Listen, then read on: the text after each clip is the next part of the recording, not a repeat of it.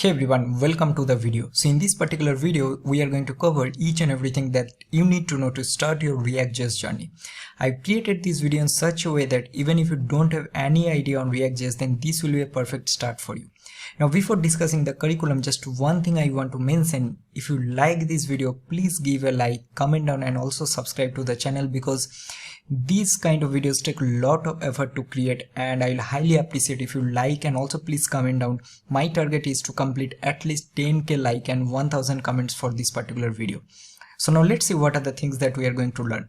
So first, what I notice is that in YouTube there are a lot of React tutorials, but in most of the tutorials, the ES6 key concepts are not covered, and I will highly recommend to start your journey from here, because it's very important to learn ES6 key concepts before starting your React.js journey.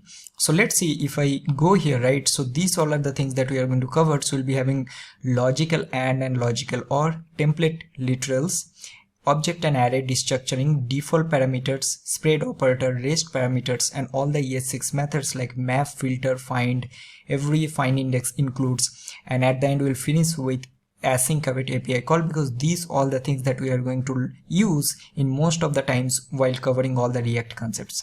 Then we'll move to React fundamentals, and here we are going to learn how to install a React app. Now in this particular video we are going to use vite, but I'm also going to show you how you can do that using React app. And then class and functional components, styling React apps, state and setState method, the concept of props, lifecycle methods, list and keys, and conditional rendering. So this will cover all the React fundamentals. Then we'll move to React essential hooks, and here we are going to cover useState, useEffect, data fetching, managing loading state, context API, and global state management using useContext, and also complex state management using useReducer. Once we'll cover these, then we are going to create our first simple to-do app using Material UI. Then we'll move to our form section, and here I'm going to cover event handling, creating forms from scratch, form submission, and also dynamic form creation without using any third-party library package. After this, we'll learn React Router DOM. So here we are going to cover the basics of React Router DOM version 6, creating routes, navigation, link component, navigating from one component to another component or one page to another page, nested component and outlet component overview, dynamic pages handling, use params, use location hook, and also use routes hook. Once we'll cover React Router DOM, then we'll move to custom and advanced hooks. Here we are going to create this use fetch and use window resize custom hooks, and then we are going to learn use ref and use callback and use memo, and how we can do some performance improvement in our React application. After that, we will cover React hook form. We are also going to learn how you can handle validation and everything using this, and then we'll move to React query. Here we'll be learning the very basics of React query, how you can do data fetching and also data mutation using React query. After this, we are going to create our second project. This will be a shopping cart. So here we are going to use the concept whatever we have learned so far. So we'll apply useContext and useContext API for this particular, and also we're going to implement React Router DOM. Then we'll move to React Firebase Auth. So this will be also a very simple authentication app, and you are going to learn how you can use Firebase in your application. After that, we're going to move to Redux Toolkit. We'll learn the basics of Redux Toolkit, and we will create another project using this Redux Toolkit. Then we'll move to React with JustEnd, because JustEnd is also another very famous state management. So that is the reason I covered both of these. So it's up to you, whatever you want to use, you can use that. And then we'll be moving to React.js testing. Now this module also I noticed in YouTube, most of the videos it's not there. So I added React.js testing from scratch. So we're going to learn a lot of things. We use both Jest and React testing library.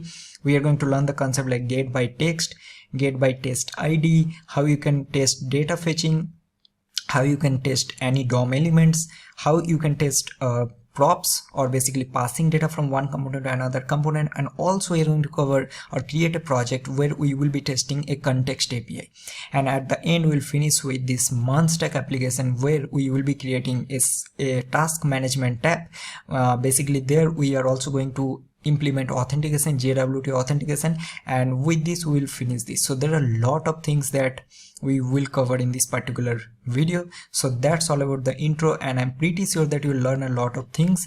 And again, I'm repeating, please cover these ES6 key concepts before jumping into React fundamentals, because this is not only going to help you to learn all of this easily, but also going to help you for interview purposes. So that's all for the start. Now let's get started, and good luck. Alright everyone, so let's start our journey. As I already told you that this section is going to be extremely important, and I will highly recommend to go through this particular section, because this will not only help you to start your journey on React, but this section is going to help you in your interview, clearing interview also, because sometimes in React.js interview you might face some queries or questions from JavaScript ES6. So first we'll start with logical and logical or. So let's see with example. So we have logical and, alright, and then we have logical or. So first what I'm going to do, right, I will take two variables. So variable, let's say A, which is true, and then I'll have another one, variable B, which is also true. And what this logical and will do, right, so it basically checks if both the values are true, then only it will return true, or else if one of the value is false, it will return false. So let's see with one example. So I'll just simply do console.log A and B, save it. So you can see that you are getting true here because both are true. Now I'll make one of them is false.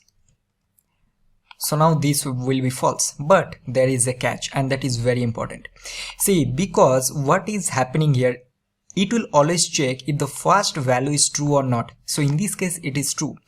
If it is true, then only it is going to check the second value, and this is very important. If the first value is false, right, so it will never check the second value, so it will always return the false here. Now let's see with another clean example. So what I'm going to do, right, I'll take a function, and this function will return a name. So I'll take a name here. So this will take a name as an input, and simply it returns the name. Okay, now what I'm going to do, right, here instead of passing B, I'm going to call this name function, getName function, and here I'm going to pass my name. Now let's save it, and let's see, or basically guess what will happen. See, it will return false. Now you can see what is happening, right, because the first value is false, so it is not checking this function only. This is very important. So it is returning false immediately. But if I just make this one true and save it, now in this case you can see that we are getting my name here.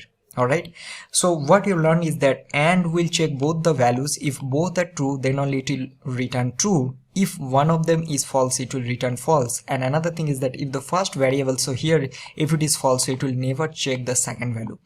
For or, it is completely opposite. So first we'll see, like if I do A or B, that means or means either of the value has to be true. So in this case what is happening, right, so let's say A is true, B is true, so it will return true. Now if I'll make the A as false and B as true, it will still return true. So what is happening, even if it is false, it is going for the second value and it is checking this value whether this is false or true. If I make both as false, obviously this will return false. So now again here, now see, instead of calling this B, if I call this getName function and again do the same thing, so what will happen? Here A is false.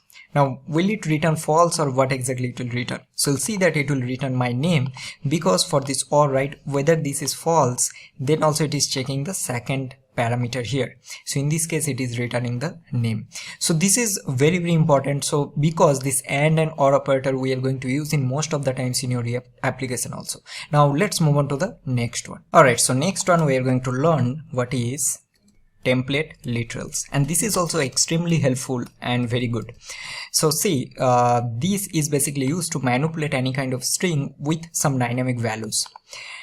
So let's see one more example. So I'll give one name one. So I'll give name one, which is my name. Alright, and then I'll take some different name, and I'll have a name 2, and let's say I will have another name here. Now what I need to do, right, so I need to basically merge these two values, and then I need to create one single string. So normally how we will do, right, we'll do console.log, and then I'll do here do name1, because this is a dynamic value, this value can be anything. I'll do plus, then I need to give a space, so I'll give space and then I'll pass the name2. Now let's save it. Now here in this case we are getting John Doe. This is fine.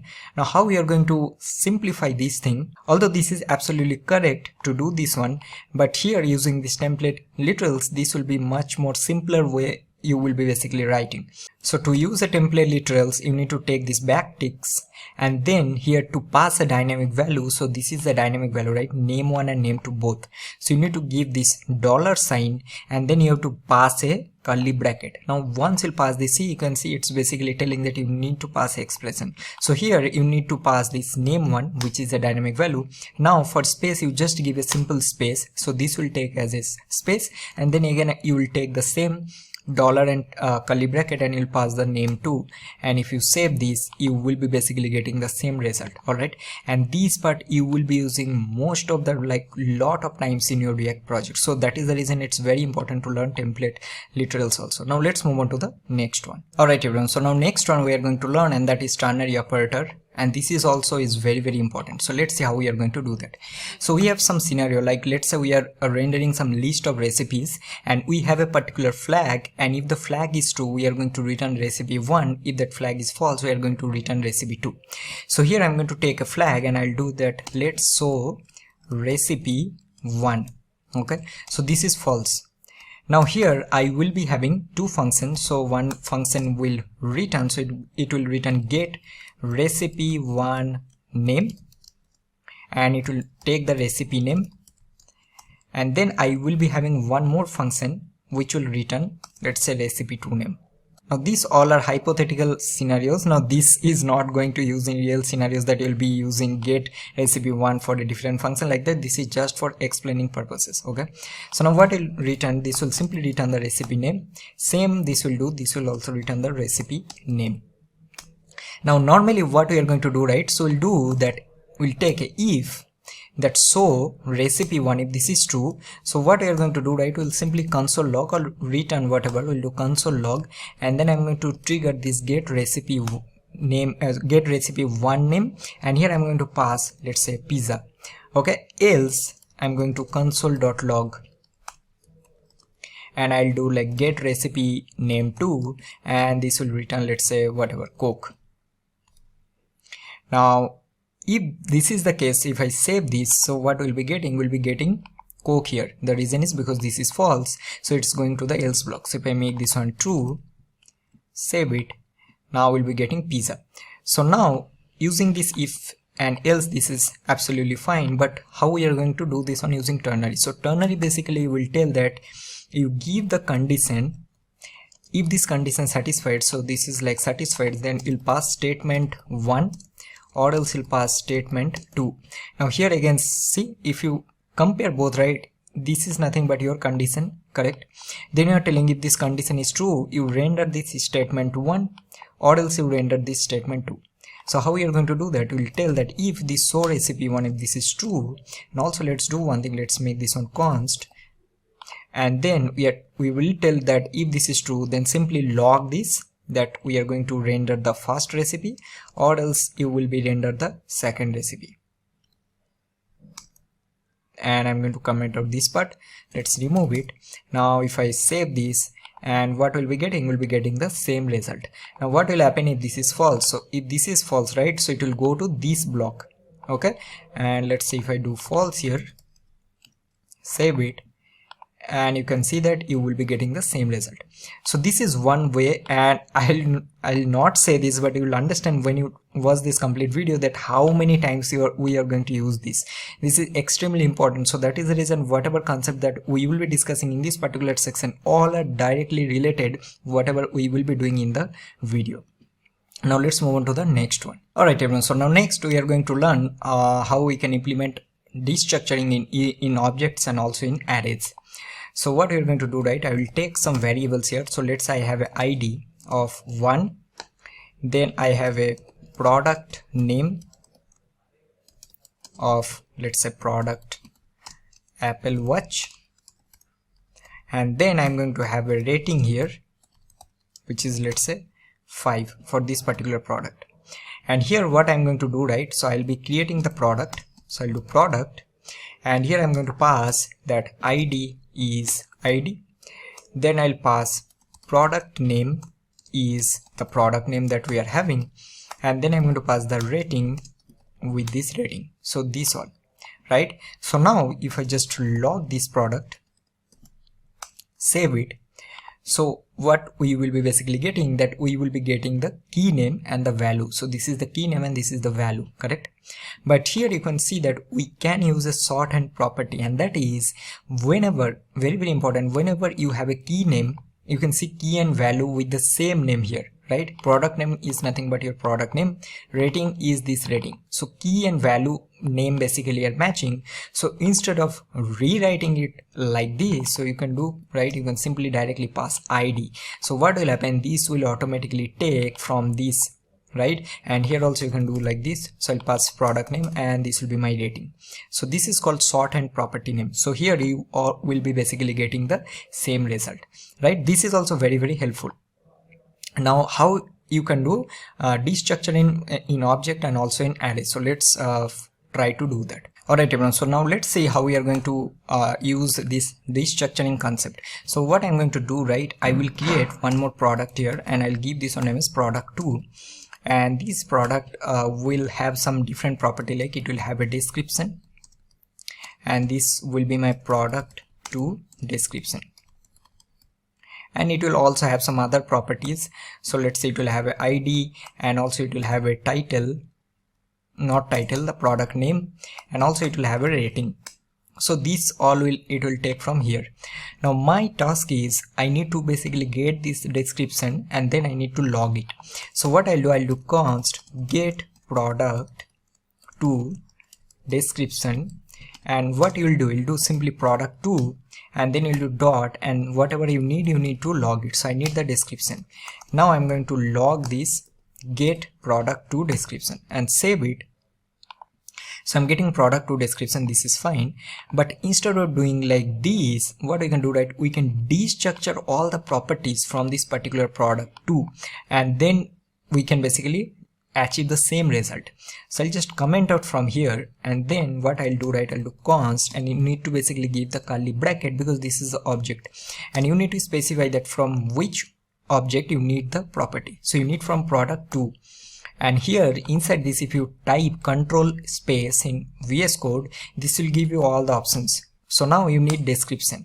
So now what we can do, right, we can simply just log this description, save it, and it will basically give you the same result. Okay, this is also very important, because whenever we'll be learning the concept like state props in React application, we are going to use this destructuring from objects. Now let's see how we are going to do using array. So I'll take another array here. So I'll do const array, and this array will have 1 2 3 these values.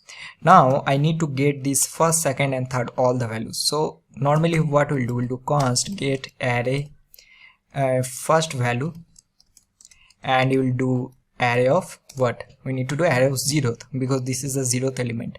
Then I will do const get array second value, and we'll do array of 1, like that. Now here then I'm going to call this get array first value and get array second value, save it, and we will be basically getting 1 and 2. So how we are going to destructure then this one in shortcut?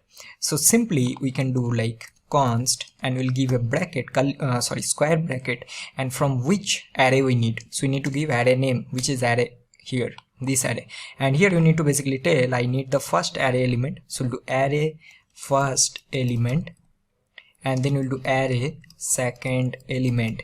So basically we're telling that give me the first element of this array from this particular array, and if I just log this, and you will be basically getting the same result. Oh sorry, this will be array second element, save it. Now you can see that you are getting the same result, and here you can also do the third element because it has a third element also. So this will be third element, right? Save it. Now you will be getting 1 2 3. But what will happen if you give one more? Now see, these all are very important interview queries or questions also.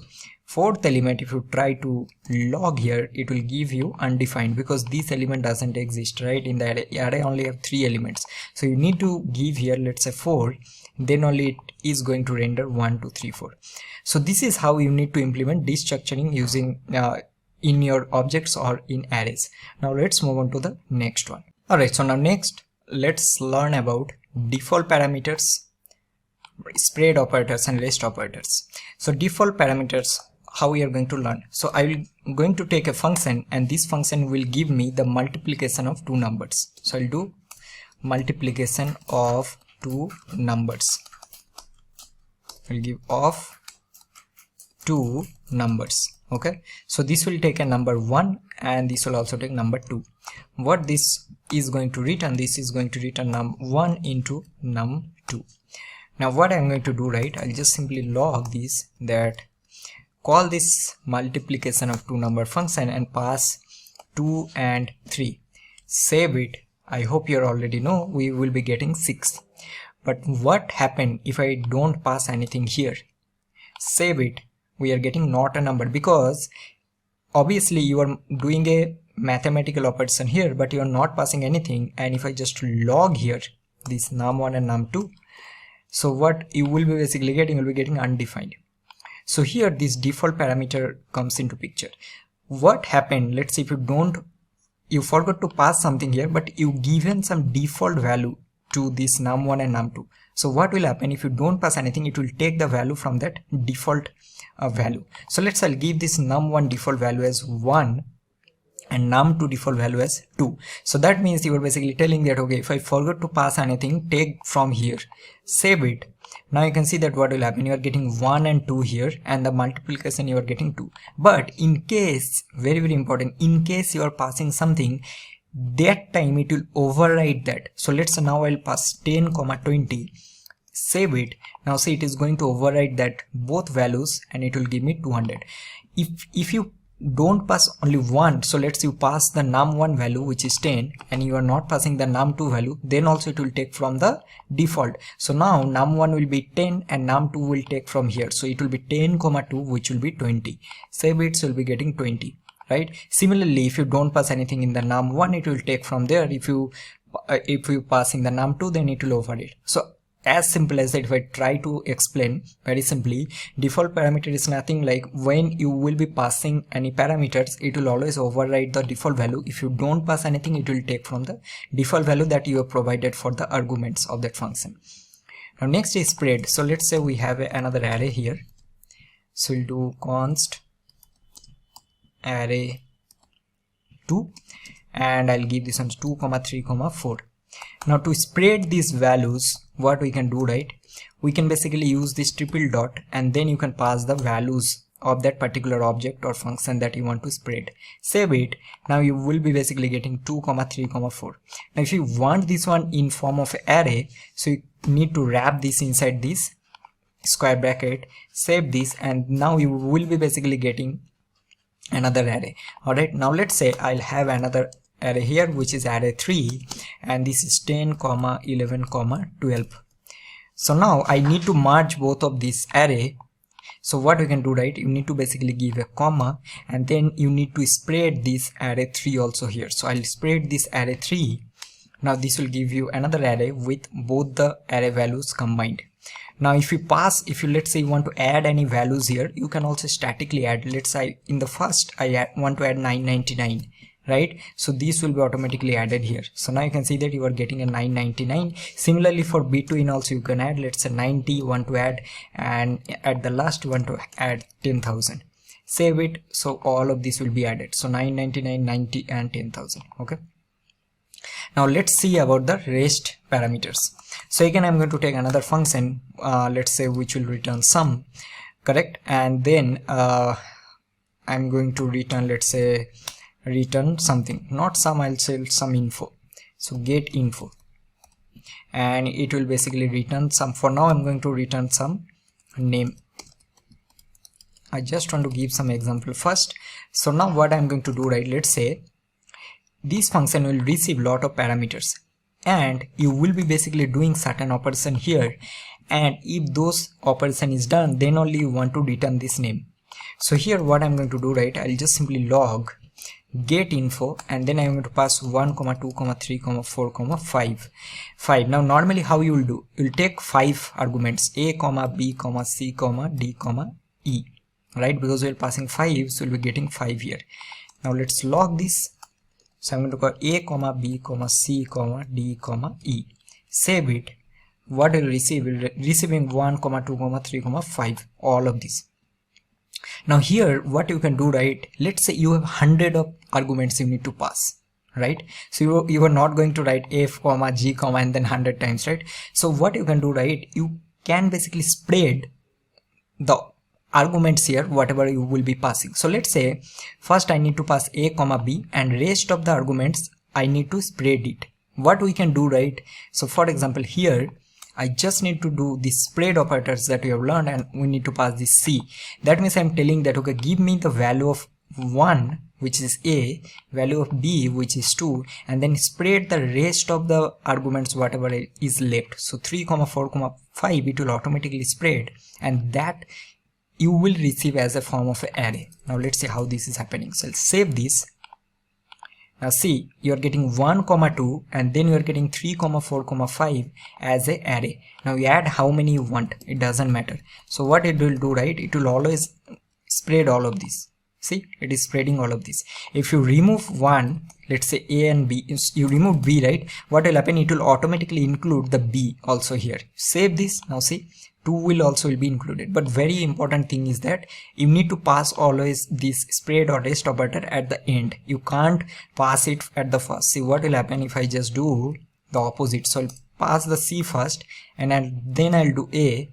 See, you're getting automatically error. The rest parameter must be last in the parameter list, right? So you can't do that. So this will be at the end. Okay, so now you learned about the default parameters, rest parameters, and spread operators. Now let's move on to the next one. Now next we are going to learn some of the ES6 array methods, which are extremely important. You almost every time you will be using those. Alright, so let's learn like map, filter, find, then we have sum, then we have every, then we have includes, then we have index of, and also we have find index. Lot of. So first I'm going to do, I'll create an array here, and this will be my persons array, right? Now this will be array of object, and here what I will have, I'll have a name which is person1, then I will have a age of that person, which is, let's say 10, or not 10, let's do this on 30, and I think this is fine. So now, and also no, let's take a city or country. So I'll do country, which will be, let's say, USA. I'll copy this and paste it 3 times. I think 3 will be more than enough. And then I'll do this one 2, and this I'll do 40, and this I'll do 50. This will be person 3. This I'll make, let's say, Russia, and this I'll do India. What I need to do, right? So I'll need to create a new array, and that array will consist only the name of each and every person that we need, right? So now how I'm going to do that? So to map, alright, so see here this maps comes into picture. So you need to map each and every object of this particular array, and then you have to go to each and every object, you need to get the name, and then you have to return it. So now we'll do const get all names, and then I'll do persons array dot map. Now this map will give you this map is nothing but a callback function. Okay, so this will give you the value. This value is nothing but the object. It also return an index, means each and every object you are having 3, right? So index will start from 0. So first index will be 0, then this one will be 1, 2, 3, something like that. So here what I'm going to do, so this will return each and every value, which is nothing but your single person. So each and every object is a single person, right? So we'll do single person, and also it is going to return an index. All right, now here what we are going to do, simply we'll just do return, and you'll tell that I need the single person name. So we'll do return single person dot, see, you are having all the properties, so you need the name, that's it. Now what I'm going to do, I'll just simply do console.log and I'll do get all names. I'll save it. So let's see what you're getting. We are getting person 1, 2 and 3. Now we can also log this here and I'll show you that what exactly we are getting. So do single person and also the index. Save this. And you can see that you will be getting each and every object. So first object start with index 0, second one start with 1, third one 2, 3, 4, like that it will go on. If you want age, you just pass age. Let's say I want both name and age both. What you can do now, you can apply the concept of template literals, right? So we'll take a template literals and we'll pass this single person dot name, and then we'll do age is, and I'll do here single person dot age. So that means person 1 age is 30, person 2 age is 40, person 3 age is 50, right? So this is about map. You can also add the index, right? Everything you can do, manipulation, whatever you like. Next, let's learn about the find. So find is basically nothing but it will always check any condition which is satisfying. So let's say you want to check person who is from USA. So whenever this condition will satisfy, it will immediately return that object. Okay, that is find. Filter what it does, it will check all the things and whatever condition it will satisfy. Let's say there are one more person with country USA, so it will return both the person name. So we are going to see that. So first I'll do let get person from USA, and here I'm going to do person array and I'll use find. Again, this find will also give you the predicate, which is basically your value single person, and then also it will going to give you the index also. See here also I'm going to take single person, this will be my index, and I'm going to tell that okay, return if single person dot country. If the single person country means if the person is from USA, then only return me this. So I'll copy this and I'll just log it here, save it. So you can see that we are getting only one result because we are having a person 1 who is from USA. If I just make this one India, save it. So now you will be getting the third person who is from India. But what will happen if I just add one more person here? Let's add here. So do person 1 1 or 0 1, whatever, and then I'll add here 45, and this person is also USA. Now you will see the trick. Save it. Now see, and also I'm going to do this one instead of India, I'll do USA. So you go here, right, and you can see that you are getting a person 101 who is from US. Very important. So you are getting only this object, you are not getting this one. So find, that's why I mentioned that find will always return this first the condition which will satisfy, and it will immediately return that. Okay, that is the reason you are getting this. The filter is completely opposite, so it will return all the objects and also it will return an array. So for find filter, what will happen, because there are two person, both are from USA, so it will return two objects. So I'm going to do get all persons from USA, and I'm going to do person array dot filter, and here again this will give you the single person and also it will give you the index, and I'm going to do the same thing, that I'm telling that okay, return me single person dot country is USA or not, and then I'm going to log this. So let's log here. So we'll do get all person from USA, save it. So now see what is happening. So for find you get only one result, but for filter you are getting both the person. So both the person are from USA. Alright, so this is about the filter. Now next we are having sum and every. So sum is basically will return a boolean flag based on if any condition will satisfy. Every, as the name suggests, is completely opposite. So every will return true when all the condition will satisfy, and we are going to see that. See, I'll do here that check some example, some array method example, or else it is confusing. So I'll do check some array method with example. See here what I'm going to do, right? I'll do person array. Now very important, I'll do sum, and here I'm going to pass single person, and what I'm going to do, right, I'm telling that let's say I want to check here, what I need to check, that if there is a person whose age is equal to 45, okay, or let's say greater than 35. So if you noticed here, right, we have all the person. So one's age is 45, one is 35, 30, 40 and 50. Now what I'm going to do, right, I'm going to do if some person's age is greater than 40, then only return me either it is true or false. Okay, so let's see how we are going to do that. So here let's simply return, and I'll tell me single person dot age if it is greater than 40 or not, right? And I'm going to log this, and I'm going to do check sum array with example. Now here there is a person whose age is greater than 45. So what it will return, so you can see that here if I go right, determine whether the specific callback function return true for any element of an array, for any element. This is very important. So now I'll save it. I'll go here, you can see that it's returning true.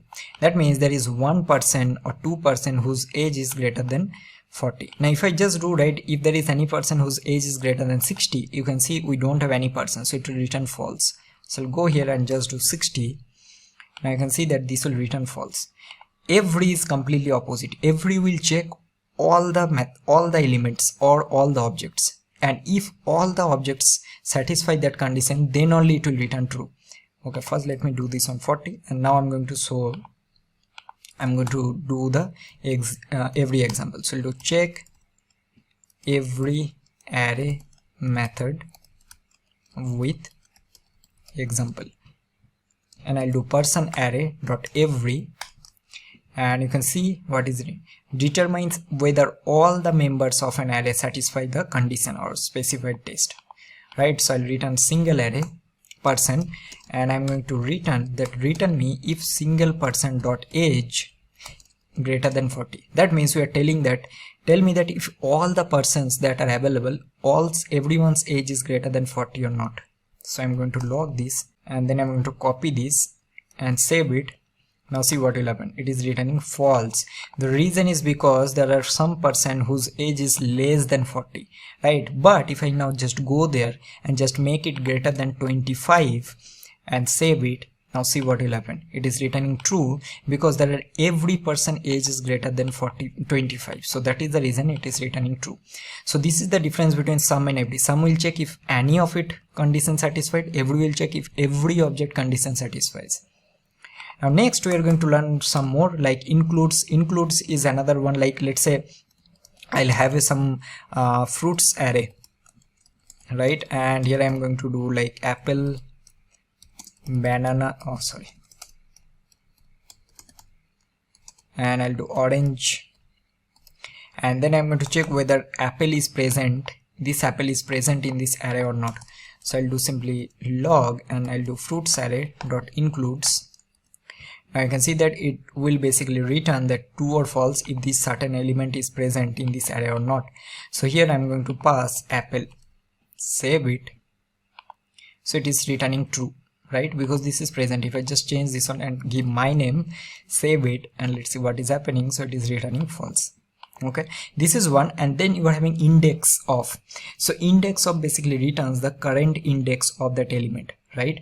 And if that element doesn't exist, then it will return -1. So here what I'm going to do, right, I'll simply do that, tell me that fruits array dot index of banana.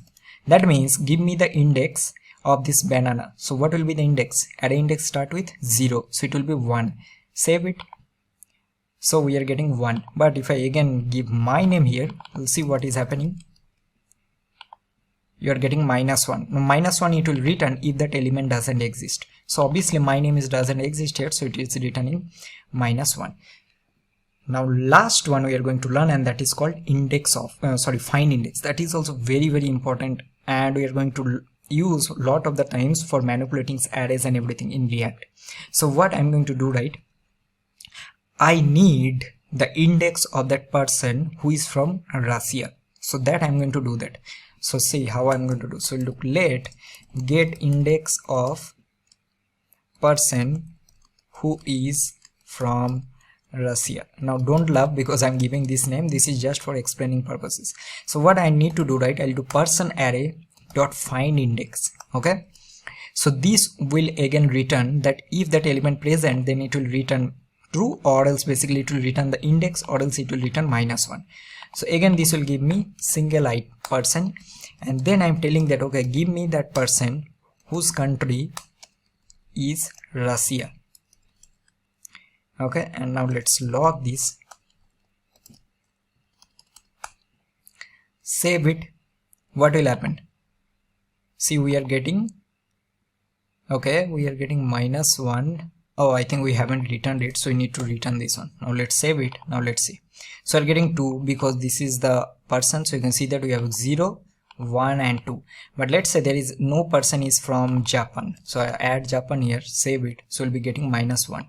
So if I go here, right, we'll be getting -1.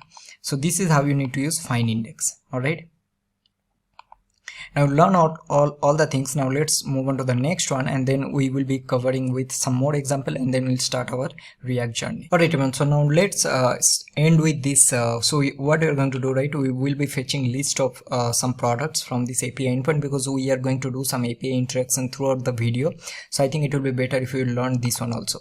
So first what I'm going to do, right, I'll take one div here inside our HTML, and I'll give a class name of list of products. So let's save it. So now I'll go here, and then first I'm going to get this. So first get that list of products element. So what I'll do, right, so here I'll do document dot query selector, and I'm going to give this one as a list of products. Let's copy from there. Okay, now here what I'm going to do, I will be creating a method here. So we'll do fetch list of products. Now let's create this method. So we'll do async function fetch list of products, and here what we are going to do, we'll take a try block and catch. So in the catch we'll just log error, and here what we are going to do, right, we'll simply do const, and we're going to do API response, which will be await fetch, and then here we are going to take any URL. So we'll copy this, we'll pass it here, and then we are going to pass a method which will be a get method, right? And then after this we'll do const result, which will be await API response.json, because we need to convert to a JSON, and then we are going to log this result. Let's save it. So now let's go here and let's see. So you can see that we are getting products. So these products we are going to render. So simply we can check if this result dot products dot length, if this is greater than 0. So I'm going to create a method which will render the product. So I'll do render products, which will be result dot products. Okay, so now here I'm going to create this method. So this will be function render products, and this will receive the get products. And what we are going to do, this get list of product element that we have taken, so we'll do get list of product element. So let's do this element, and here I'm going to do dot inner HTML. So here what we are going to do, right, simply we'll do get products dot map. So we already learned map, so we'll give you single product item. And here what I'm going to do, right, so I'll simply return a paragraph, and then I'm going to return, we'll take ternary, so we'll do single product item dot title. All right, so now let's save it. So now let's see what is happening. So you can see that also we need to do one more thing, we need to join this. So we'll do dot join with comma, oh sorry, not comma, we need to join with space. Okay, now you can see that we are getting all the list of products here, right? So this is how we have done. So this is not about rendering the product, this is about learning how we have done this. So we've taken async method, we've taken a try, and then we have taken a fetch API, passing the URL, method we have passed, and then we are just rendering the result. Now in React, this process is exactly same, and then we are basically going to learn how we'll be storing this data in state and everything. But for now, I think for this particular section, I think this will be enough. Now let's start our React journey, and I hope that you learn a lot of things. Again, I'm repeating, if you like this video, please give a like, because these kind of videos take a lot of effort, believe me or not, especially in the editing part. So it will be very helpful if you like this. Comment out, and also please share this video with friends. Let's get started and good luck. Alright everyone, so let's get started. So basically there are two things that we are going to do to install a React app from scratch. So there is a create React app, and the one that we are going to use throughout this particular video, and that is using vite. But it is also important to know how we can basically create a React app using this create React app command. Now what basically it does, this will create all the configuration that is required to create a React app, and then you can run that project in your locally. You don't have to do any configuration by your own. So let's see how we are going to do that. So what I'm going to do, I will be creating in both the ways, but we are going to using vite. So let's see how we are going to do that using create React app. Okay, so now if I go back, so you can see that I already created a folder.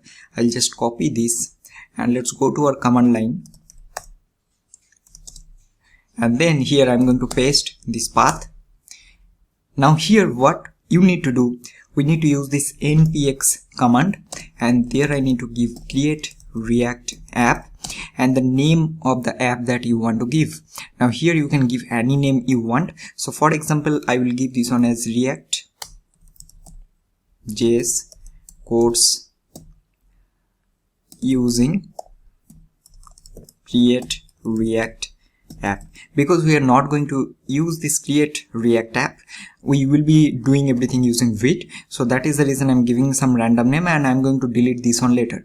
Now once you will do this, you will hit enter, and this will automatically run the command.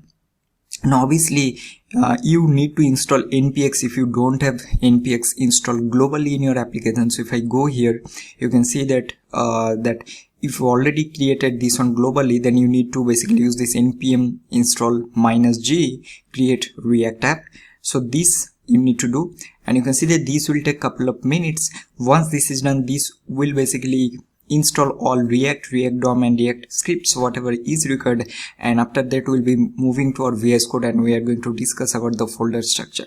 Once that is done, then we are going to implement our project using, or basically create another project using vite, and the same one we are going to use throughout the application. So let's wait for some time. Once this is done, we will discuss about the folder structure. Alright everyone, so this is now completed. So now what we are going to do, right? So we'll go to this folder. So let's go React.js course using create React app, and then I'm going to open this one in VS Code. And now let's discuss about the folder structure, that what are the files that it has created. Okay, so I'm going to zoom it out a little bit,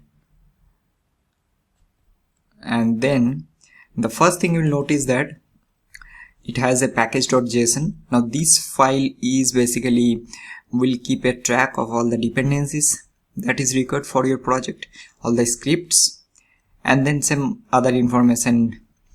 Then let's go to our node modules. So node modules is the basically contains all the dependencies and the sub dependencies for your particular project, and you don't have to change anything here. So let's say if you're installing a new dependency, so it will be basically added in your node modules, and the package.json will keep a track of that particular dependency. Next, you are having a public folder, and then the main is our source folder.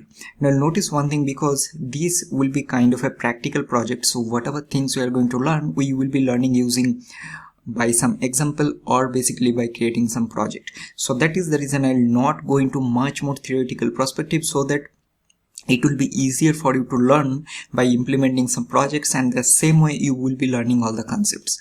So let's go through all the files very quickly. So the first thing is that you'll notice that is the index.js file. Now this is basically the single page which is getting served whenever I'll run this project in the browser. Now first of all, to run this one, let's go to our terminal, open a new terminal. and here what you need to do, we need to basically start using npm start command. Now this will automatically run in our browser.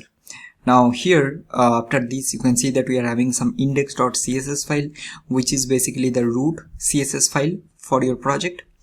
Then we are having the app.js. Now before that, you'll notice you can see in this index.js file we are rendering the app file, and in this app file whatever content you are having, that you'll be able to see in your browser. Okay, so this is now loading. Now you can see that this is little slow, and the same thing you'll notice whenever I'll be installing using this vite, it will be very faster. So that is the reason it is also recommended to using this vite for your development purposes.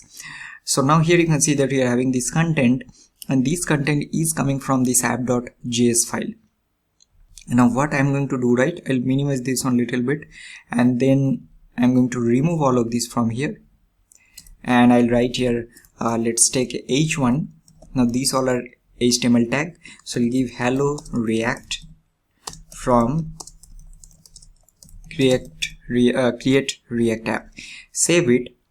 Now go there, you can see that we are getting this one. So that means you will understand one thing is that this app.js we are rendering in index.js, but from where this is getting rendered, what is this root? So this is here basically the application or project root. If I go to this public folder and let's go to our index.html, and you can see that if I scroll down, there is the ID with root. So this is the single page that is getting served.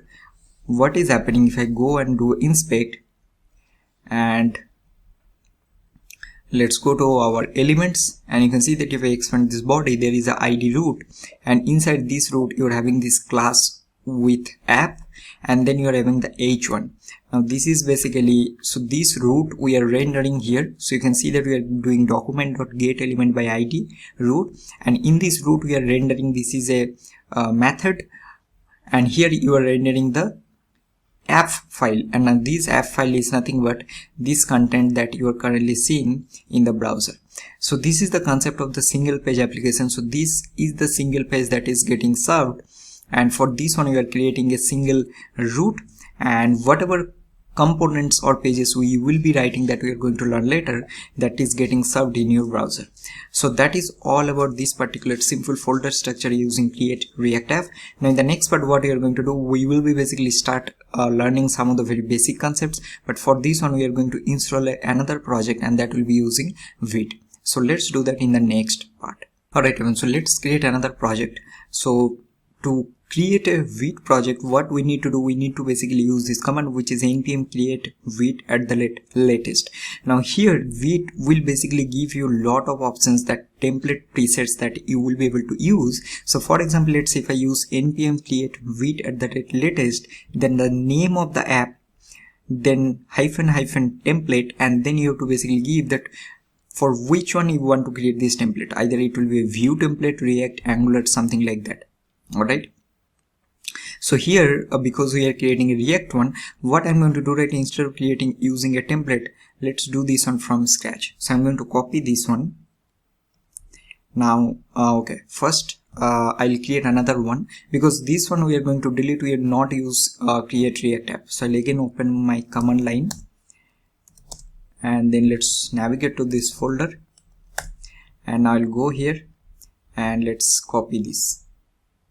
Okay, now I'm going to paste it, and you can see that this will ask some of the queries.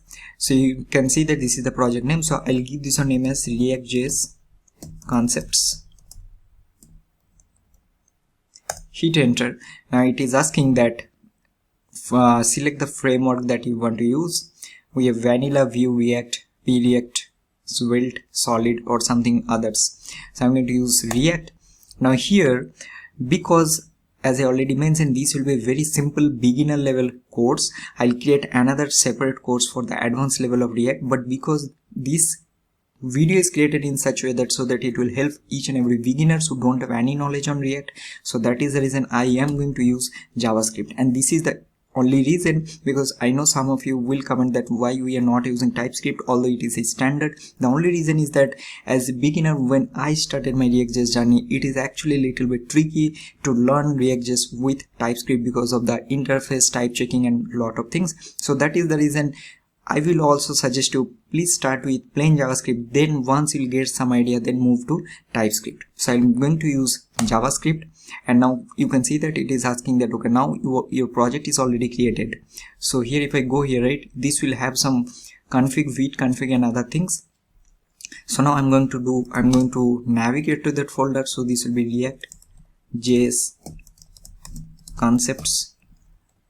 Then I'm going to either, let's do one thing, either we can do npm install or we can open this one in our VS Code. So I'm going to open this one in VS Code.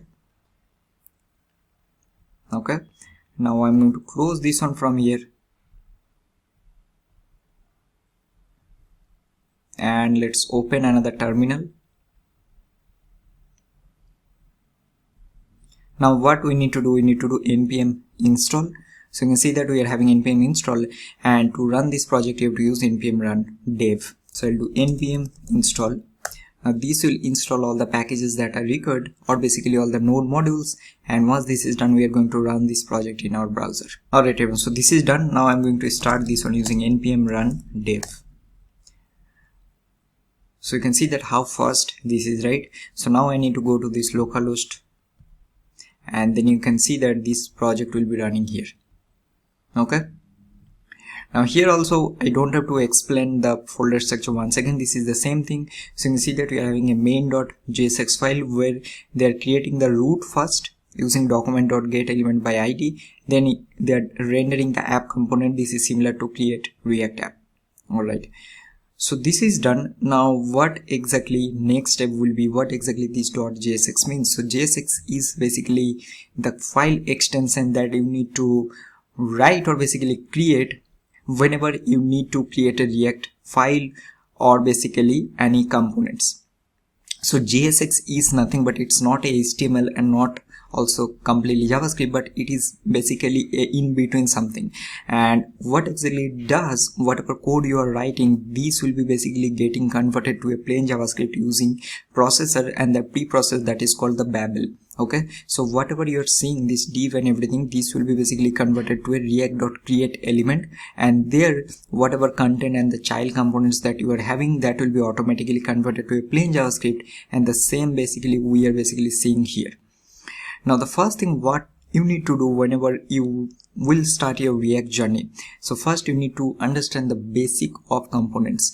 Now there are two types of components in React. One is the class-based components and the functional components. Now obviously class-based components are not used anymore at all, and it is 100% functional components everywhere. So it is also highly not recommended to class-based components. Although I'm going to give a very basic idea, but you will notice that whenever you will create any project, you need to use functional components or basically the hooks. So let's start by creating very simple class-based and functional components, and let's see how we are going to use those components in our application. Alright, so the first thing, let's do one thing. I'm going to just minimize this one and keep it like this so that it will be easy to understand. Okay.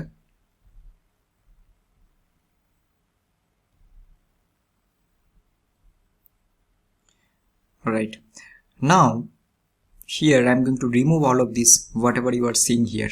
Alright, so I'm going to remove from this div, and I'll give this one a div here, and I'm going to write some h1 and give React.js concepts 2024.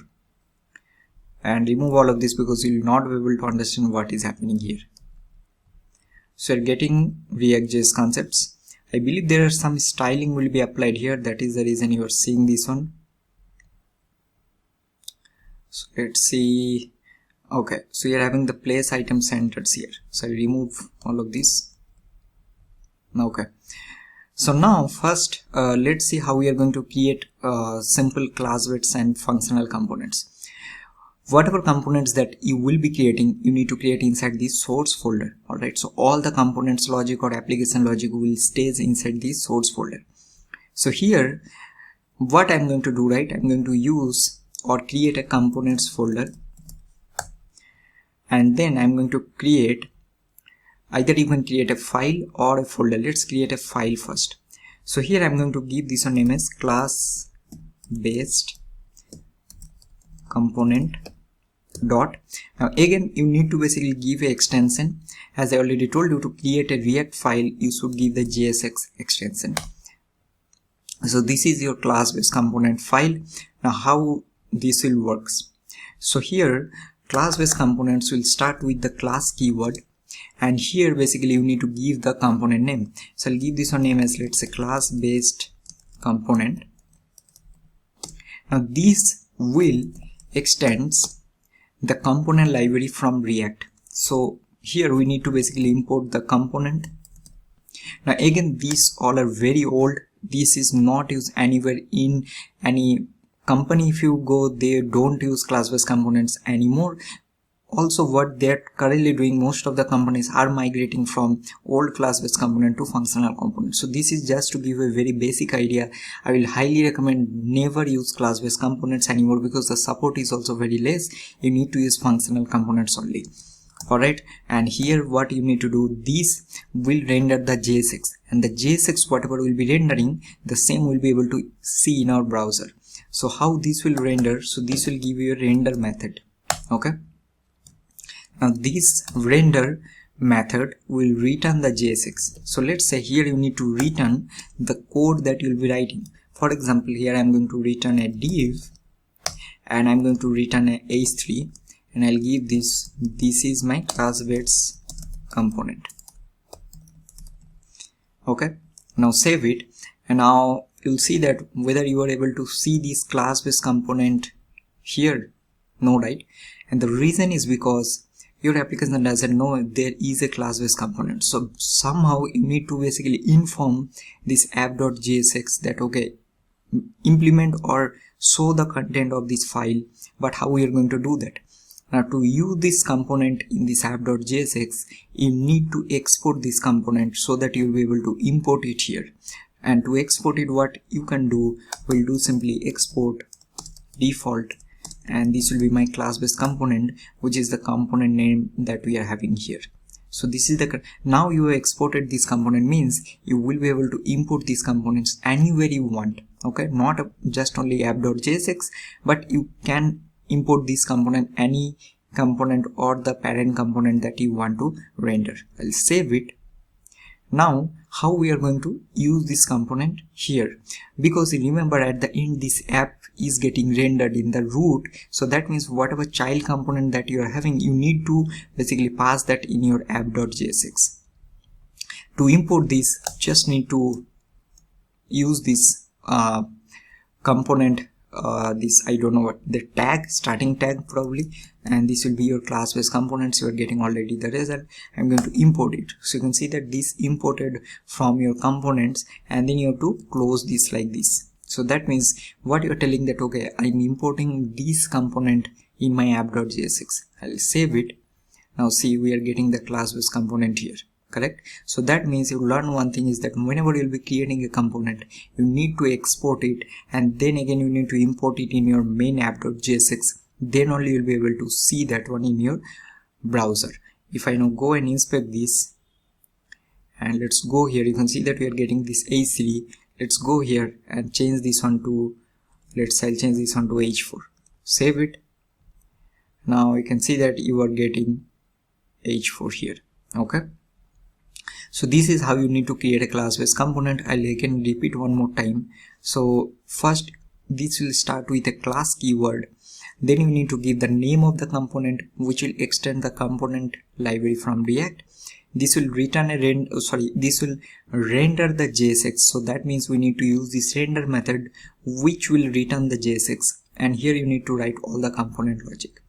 So that's all about how you can create a very simple class based component. Now let's understand how to create our functional component, the one that we are going to use throughout this particular video. Alright everyone, so now we know that how we will be basically able to create a class-based components. Now let's understand how we can create a functional component.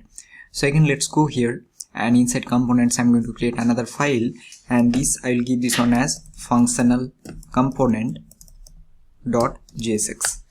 So to create a functional component, as the name suggests, so this will start with the function keyword. So either you can create normal functions or you can use using arrow functions. So let's see. So we'll give here function, and then you need to give the name of the component. So I'll give this one as, let's say, functional component, and it is much more simple. And here what you need to do, this will basically return the JSX. So here you notice that it is doing the same thing here, but the only difference is it's taking a render method which is returning the JSX. For functional component you need to directly return the JSX.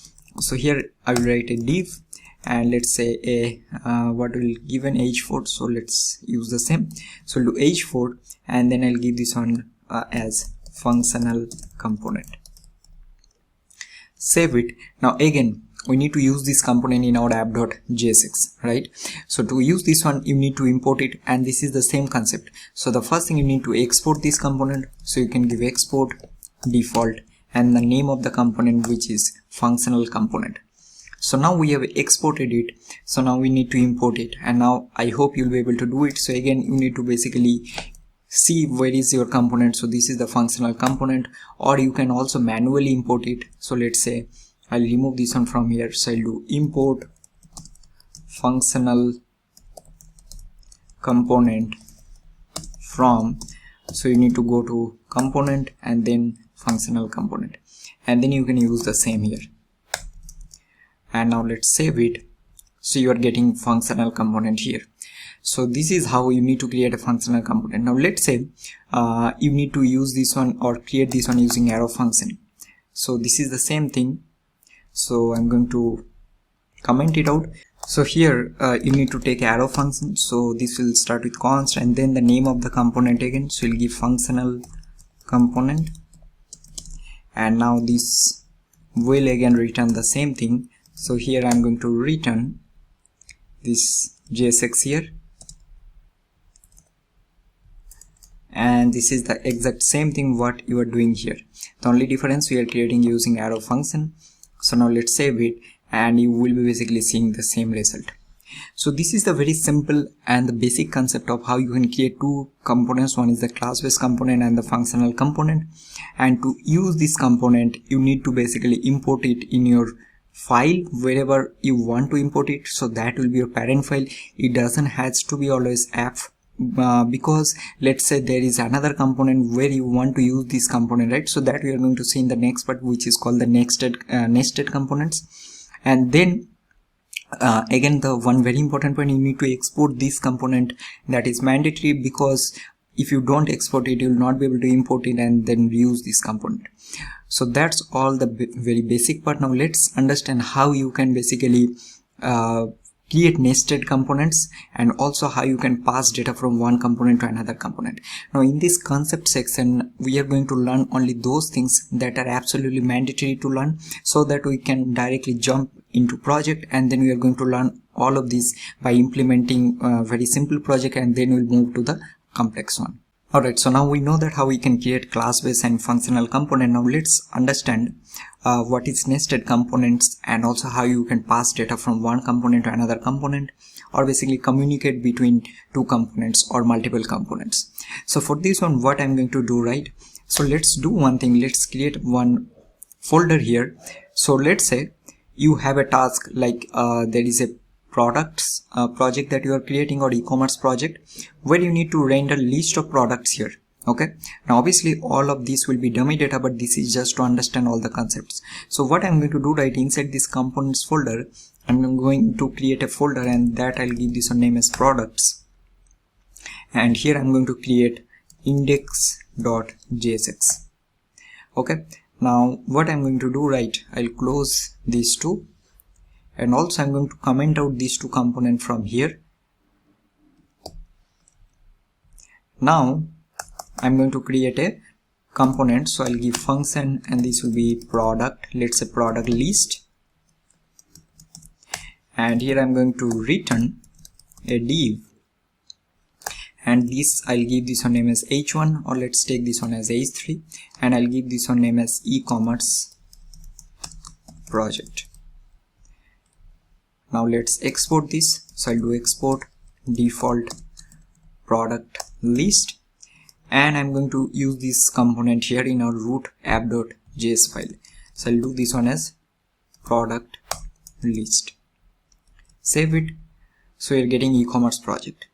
Okay, now the task is that you need to basically render list of products here.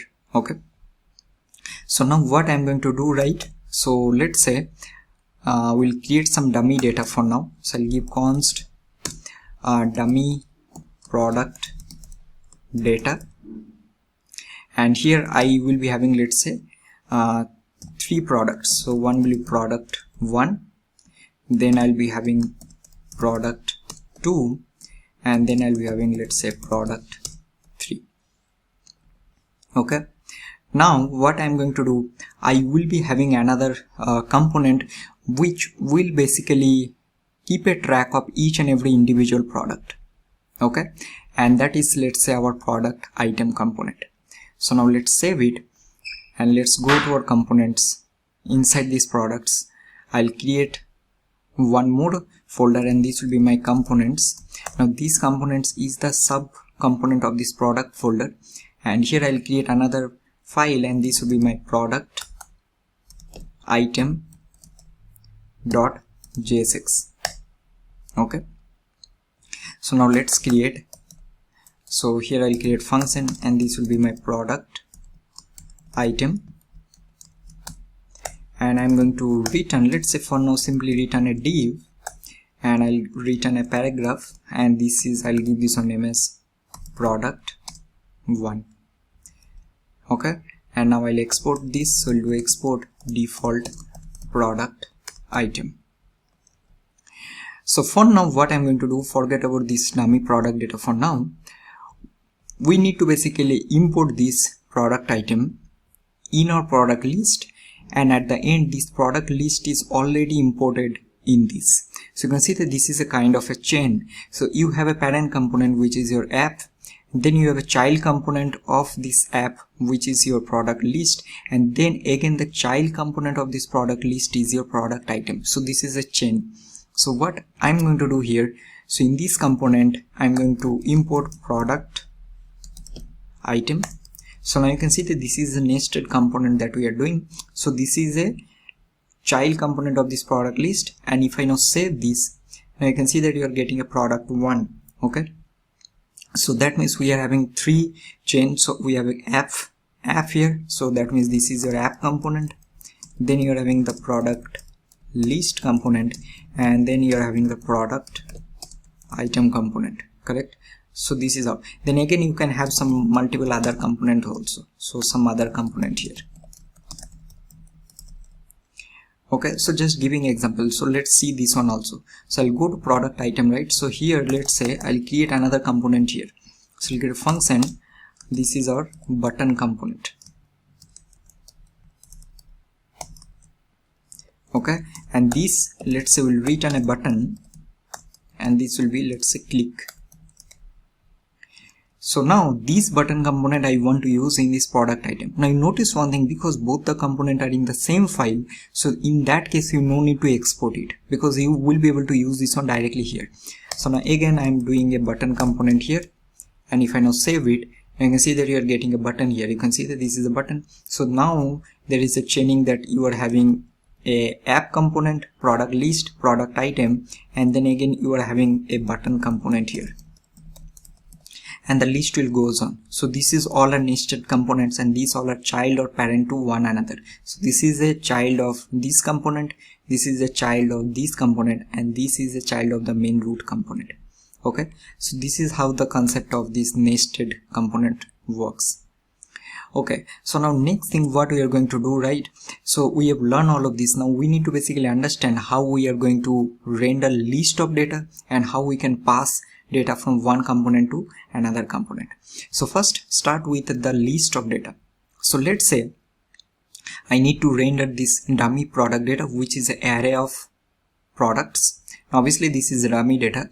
Now we need to render here. So what we are going to do, right, we need to basically use the map method of ES6. So for now I'm going to comment it out here, and now let's say what I'm going to do. So whenever you will be writing some dynamic logic, you need to start with these curly brackets. So curly bracket means you are telling that, okay, I'm writing some JSX which can be a dynamic value. Okay, so you can't use some random value here because this is already wrapped into curly brackets. If I now save this, you will be basically getting error. So if we go here, right, you are getting error that this is not defined. So that is the reason. First you need to take a curly brackets, and for now what I'm going to do, right, so I'll take a UL because these all are HTML concepts only. So this is a list, and inside this I'm going to do that I want to render this dummy product data. So here I'm going to use a map. So this will give us a product item, and here let's say I just want to render a li, and here I want to render this all these items. So what I need to do, I need to basically render this item here.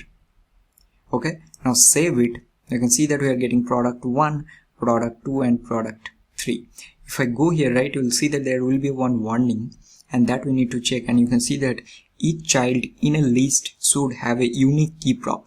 You can see that this is a list, right, and here there is a key prop is missing. Now what this key does, whenever you are rendering a list of data, React will basically keep a track of each and every individual item, and whenever there is an update on that list, it will only render only those that you need to update, or basically you need to render. So here this will give us a key prop, and this key prop or index, so we'll take this one as index because map will give you an index here, correct? So you can see that this is the index, and also it will give you the optional array also. So here what I'm going to do, this will give a key property that you can use, and I'm going to use the index as a key. So now let's save it. I can see that if I now refresh this, you are not getting that error, and let's go here, and you can see that this will basically now keep a track of these keys, that okay, this is the first item, second and third. Now although there is a very important interview question, is that why you should not keep these indexes as keys. Now that we are going to discuss later. There is a reason, but this is how you will be simply able to render list of data. So what we have done, we are having the data array here, and then I'm going to doing a map, and then taking the item and the index and just rendering the simple li here.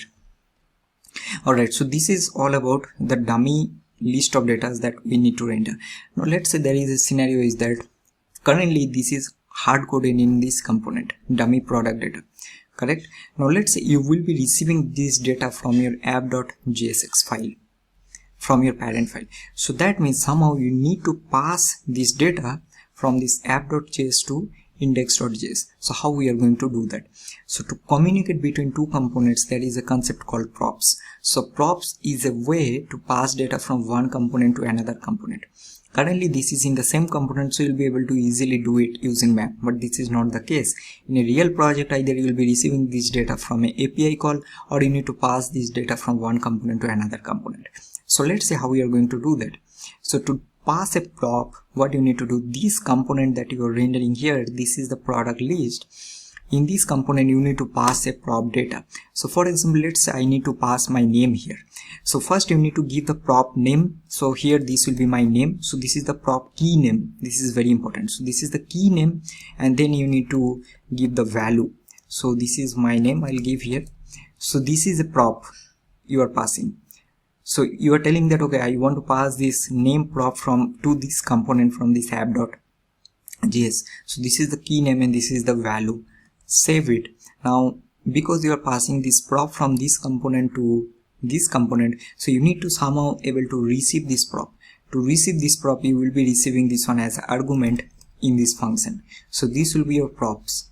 And if I now log this props here, let's go to our console, and you can see that you are getting an object. So props will be object, and in this object you are getting the name and you are getting the value, which is a key name, prop name and the name or basically the value.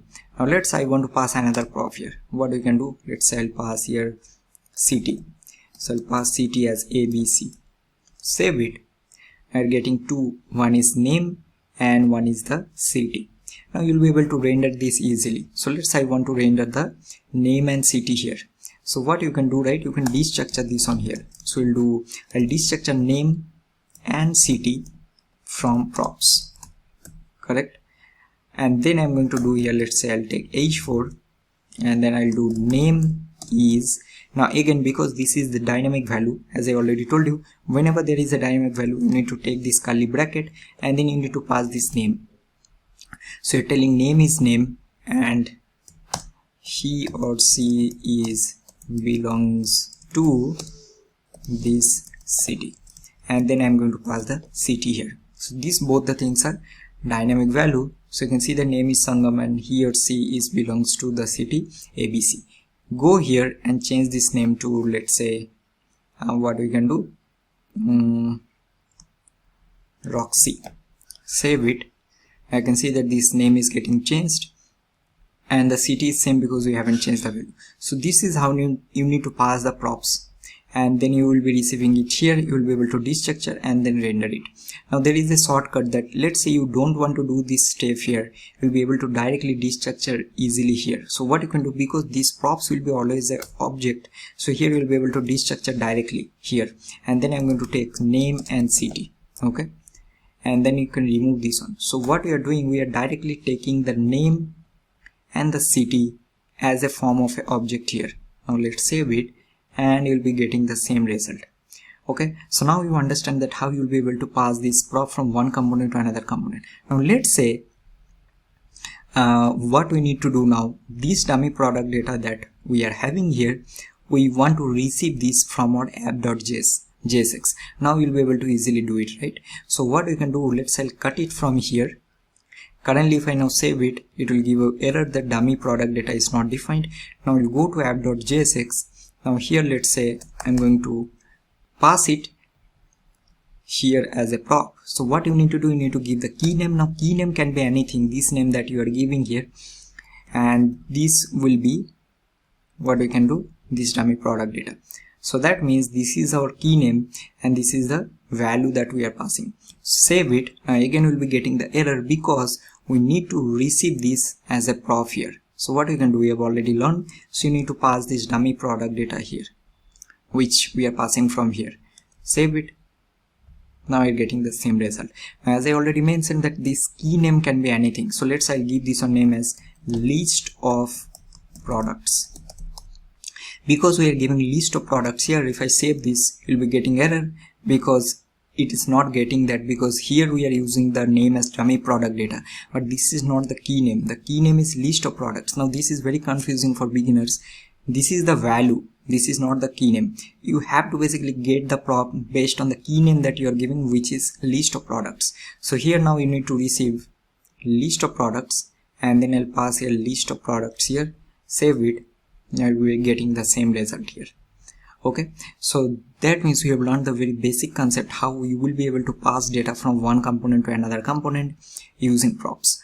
Now let's say what I want to do, right, instead of rendering this ULLI, this li here, I want to basically use this product item, correct, in this component, and then I'm going to pass each and every individual item as a prop to this product item, and I want to render that. So let's see how we are going to do this one. Alright, so now let's see what we are going to do. So here now, instead of rendering this li, what I'm going to render this product item component, and I will pass each and every individual product item as a prop to this component. So what we can do, right, we can remove this part from here, and then we can basically import this product item, and then I'll pass a single product. So because we are already doing map, right, so we'll pass single product item. So this is my props key name, and then the value will be this item that we are having here. Okay, and then what we can do, we can also pass the key as this index. Okay, so now let's save it. Let's see what is happening. So you can see that we are getting product one click, product one click, product one click. Now you might think that why this is happening. The reason is because list of products has 3 products, and we are calling this product item component and passing each and every individual product. So total 3 products we are passing, so we are getting 3 times result. But each and every time we are getting a static result. The reason is because in this product item component we are basically rendering a static data. So now instead of rendering this product one multiple times, what we need to do, we need to render each and every product, and because of that we are already receiving this single product item as a prop here.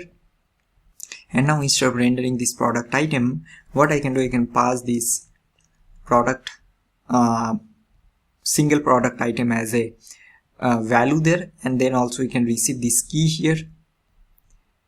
So I'll pass it here and then pass this key as this key. If I now save this, now you can see that we are getting product 1, product 2 and product 3, and for each and every product there is a button, because that is fine because we are passing this product button component here. Alright, so this is how you need to basically render list of data, and then you'll be able to pass the data from one component to another component. Alright, so this is done. Now next thing what we are going to do, now we will be learning some very basic way how we can do styling React.js. So now there are many ways that we are going to learn. For example, how we can do some CSS libraries like or frameworks like Material UI, then we are having ANT design, then you are having Tailwind CSS, setState UI, a lot of others. For now, let's see 2 ways that we are going to do. The first one will be to create a simple CSS file. So for example, let's say inside these products I want to give some styling to this each and every product item. So what I can do, I'll create a file. So and this will be, let's say, my style.css, and now I will go to my main product list component. So this is my product list, and here what I'm going to do, I'm going to simply render or import my style.css, save it. Now let's say in this e-commerce project I need to give some style, so I need to increase the font or color or anything. So what we need to do, so in normal HTML CSS we usually give class, but in React.js you need to use class name, and the reason is because for class-based component we also use class keyword, so that it doesn't conflict with this class CSS class and that class component. So that is the reason we need to pass class name, and here I'll give, let's say, title, the class name. Now I'll copy this. Let's go to our CSS. Now this is normal way of writing CSS, and here I'll give a font size of, let's say, 50px. I'll give font weight of bold, and now let's save it, and you can see that this is getting applied here. Alright, so now I'll not go into much details. The reason is because these things you should already know. Like for React, it's not like it's a completely different way of writing CSS. At the end you have to use the same CSS properties and everything, and you will be able to import it. So this is one way, and that is to create a simple style.css file and then you import it and pass the class name. The second way is that you can also create CSS modules. So let's say for this product item, so I'll go to components, and inside this I have product item.jsx. So we also can create CSS modules. So I'll give this one as product item dot, you need to give module dot CSS. Okay, now here what I'm going to do, let's say I need to give some style to this button. Okay, so I'll give here dot button style, and I'll give a background color of black. Font weight I'll give, let's say, bolder. Font size I'll give 18px. Okay, save it. Now nothing will change because we need to apply. So we'll go to product item, and here I'm going to import let's do styles from, so product item.module.css. Now these styles will give you a object. Now here what we can do, simply you can use the class name, and now here we'll do style, and then we'll do dot. So you can see that we are having button style, so you can pass styles dot button style, save it. Now you can see that we are getting this on the style. Let me just do the color as white. Okay, so you can see that this is getting changed. Also, if you go here and then log these styles, right, and let's see what is happening. So I'll inspect here, go to console. So you can see that we are getting an object, and here you are having a button style, and there will be a class name. So you can see that this is the class name that is getting applied. So if we go here, it will automatically create a unique class name, and this is the class that we have written here. Okay, so now for each and every time, let's say I need to give some class name to this single product item. So I'll give here dot product title. Let's give a font size of 20 px, and color I'll give let's use some random color. Save it. Now you can see that if I go here, right, this we are having two now. So we'll copy this product title, go here, and then here we can do class name. So this will be my styles dot product title. Save it. Now I can see that the color is getting applied here. Okay, so we have learned two very simple way of doing. One is to create CSS file and then CSS modules.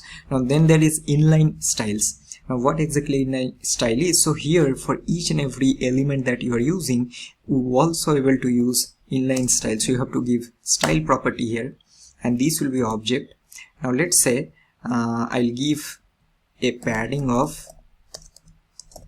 20 px, and I'll give a border of 2 px solid red. Save it. I can see that you are getting for each and every item, correct? Also let's give a margin bottom will give of 10 px or 12 px.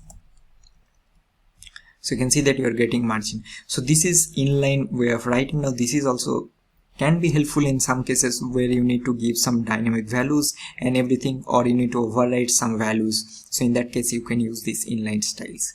Okay, so now we know three ways. One is inline ways, you can create CSS modules, or you can create simple style.css and then import it and then use those as a class name. Alright, so now in the next part, now we will be moving to some very important things like how you can use ternary operators or conditional statements, how to manage state, and then we'll be learning very basic of lifecycle methods in class-based components. And once we learn that, then we'll be moving to functional components, and that is hooks. So let's start all of this one by one.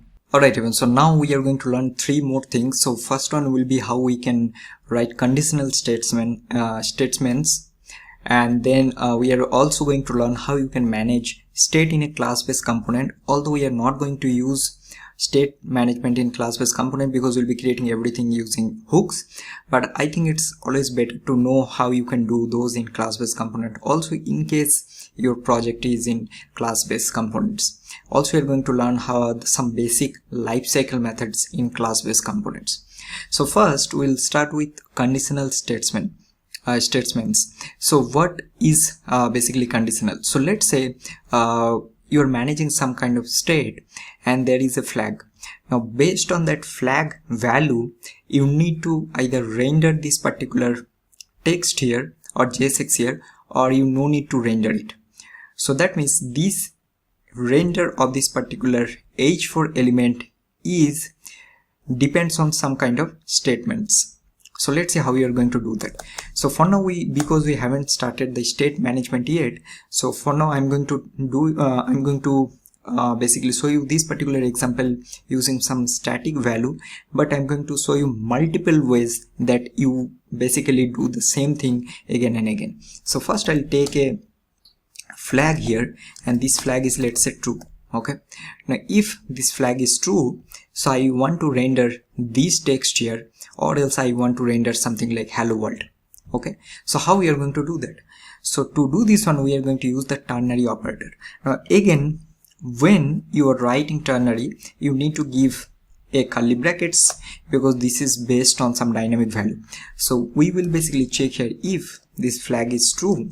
So in that case, you render this h4 tag here, or else, so this is in the else block, you render hello world. Okay, I hope you are getting. So now if the flag is true, so it's already true now, so it will render this. So you are getting this one. Let's make this one as false, save it. So we are getting hello world. So this is very simple way of writing. Now there is nothing like very complex logic in this conditional. This will be same for each and every scenario that we'll be writing. But how many ways that we can write that? Now there is another way that you can write, and that is you can basically create a simple function. Okay, so let's say I'll create a function here, and this will be function render text block. So this will be my function, and this function I want to return this JSX. Now why this is important? So for now currently this is very simple, so that is the reason you're writing it. Let's say your logic is very complex, and in that case you want to keep this return block as simple as possible or readable for other users. So in that case it's always better to create some kind of function or components, and then you basically render the same. So here this will receive a flag, so this will be get flag, and then we are going to do the same thing. So I'm going to return that if this get flag is true, so I'll render this h4, or else I want to render the hello world. Okay, now this function I want to render instead of all of this. So I'll remove all of this. Again you need to take curly bracket, and then I'll do render text block. So this is the function name, and you have to invoke this, and you can see that this will receive a flag. What flag is that? So this flag is nothing but this flag that we are having here. So I'll pass that flag as an argument, and I'll save it, and you can see that we are getting the same result. If I make this one as true, and you are getting this value. So now what we are doing, instead of writing the JSX logic here, we have kept this logic separated, and then based on that we are rendering this. So this is another way.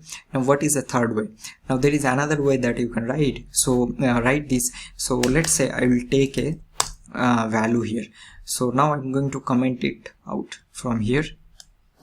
Okay, and I'll take the same like render text block,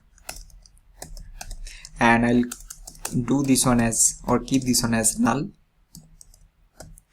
Now what I'm going to do, right, so we will do, or let's do this one as const, and directly write it that if flag is true, then render this.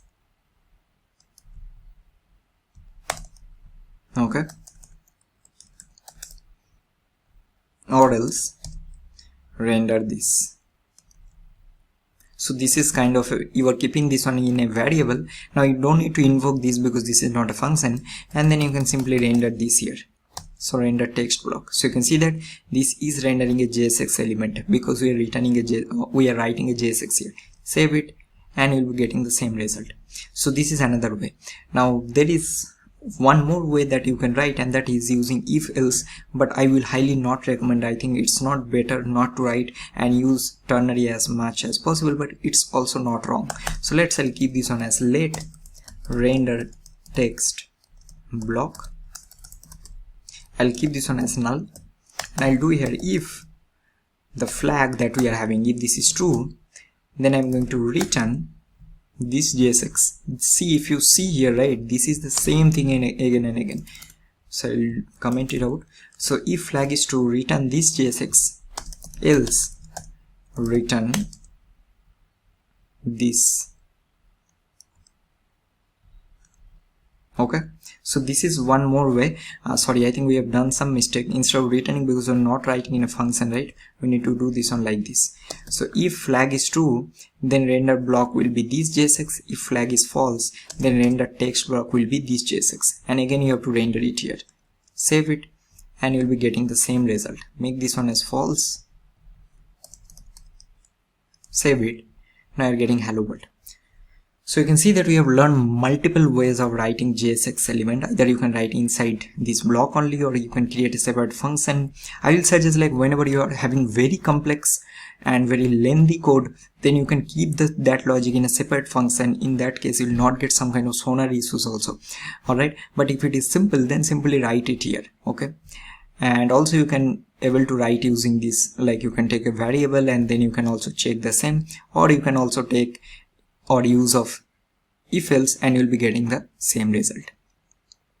Alright, so this is all about the conditional. Now let's start learning some very basic concept of state management in a class-based component. So we already have a class-based component created right here. So now here what I'm going to do, I'm going to comment it this product list for now, and I'm going to basically only keep the class-based component. Save it. So we are getting class-based component here. Now let's go here. We'll close everything else. Okay, so what I want to do anyway, I think every tutorial like instructor will do the same thing, and that is start with a very basic example. So we'll keep a button, and then on click of this button I want to toggle this text. Very simple one. So here I'm going to do a button and I'll do toggle text. So on click of this button I want to toggle this text or hide, and so vice versa. So what we can do right here, first you need to take a state. So you need to take the state, and that is take a state. This state will be object, as simple as that. And then here I'll be showing like so text. So this is your state variable. This is the variable name, and the value will be, let's say, false. Okay, now how we are going to access this state? Because we are in a class environment, so you need to take a log, and to access this state you need to take this dot state. See what will happen if I just do state here, save it, you'll be getting error, correct? So if I go to console, you can see the state is not defined because it's not getting the instance of that state. So we'll do this dot state, save it. So you're getting a so text is false. So now to access this, so this will be this dot state dot so text. You can see already it's showing the suggestion. Okay, so this is how you can define state, and this is how you can access the state. Two things. Now another way that you can do, and that is you can take a constructor here which will take a props. You can pass the super, and then here you can also take this dot state, right, and then do the same thing. So I'll copy this and then I'll comment it out here, save it, and you'll be getting the same result. But I actually prefer writing simpler ways. I'll keep it like this. So we have a state, and then there is a so text. What I want to do, right, on click of this button I want to make this one from false to true, from true to false, vice versa. So to do that, what we need to do, we need to basically click on this button, right? We need to click here, so that we need to do or basically change that. So to do that we need to take an event, and that is because we are clicking, so you need to take an on click event. So we'll do on click, and now here we need to basically take a method, and that will be, we will create a method. So let's do const handle click. Sorry, we no need to take const because we are in a class.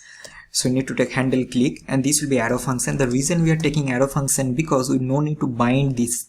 If you are taking normal JavaScript functions, then you need to bind that function inside constructor, or else it will basically not get that instance again.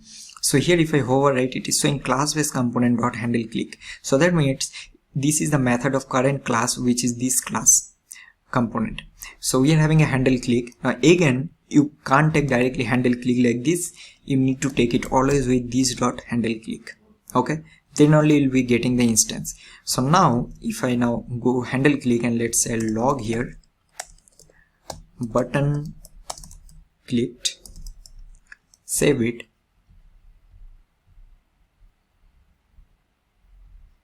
okay, now I'll go here and click. So you can see we are getting button clicked. Okay, so now what we need to do, we need to basically change this or toggle this text. So how we are going to do that? So to do this one, we have a method, and using that method you need to basically manage your state in class-based component, and that is called setState method. Now you can't do like this. If you do this dot state dot so text is not equal to this dot state dot show text means you are basically toggling. This is not at all recommended, and this is also a very important interview query, and that is the reason what will happen if you directly mutate the state. So you're directly mutating the variable, right? It will not re-render the component, so this is not recommended. Okay, so what you can do, you need to take a setState method. So do this dot setState. So what this method does, this will update your state variable, and here this will also take a callback that is optional. So it will take any state. So for now we are having this show text, correct? So what we can do, we'll do show text is equal to not equal to this dot state dot show text. That means we are toggling this state. And now see what will happen if you now save it, and let's open our console. We are having object is false. I'll click here, this is now true, click here, this is now false, true, false, true. So this is toggling. So now what you can do, we already learned the ternary, right? So you can basically check if this dot state dot show text, if this is true, then only you render this, or else it will be null. Null means we don't want to render anything. So first time you don't see, click here, rendering this one, click here, it's hiding, correct? So this is how you can manage your state in class-based component. Now there is a shortcut that you can use. You can basically first destructure this show text from this dot state, and then you can basically pass this directly here. Okay, this is much more organized way, and the same thing you can do here. Let's say first you'll do const is equal to this dot state, and you'll take the show text, and instead of doing every time this dot state dot show text, this dot state dot something else, you can directly pass it here, save it, and it will be the same result. You can see. Okay, now let's say I'll do another very simple one. So what we can do, right, let's say we are having another state here, and that is change color. What I want to do, when I'll show this text, right, that time I want to change the color from let's say currently we are having black to red, something else.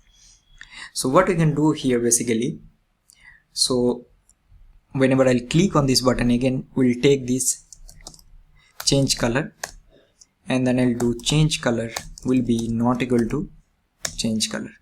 Okay, so that means again we are changing color of the variable from false to true, true to false, and then again we'll take this on here, change color. And now what we will do here, you remember we have learned one more style property, right? So here I'll check if this change color, so if this is true, or sorry, here we need to take the color, so I'll take the color property. So we'll check if this change color, if this is true, I'll make this one to red, or else this will be black. Save it. Now see what we are doing. If this is true, this would be red, and at the same time we should show this. Click here, it's getting changed to red, and if I click here, you are not able to see, that is fine, but it will be now basically black. So this is how you can use inline styles, and also you can see that we are basically changing the state, and based on that we are doing some operations. So this is very basic of how you can manage state. So you need to take a state object, you will basically take an event, and based on that you'll access the state in your render method, and based on that you'll be manipulate your JSX.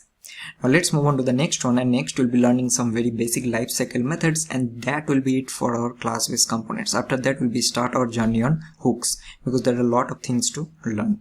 Okay, so now let's understand some of the very basic lifecycle methods in class-based components. So first we are going to learn what is called component did mount.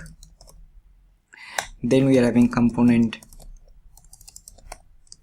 did update, and then we are having component will unmount.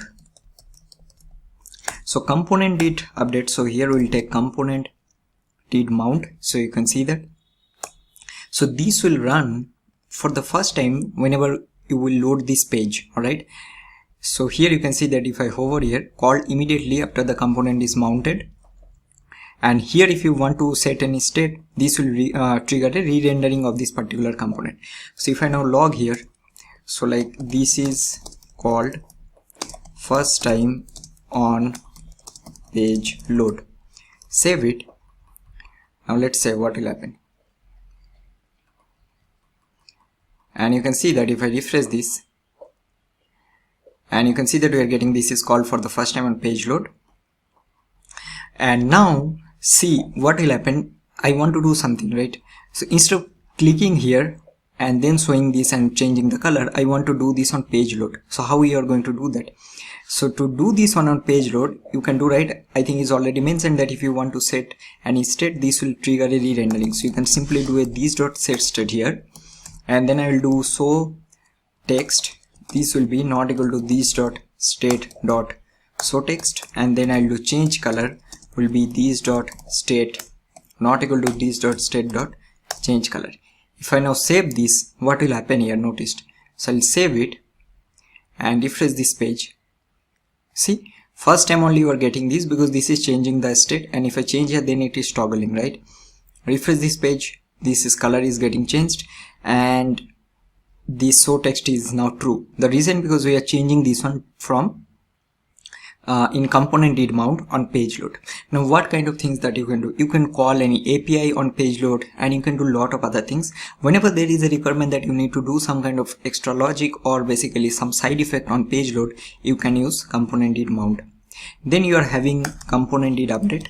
So component did update is basically will check whenever the component will be getting updated or any props or state value changes.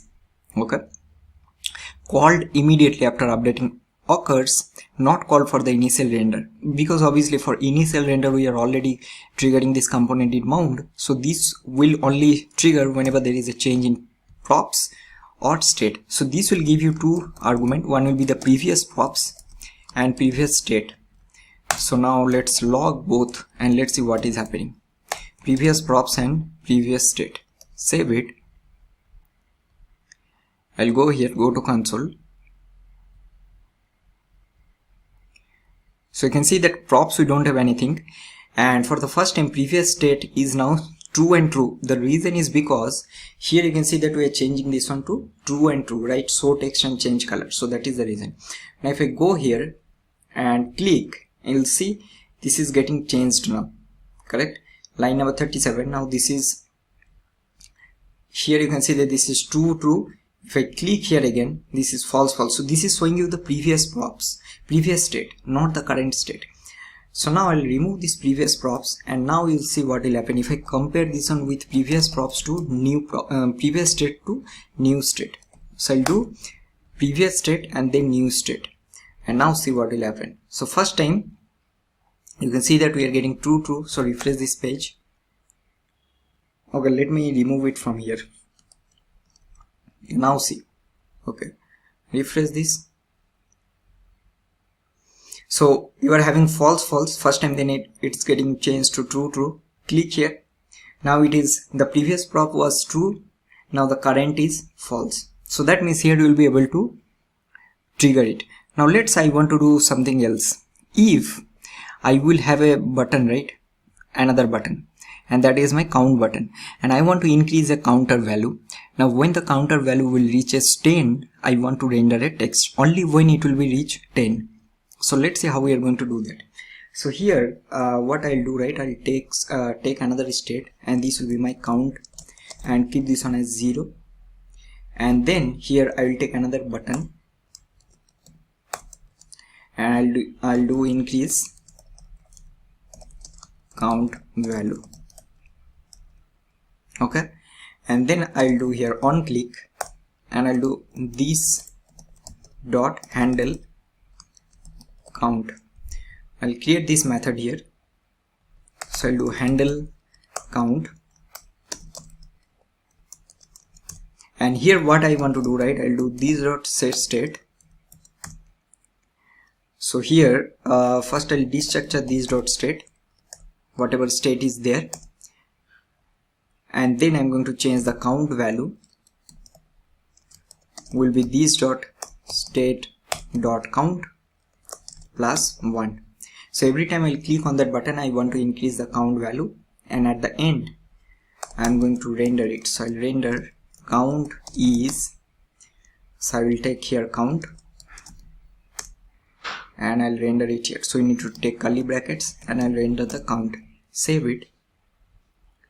And I can see that if I increase this, count is getting changed. Now what I want to do, I will check whenever the count value will be 10. I want to, let's say, what we can do, right? For example, we will make this, we'll change the color and the font size, both.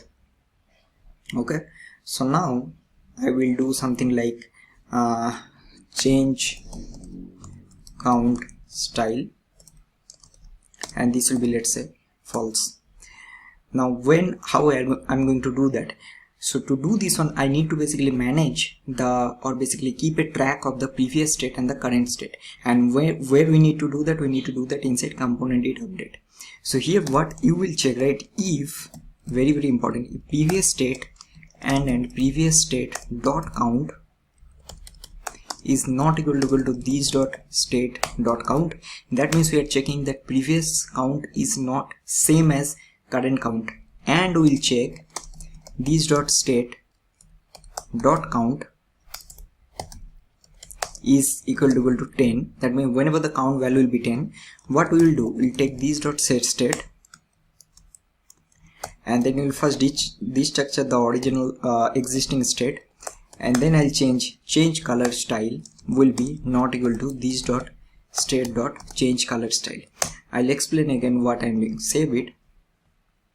Now see, first time this component did mount will be getting called, then we'll be clicking on this button, right? So it will become 1 2 3 4 5 6 like that. So here we are checking that if the previous count is not equal to same count, current count, and the current count is 10, then I'll make this variable from false to true. So now here, or let's make this one as true only. I don't want to toggle this, so change count style will be true. Now see what will happen if I now log this change count style here.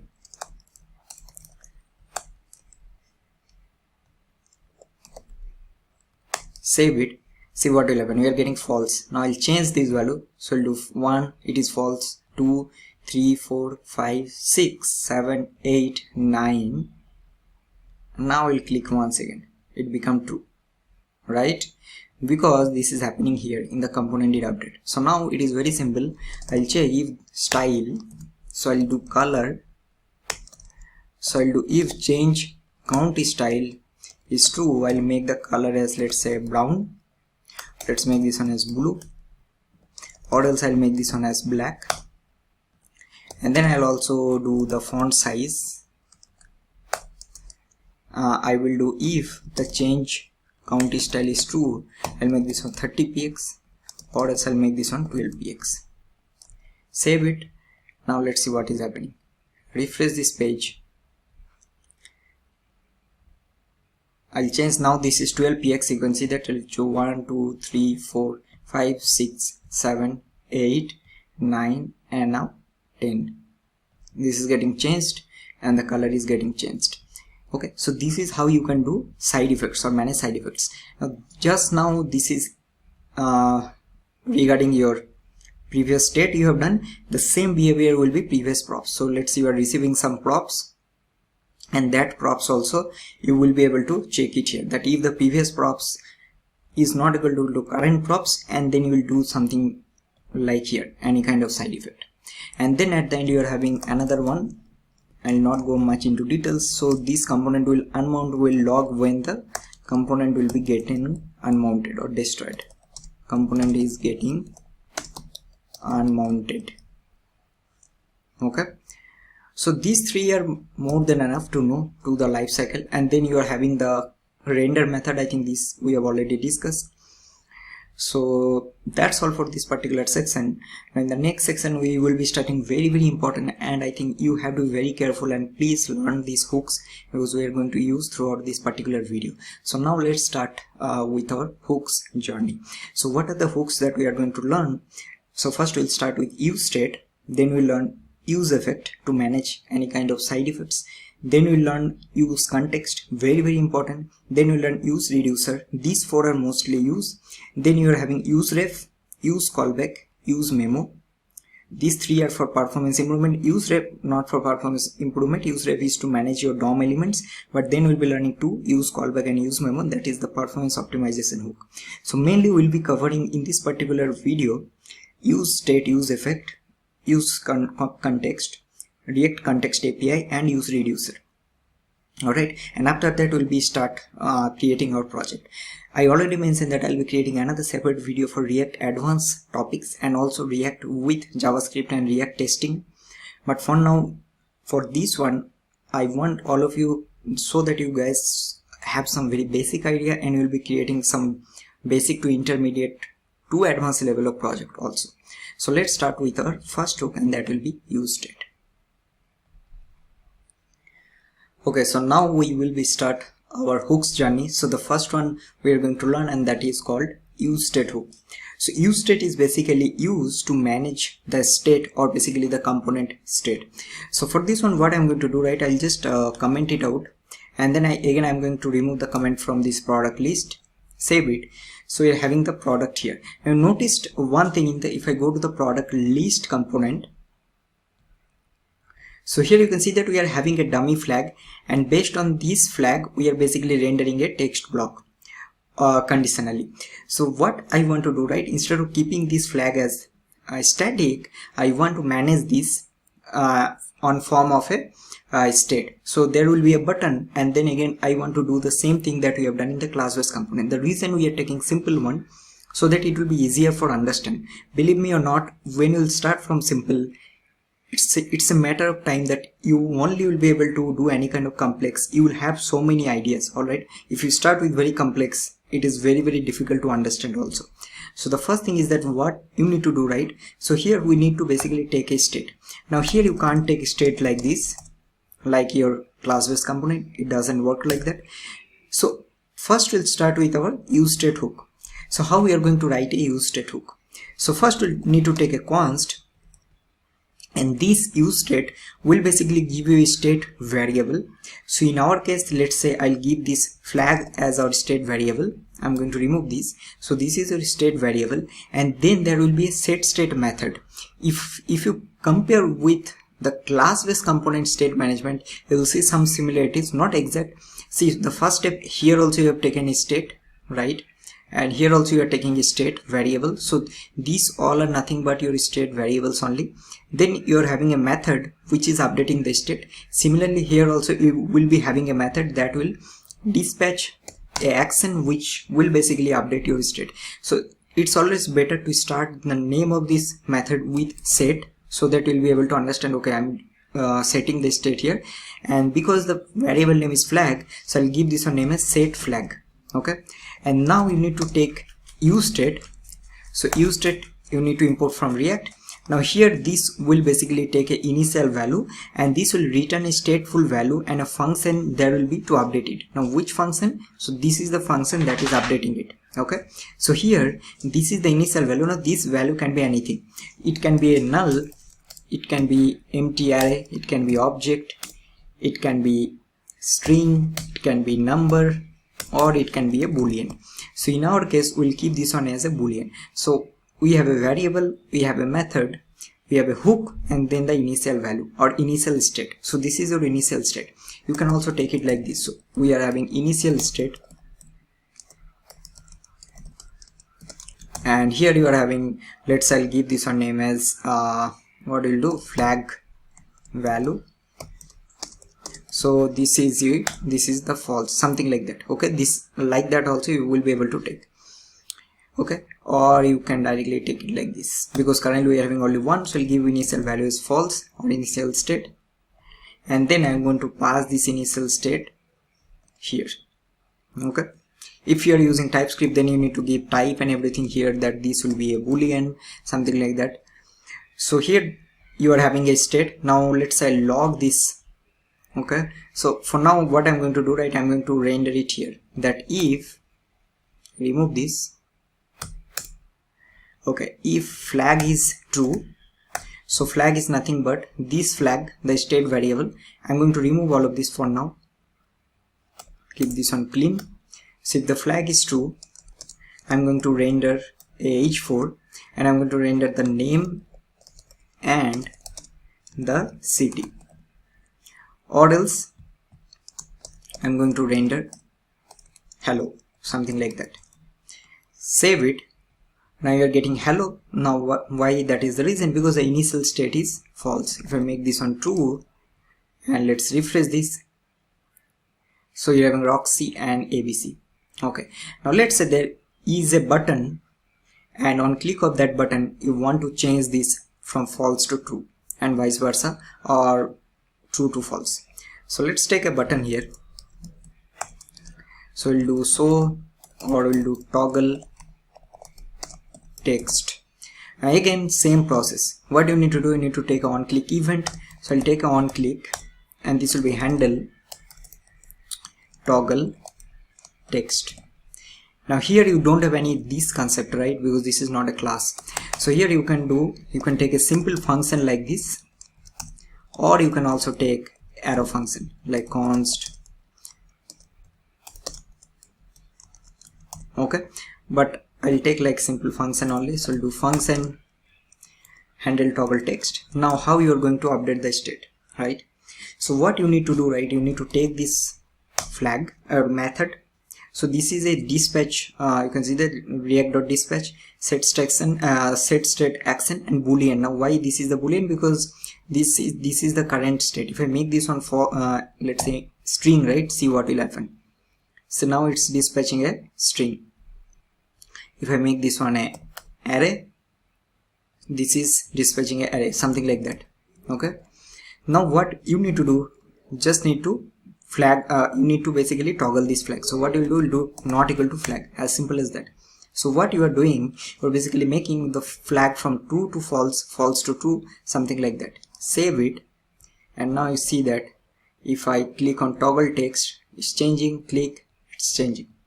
Right, so this is a very simple example of how you are going to manage state. Now the only thing is, it's not about doing so many examples. The main objective is to understand the concept very clearly, how you are going to do that. So first you need to take a variable, which is your state variable, then you will be having a method, then you need to take the useState and the initial state. Now this initial state can be anything, it can be object or whatever you need to do, and based on that you need to do certain operations.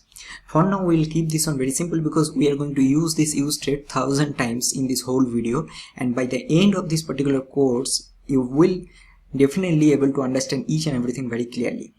So now we'll move to the next one, and that is extremely important, like very important, and that is called the useEffect hook. So useEffect is similar to this component did mount that we are having here. This component did not mount, component did update, or it also behaves similar way like component did mount. So we are going to see how we are going to do that. So the first thing is that useEffect is basically used to manage any kind of any kind of side effects in your application. So what you need to do, first you need to take a useEffect from React, and this will give you a callback. So you can see that this is the effect callback, and here this will take a dependency array. So here you can see that react.dependency array, this is very important. What will happen if there is a dependency is present, this useEffect will only activate if the value of the dependency will change. We are going to see that. If you'll keep this dependency empty, so we don't have any dependency here, right? So this will only run on page load once, because we don't have any dependency.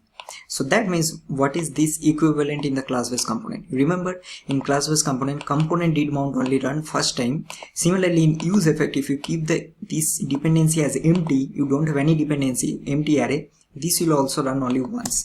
Log here, and I'll do run only once page load. Save it. Now let's go here.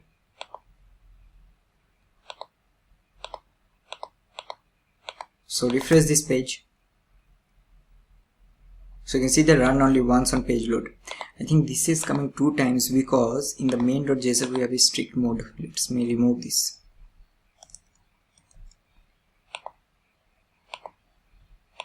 Okay, run only once on page load, correct?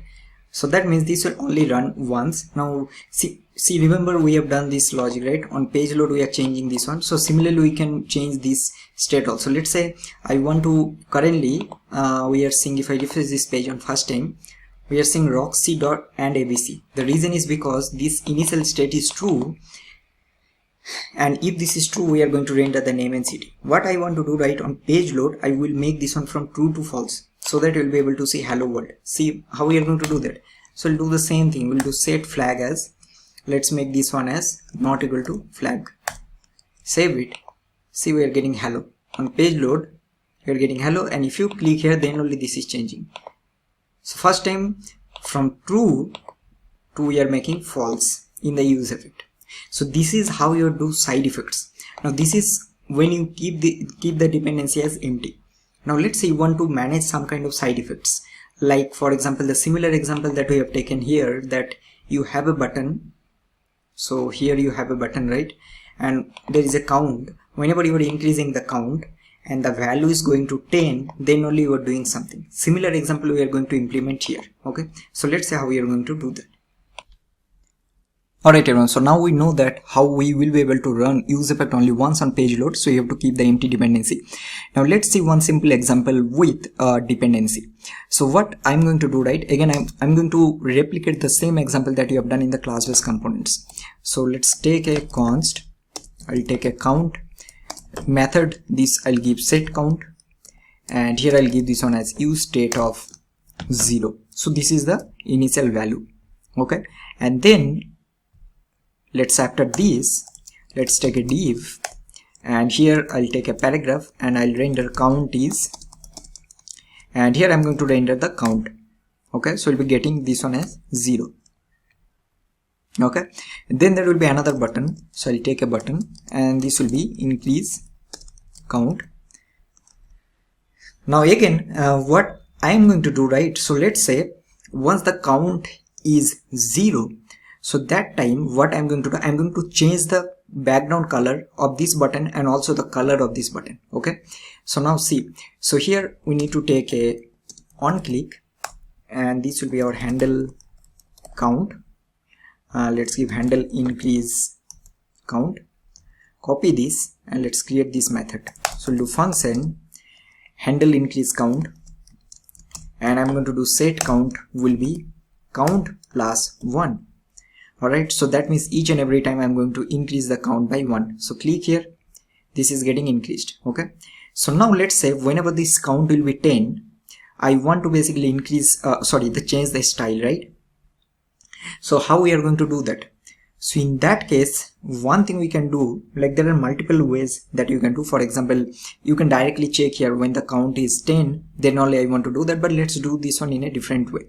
So I'm going to take here like change style, and I'll do set change style, and this will be useState of false. Now again what I'm going to do, I'm going to now take another useEffect. Now obviously you can take multiple useEffect, no problem with that. So we'll take a useEffect here. Now here you need to keep the dependency. Now here comes the trick. So now here you need to basically check that which dependency you need to keep to make some side effects. So in that case, because we are changing the count value, so here the dependency will be this count. So that means whenever there is a change in the count, this useEffect will be getting rendered.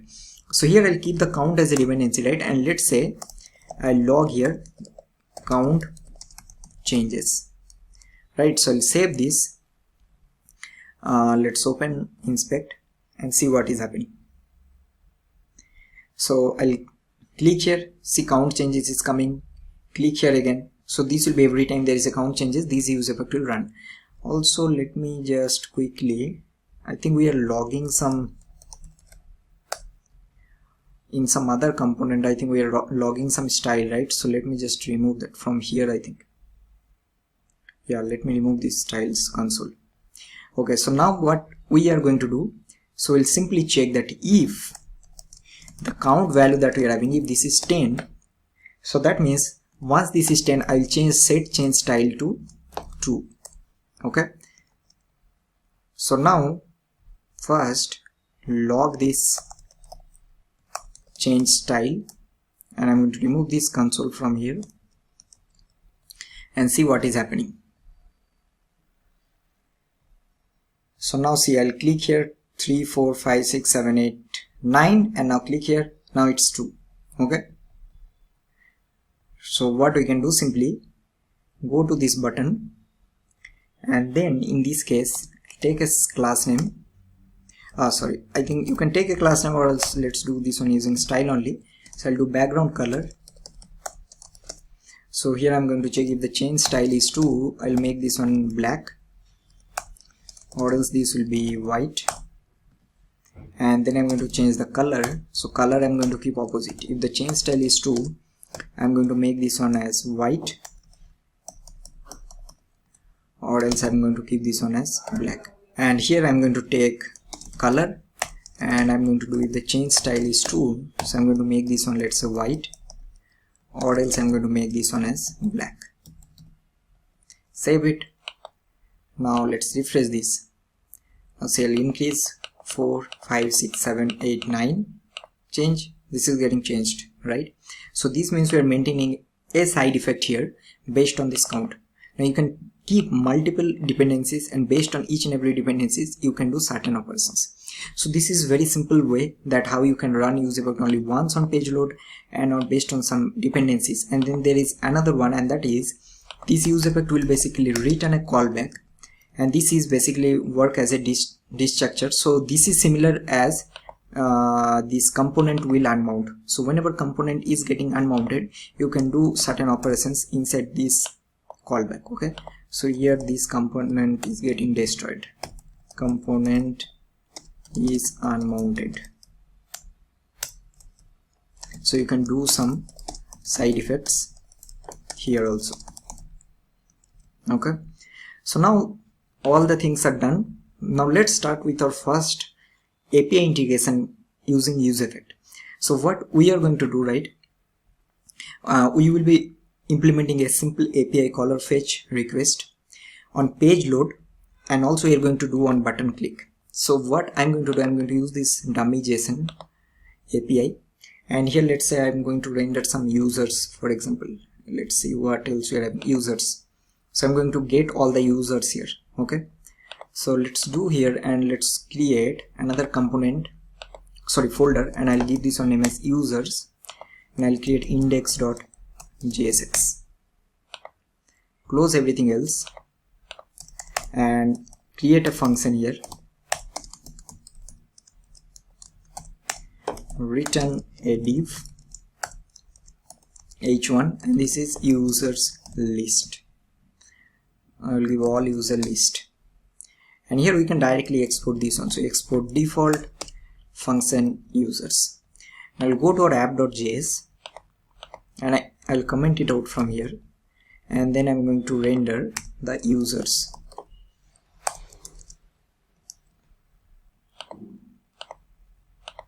So we will be getting all user list. Okay, now we are going to basically, what your task is, you need to render the list of users here, and you have to fetch it from a API.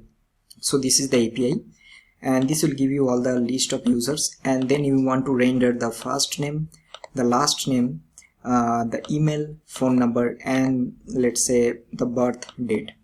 So how you are going to do that? Now the two things you need to do, whenever you will be fetching the list of users, you need to store that user in some state, right? So you need to take a state first. So I think we already discussed that how we are going to take state. So we need to take a useState. So here what you will do, right, you will do users, let's do users list, we'll do set users list, and this will be useState. And here what I'm going to do, right, this will be array of objects, so I'll keep this one as an empty array for the first time, so initial state. So now your task is, you need to render the list of users on page load. So how you are going to trigger a page load side effect? So you need to take a useEffect, I think this we already discussed, and you need to keep the dependency as empty. So this is will run on the first time. Now here what I'm going to do, right, first thing you need to basically take a method here. So I'll do fetch all users. So this will be a method that I'm going to write. So this will be async method, because we are doing async operations. We'll be fetching the list of data. So I'll be giving async function. This will be fetch all users, and here what we are going to do, right, we'll take a try block, catch block. So this catch block will handle any kind of error. So we'll log here log error for now. Now what we need to do, right, we need to basically first call the API. Now you can basically use any kind of like Axios third-party libraries, any hook, but we are going to learn first very simpler way. So we'll do const. Here we can do API response, and this will be await fetch, and here you need to basically give the URL or the input. So in this case I'm going to copy this URL from here. You can keep whatever API you are using and paste that URL here. Okay, and then you are going to do const result. So you need to convert this one to JSON. We'll do API response dot JSON, and I'm going to log this result here. Okay, save it, and let's see what you're getting. So you're getting an object. We are getting the total, how many users and how many users we are having. So here what you can check, let's say you need to get this data. Now here we are giving this example, that's why we are checking users. For example, you are using some API, some different API endpoint, and there you are having some different key. So based on that you need to change it. So here what I'm going to do, right, I'll do if this result dot users is true. So in this case I'm going to set the user list in this method, the user list, this array of objects. So we'll do result dot users. So this is what we are getting right here. That's it. Else if there are any issue, so we'll do set user list as empty, save it, and now I'm going to log this user list here. So you can see that we immediately got 30 users, correct? And if I refresh this page, we will be getting the 30 users. Notice first time for some time we are getting empty, and then we are getting, because it's taking some time to fetch the data from API. So now what we are going to do, right, here we will take a UL. I think this we have already done, so nothing but we are rendering list of data. So you can check if this user list and user list dot length is greater than 0. So we are going to render. Now again we are doing ternary here, and this is what you will be using most of the time. So we'll do user list dot map. This will be my user item, and here I'm going to render a li. The first thing what you need to do, you need to give a key here, and it's always better to give some unique key. So we are having this ID, right? Each and every ID is different. So we'll use this user item dot ID as key, and inside this, let's say, and if there are nothing, right, if the user list is not greater than 0, so we are going to render a h1 that no users found, please try again. If you want, you can also render null here, but this is also fine. Now here I want to render, let's say, the username user item dot first name space, and I'll give here user item dot last name, because this is what we are having. Now let's save it and let's see what is happening. So you can see that we are getting the list of data. Refresh this page. See, for first time we are getting no user found, please try again, and there is some problem that we need to check. Let me refresh this once again. Okay, I think there is some problem with my network. Okay, now we are getting, because there are some network issues. So refresh this. So you can see that first you are getting no user found because it's taking some time to render. So in that case, for better user experience, what we can do? So here we can basically manage some kind of loading state, that the data is getting loaded, please wait for some time, something like that. So here to manage a loading state, what you can do, see, every time you'll be managing some kind of state, you need to take a state variable. So I'll do here loading, or let's do pending, whatever. So I'll do pending and do set pending, and this will be useState of false. And when we'll be calling the API right here, so here we can do set loading, set pending as true, and then if the result is present, so we'll do set pending as false, and if there are nothing, we also do set pending as false. Now here first time we can also do this one as true, that is also fine. So now what we are going to do, right, if the pending is true, so before this we'll check if pending is true. So I'm going to return, let's return h1, and now in this case we'll also use fetching users, please wait, save it. Now see what is happening, refresh this, see, getting fetching users instead of no user found,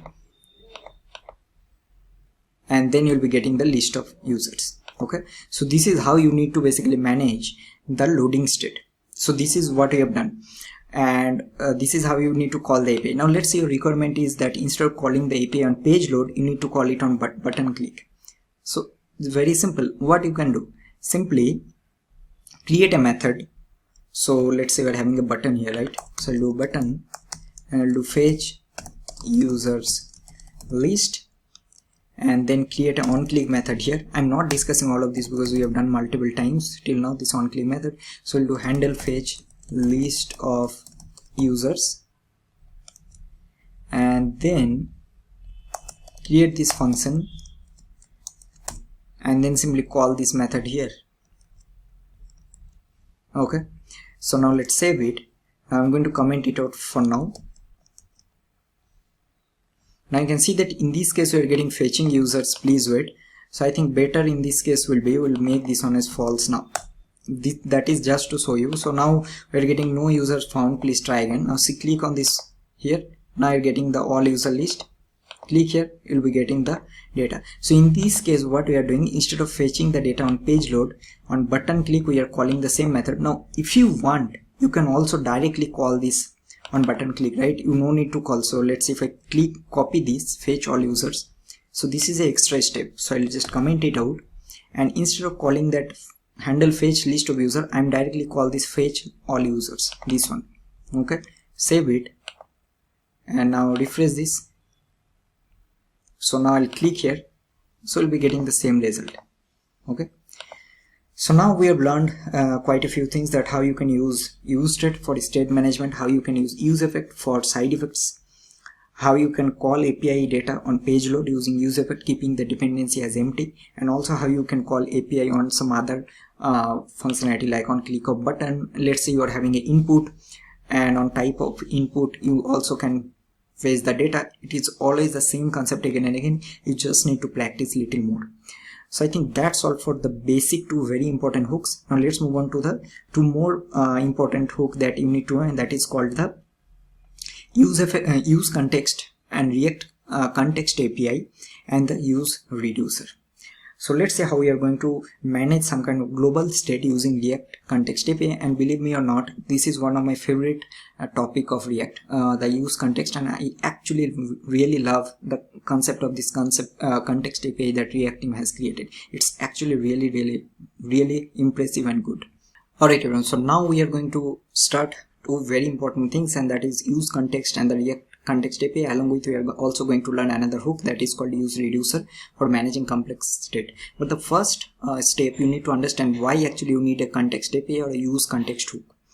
So in React there is a concept that we called here prop drilling. Okay, I don't know how this will be. So this is called prop drilling. I know this is very bad, but I'm going to try my best to explain. So prop drilling is basically when you have a multiple nested component. So let's say I have a component here, component A, then I have a component B, component C, and component D. So this is my component A, this is my component B.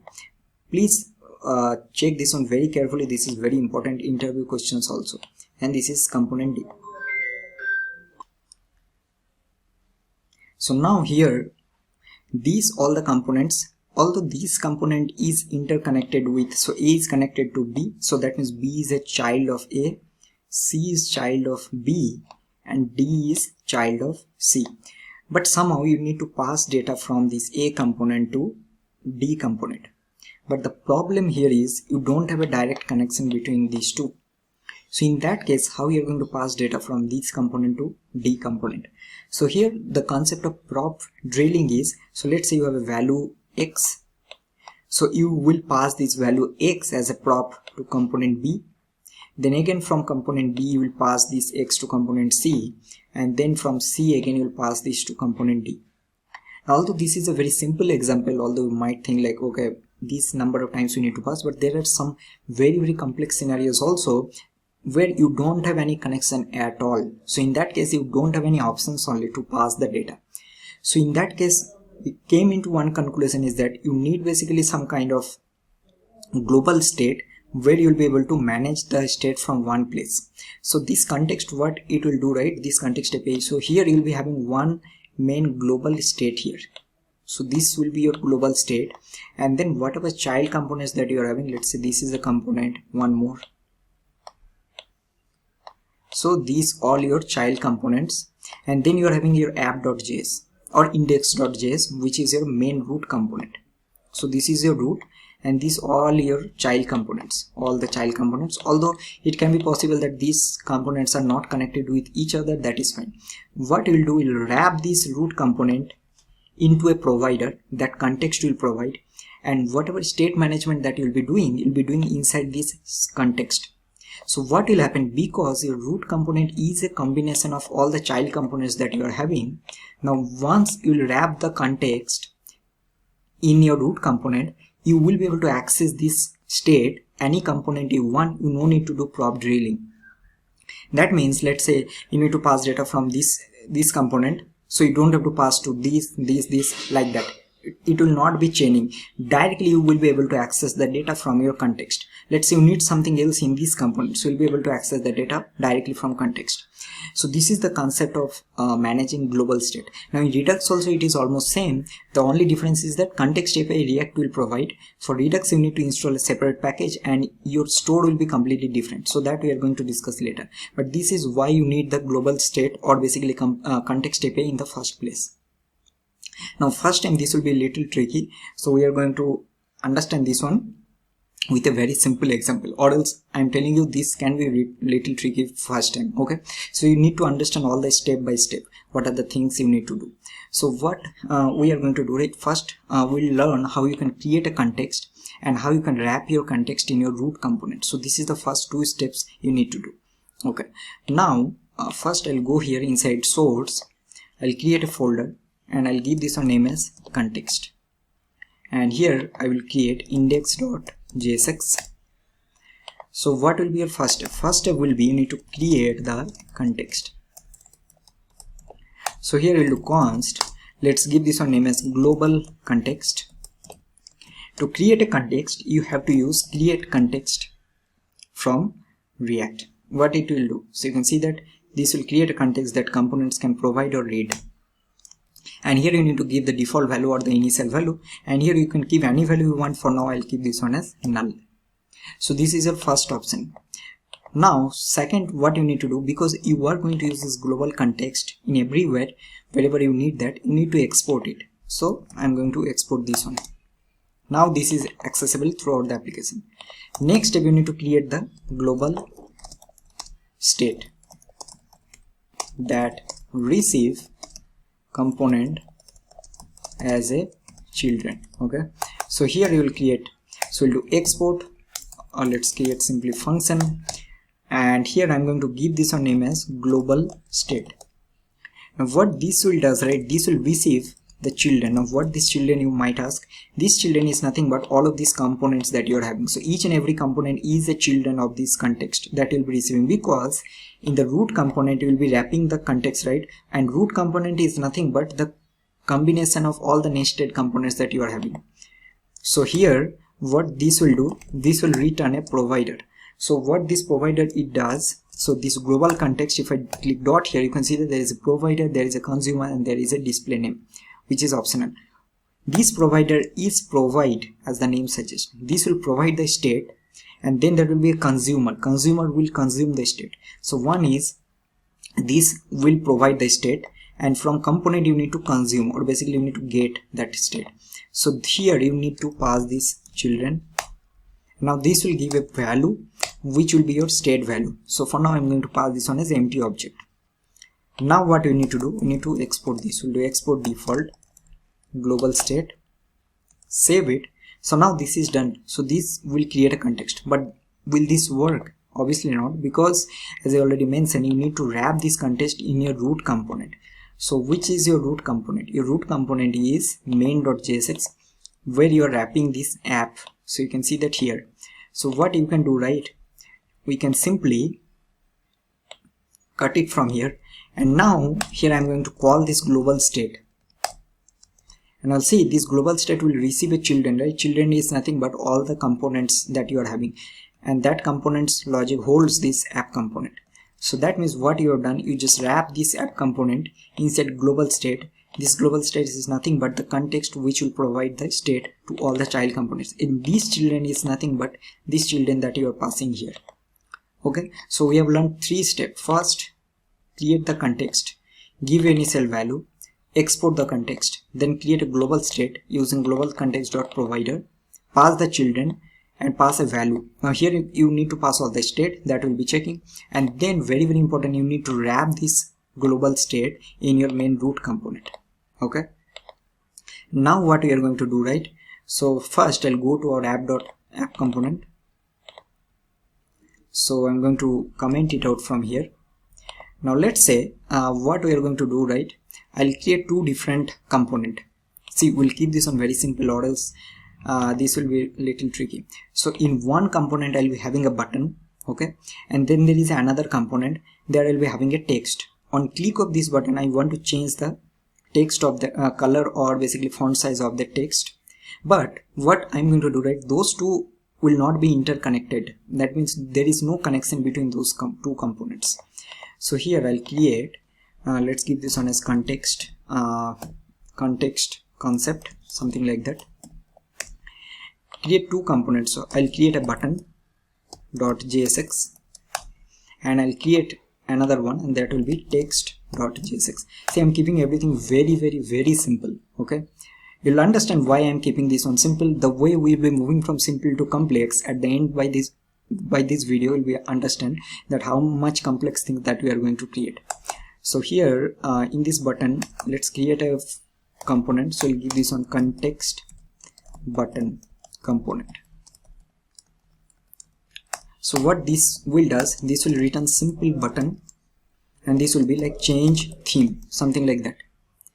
And I'm going to export this. So we'll export default context button component, and I'll copy this and I'll paste it here. So this will be my context text component, and here I'll be having simple h1, and I'll do change text or something like, let's give my name only.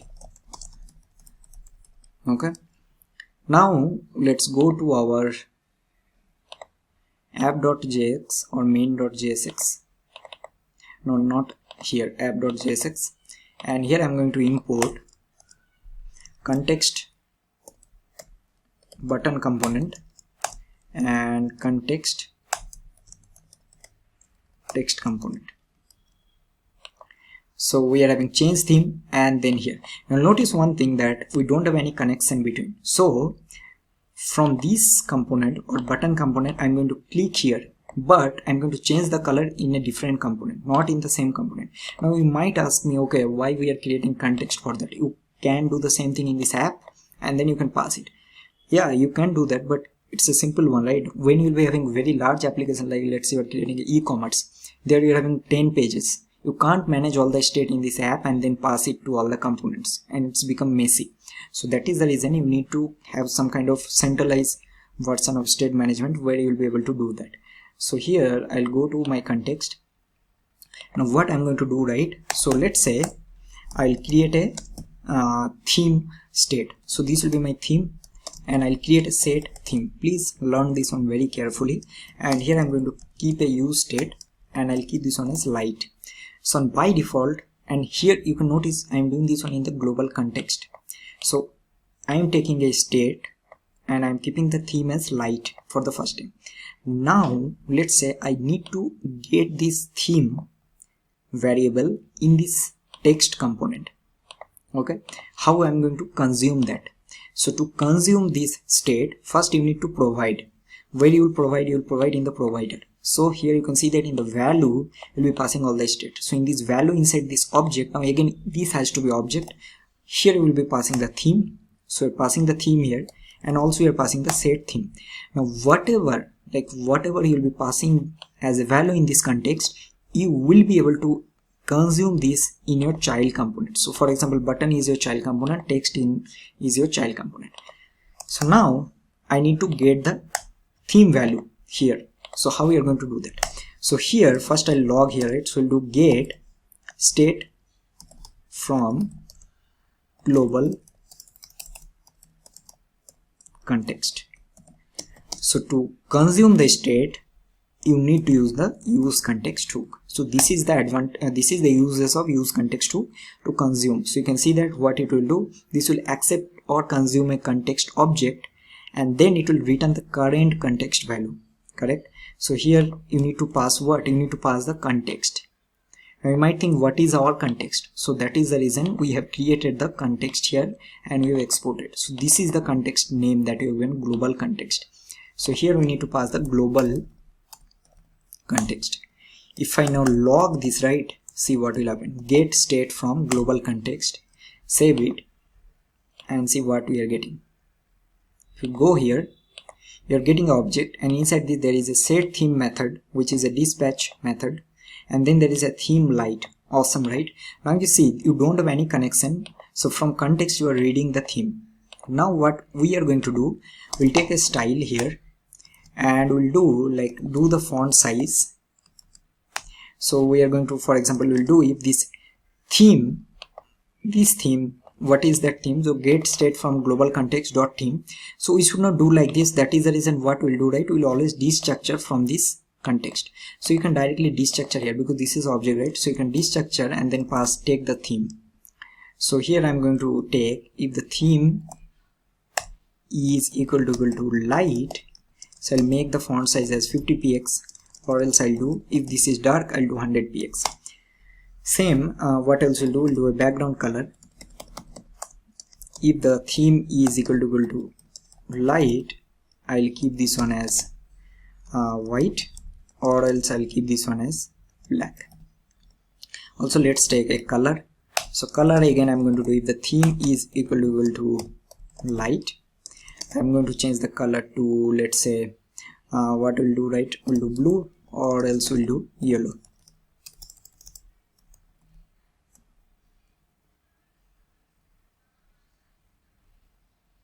Okay, so we're using, what else we are using? We are using font size, color, and theme.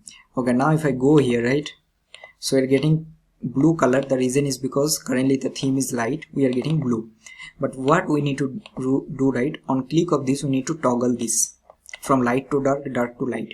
So how we are going to do that? See, to do that, two ways I'm going to show you. Again, you need to basically get the set theme state, which will update the state, right, in this button component. So how we are going to do that? Again, the same process. We'll destructure the set theme from useContext, and then you have to pass the global context. Okay, and then what you can do, simply take a on click and do here set theme. Now we also can take the theme here. So this will give you that if theme is equal to light, if this is light, make it dark, or else make it light. Save it, and let's see what is happening. Click here, see, font size, color, and background color. Click here again, getting changed, right? Awesome. So that means you see that you don't have any connection between these two components, but using a global state, you are managing the state globally and then you are consuming that state. Now you can do another thing, right? Let's say you don't want to do this set theme here. You can do this logic in this context. I'll show you. So here what you need to do, create a method in this context. So I'll do handle change theme on button click. And here instead of passing this set theme, you can pass this function only. See, I told you, right? Whatever you will be passing, that you'll be able to receive. So now you are getting this here instead of set theme, because we are passing handle change theme on button click instead of set theme. So I'll get it here. And then what I'm going to do, right? So I'll cut it. And then I'll pass this handle change theme on button click. But if I click here, nothing is changing. The reason is because you need to basically do it here. So now whatever you are doing set theme, you are doing in this component. Okay, and now you'll see that if I click here, this is changing. So if it's a simple one, you can directly take the set state in this component only and do that.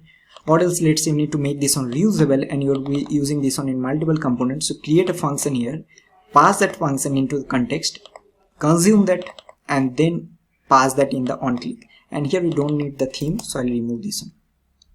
So I hope that this is now clear, that how you are going to create a global state, how you can wrap this in your main or index.js file, how you can consume that using useContext, and also how you can provide that using this provider. So I think that will be more than enough for context, because the main project that I'm going to create, right, that is the admin dashboard. For this one we are going to use global context only, or basically context API. Then there will be some other projects there we are going to use Redux toolkit also. Now next we are going to learn another hook, that is useReducer, and after that we will start our journey of creating projects. Alright, so till now we have covered useState, useEffect, and also the useContext hook. Now let's learn another very important hook, and that is called useReducer. So useReducer is another, you can say, like a state management hook only, that basically helpful for complex kind of state management. So what this does, this will take a state and there will be a dispatch method which will dispatch a particular action, and based on the actions that you are dispatching, we will be having a reducer. This reducer will receive a state and action, and based on the action type it will do certain operation and it will return you the updated state. So for this one I'm going to do a very simple example. Let's go here and let's say I'm going to create another file, and let's give this one name as useReducer example.jsx. Close everything else for now, and I'm going to create a function, and this will be useReducer example, return the JSX. We'll have a button, this will be a count button. Okay, or let's do a different thing. So here first button will be to hide text, second there will be another button that will be to show the text, there will be a third button that will be change text styles, something like that. So we'll be having 3 buttons. Now we are going to do export default, and I'll go to our app.jsx and I'm going to comment out both of these, and let's import useReducer example. So we're getting 3 buttons here. Now what we are going to do, right, so let's say we will be having a text, so this will be useReducer hook example, and here I'll give this one as h3. Now what I'm going to do, on click of this I want to hide this text, on click of this I want to show this, and on click of this I want to change the styles. So let's see how we are going to do that using useReducer. So the first thing what we need to do, we need to basically take a state variable or object, and there will be a dispatch method. This method will dispatch action that we are going to see. So now we need to import our useReducer. useReducer will take a reducer that we need to create, and also it will take a initial state. Okay, so if you go here, right, we are having the initial argument and then there is a init, but we mostly need these two. Now in the initial state, we'll do initial state, then I'll be having here like a show text flag. This will be false, and there will be another state which will be change text styles flag. So both the things that we'll be having, so this will be our initial state. And now I'm going to create a reducer. So reducer will be a simple function. So here I'm going to create reducer. This will receive two things. One, it will receive the state and also the action. Now what it basically does, it will see at the end the main objective is to return the updated state, as simple as that. But there has to be some scenarios or condition that it will basically check that what feature or basically which action I need to execute, and based on that I need to return the updated state. So here, because we can have multiple actions, let's say 10, 15, it's always better to write in switch statement instead of writing in if else. And the key that we will be having, and that is action.type. So each and every action will have a type, and this is mandatory. Based on this type, it will execute that case and then it will return you the updated state, as simple as that. And in the default, it will always return you the state. So now let's see what we are going to do basically. So for now, what I'm going to do, right, so let's give some value here, random value, and for now I'm going to return the state only, will not do anything now. I'm going to show you that what exactly we are getting in this state. So I'll log this and I'll check here. Let's go. And if you see, we are getting an object, and in this object you are having these two things, change text styles flag and show text flag. This is nothing but your initial state, correct? So now what I want to do, on click of this button I need to hide this text. That means I'll keep this one show text flag as false. On click of this I need to show the text, that means I'll make this flag as true, and on click of this I need to change the text styles. So in that case I'm going to make this one as true. Okay, or let's make this one as toggle text styles. Okay, so now let's see how we are going to do that.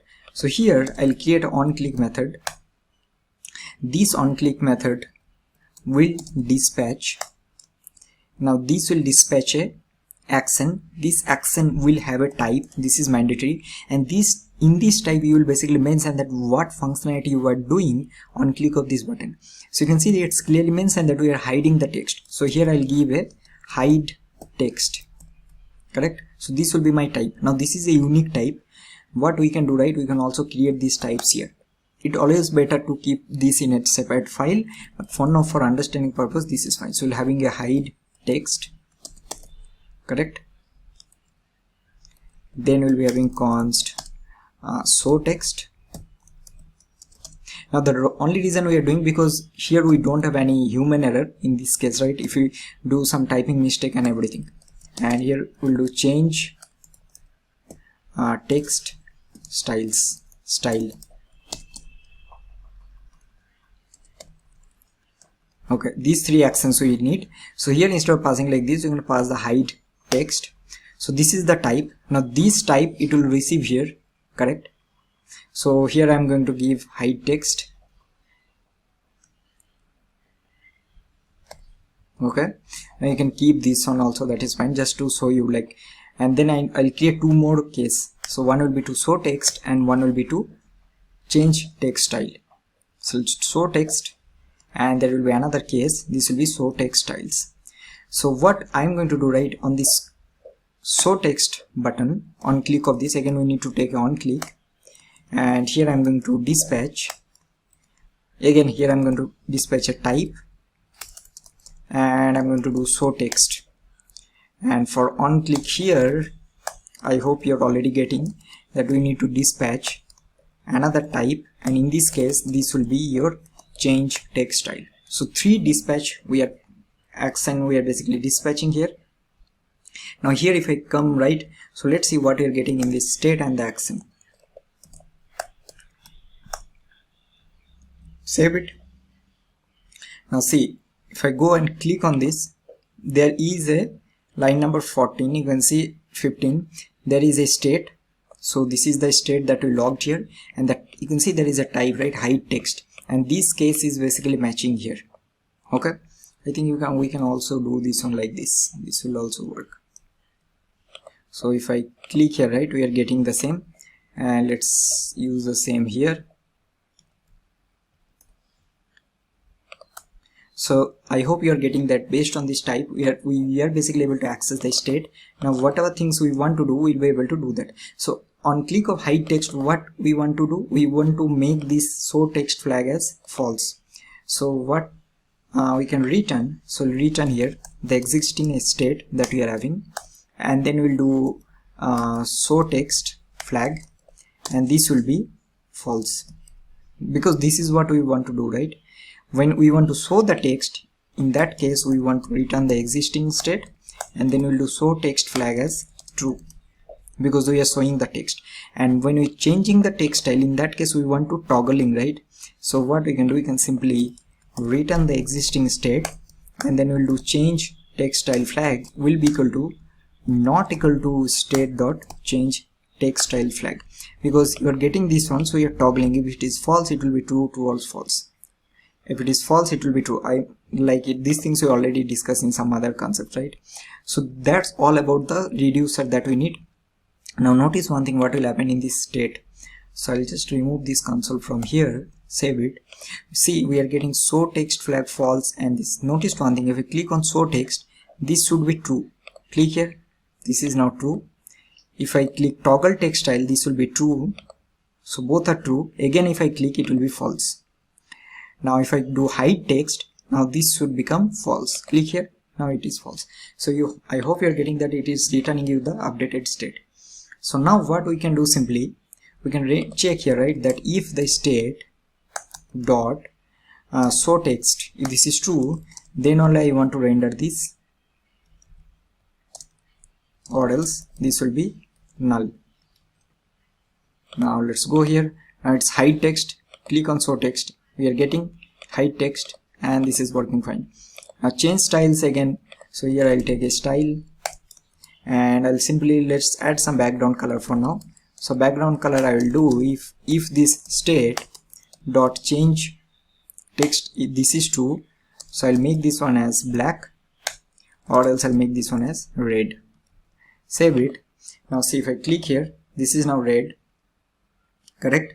And then if I click here, okay, so we need to toggle this, right? This is red, but this should become black here. So this we need to check what is happening.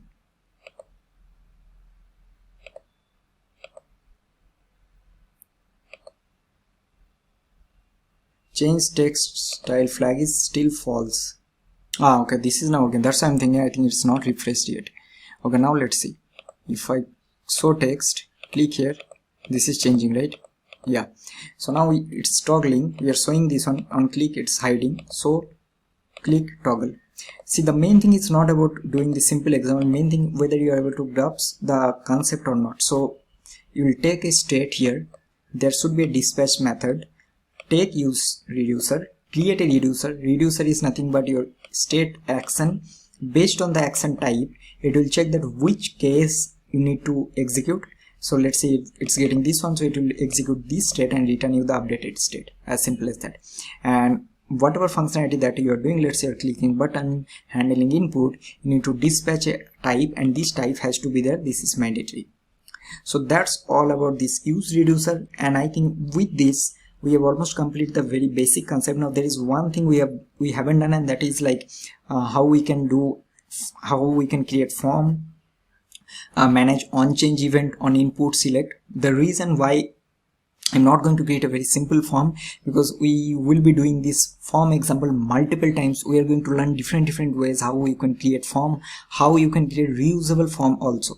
Like you don't have to create forms multiple times. You'll be creating a simple input or reusable input, and that you are going to use throughout the application. You just have to pass some config, and based on that config it will dynamically create those inputs. So that is the reason I'll keep this section at the end, because when we'll be creating some of our main project, that is the MERN stack, there we are going to learn how you can create advanced level of form, error handling, and those things. But with this we have completed the very basic level of React, because we know how we can create components, how to pass data using props, how to do state management both in class-based and functional component, how to do like lifecycle methods in class-based components, hooks, useState, useReducer, useEffect, and useContext. These 4 are mainly used.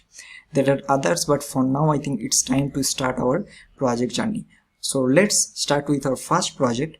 So in the first project we are going to use Material UI, and then we will be basically rendering some list of nodes. It's kind of a to-do app, and each and every project that we'll be creating, right, each and every project will be associated to a particular concept that we have learned so far, and that is the way, and I think that is the best way to learn and practice all the concepts. So that will be the first project. Then second, we will be having some shopping cart. So for that we are going to use context, because we have already learned context API. Third, we are going to create a kind of like notes application. For this one we are going to use very simple basic level of Redux toolkit, so that you will get some idea how to use Redux toolkit. And with that project also I'll create the project in such a way that you within that 1 hour you'll be able to understand each and everything that you need to know on Redux toolkit. And I forgot to mention, in shopping cart project also we are going to learn React Router DOM, because we are going to use the React Router DOM in that project. Once we'll complete all of this, then we'll be moving to MERN stack, and there will be 2 projects, user application and the admin dashboard. So this is what exactly we are going to build in next couple of projects. So let's start with our first project, which will be a simple kind of to-do application. Alright everyone, so now it's our time to start our first project, and for the first one we are going to create a simple to-do list where we will be fetching list of data, and then on click of each and every to-do item we are going to open a simple dialog with some information, nothing else. And for that we are going to use Material UI for the UI. And so let's start it. So you can see that I already created a brand new project using vite. I think I already discussed how you can do one, and I will highly suggest that please try to do or basically install the project by yourself. So the first thing what we are going to do, like, let's go to app.jsx, and I'm going to remove all of this, and then we can also delete this app.css, and here I'm going to return a div with h1, and I'll give this one name as to do app using Material UI, and let's give this one name as simple, or else you will see that why this is very simple, not much complex. So that is the reason I added simple to do app using Material UI. Okay, now we need to change couple of styles. So index.css, we'll remove this from here, and also this one. Okay, so this is fine. Also let's go to our I think for now this will be fine. So what we are going to do, right, whatever things you have learned so far, like simple useState and useEffect, we are going to apply all of this, and also how you can pass data using props, everything we have learned, right? So first we will go to our Material UI, and we need to install this Material UI emotion and also styled. I'll copy this, and I'm going to open another terminal, and I'll paste it here. Okay, and then inside of the source we are going to create a components folder. So I'll do components, and here we need couple of components. But first what we are going to do, right, so we need to basically fetch the list of to-dos from this API endpoint. So you're going to use this where is our to-dos, there will be some another more to-dos, so you can see that. So we'll do get all to-dos. So this is the API that we need. Now you'll notice how we are going to approach each and every project. So it's not for you, or for someone it might be a very simple one, but if you are a complete beginner, what you should do, right, you should basically try to apply all the concepts that you've learned so far, and that is the only way to get better over time. Okay, so first thing what you need to do, so first thing, whenever you will fetch a list of to-dos, you need to ask yourself that I need to store that to-dos in some place, right? So that means you need some kind of state. So for this one, the first thing you need a state. Now these things you need to figure it out, or else it is difficult. So here I'll give a to-do list, then I'll be having a set to-do list. You'll see each and everything we have learned so far, how I will be applying each and every topic in every project that we are going to build. Not in this one is very simple. Now what will be to-do list? So to-do list will be array, right? So this is your initial state. Next, this concept also you learned so far, that when the to-do will be getting fetched, so as a user you will give a better user experience, right? So for that one you need to have some kind of loading state or pending state. This also you have done. Let's write it here. So const loading set loading, and this will be useState of false. So for now we need these two state, correct? Alright, now you need to fetch the list of to-dos and we need to render it here. What we are going to do, so now second thing you have to think, okay, how I'm going to fetch the list, whether it has to be on page load, or it has to be on click of any button, or it has to be something else. So in this case it has to be on page load, right? So that means what we need to do, we need to basically take a useEffect, right? And then what you need to keep, you need to keep the dependency as empty. So this is what I've learned, that if we are keeping this one as empty, so in that case we'll be fetching the list of data on the page load, correct? Another thing I'll do quickly, I'll go to here and I'll remove the strict mode from here. Now let's give a proper name. So what we are going to give, right? We'll give this one as fetch list of to-dos. Now let's create this method. So we'll do async function, and doing each and everything little slow so that it will be easy for all of you. If you think this is little slow, you can increase the playback speed. I think there is always an option. We'll take a try block, we'll take a catch block, take a log, also you can take another state, and that will be to handle any kind of error, right? So we'll do useState of null. So here if it is coming in the catch block, so we'll show some error message like what I'm going to do, we'll do some error occurred, right? And this you can render.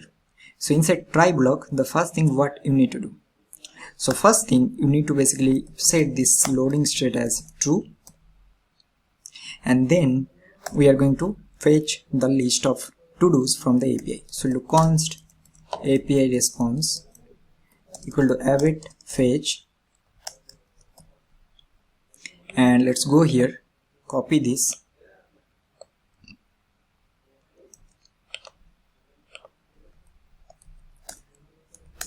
and then I'm going to do const result, we'll do await API response dot JSON, and then first I'm going to log the result, save it, and let's see what you're getting. So we are getting an object and there is a to-dos. So now we'll be able to see if the to-dos length is greater than 0. So we are going to set these to-dos in our state. So we're going to do if this result dot to-dos, and if this result dot to-dos dot length greater than 0. So I'm going to do set loading set to-do list as result dot to-dos, and I'll do set loading as false once again. Else if something else goes wrong, so we'll do set to-do list, this will be empty array again, and then I'm going to do set loading as false. Also you're going to set the error message as empty. Okay, here also you can make this one as empty only because there is not that much error. If you are getting any particular error, you will be able to set it. For now we'll keep it like this. So now save it, and we need to basically render the list of to-dos, correct? And for this one, let's do one thing, let's use some CSS modules. So we have already learned that how we'll be able to do using CSS modules. So that is the reason what we can do, right? Let's create another like styles dot module dot css, and the same I'm going to import it here. So we'll do import classes from we'll do style dot module dot css. Okay, now here what I'm going to do, in this one I'm going to take a class name. So for this one, let's give this one name as we'll do like header title. So what we can do, let's give like font size, I'll do little less, we'll do 30px, and here I'm going to do class name, and this will be, I think you already know, so this will be classes dot header title. Okay, so this is the classes. Save is okay. We are getting some error, I think.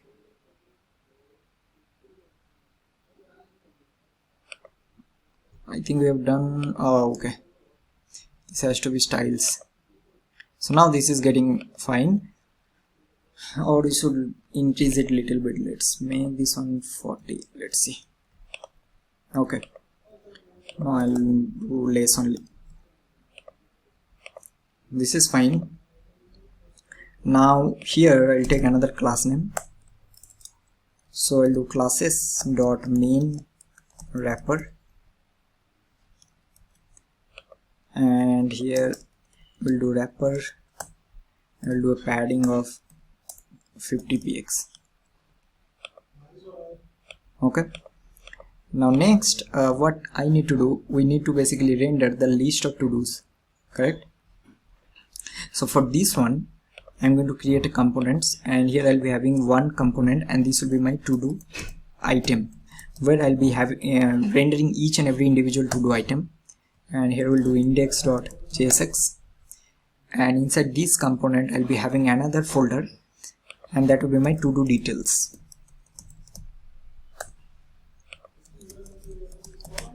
Okay, now in this app.js, what we can do, we will take a div,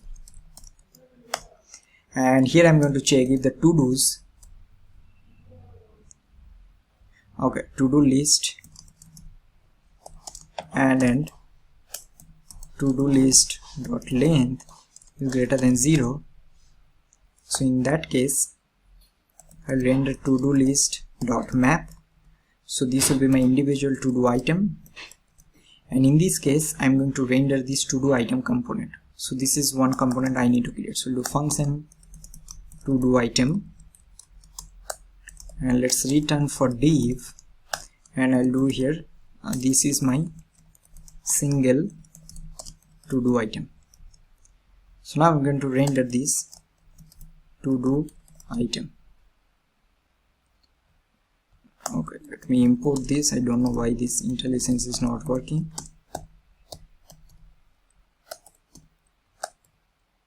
Okay, so I'm going to render the to-do item, and if there are nothing, so in this case I'm going to render null.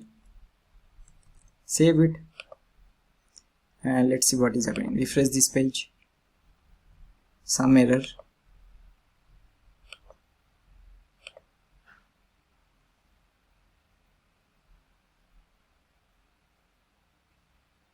Okay, I think we haven't exported, right? Yeah, so we'll do export default to-do item.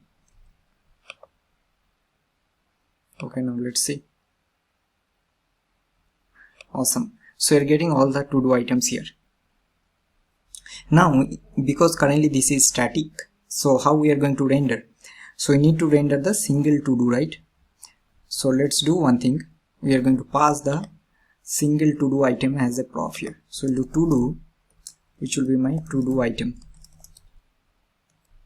That's it. So now I'll be receiving this to-do as a prof here, and let's log this, and let's see what we are receiving. So you can see that we are receiving the object, and here we are having all the details. Okay, now here what I'm going to render, I'm going to use some of the inbuilt components of Material UI. So the first thing, I'm going to render a card from Material UI. Okay, and inside this we will be having a card content, and now here in this card content I want to render a text. Now for text there is a component that we can use that is called typography, and here what I want to render, I want to render the to do title. So if you see, right, we are having this to do and here we are having this title.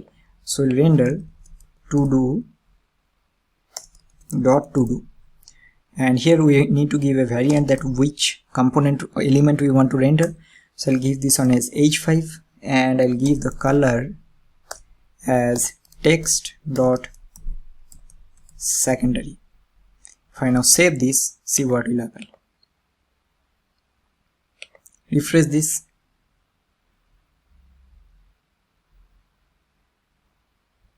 Okay, so you can see that we are getting all of this. Now another thing we need to do that we are going to do later, and that is we need to show some kind of loader. So refresh this, we are getting. Now we need to give some style in this card component. For this, to pass a props in this Material UI, you can use this ES6 property. Okay, so this will be object, and this will normally receive any CSS properties that you want to pass. For example, max width I want to give 345, 350 let's give, and I'll give a display of flex. Then I'll do flex direction as column, and I'll give justify content, we'll do space between. Save it. Okay, this is fine. Now next thing what we need to do, we'll render some more things. So here after this card content, I'm going to render another component that is called card actions, and here I'm going to render a button component. So we'll import button from Material UI only, and in this button I'm going to do something like show details, and in this button let's use some property. So we'll do ES6, we'll do background color as black, then I'm going to do a color of white, then we'll do a opacity of 0.9, and here I want to show something in hover. So here we can give hover property, and on hover I want to do opposite, or let's do one thing, let's use both same, and I'll do opacity of 0.1, sorry, full 1, and let's make this one 7.5. Save it. So you can see that if I hover, this is working fine, right? Let's make this one only details. Okay, now we need to use some style to make this look proper. So for this one, what we can do, simply let's go to our main component, which is our main app.js, and here now obviously you'll be able to use this or do this styling using Material UI also. The only reason I'm doing, so that here we are using combination of Material UI and CSS modules, so it will give you some more idea how you can incorporate multiple CSS along together. Okay, so here what I'm going to do, I'll give a class name, and I'm going to give here classes dot, this will be our to-do list wrapper. So let's copy this, go to our styles, and here I'm going to do display as grid, we'll do gap of 15 px, and we'll do grid template, and we'll do grid template columns, we'll do repeat for 1 fr. Okay, now this is breaking, so this part we need to check. To do item, this will be flex direction. Awesome. So now this is looking nice, and refresh this page, we are getting the data. What I want to do next, right, on click of this I want to open a model, and then I want to render some different thing, like let's say I want to render the ID of this and also the text. So let's say how we are going to do that. Alright, now next what we are going to do, right, on click of this we want to fetch the list or details for each and every individual to do, and then I want to open a dialog, and then in that dialog I want to render something.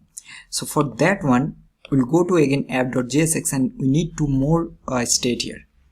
So the first one will be, and let me check one more thing.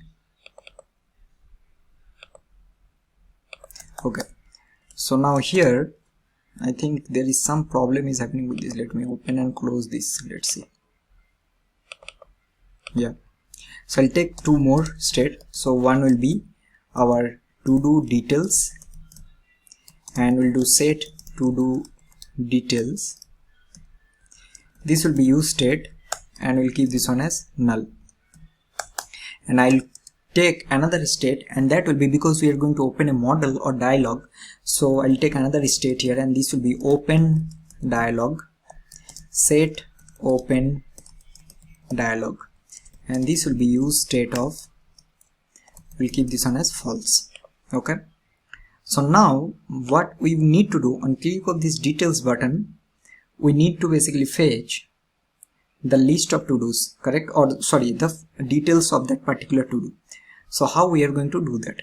So for this one, first I'm going to create another method, and that will be async function fetch details of current to do. Okay, and if I go to this, right, so let's go to single to do. So you can see that we need to call the same API, but for each and every individual to do we need to pass that current to do ID. So that means somehow we need to receive the current to do ID in this argument. So we need to get current to do ID. Now here you might think that how we are going to do that. So for this one, the first thing is, because this button that we are having here, that is in to do item component, so I'm going to do one thing. I'm going to pass this method as a prop in this component. Okay, so this is one way of doing. There are multiple ways you can do that. So I'm passing this one in the to do item, this, so that means I'll receive this one as a prop here. And now what you can do, right, so whenever I'll click on this particular button, I need to pass that ID. So let's say if I click on this one, so I need to pass 4. If I click here, I need to pass the 2. So we'll take a on click, and here what we can do, right, we'll simply call that fetch details of current to do, and here you need to pass the to do dot id. So what will happen if I now save this, go to app.jsx, and if I log this current to do here, right, so you can see that if I go here,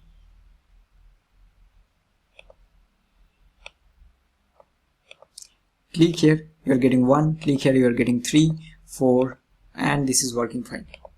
So now what we can do, we can call this API. So I'll copy this, and then I'll create. So let's take another try. We'll take catch. For now I'm going to log the error,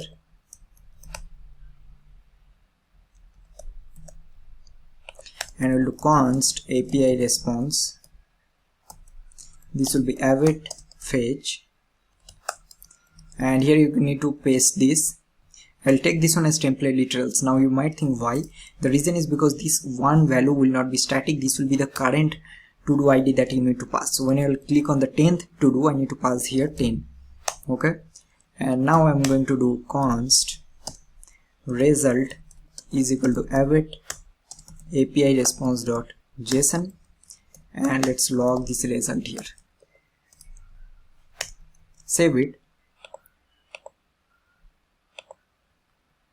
go to console, click here, see, you're getting the details, click here, you're getting the details, and this is working fine. Okay, so now what we are going to do, right, we can set these particular details. So we are having the set to do details, correct? So we can simply check that if the result is true, so we'll make the set to do details, as the result. Let's give this one name as details. What else? Let's give details only. So we'll do set to do details as details, and once we'll get the details, then only I want to open the model. So now what I'll do, right, set open dialog as true, then only I want to show, else we will do set to do details, this will be null, and we'll do set open model as false. Okay, now save this. Now what we are going to do, we need to create this to do details component, and here I'm going to open a model or dialog, whatever you can say. So function will do to do details, and now what this will receive, right, this will receive two prop. Can you guess? So the first prop will be, it will receive this open dialog, and also it will receive this to do details, these two things. So copy this, so it will receive to do details, and also it will receive open dialog. Now we are going to return. And another thing forgot to mention, and that is, in JSX we can use this fragment. This will basically use to wrap multiple components into one, because your JSX can have only one single parent, right? So here this will basically create that wrapper. So this is another component that you can use. The reason is because, let's say if I do something like this, I'll return a paragraph, and after this I'll return another div, right? So it will give you error that JSX expression must have one parent element. That means you need to wrap both into one element. So that is the reason we'll use this fragment to wrap it, and then we'll do a dialog from material UI, and inside this dialog I'm going to render the dialog title, and here I'm going to render these to do details that we are having dot to do, and then I'll be having dialog actions, and here I'm going to import a button, and on click of this button I want to close. Okay, so here in this dialog you need to basically tell that, okay, open the dialog. So there will be an open prop that it will receive, and for based on what, so we are having this open dialog that will be receiving from the parent component. That's it. And then I think for now this is fine. Now let me just export this, save it, go to app.jsx, and I'm going to import it here. So we'll do to do details. Now it will receive the open dialog. This open dialog will be this open dialog that we are having, and also you need to pass the to do details. So we'll do open dialog, and also you need to pass to do details, which will be to do details. Now let's save it, see what is happening. File, let's say click here, see it's opening. On click of this close, now we need to close this. So how we are going to close this? So to close this one, we need to make this open dialog from true to false again. So we need to pass this setState method. So here I'll pass this set open dialog as a prop, then we'll go to our to do details, and I'll receive this one here. Now this open dialog also receive another one, that is on I think on close, and here I'm going to make this set open dialog as false again, and same for button click. So on click of this button, two things we need to do, I'll tell you what. So the first thing we are going to make these details that we are having, right, this set to do details, so this also we are going to make as null every time we'll close this. So save it, and we'll receive this one. I'm not going to again explain all of this in details, that why we are receiving these props, because these already we have discussed how you can pass data from one component to another component. And so on click of this button, first I'll make this set to do details as null again, and I'll close this open dialog, so this will be false. Save it. Now let's see. So if I click on outside, it's closing. Click here, watch a documentary, close. Now it is closing. Click, and you see once the data is getting fetched, then only it is opening the dialog. Awesome.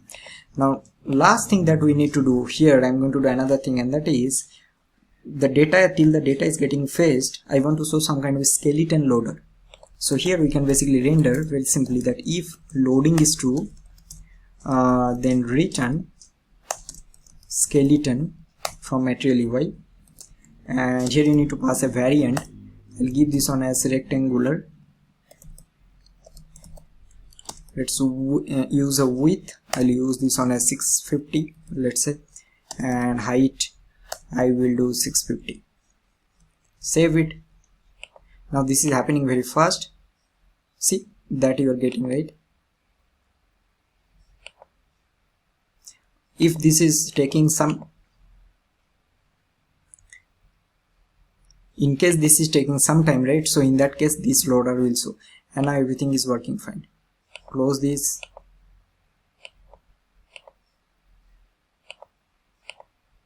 Awesome.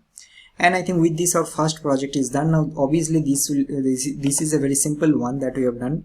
Now later we will be doing some shopping cart using context, and also we are going to implement another project using Redux Toolkit. Then we also going to implement two MERN stack project. One will be a simple user management app, then there will be our main admin dashboard. So that's all for this particular project. Now let's move on to the next one. Alright everyone, so till now we have completed the very basic concept. We also learned how we can work with context, and also have created a very simple project, right? Now before we will start with our second project, which will be a shopping cart using useContext. So we want to basically complete the event handling and also how we can work with forms. Now for this particular section we are not going to use any form third-party library like React hook form. The reason is because at the end of this particular video we are going to create a simple to mid-level MERN stack project also, and in that project we are going to use React hooks form. And the reason why I'm not going to use any third-party library package, because this particular section is going to help you for interview purposes also. So normally in interview you might get some queries from forms, and also how you can do some kind of very basic form validation, and for sure in interview they will not allow you to use any third-party library package. So that is the reason we are going to learn everything from scratch.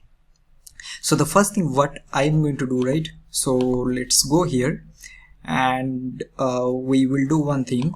Let's create a component, and I'll give this one name as form, and inside this I'm going to create index.jsx. Now we will start with very simple one, and then we'll be moving to some complex, like how we can create dynamic form controls and those things. So here I'll simply do function. Let's give form component, and here first we'll do export default form component, and I'm going to return, let's return a div with h1, and this will be form. Now obviously we need to import in our app.jsx, so I'll just comment it out from here, and let's use our form component. Awesome. So now normally in forms, so you can have different kind of inputs. So if you're already aware of like HTML elements like input, select, text area and those things, so here we are going to start with a very simple input, that how we are going to work with input, how we can manage state, how we can manage values and those things. So first thing, I'm going to take an input element here, right? And now let's say what I want to do, right, this I'll save this. So this input, whenever I'll type something, let's say this value I need to send to a server, and then I need to save this particular value to a database.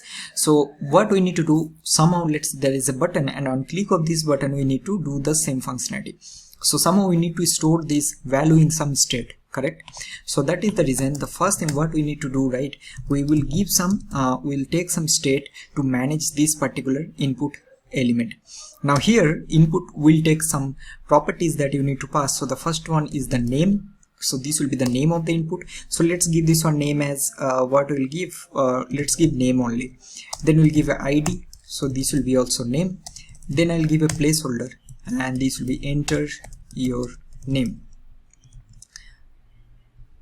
Okay, so we're getting some error. Oh sorry, here we have done mistake. So now if I remove, so we are getting placeholder here. Now also we need to give some value here. So I'll give a value, and I'll give my name here. Now see what will happen. Save this.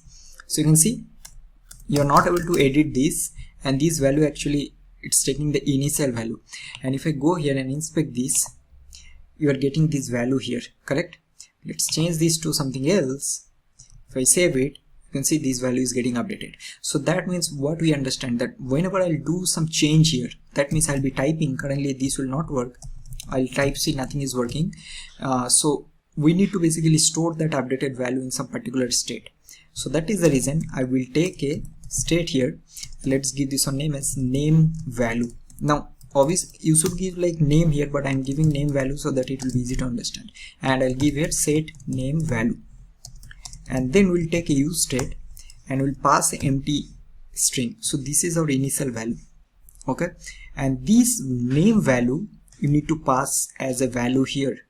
So that means first time this value is empty, correct? Now still nothing is working.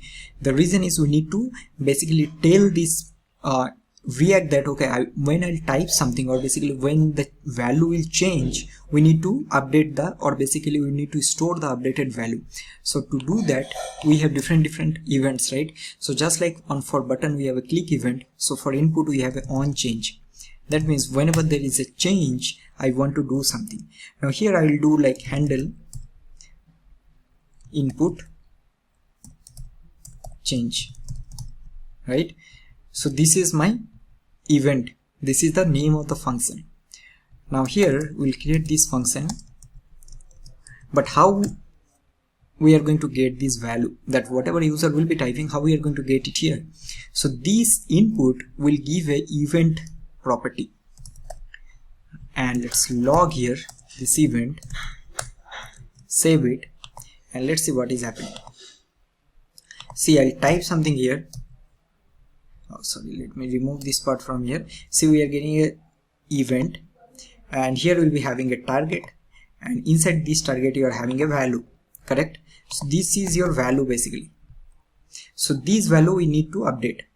So that means we usually get this value from, so we'll do const and destructure the value of this from event.target, just now we saw.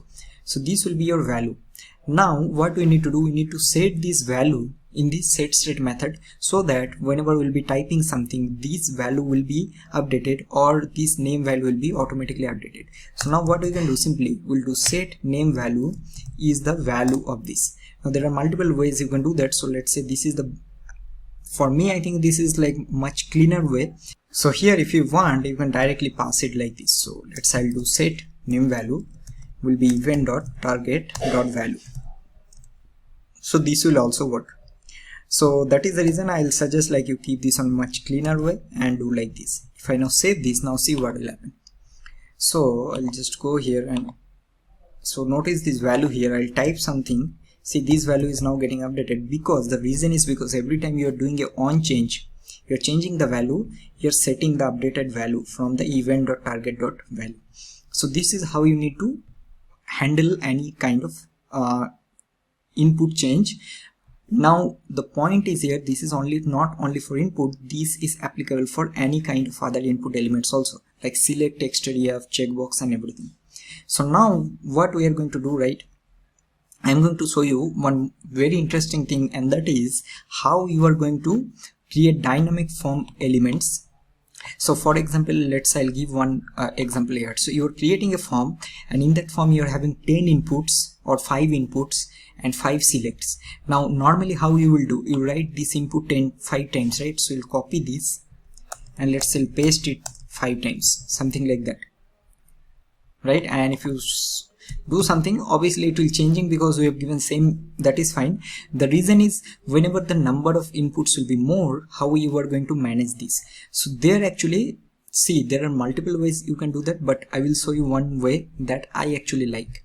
So now before that, we need to also understand another concept, and that is how we can basically work with forms. So now what I'm going to do, right, I'll save this. Now inside this I'll take a form element. So I'll take a form. Now whenever you'll be creating a form, you need to wrap that particular JSX inside form element. I'll cut it from here and then I'll paste it here. So now this input inside this form element, and this form element here I'll have a button. Now, so this button will do what this will do on submit. This will store this particular information, whatever we'll be typing, in a database. correct? So now how we are going to do that? So that means whenever I'll submit, I need to somehow get this particular value, and I need to do a API call, and then I need to save this particular value in your database. If I now submit this one, you can see this page is getting refreshed. Now this is a normal default behavior of form. So what we are going to do right, this form, first of all, whenever you have a button inside this form, so we'll give a button type. These all are normal HTML JavaScript concepts. I'm not going to explain all of this. So you will give a type of submit, and then this form will have a on submit method. Just like for input you have a on change, so this will have a on submit method, and here you will do handle submit. Okay, so this is my method name. So now I'll create this. So I'll do function handle submit. Now again this method will give you another event, and here what we need to do, we need to do event.prevent default. So that means we want to prevent the behavior of the browser, normal behavior, that whenever I just refresh this page or click on this button, this page doesn't refresh. If I click here, right, nothing is happening, because we have actually using this prevent default, we have stopped that behavior. Now simply what we can do, we can call the API here, right? Call API here, and then pass the name value. That means, let's say you want to store this name value in your database. If I just simply log here this name value, that's it. So now if I now save this, and let's say I'll do here like name value, I'll give my name Sangam, and then I'll just do submit, and you can see we are getting my name here in this handle submit. So now it's very simple. So you'll be able to get this value, and then we can do like you want to store it in your database, you want to API call, whatever you want to do, that you can do. So what we have done, basically you need to wrap this form input inside a form. You need to take a on submit method. You need to stop the browser default behavior using event.prevent default, and then once you'll have the updated value of your input or select or text array or whatever, then you just pass those value or do the manipulation inside your handle submit method. Okay, so this is how you can work with simple forms. Now you can have multiple inputs, that is also fine. So we are also going to see that one, then only we will go to this dynamic form control creation. So how we are going to work with multiple inputs. So let's say you have a name and then you have an email, right? So I'll copy this, or let's create another one. So I'll do input, and I'll give here type. So this type will be now email. Then I'll give a name. So name I'll give email. ID I will give email. Placeholder I will give enter your email. And then we also need to take a on change. Now I'm going to show you multiple ways that you can do that, okay, one by one.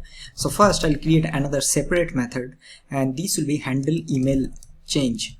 So for input we have given handle input change, for email we have given handle email change. Now I'll simply create this method, again the same process. This will give you another event. Now just like you have taken for name value, I hope you are already getting, so you need to take it another for email value. So I'll do here email value, and I'll do set email value. Again this will be useState of empty array. Now here we're going to pass the value, so value will be your email value, correct? So now we have already done this. So now in this handle email change, again we will do the same thing. So we get this, and then simply do set email value, because we are setting the value of email, and this will be this will be value event.target.value. That's it. So now let's say on submit I want to store the name as well as I want to store the email, and let's see if this is working or not. Save this. So let's give my name, and I'll give my email, and then I'll do here submit. So you're getting name and email both. So now I hope you're getting that whatever or how many inputs you will be having, you can wrap those inputs inside form, and then you can do certain operations or whatever you want to do. But just what you need to do, you need to basically manage that on change. You can use some useRef or something like that, but we'll not go into much advanced level. This is a very simple beginner level. So that is the reason I'm explaining in much simpler way. So this is one way that what you have done. You have basically created separate method. See, for name we have created a separate method. For email we have created a separate method. Sorry, this one. Let's say now you have a 10 inputs here. So we'll be creating 10 separate methods. That is not the best way, right? So how we are going to do this one in a common way, correct? So that in one method we are going to manage both. So let's see how we are going to do that. So now I'm going to create another method now. Okay, so this will be function and this will be handle. We'll give form elements, or let's do handle on change, and this will give you an event. Now what I'm going to do, right, I'm going to pass this handle on change in both the places. So that means I'm only creating single method instead of creating multiple methods. But how you are going to do that? That means how React or browser will understand that when I'm typing here, this is I'm typing for name, and when I'm typing here, I'm typing for email. So now to understand that, again this on change will give you this event, right? And here I'm going to show you one interesting thing, and that is I'll just log here event.target.name.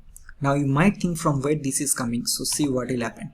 If I go here, right, let me refresh this page first.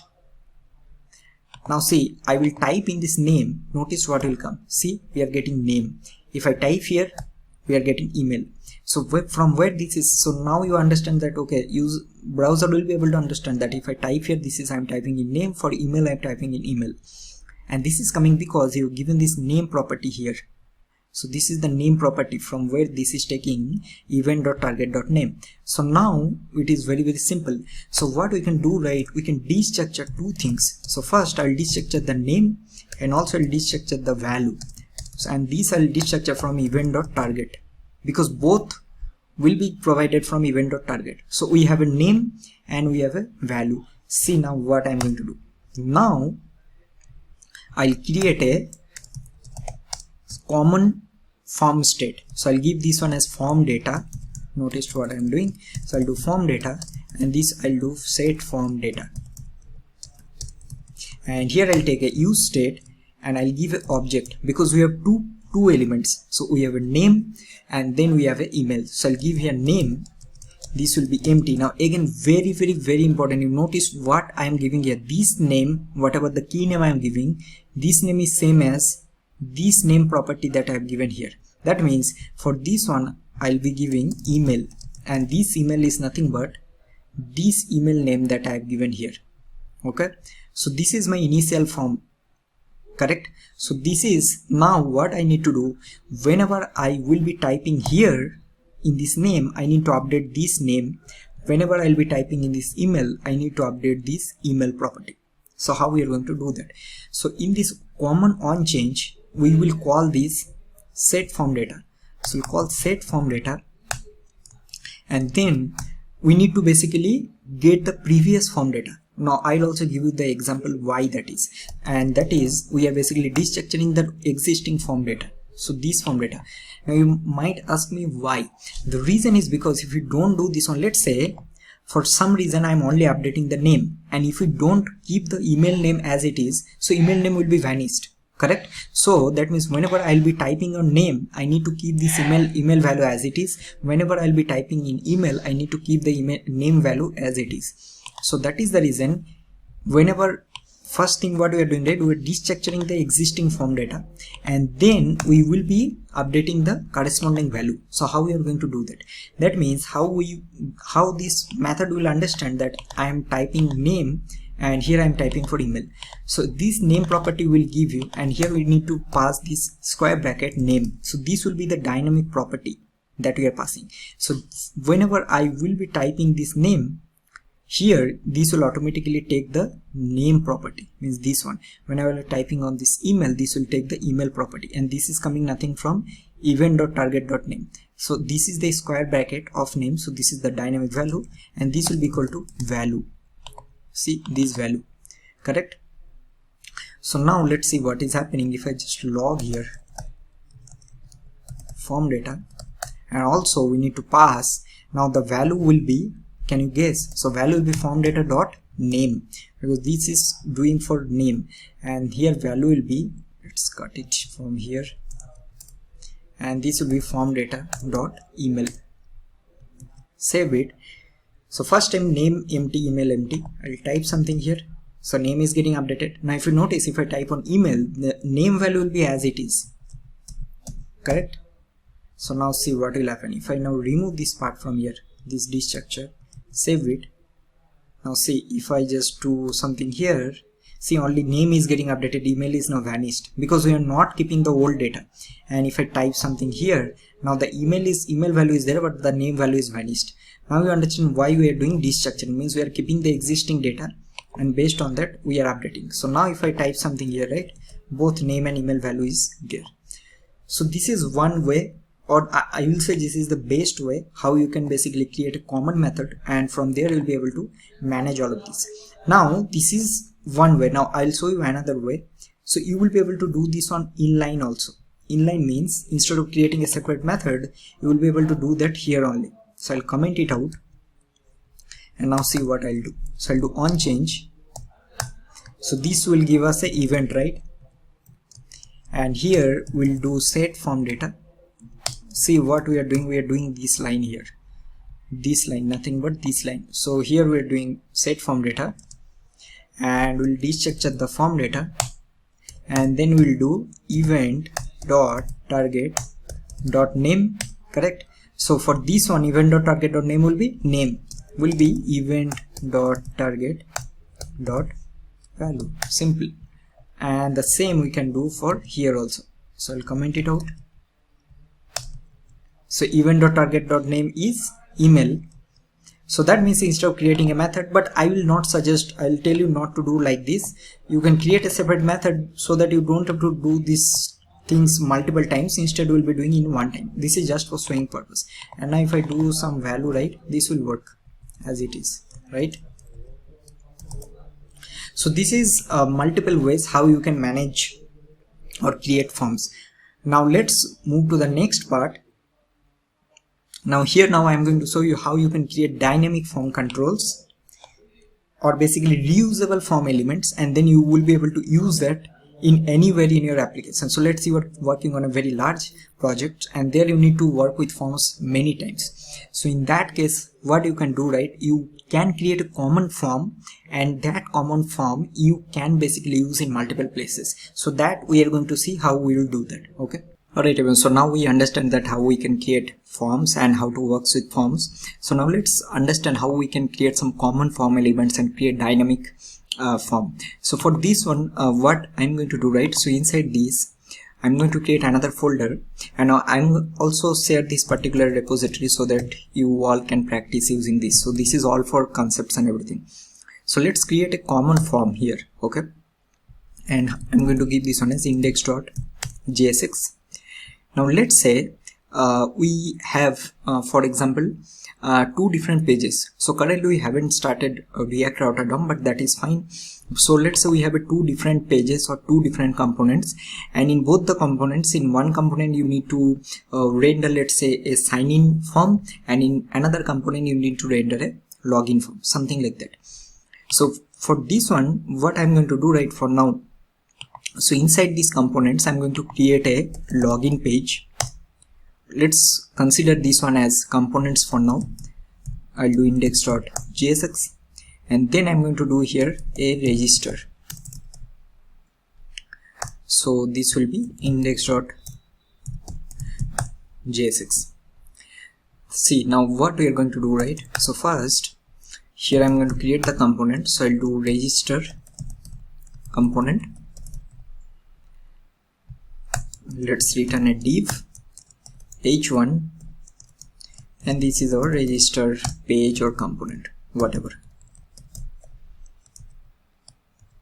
Copy this, and then I'll paste it here, and I'll give this one name as login component.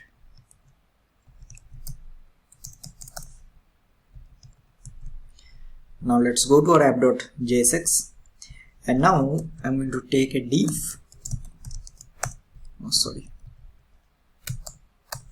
I'm going to take a div here, and then we are going to first, let's render the login component and then render the register component. For now we'll use some inline styling, like we'll give a display of flex and we'll give a gap of, let's say, 10px, 20px. So here I'm having two component. Now what I want to do, I want to create some kind of common form logic, so that let's say currently we are having only two components. Let's say we need to implement form in 50 components. So that we'll be able to easily pass only that, we can only tell that component that okay, create this particular form for me, so that I no need to create each and every element every time. So we are going to do the same. Now in this common form, so let's see how we are going to do that. So I'll do a function, I'll give this one name as common form. Let's return. Now what this will return, this will return a form, right? Now here I'm going to do export default and we'll do common form. Now this form will receive or basically this form needs to render all the input, select all the elements inside of these, but that will depend on some props, that what kind of props that we are passing from this component. Let's say for this register we need to render 3 form elements. For this login I need to show 2 form elements, so both will differ. So that means this will receive some kind of prop from parent component, and I will give this one name as form controls. Now this logic we are also going to do implement in later projects also, because this is a very useful logic that you can basically implement. Now this doesn't matter whether you are using your own custom form or you are using some third-party library like React hooks form or Formic, something like that. So this form controls you'll be receiving, I'll give a initial value of empty array. Alright, now see how we are going to do this one. Now I will be having some common elements also. So for example, I will have a common input. So I'll do index.jsx. Then what else? So first I'll create this one.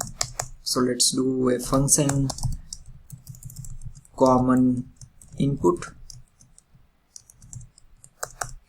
Let's do export default common form, common input. Now what this will return, right? This will return, let's say, what you can do, will return a div and I'll return a label here, and this label will be, I will be receiving a label from the parent component. So this will be my label. So this label I'm going to receive from here, sorry, as a prop. Then I'm going to render an input. Now this input will have the certain things. It will have a name. This name I'll receive from props. Then it will have ID. This ID also I'll receive from props. Then it will have a placeholder. This also I'll receive from props, or else we'll give some random like enter value here. Okay, and then we also going to pass a value property that I'm going to receive from props. And what else we need to pass? We also need to pass an on change, and this also I'm going to receive from props. So these all the things it will receive from props. Also here let's give for, sorry, we need to give HTML for, and this will be our name. So now this name I'll receive, so we'll do on change name, ID, value and placeholder. So that means all of this I'm going to receive from these props. Now what I'm going to do, right now, see how we are going to implement this one. Now we'll go to our first, let's start with our login page. So go to login page. Now in this page what we are going to call, we are going to call the common form, this form, right? So now we are going to call a common form. Now this will receive the form elements or form controls. See how we are going to do that. Normally you should create a config, or let's do that. Let's create a config only. So we'll go to our source, we'll create a config folder, and let's do index.js. So here I'll do export const, and we'll do login form controls or elements, whatever you can give. This will be array. Now here what you need to do, right, you need to basically pass all of this property that you need. Now obviously not all value and onChange we are going to pass later, but we need label, we need name, we need ID, and also we need the placeholder. So now we'll go here and we'll pass a name. So let's say for login I want to render an email.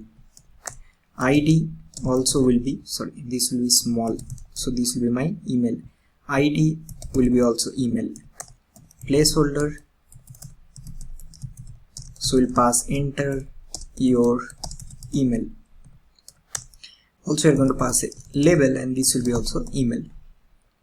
Now what else we need to pass? We need to pass another very important point, because we need to tell this common form element that what kind of element we want to render. If it's a input element, we will render from common input. If it's a select element, we will render from a common select component. If it's a text area, we'll render a text area. So that is the reason we need another property here, and that will basically tell us that component type. So this will be a input. So now I'll copy this and I'll paste it one more time. Now here I'm going to pass this one as password. Also we need to pass another thing, sorry, we need to also need a type, because this should have a type. So type will be, either you'll pass the type or else this will be text. Okay, so here we also need a type. So I'll pass a type. So for this one, type will be email. For this one, ID will be password. This will be enter your password. Label will be password. Component type will be input, and type will be password. So now we created all of this, right? So now we'll go to our login form, and here we need to pass our form controls. Now what will be the form controls? This will be nothing but this login form controls. So this is first, but now this will break because we also need to pass some other things. Okay, we need to pass the value and onChange. So this will receive a form controls, this form element, it's common form. Also it will receive a form data, and also it will receive a setState method, which will basically handle the onChange. I think this we already discussed. So these three things it will receive.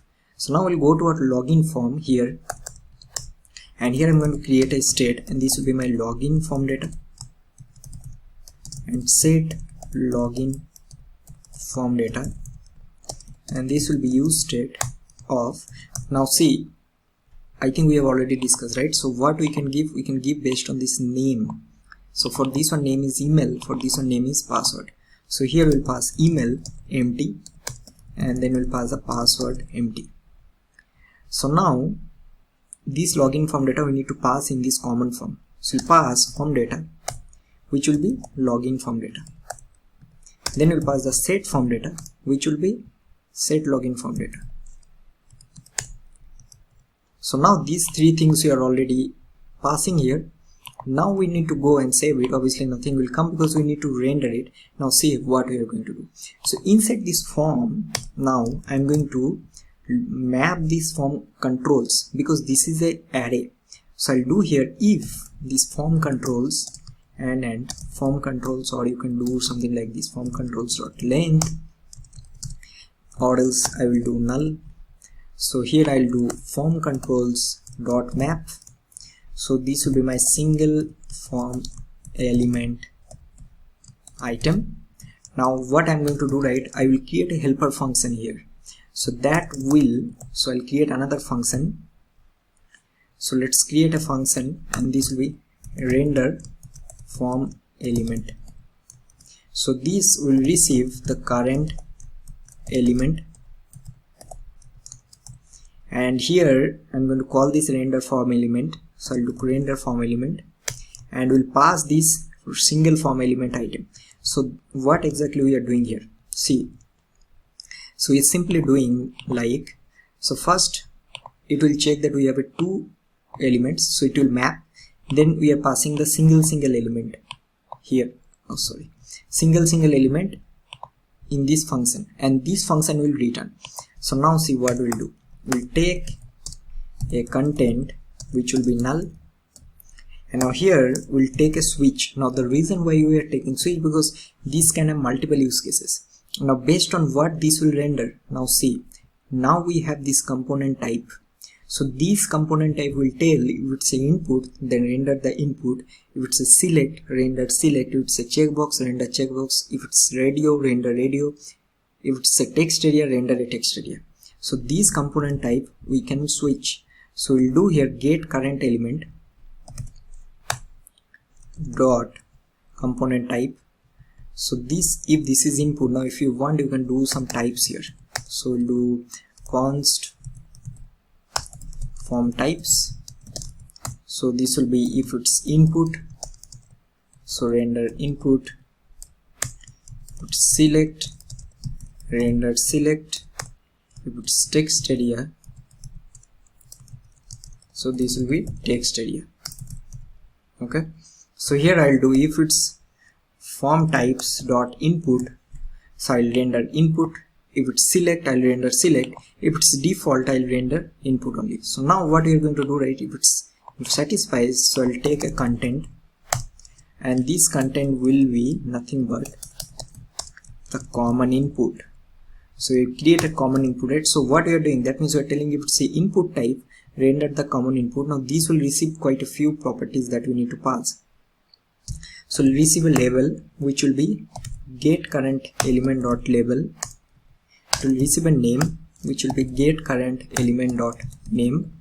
It will receive a ID which will be get current element dot ID. Now these all are coming from this ID placeholder and everything.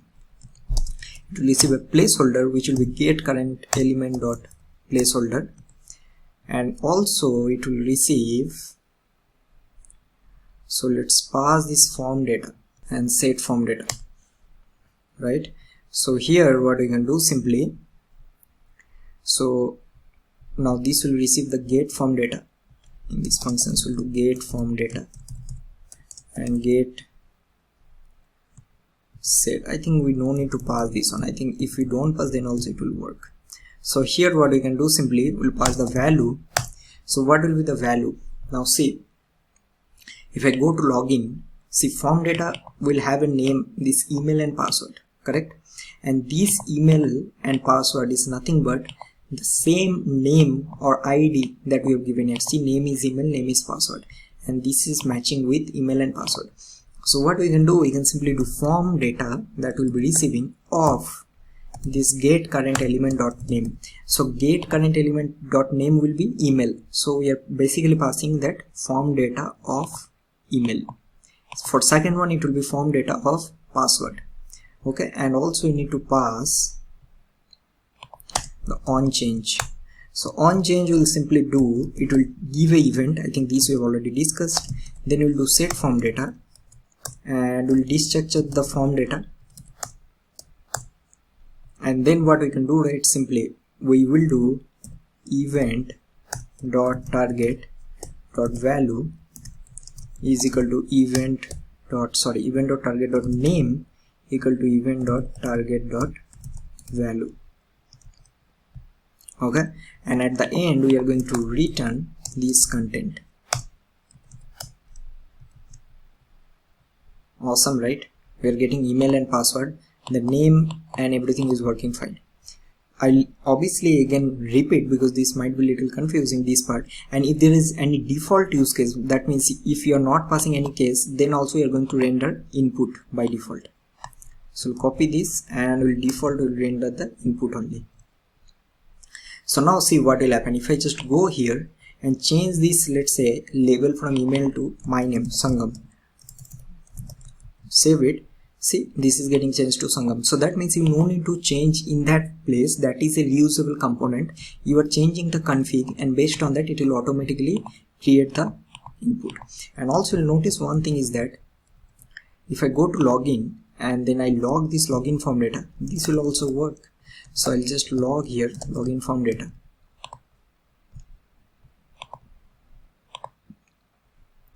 Go to console. So you can see that email empty. So I'll type something here. See, email is getting updated. If I type on the password, password is getting updated. So from where this is working? So this is working nothing but from in this part. So you have a common form, right? So we are doing this logic here.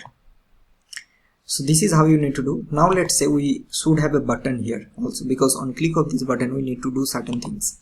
So simply see how simple logic this is. So just now we'll take a button. So we'll take a div, take a style, let's do a margin top of 15px, 12px, and then we'll do a button. And here I'm going to just do, if we are getting a button text from a parent component as a prop, so we'll render that, or else we'll always show the type submit, and type will be always submit. Okay, now save it. So now we are getting some error.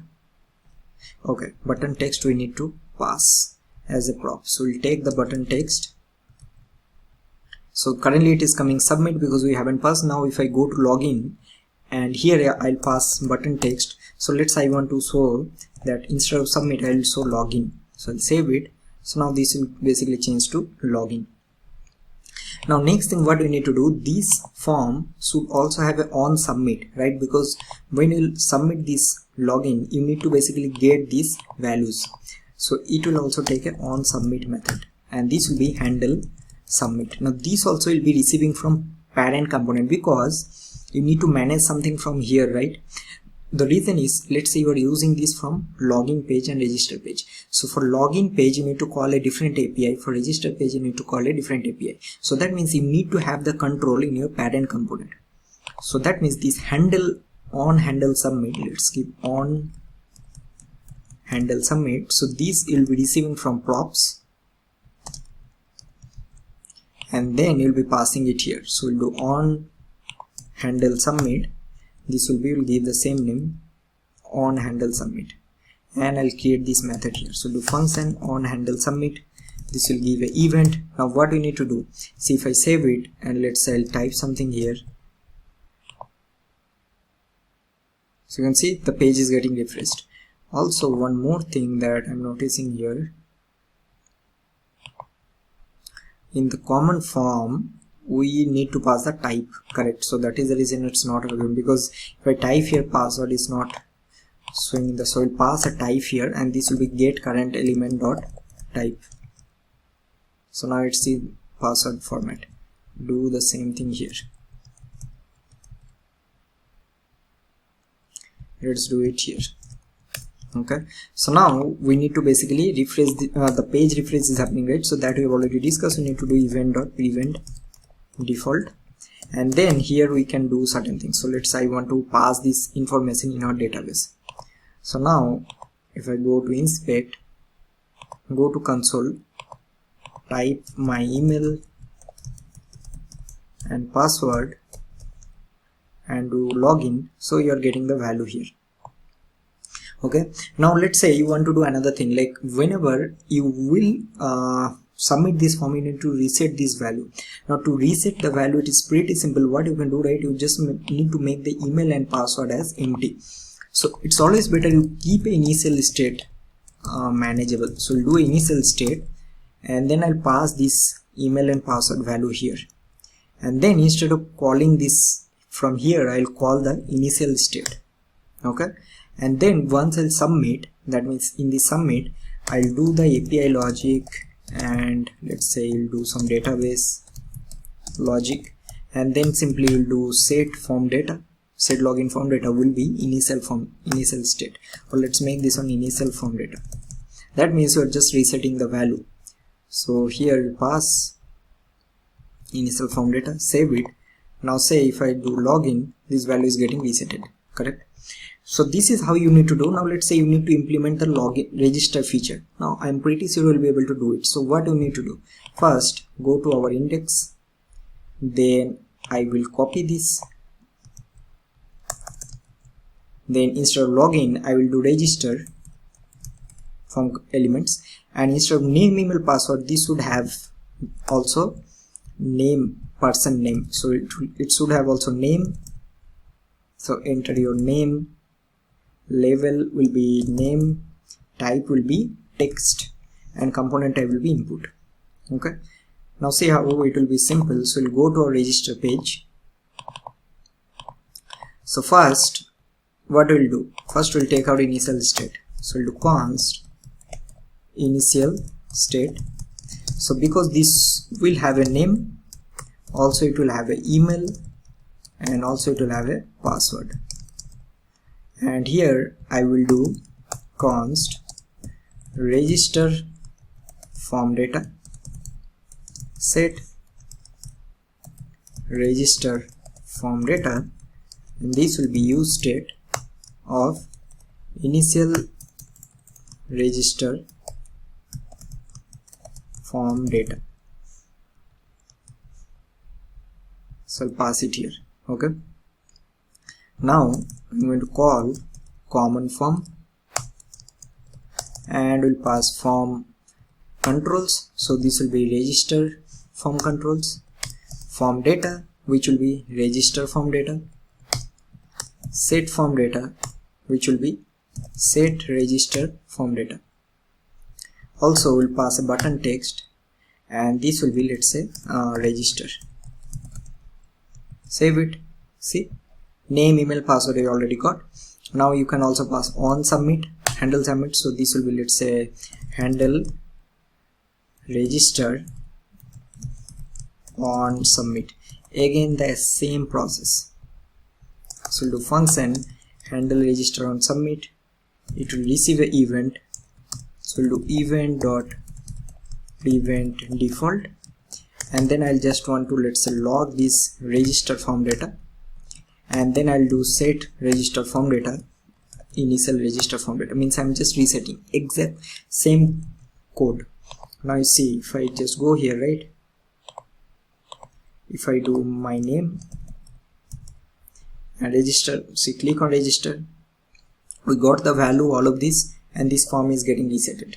Now you see, both are different, but we are not reusing or rewriting all of this again and again, right? Instead we created a common form. This common form is basically checking that what kind of component I need to render. If it's input, render the input. If it's a select, render a select. So that's a homework for you. So create two more elements. So basically here I created a common input, right? So you create a select and also create a text area, and then you will check here that if this form types dot select, then you render the select component. If it's a text area, you render the text area component. Okay, so this is how you can do.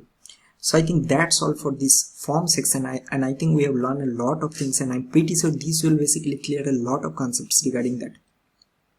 Now in the next part, or basically in this section, we will do another very important thing, and that is custom hooks. So custom hooks is basically a concept that basically use to reuse your component logic, as simple as that.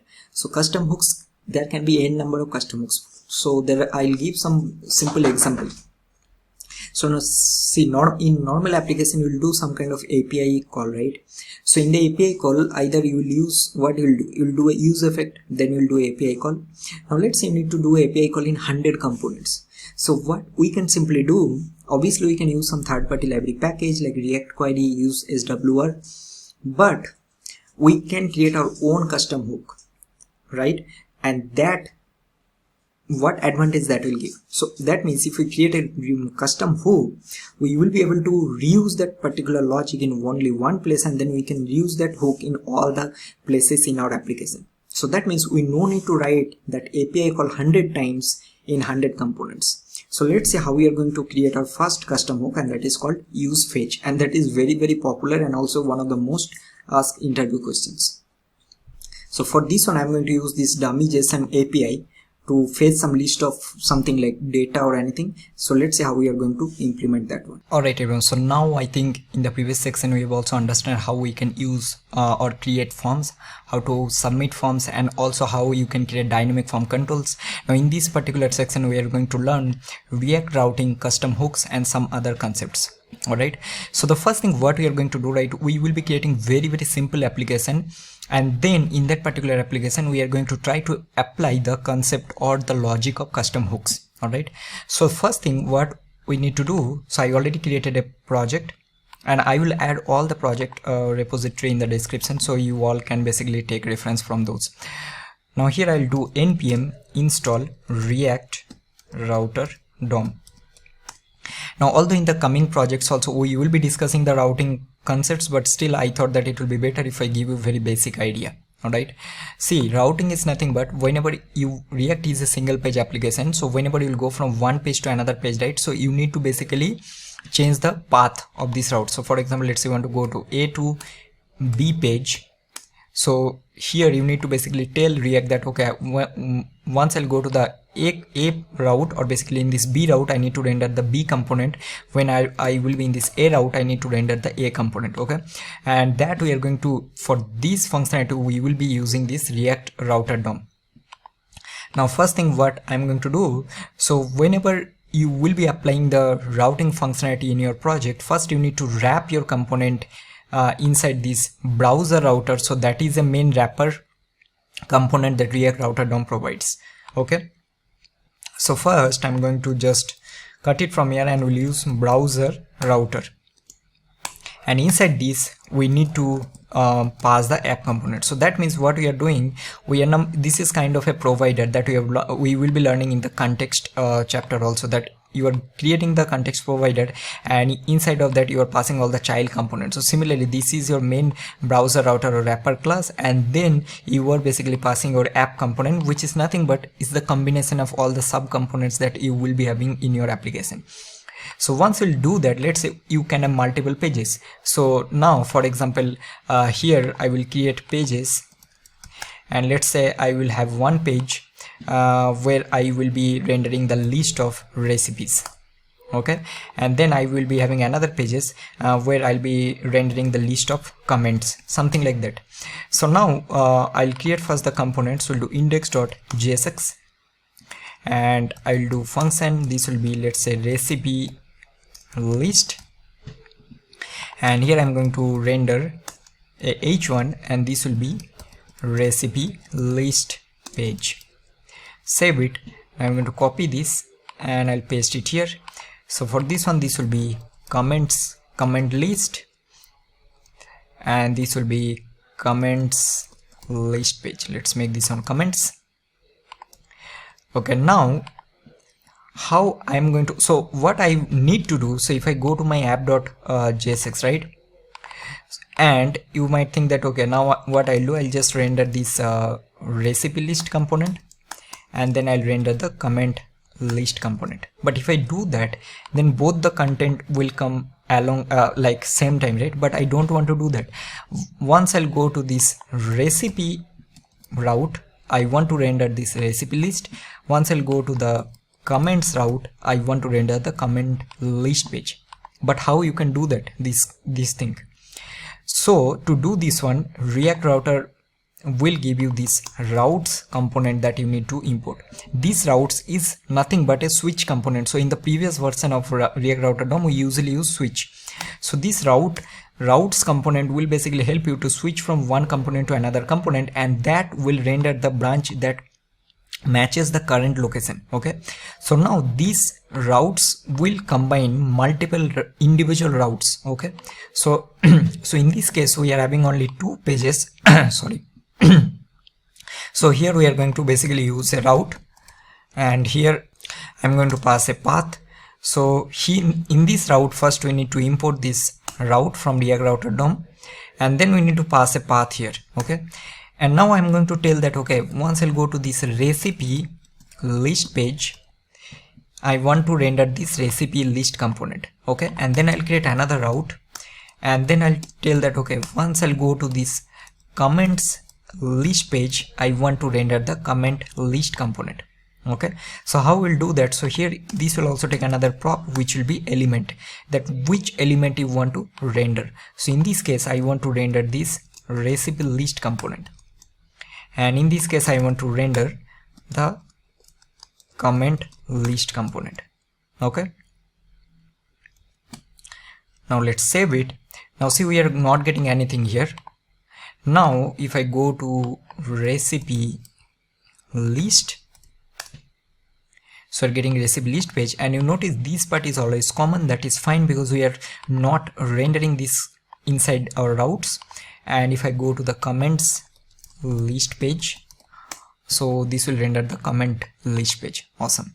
So now what I want to do, right, I will be having two buttons, and each button, so if I click on one button, it will go to the comment list page, and if I click on another button, it will go to the recipe list page. So let's see how we are going to do that. So here I'm going to create two buttons.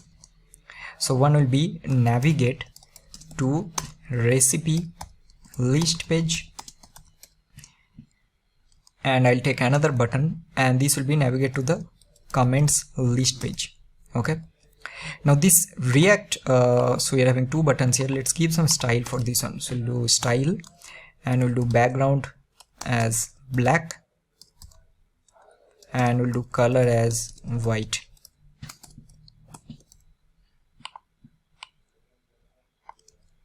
Let's paste it here. So now what I need to do, this React router will give you a hook. So the first hook that we are going to learn, and that is called the use navigate. So that will basically help you to navigate from one page to another page. So I'm going to import use navigate. Okay, so you can see that this is basically, you can also use link, so that we are going to see. But now what I'm going to do, this navigate, so in this button I'll take on click, and I'll tell that, okay, once I'll click this recipe list page, navigate to, so here you need to pass the path, that in which path you want to navigate. So I want to go to the recipe list page, so I'll go to this path, recipe list, right? And for this one I'll take another on click, sorry, this will be on click, and here I will tell that, okay, navigate to the comments list page. So I'll do comments list page. Now let's save it. Now let's see what we're getting. Okay, so this will be comments list. Now see, if I click here, it's going to the recipe list page. If I click here, it's going to the comment list page. Okay, so this is one way of navigating one component to another component. Alright, so now we are going to see another way of navigating. So I will take another div here, right? And inside this I'll render something that is called link component. So this also you can use, and that this will be alternative way of navigating. Now, although I'll highly suggest use this one, whenever you need to do some dynamically navigation, you can use this navigate, or basically this use navigate. So here this is also very simple, that you want to navigate to the alternating way of navigating to recipe list page. Okay, so here very simple, first import it from React Router DOM, and then just pass a to property here, that okay, I want to go to the recipe list page. As simple as that. Save this. Now if you see, click here, it's already in the recipe list page. So I'll go to the comments page, and then I'll click here, it's going to the recipe list page. See, both way we can do that. So you can click on this use navigate, and also you can go to the, or you can use the link also. Okay, now second thing what we are going to do, now we will be learning another very interesting thing, is that how we are going to manage dynamic routing in React Router DOM. So dynamic routing is nothing but, let's say you are having 100 list in this recipe list page, correct? And now each and every recipe, whenever you will click, you will go to the details page. So there will be a recipe list slash, let's say recipe 1, then you have recipe 2, recipe 3, recipe 4. That means this value is always different. So this is a dynamic value, correct? So how you are going to manage this? So to manage a dynamic routing, what I'm going to do, right, first I'll create another page here, and this will be recipe details. Okay, and I'll create our index.jsx, and we'll do function, and this will be recipe details page. Now here I'm going to render recipe details. Now I need to render these recipe details whenever I'll go to this route. Let's say I have a recipe list, and then I have a recipe 1, then I have a recipe 2, recipe 3, recipe 4, 5, like that. So first you need to go to the app.jsx, and you need to write all of this inside your routes folder only, inside this routes component only. So here I'm going to create one more route. Okay, and now the trick is in this path. So what I will tell that, okay, go to recipe list, and then you need to basically go to a dynamic page. So how you will tell React Router, you need to give this colon. Whenever you will give this colon, that means this is a dynamic route, and you need to give this ID. So that means I need to go to recipe list, and then the details of the recipe, and there I need to import this recipe details component or recipe details page. Okay, so now see what will happen if I try to go to recipe list /5, hit enter, it's going to the recipe details page. If I go to 500, it will be in the same page. So if I give 5000 here, this will also be going to the same page. So it doesn't matter whatever value you'll be passing, you will be always going to the recipe details page only. Very, very important. All right. So this is how you need to give. You need to tell this colon, and then you have to give this value, and this also you're going to see. Now the point is, I'm in the recipe details page. So let me go here and let's give a h1. So I'll give a h1. Let's save it. Okay, now what I need to do, I need to get this value from this URL, this param. So to extract this value, what we are going to do, we'll be using another hook that is called, so we'll do const params and use params, and then I'm going to log these params here. Let's save it and let's see what we're getting.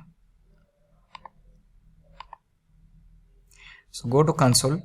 So you can see that you are getting an object and there is an ID of 5000. If I make this one 50, now you'll be getting ID as 50. So this is coming because you have given this ID as the value. So that is the reason this is your key name and this is the value name. So now what you can do, you can simply go to recipe details page, and then I'll extract this ID from params, and then I'll do recipe details of recipe item, and then I'll pass the ID. So now let's save it. Now you can see that it's now 50. So I'll change this one to 123. So now this will be 123. So what you can do, right, you will get this value and you can do certain operation, like you can do some API call and those things. All right, so that is the reason this is very, very important.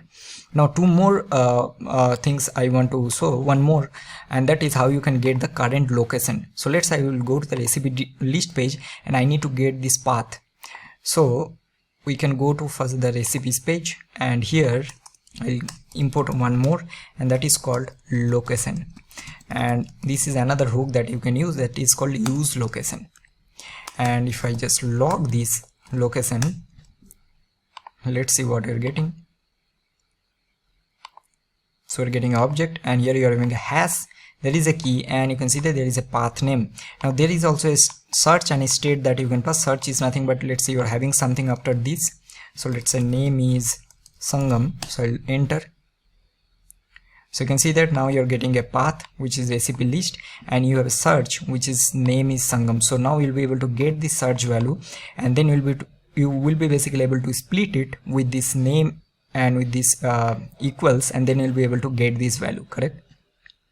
So this is another very, very important hook that you will be able to basically get it if you want to get the current path name. Now next thing, we need to know how you can render a found or not found page. Okay, so what I'll do, right, inside pages, I'll create another folder and I'll do not found, and here I'm going to do index.jsx, and here I'll do function not found page, and here I'm going to return a div, and I'll show that we'll do h3 that this page doesn't exist. And then what I'll do, I'll give a link component, and I'll do go to recipe list page. Okay, and here I'll give a 2, and I'll give /recipe list.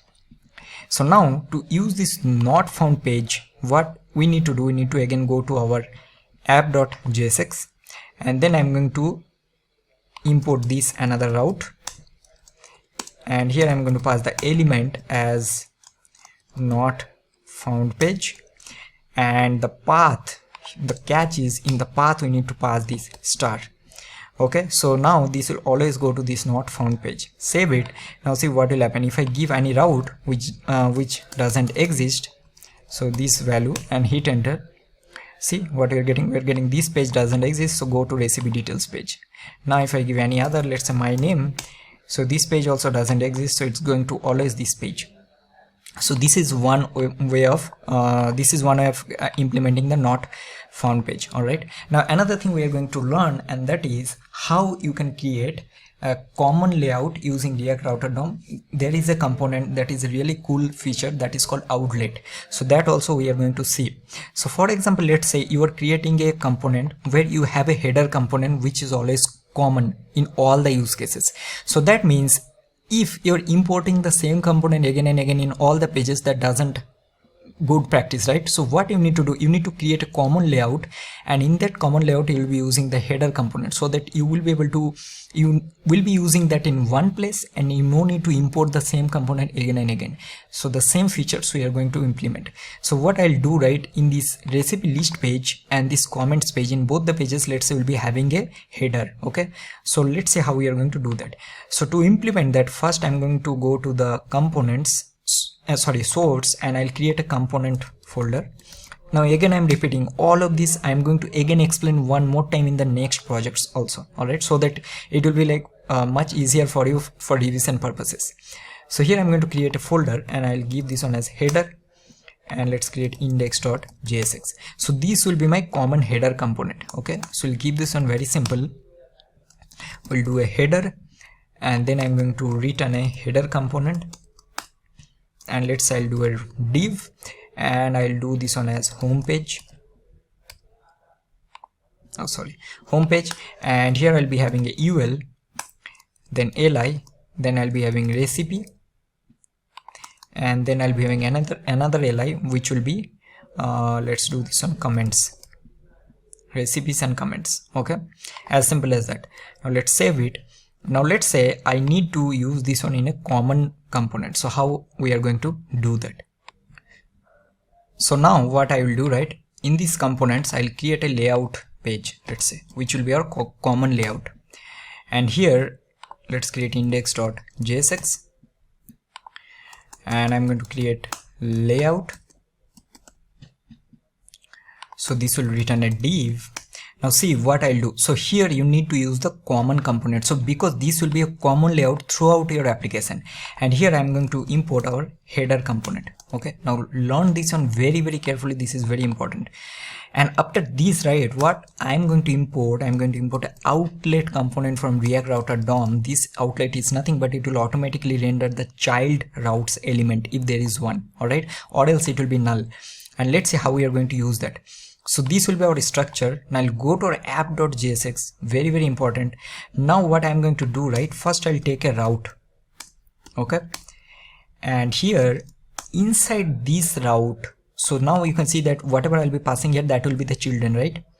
So now I will be cut all of this, all three route, and then I'll paste it inside this. So that means this recipe list, comment list, and then recipe list by ID, all of these are children of this route element. And in this route element, what I'm going to do, I will give a path. So let's say this is our home, correct? So that means this is our common home page, and in this page I'm going to render the element which will be our layout element. So if I save this, now see what I'm telling, that okay, whenever I'll go to the home page, so I'll go to the /home, noticed, I'll go to /home. So you can see that it's getting rendered, the home page and the recipe and the comments. This is nothing but the header component. Okay, we'll give a style here, so we'll give display as flex, but it's not about the styling. Let's understand the concepts. Okay, so here we are having the recipe list, and also you're going to give a gap of 20 px, and we'll do list style as none. So we are having our home page, and then we are having our two links which is common for all the pages, see, and that is coming in this home component. But as soon as I'll go to /home and then I'll go to /recipe list, because now this is the children of this home, I'll see this header component will be getting rendered as well as the content of the recipe list. See, now the recipe list is getting rendered.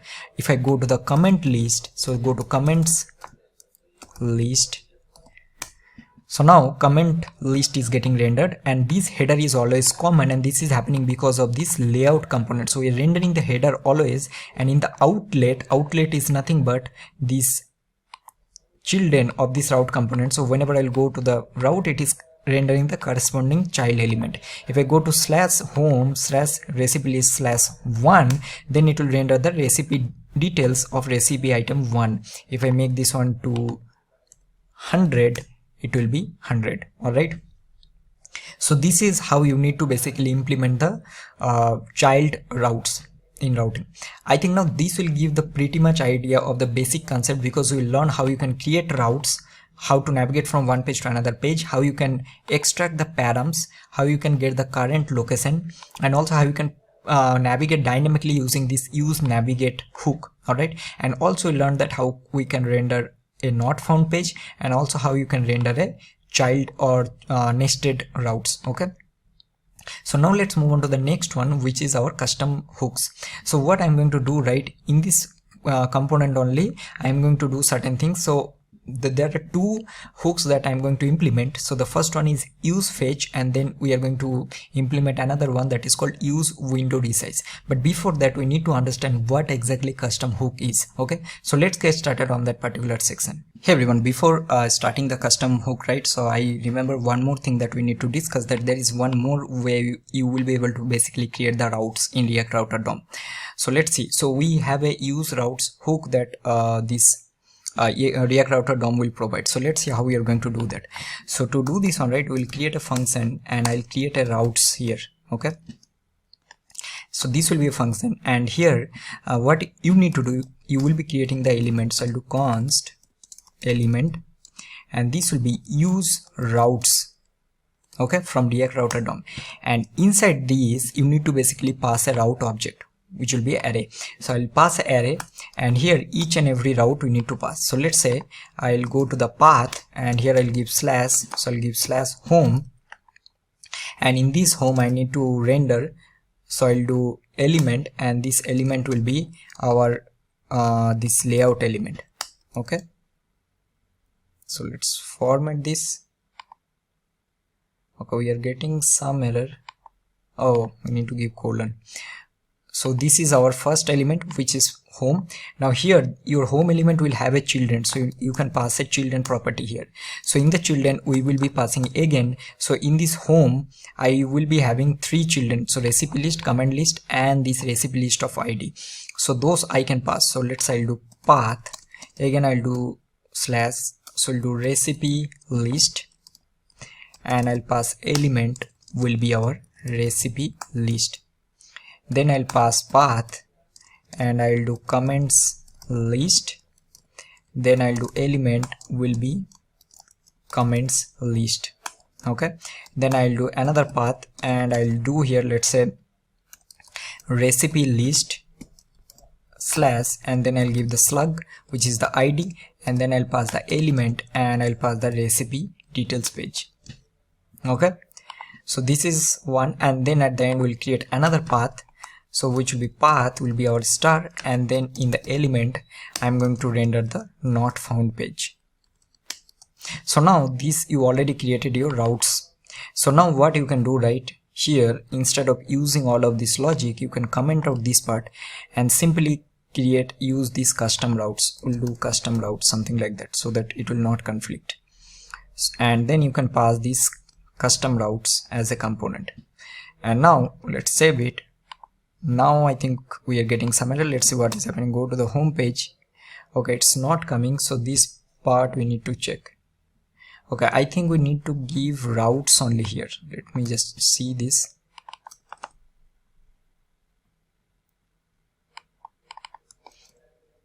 Oh sorry, no, not routes. What I'm doing, this is correct only. I think we need to return the element. We haven't written anything, sorry. So we need to return the element, and I think we can remove all of this.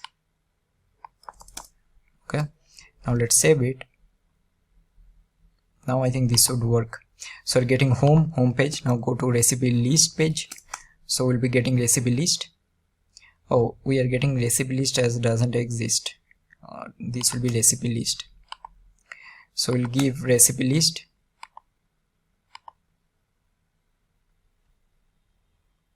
Something we are doing wrong. See what I'm doing, sorry. So these each and every will be an object. That is the problem here. So this will be an object, and this also will be object, and here this also will be object. We can't use all of this in one.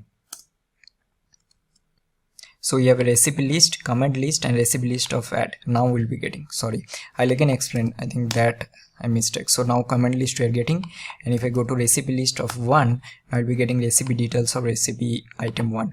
So I'll again explain what we have done, right? So instead of using this, we created a custom hooks component where we'll be using this use route hook, and this will be, each and every route will be an object. Now again we are having an object with path element, and then children again will be a object, so array of object, and each and object will be again path element. So again, let's say you are having some children, so you'll be again giving children here, something like that, okay? And then for the not found page, we created another object, and then instead of using these routes here, we just use these custom routes that we have created. So this is another way of creating routes, okay? So this is just I want to explain. Now we are going to discuss what exactly custom hooks are. See, custom hooks are nothing but what basically custom hooks are do that will increase the reusability in your application. For example, let's say in this two component, I'll go to recipe details page, comments page in both the pages, right? Okay, so here something is going on. If I just refresh this, oh sorry, we need to also change the path, that is the reason. So this will be now /home/recipe list, and this will be also /home/recipe list, and this will be /home/command list. Okay, now let's see, click here, it's going. Okay, so now custom hooks is basically, for example, in this two component, in this recipe list we are fetching list of recipes, and in the comment list we are fetching list of comments. Alright, now in both the places we are doing some kind of API call. So now normally how we have learned that how we can do API call. So we'll use useEffect hook, and then based on that we need to create a method, and that method will fetch that list of data from our API, and that will store in our state.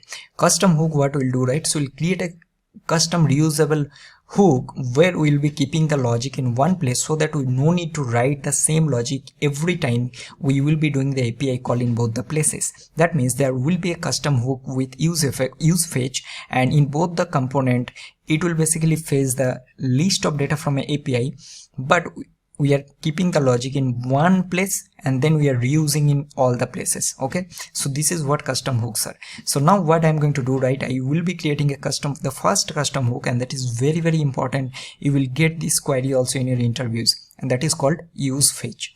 So what I'm going to do, right, here inside source, let's create our hooks folder, and here I'm going to create usefetch.jsx. And we are going to learn this on step by step, that how we are going to do that. Alright, so let's see how we are going to create our first custom hook, that is useFetch, and we are going to learn everything from scratch, step by step. So first thing, this will be a simple function. So we are going to create a function, and I'm going to give this a name as useFetch. Okay, now what are the things that it will receive, that we are going to learn. But before that, first, whenever you will create a custom hook, first you need to understand that based on what reason you are creating that. For example, here I am creating a data fetching hook where I need to basically pass the URL, that from which URL I need to get the data, and also if there are some other options, if it is required, then I need to pass it. So that means this will definitely receive a URL, and also it will receive some options. So here it will also receive options, which will be empty object, right? So this is the first thing. After that, we are going to basically just do export default useFetch.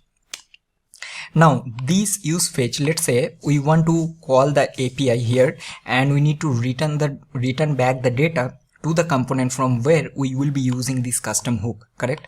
So that means here we need to manage some kind of state. So first state we are going to do here, and that will be our data, and then we will be having our set data, and here I'm going to take useState of null. Okay, and then I'll be taking another one, and this will be loading, set loading, and this will be useState of false. And we'll take one more, and that is to manage any kind of error, and this will be set error, which will be useState of, will do null.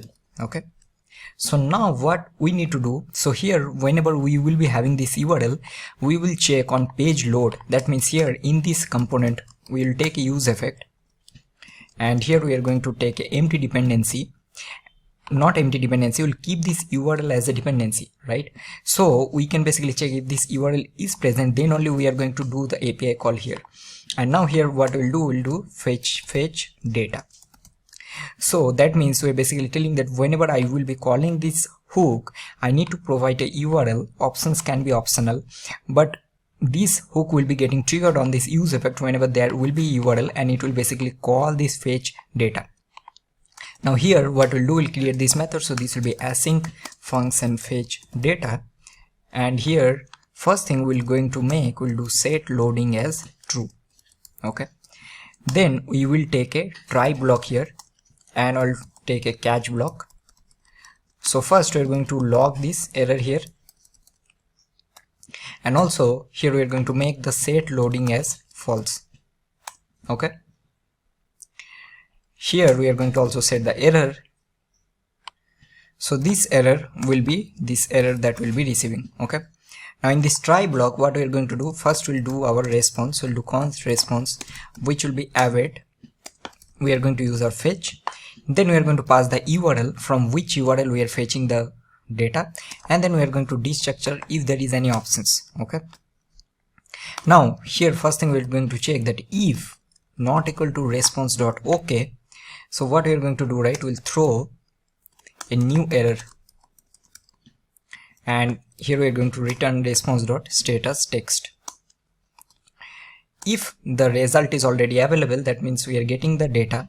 So we'll do const result or final result, whatever, we'll do await response.json.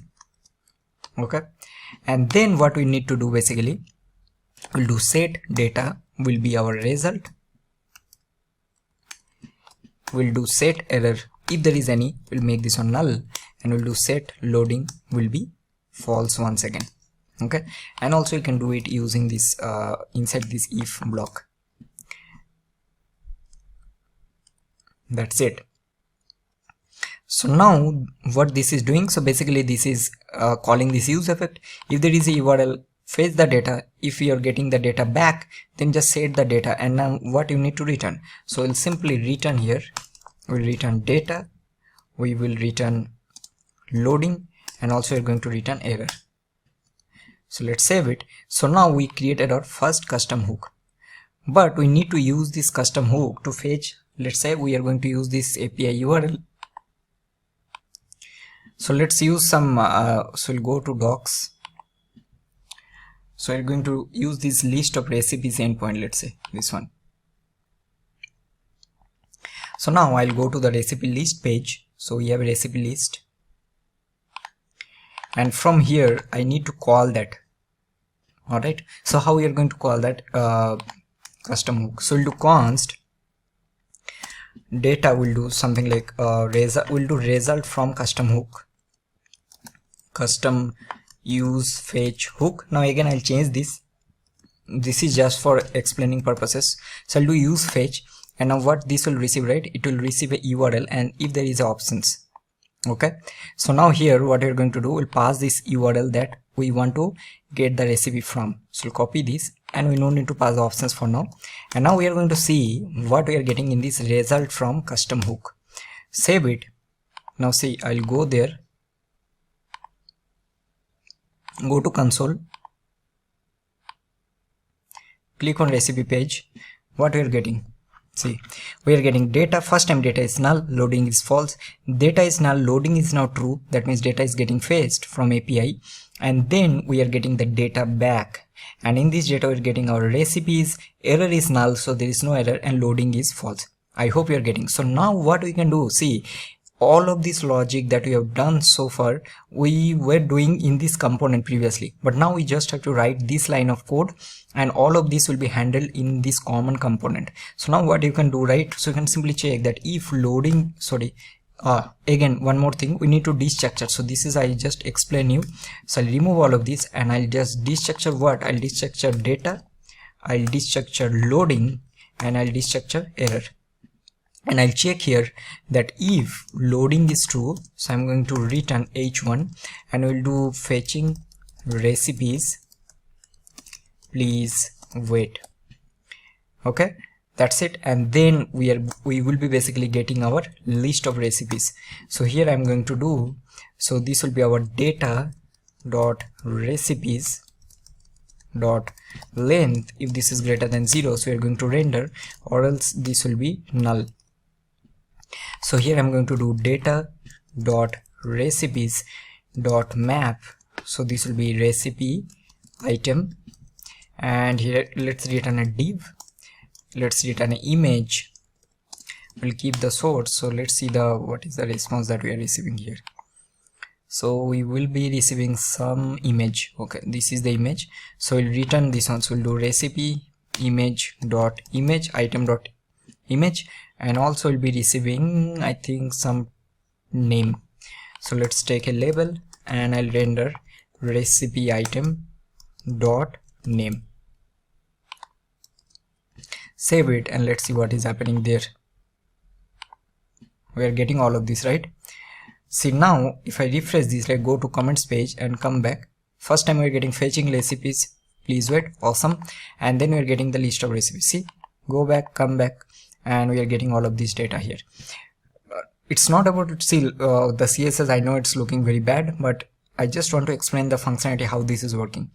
So now it will be like a piece of cake for you. Like if you want to explain, if you want to implement the same in the comments page, what you need to do. So go to, let's say, another URL here. So let's say comments URL, and just call this API endpoint. So I'll copy this, right?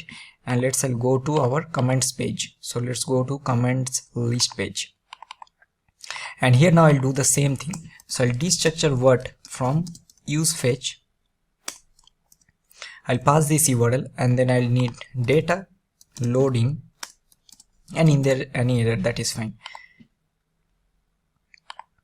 Now let's copy this, and I'll paste it here, and instead of this I'll do fetching comments. Please wait. And once we'll get the data back, so I'll just copy from here the same logic, and instead of the data recipes, I think we need to do data dot comments, and let's say I want to render the body and the likes. Okay, body and the likes. So I'll do data dot comments,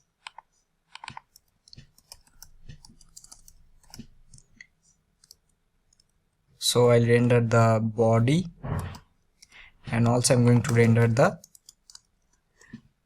we'll do comment item dot likes. This will be comment item, and I'll do this on comment item. Let's save it. Now let's go back. So now let's go to the comments page, fetching comments. You're getting all the comments here.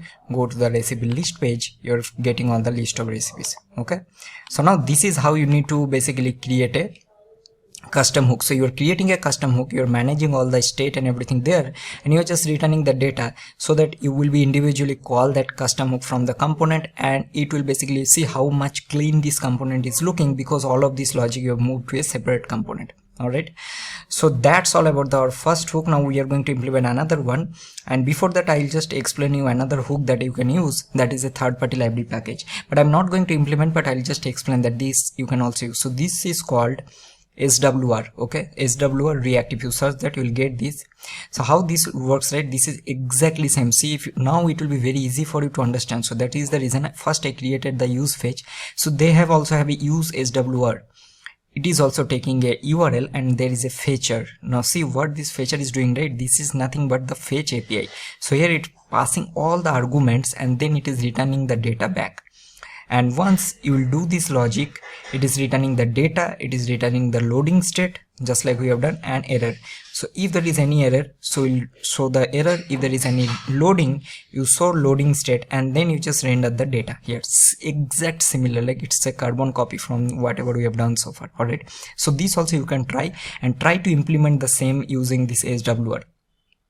Now I'm going to create one more hook, and that is called use window resize. So let's say there is a requirement that every time we'll just resize this window. Okay, you need to basically get the current window resize, width and height, and for that one the requirement is you need to implement that in the whole component, in all the components in your application, and your application is very big. So what you decided and your team, that instead of implementing that in each and every individual component, you are going to create a custom hook, and that hook you are going to use in all the components wherever it is required. So let's try to implement that. Alright everyone, so let's create our second custom hook. So I'll go here and create one more file, and let's give this one as use window resize.jsx. So now here what we need to do, we need to basically return the current width and height. Okay, so here we'll do function, we'll give use window resize, and here what we are going to do, this will receive nothing, so we need to basically take a state which will take the current window size, and that will set the current window size also. So this will be window size, and here we are going to take a useState, and I'm going to take width will be 0 and height will be 0. Now here let's export default this, so do use window resize. Now what this will return, so this will basically return the window size at the end. But how we are going to get that? So here we can use layout effect, so that is another hook. So use layout effect and useEffect almost same, but there is a slight difference. So the difference is useEffect will run once all the DOM elements will be rendered in your browser, or basically after the paint process.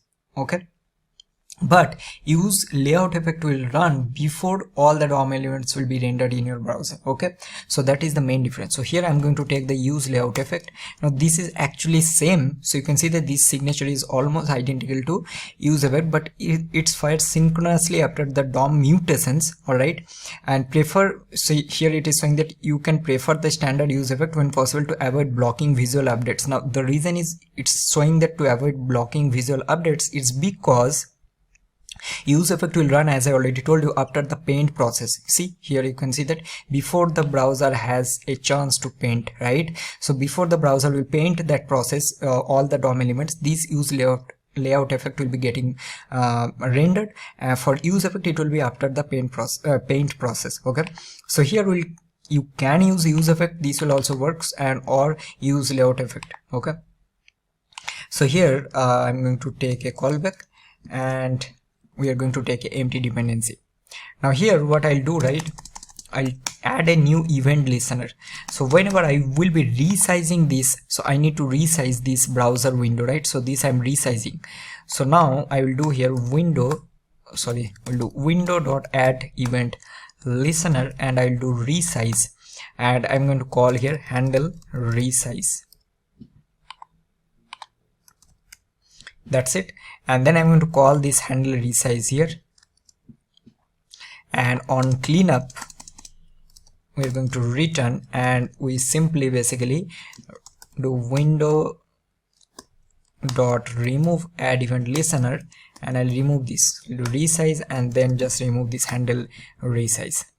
Sorry, now I'm going to do async. I'll create the function, so we'll do handle resize, and this will simply just do set window size.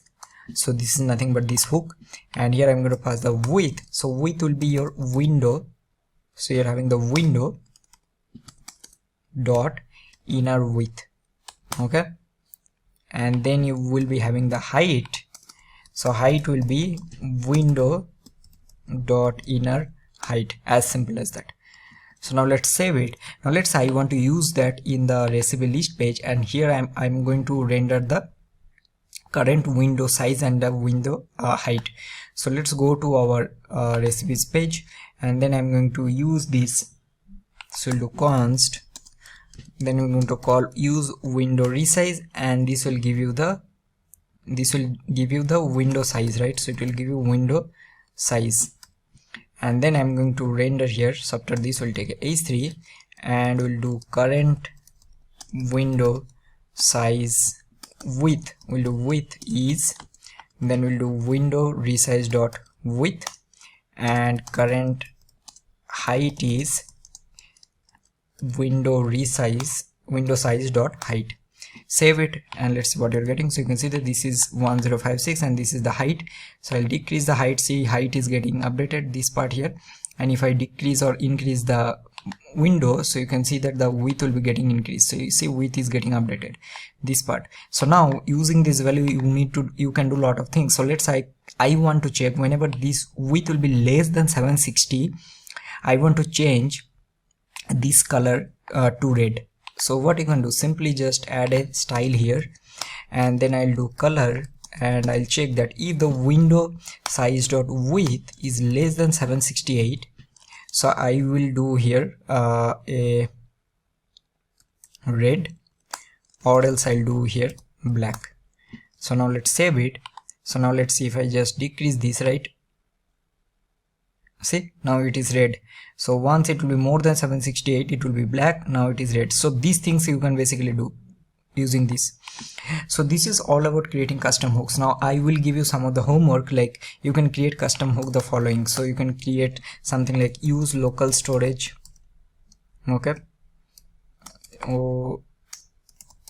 then you can create use counter, then you can create use session storage, then you can create use ID.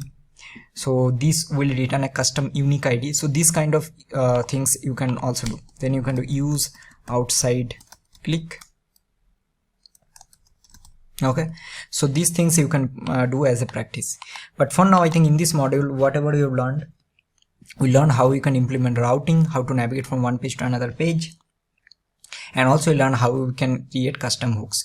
So now let's move on to the next one. Alright everyone, so now in this section we are going to learn how you can use React hook form to create form. Okay, so React hook form is one of the most popular library that you can use to implement validation and form handling in your React application. Now before starting, I just want to make it very clear that we will not go into much advanced level, because what I'm thinking that this tutorial is already getting very complicated and there are a lot of things that we are learning. So I'm giving you my word that I will be creating another part 2 of this React video where I will be explaining all the advanced level of concepts, okay. So in this part we will be creating a very simple form, and then we are going to learn how you can do a basic implementation of React hook form. So for this one, first thing what I'll do, right, first let's close all of this, and inside pages I'll create one more, and I'll give this one as a React hook form example. Let's create our index.jsx.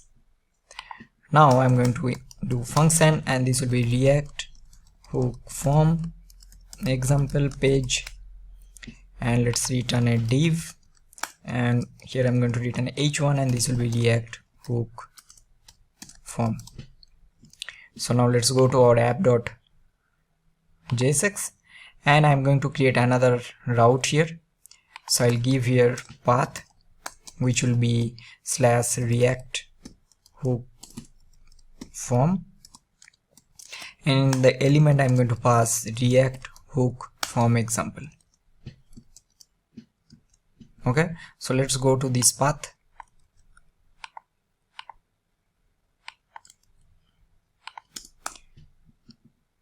So you're getting React hook form, okay, and I'm going to comment out all of this for now. Let's comment it out, these common things that whatever we are having. Anyway, I will be adding all of this in the repo, so you'll be able to use. Okay, so in this one, right, first we need to install React hook form. So here I'm going to do npm install, we'll do React hook form.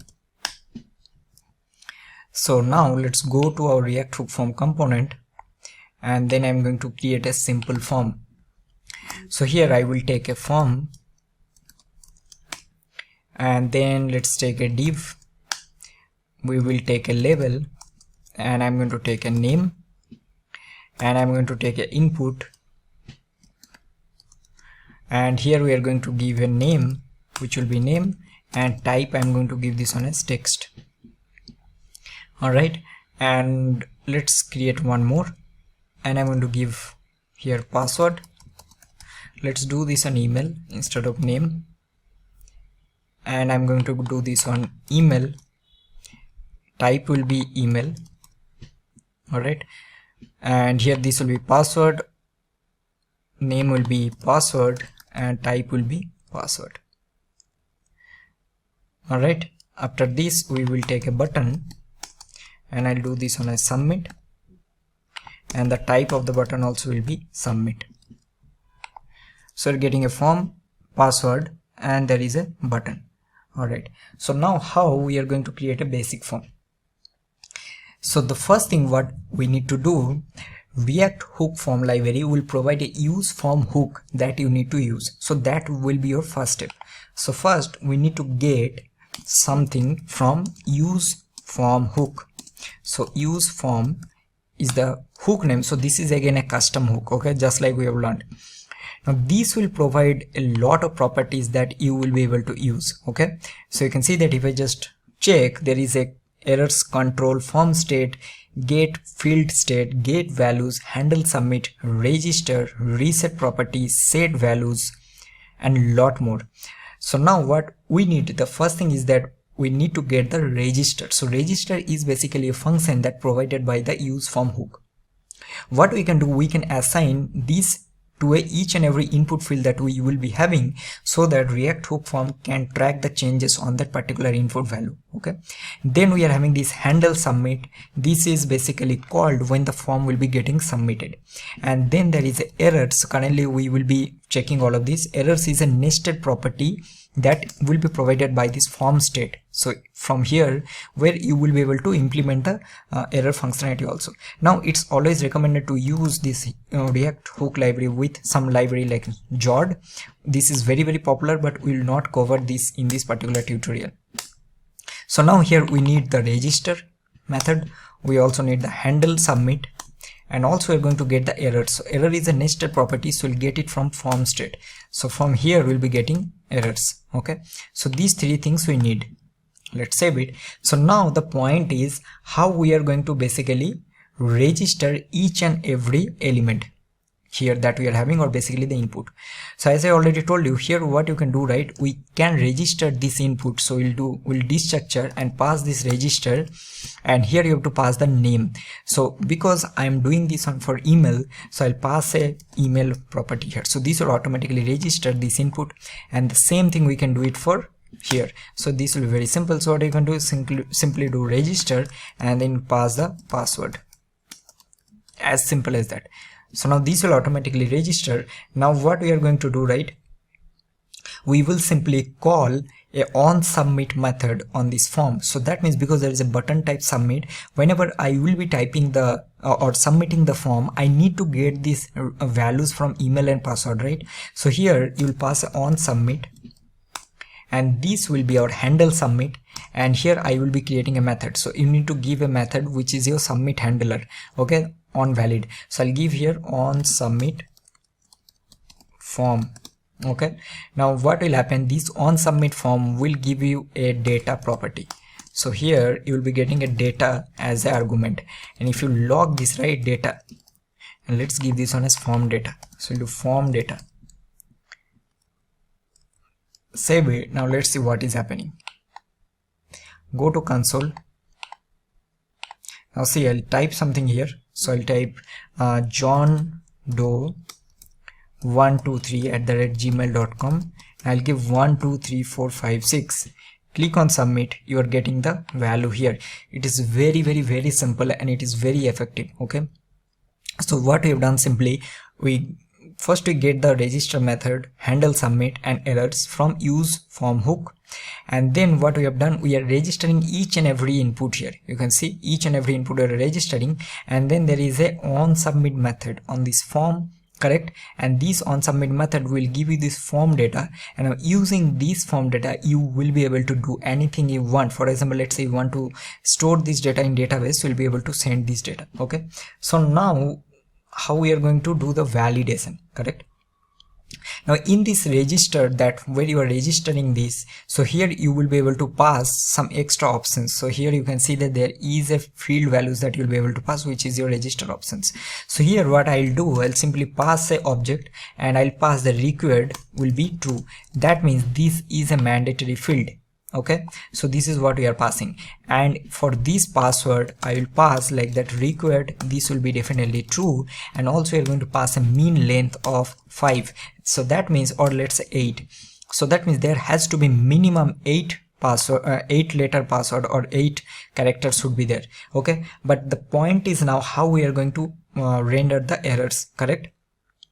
So to render the errors, so you can see that we are already getting the errors from here. So what we can do simply, here we'll take a, let's say we'll take a curly bracket and we'll check here errors dot email, because this is the field name that we have registered, and errors dot email dot type.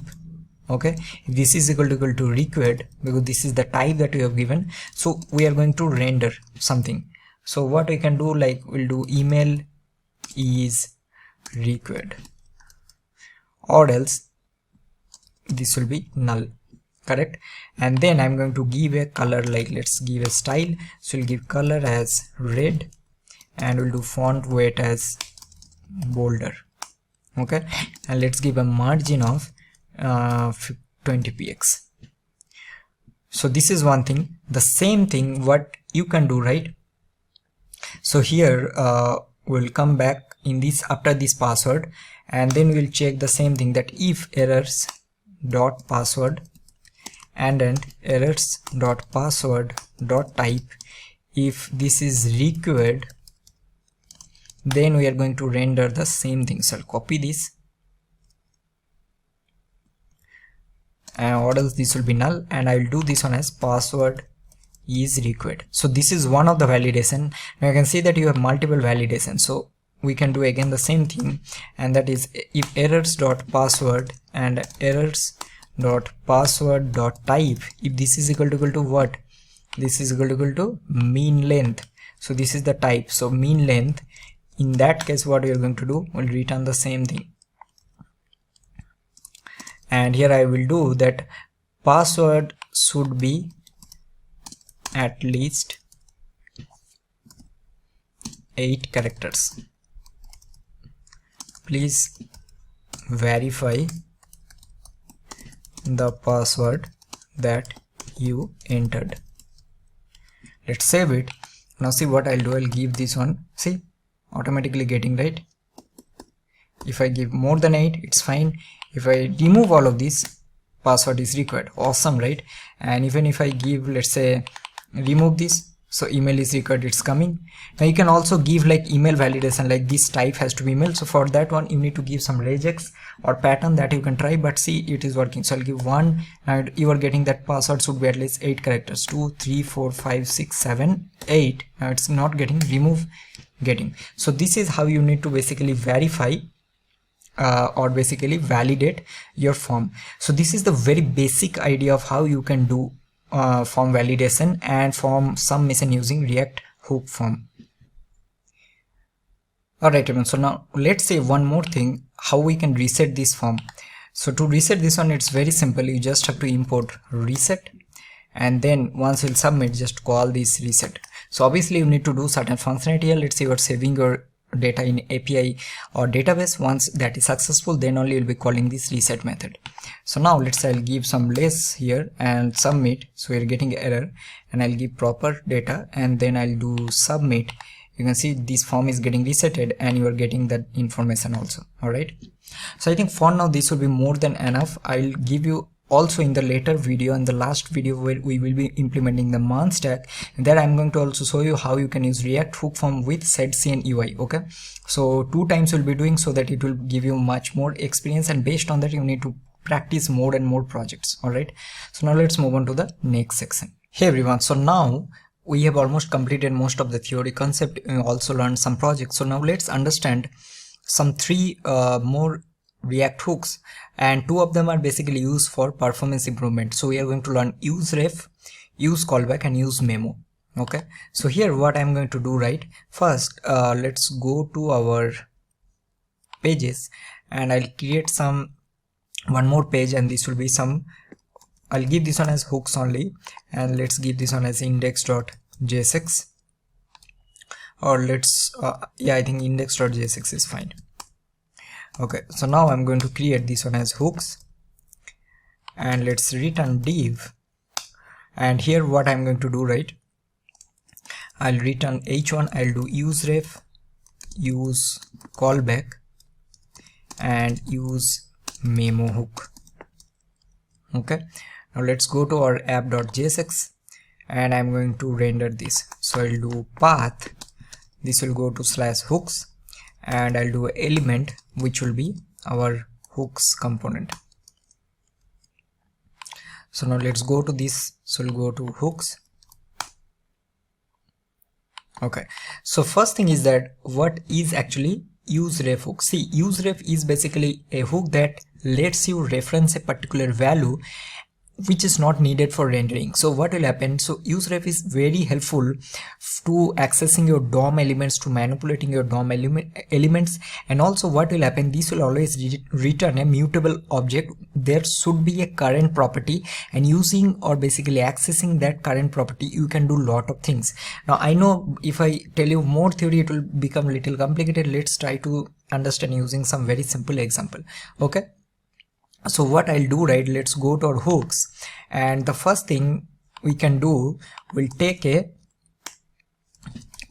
count value property, and to use a useRef, what we need to do, right, we need to use useRef from React. Now if I hover here, you can see that this is a mutable reference object.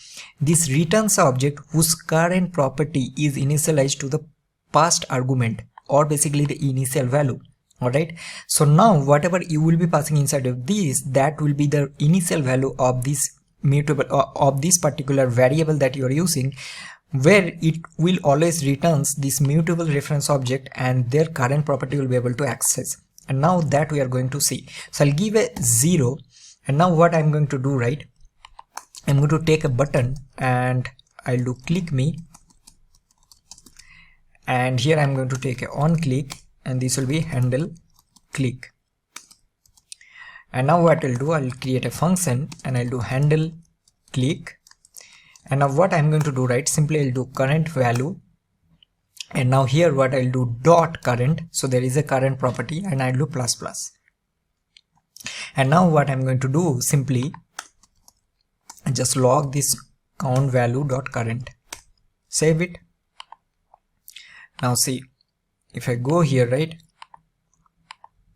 if I click, see we are getting the updated value here. Okay, now next thing what we are going to do, let's say there is an input property that we need to do, or we need to access a DOM element. So you have a div and you want to do something using that div. So I'll have a div here, and then I have text, some random text, so I'll do some random text.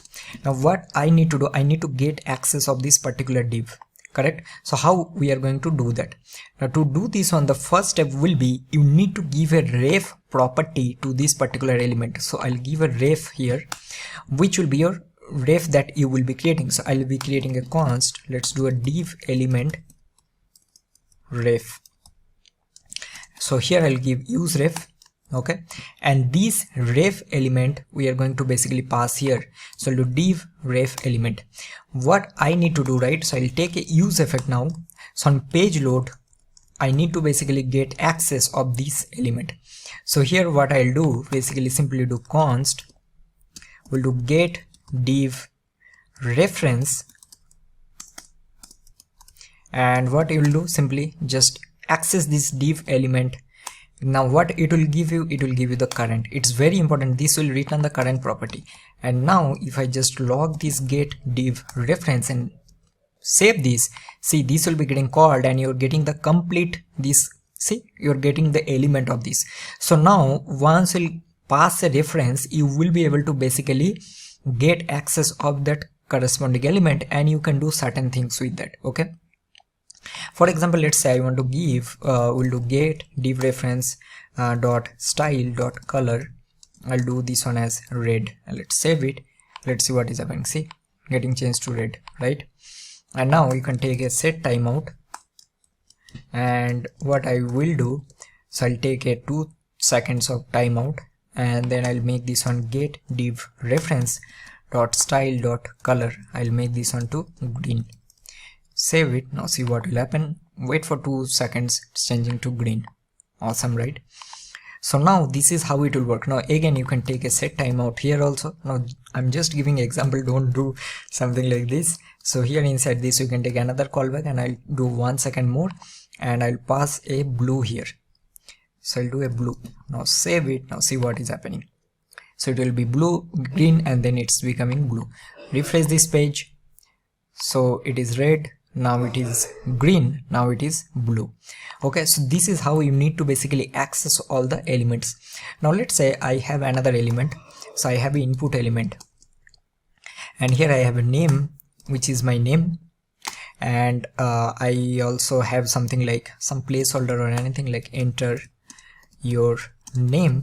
And now what I need to do basically, here I will give a ref, and this will be my input ref element. Okay, so I'll do I'll just use this. So I'll do const input ref element will be use ref of. And now what I need to do, so basically I will call this on page load. So I'll call this input ref element dot current, and I'll just do focus. And if I save it and refresh this page, see, this is currently in focus mode, right? So it's basically targeting this particular input element, and it is basically focusing on it. So this is what exactly you need to do. Now this is very, very helpful for accessing your DOM element, and also you can manage your forms also using useRef. All right. So now let's move on to the next one, which is another two very important React hooks. One is use callback and second one is use memo. Alright everyone, so let's learn two more hooks. So one will be use memo and one will be use callback. See, both the hooks are basically used for performance improvement, alright, and memory optimization. But if you are not aware, so I'll give you one update. So in the latest version of React 19, I think that is also in beta phase now. So when the stable version will be out, so React team, I think they have already developed, or I think it is in progress, so they will create a like awesome features that is called React compiler. So what that will do, right? So in that case, you no need of this use memo, use callback, or React memo, those components, because React will automatically memorize or do the performance improvement internally. All right, but that we are going to do later, because I'll be creating another video on React 19. But still, I thought it would be better if you have already working on any project where you need to do some kind of memorization. In that case, you can use this use memo or use callback.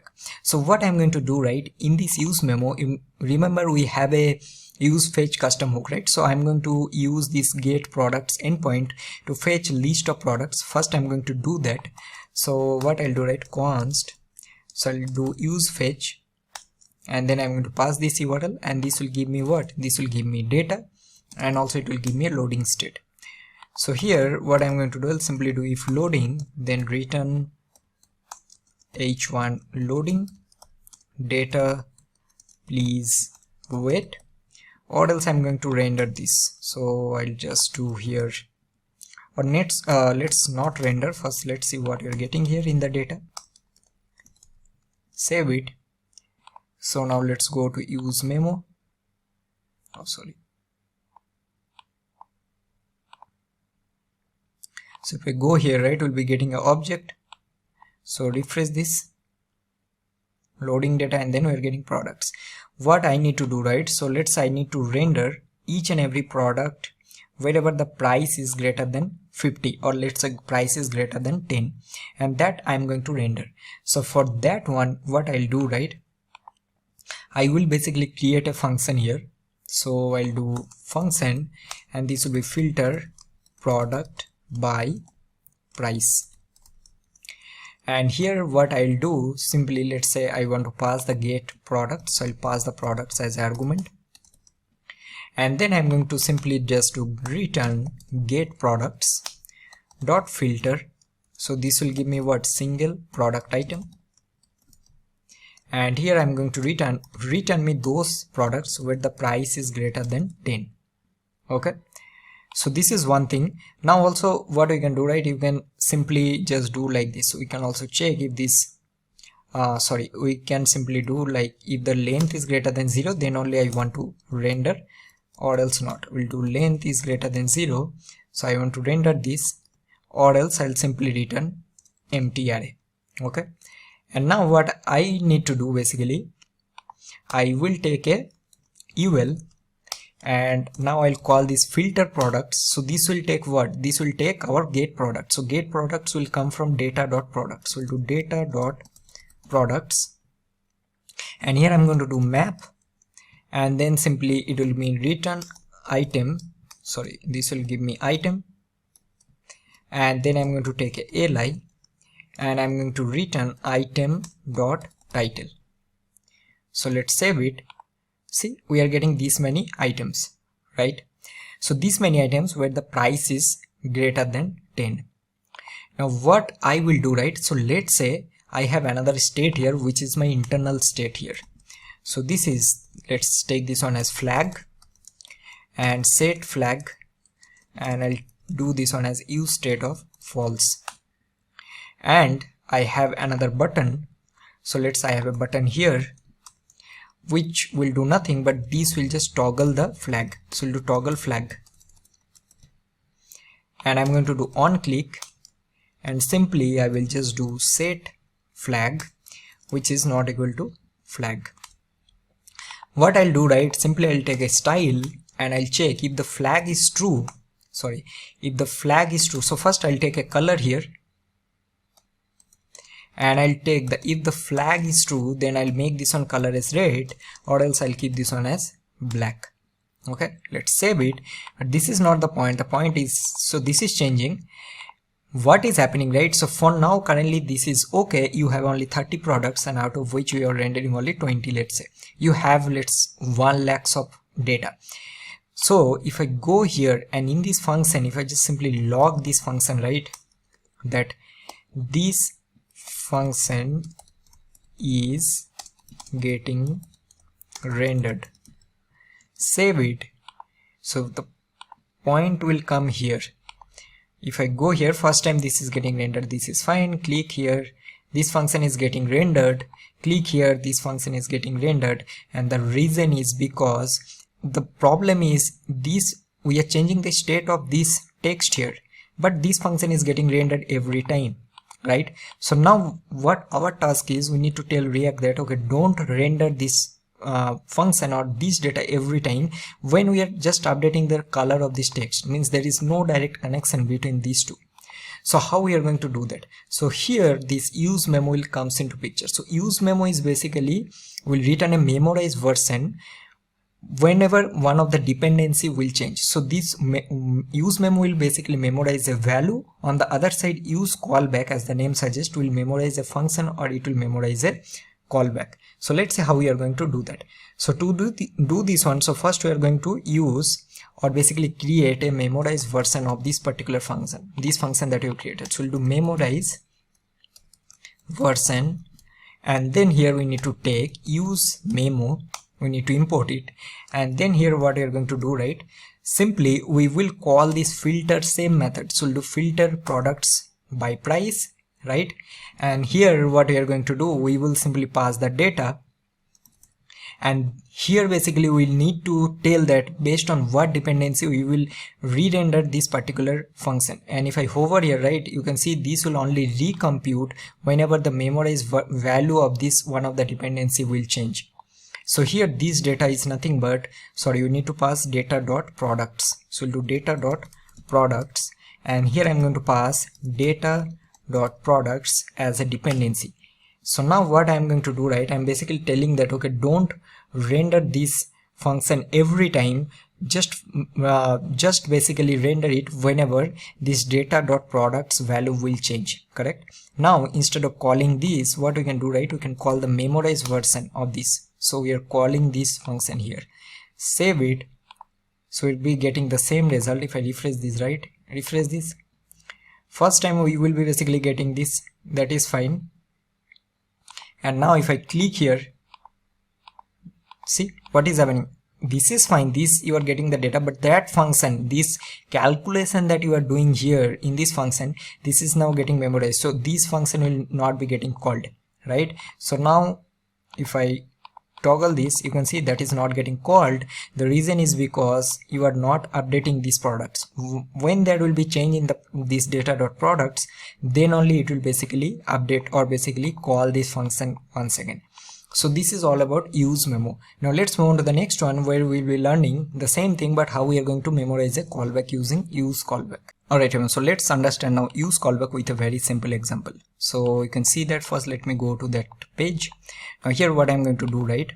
So here inside this I'm going to create another child component, so which will be my counter. This is counter.jsx.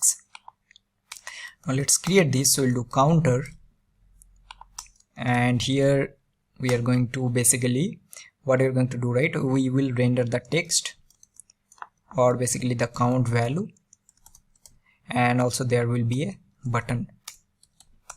So this will be like click, right? So both this count value and the on click we are going to receive as a prop from the parent component. So this will have an on click, which is nothing but this on click prop that we will be receiving. So now in this callback example, what I'm going to do, I'll take two state. So one is count 1, and we'll do set count 1, and let's give this one as count 1. So this will be useState of 0. Similarly, let's say I'll have another one, right? So this is count 2, and this will be my set count 2. Now what I'm going to do, right, I will be calling that counter component that we have just created. So here I'll call this one 2 times, and now I'm going to pass the count value, which will be count 1, very important. And now in this on click, what I'm going to do, right, because we are updating the value count 1, so we'll be increasing the count 1 of using the set count 1. So we'll do set count 1, which is count 1 plus 1. Similarly, I'll copy this and paste it here. So this will be my count 2, and this will be set count 2. Save it. Obviously this will work, that is fine. Okay, here we are doing something wrong, I think. Count value we are updating set count, oh sorry, we need to do count 2, my mistake. Okay, so now let's refresh this. So we're getting 1, and this will also be 1 2 3 4. That is not the point. The point is here we are going to log this, and we'll do this is getting rendered, and I'll render the count value. Save it. So now let's go here, refresh this. First time it will be getting rendered 2 times, that is fine. Now I'm going to increase. This is getting rendered 1, although we are only increasing this value, but both the instances or basically both the time this component instance is getting rendered. And this is the trick here, right? Because you might ask, okay, I'm updating this component, but why this component is getting rendered? So this we need to stop. So to stop that, what we can do, right, whatever function that we are passing, so one way is that there are 2 ways. So you can either wrap this in memo, and then whatever prop you're passing from the parent component, you need to wrap that method inside use callback, and that is the important. So what you will do here, right, so we'll do const, we'll do memorize, we'll do count 1, we'll do set count 1 function, and this will be use callback. And here you are basically telling that, okay, do the same thing, that increasing the count 1 plus 1, but this time you keep only the count 1 as a dependency. That means when this count 1 will change, then only you run this. Don't run it when the count 2 will change, right? Similarly do for this one. So you do count 2, and here you do set count 2, which will be count 2 plus 1, and keep count 2 as a dependency. Means when I'll increase the count 2, don't update the first instance. And here instead of doing this, you'll pass the memorize version of function 1, and here we'll pass the memorize function of function 2. Save it. Alright, so this is done. Now next thing, as I already told you, so if I go here, right, so let's increase this, you can see that this is still getting rendered. So what you're going to do, simply wrap this component in memo, right? And here now what we'll do, we'll also log this on click, so that it will be easy to debug. Now let's refresh this. Okay, first time set count 1 and 2 both are getting rendered. Now I'll click on the first one. This is getting rendered 1, only set count 1 is getting rendered. Click again, first one, and now click on the second one. So only see second one is getting rendered, right? So here the reason is because you are also updating this count value in this component, right? So you need to wrap it, not only wrap it, whatever prop you are passing or the event, that also you need to wrap it in use callback, and also you need to tell the dependency. This is very important, that based on what dependency you need to run this particular function. So this is the key difference between use callback and use memo. So use memo will memorize a value, on the other side use callback will memorize a callback.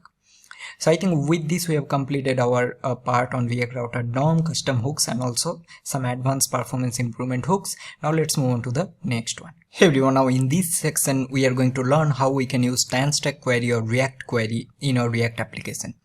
So the first thing, we are only going to learn the basic things. So first we will basically install this one. So I'll copy this and then install in our project. And for this one you can see that I already created one path and this is where I created a component. Alright, so first thing what I'm going to do, right, so I'm going to create a dummy API here. So inside React query I'll create a folder and I'll give this a name as API, and here I'm going to create index.js. So first thing what I'm going to do, I'll be creating some like let's say product list here. So I'll give product list, and this product will have a title, product 1, and also it will have an ID which will be 1. I'll copy this and paste it, let's say 5 times, 3, 4 and 5, and I'm going to do this on 2. This will be 2, 3, 4, and this will be 5. Now this will basically give us two methods here I'm going to create. So first one will be to fetch all the products. So we'll do export const fetch list of products. So this will be async method. And here what we are going to do, right, because we are creating a dummy API, so I'm going to just create a promise here. So I'll do await create new promise. So I'll just resolve this after 1 second. So I'll take a set timeout. Alright, and here simply we can simply pass this resolve, and I'll pass 1000. Okay, and once after 1 second simply I'm going to return the list of products that I am having, so which is my product list. Okay, so this is the first one, and second one I will be creating a new product. So I'll do export const add new product. Again this will be async, and it will receive a product name as an argument. And here what I'm going to do, right, again I'm going to create a promise for 1 second, and once this is done then I'm going to create a new product. So we'll do newly created product, which will be ID will give product list dot length plus 1. So if there is 3 product already or 5 products, so next product will be ID of 6, and then I'll be having a title which will be my product name that I'll be receiving, and then simply push this newly created product dot push, sorry, not newly created product, the product list dot push, and I'll create the newly created product, and then I'm going to return the newly created product here. Okay, so these two will be my method. This will fetch the list of products, and this will add a new product. So the first thing to create or reuse React query or TanStack query in your React application, just like we have learned for context and Redux, that we need to basically wrap our app component inside a provider so that we will be able to use those concepts or those features in our whole application. Similarly, in this React query we need to create a query client provider, so that we need to do it in main.jsx here. So what we are going to do, right, so here I'll create a const, let's create client provider, or let's give this a name as query client, and this will be new query client. Okay, and now what I'm going to do, right, we need to wrap this app component inside query client provider. Okay, you can see that what this will receive a client, and also it will receive a children which will be a React element. So here I'm going to cut it and paste it inside, and here you need to pass this client, which is nothing but your query client here. So this is the first step. Okay, now this sub component will have all the components, so you'll be able to use all the React query like methods, hooks and everything inside your application. So now I'm going to go to this React query demo. So the first thing what we are going to do, right, we will be fetching this list of products whatever we are having. So let's see how we are going to do that. So the first thing, this React query will give you a query that is named use query, so that you need to use. So I will just do here const query, and we need to do use query. This is very, very important. Now this query will basically take main two things. One is the query key. So this query key is nothing but to use to identify that what exactly we are doing. So here I'll give this one name as product list. That means this query is providing, this is the key name of this particular query, and here you need to pass a function, that which function you want to run to fetch the list of products. So it will take a query function, and here what I'm going to do, I'll call this fetch list of products that we have created from this API here. Okay, and this I'm going to call. Now I think that's it. So these two is needed. So if I now log this query, right, first, and let's see what exactly we are getting. Save it, and now I'll go here. You see that you are getting object, and inside this you are getting lot of things. Okay, these all are the methods and properties. You will see first thing you are having a data, and inside data you have nothing but the array of products, right? As simple as that. So what you can do, you can simply destructure the data here, and also we can destructure is loading. Now here you can give like something like product list, and then what I'm going to do, I'll take a UL, and I'm just going to render if this product list dot length is greater than 0. So I'm going to render, or else I'll render h3, and I'll do no product found. So here what I'll do, simply will do product list dot map. So this will have a single product, or let's give this on even multiple times single product item. Let's give only product, and this will only return li, and here I'm going to render product dot title, and here let's give a key also. So we'll be having product dot id.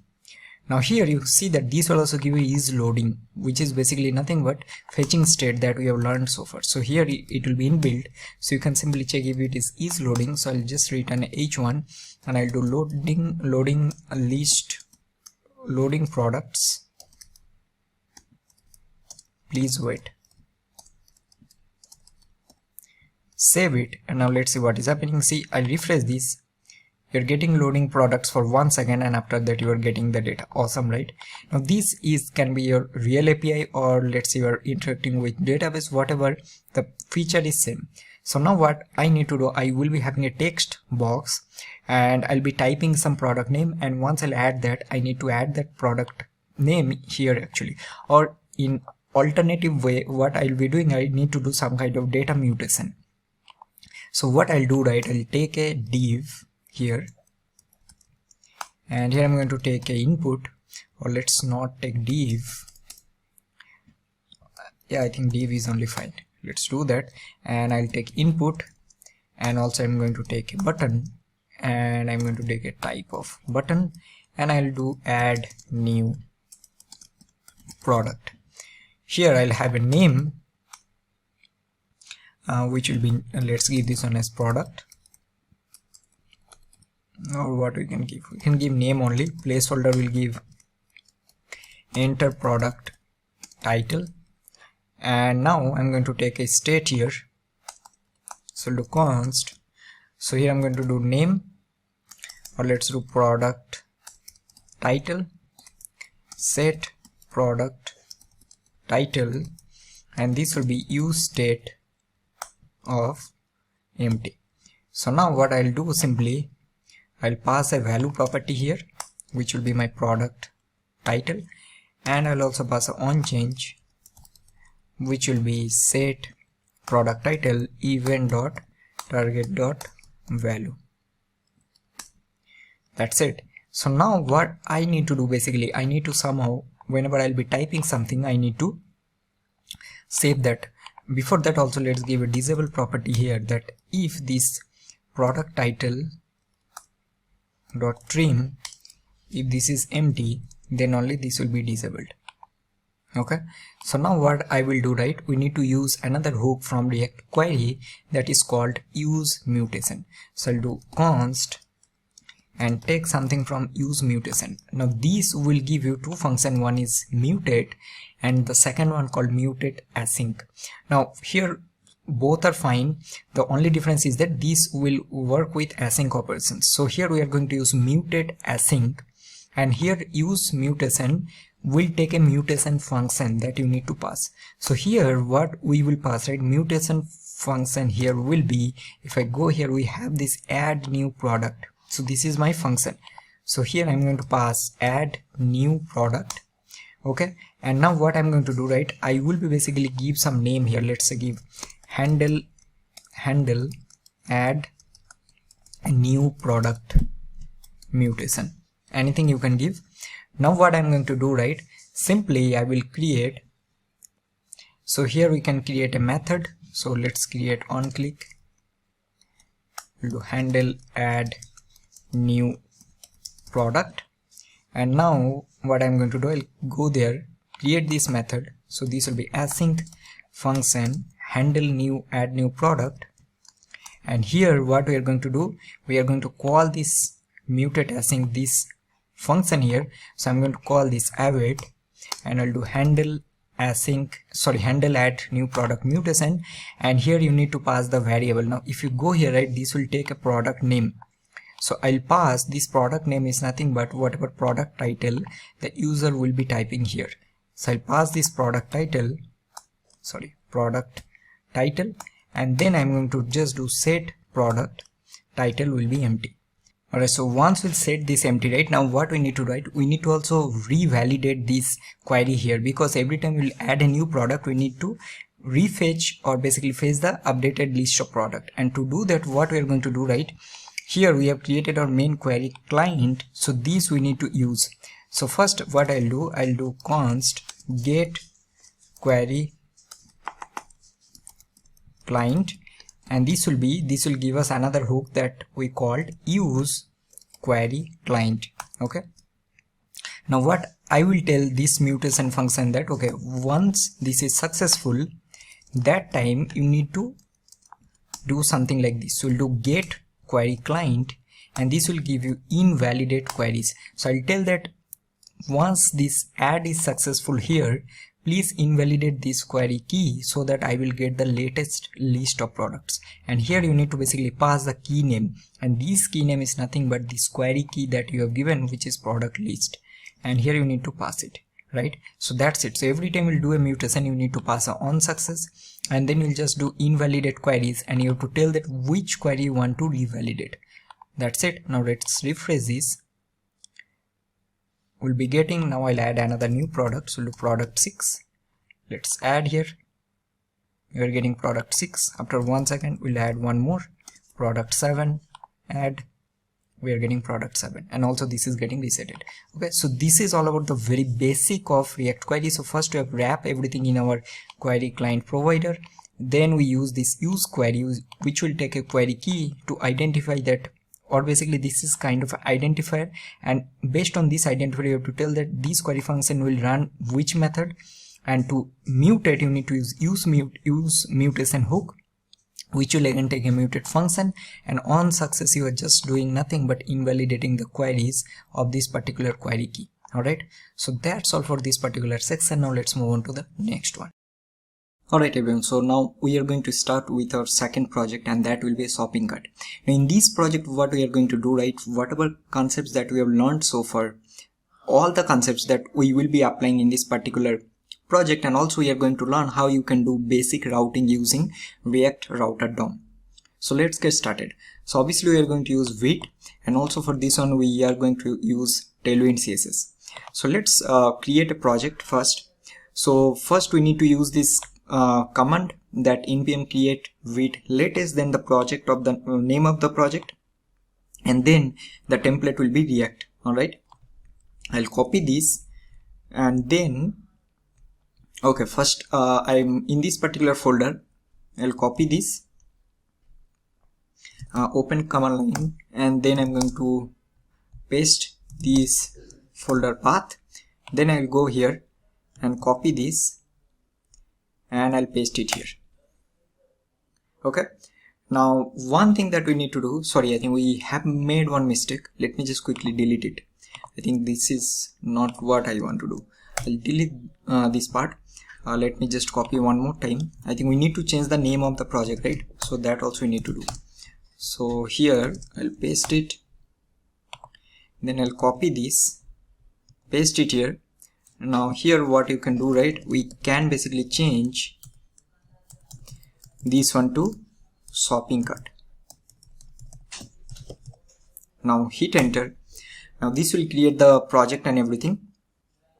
Now you can see that now we need to navigate to this project. We need to install all the dependencies.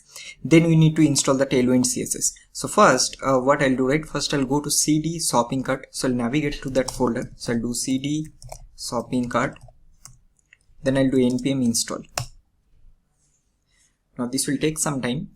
Once this is done, we'll open this one to VS Code and then we'll start implementing. Okay, now I will also suggest, like, if you don't know what Tailwind CSS is, because obviously we're not going to explain each and every properties of Tailwind CSS, I'll highly suggest please go through the official doc, or you can also watch some already existing videos on YouTube. I think there are quite a few good videos that you can see. Alright, so once this is done, right, we are going to install Tailwind CSS post, CSS and auto fixer. We are going to install or initialize the Tailwind config file.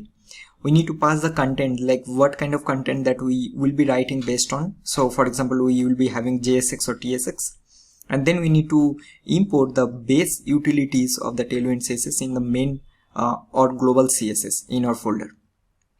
And then we are going to do npm run dev. Okay, so these things we need to do. I think this will be done now. Now let's do one thing. Let's open this one in our VS Code. Now let's open this. Okay, I'm going to increase this one a little bit. Yeah, and then I'll do side by side, and I think this is good to make sense because it will be easy for us to understand. Also I'll do the same for this one. No, sorry. That's it. So now let's open a terminal.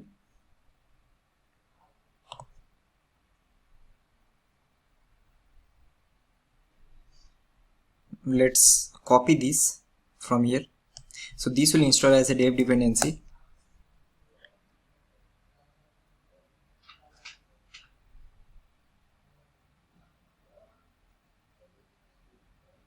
This is done. Now I'm going to initialize the Tailwind config file. So you'll notice one thing, right? It will basically create a Tailwind config here. We'll paste it, hit enter. Now see, there will be a config.js that will be created, and also there is a post CSS config file. So we'll go to Tailwind config, and then what we'll do, right? Inside this content, you can see this, you need to specify the content. So here I'm going to copy this part from here, and then I'll paste it here. And the last step will be, then you need to copy all of these utilities, and you need to go to our base CSS or global CSS, which is our index.css, and here I'm going to paste it, and this will be done. Now I'm going to run npm run dev. So now let's open this. Let's go to, I'll close all of this. Let's go to our app.jsx, and I'll change this color to, let's say, give a background color to button. So I'll give a class name, and let's give bg black. Okay, save it. So this is getting changed. Let's give a text white font bold. Oh, sorry. And this is working fine. All right, so now this is done. Now second thing what we need to do, right? So what will be our functionality? So we will be having a product listing page. We'll keep this one very simple, and we are going to learn each and everything step by step. As I already mentioned multiple times in this particular video, is that all of this I'm creating from a beginner's point of view. If you already know React, I think these things can be easy for you, but if you don't know, then step by step doing will be very, very helpful. This is what I believe. All right. So now let's do one thing. First I'm going to install a React Router DOM. Now there is, I think the latest version is the version 6. Now we are going to learn multiple ways how you can create routing or implement routing. So there are basically two ways that we use. One is using, like, there is a create browse router method, and normally using routes component. So both we are going to see. So in this particular video we'll start from very basic, and then in the later videos or next projects we are going to implement the routing in a different way. So now here I'm going to do npm install react router DOM, hit enter.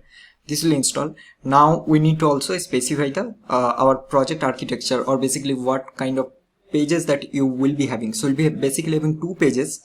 So one will be our, not 2, 3 pages. One will be a product listing page, then product details page, and then in the product details page, if you're adding a particular product to cart page, it will automatically go to the cart component or cart page. So there will be 3 pages.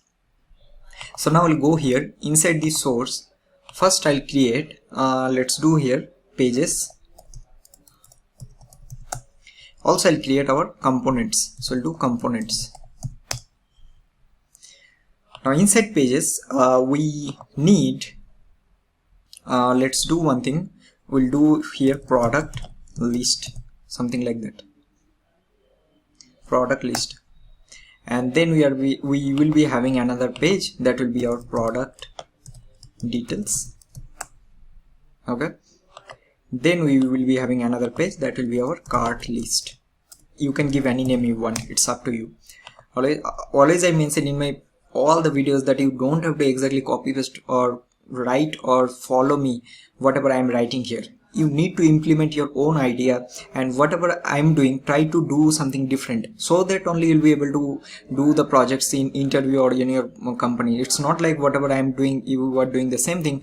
Probably there is a much better way of doing the things. So I'm just giving you the idea, and then you have to grasp it, and then you have to apply your idea on top of it.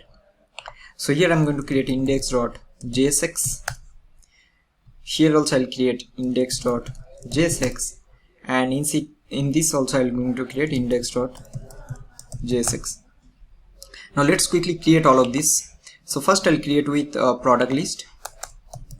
So I'll give this a name as product listing or list page, and this will return a div, and this will be our product list page.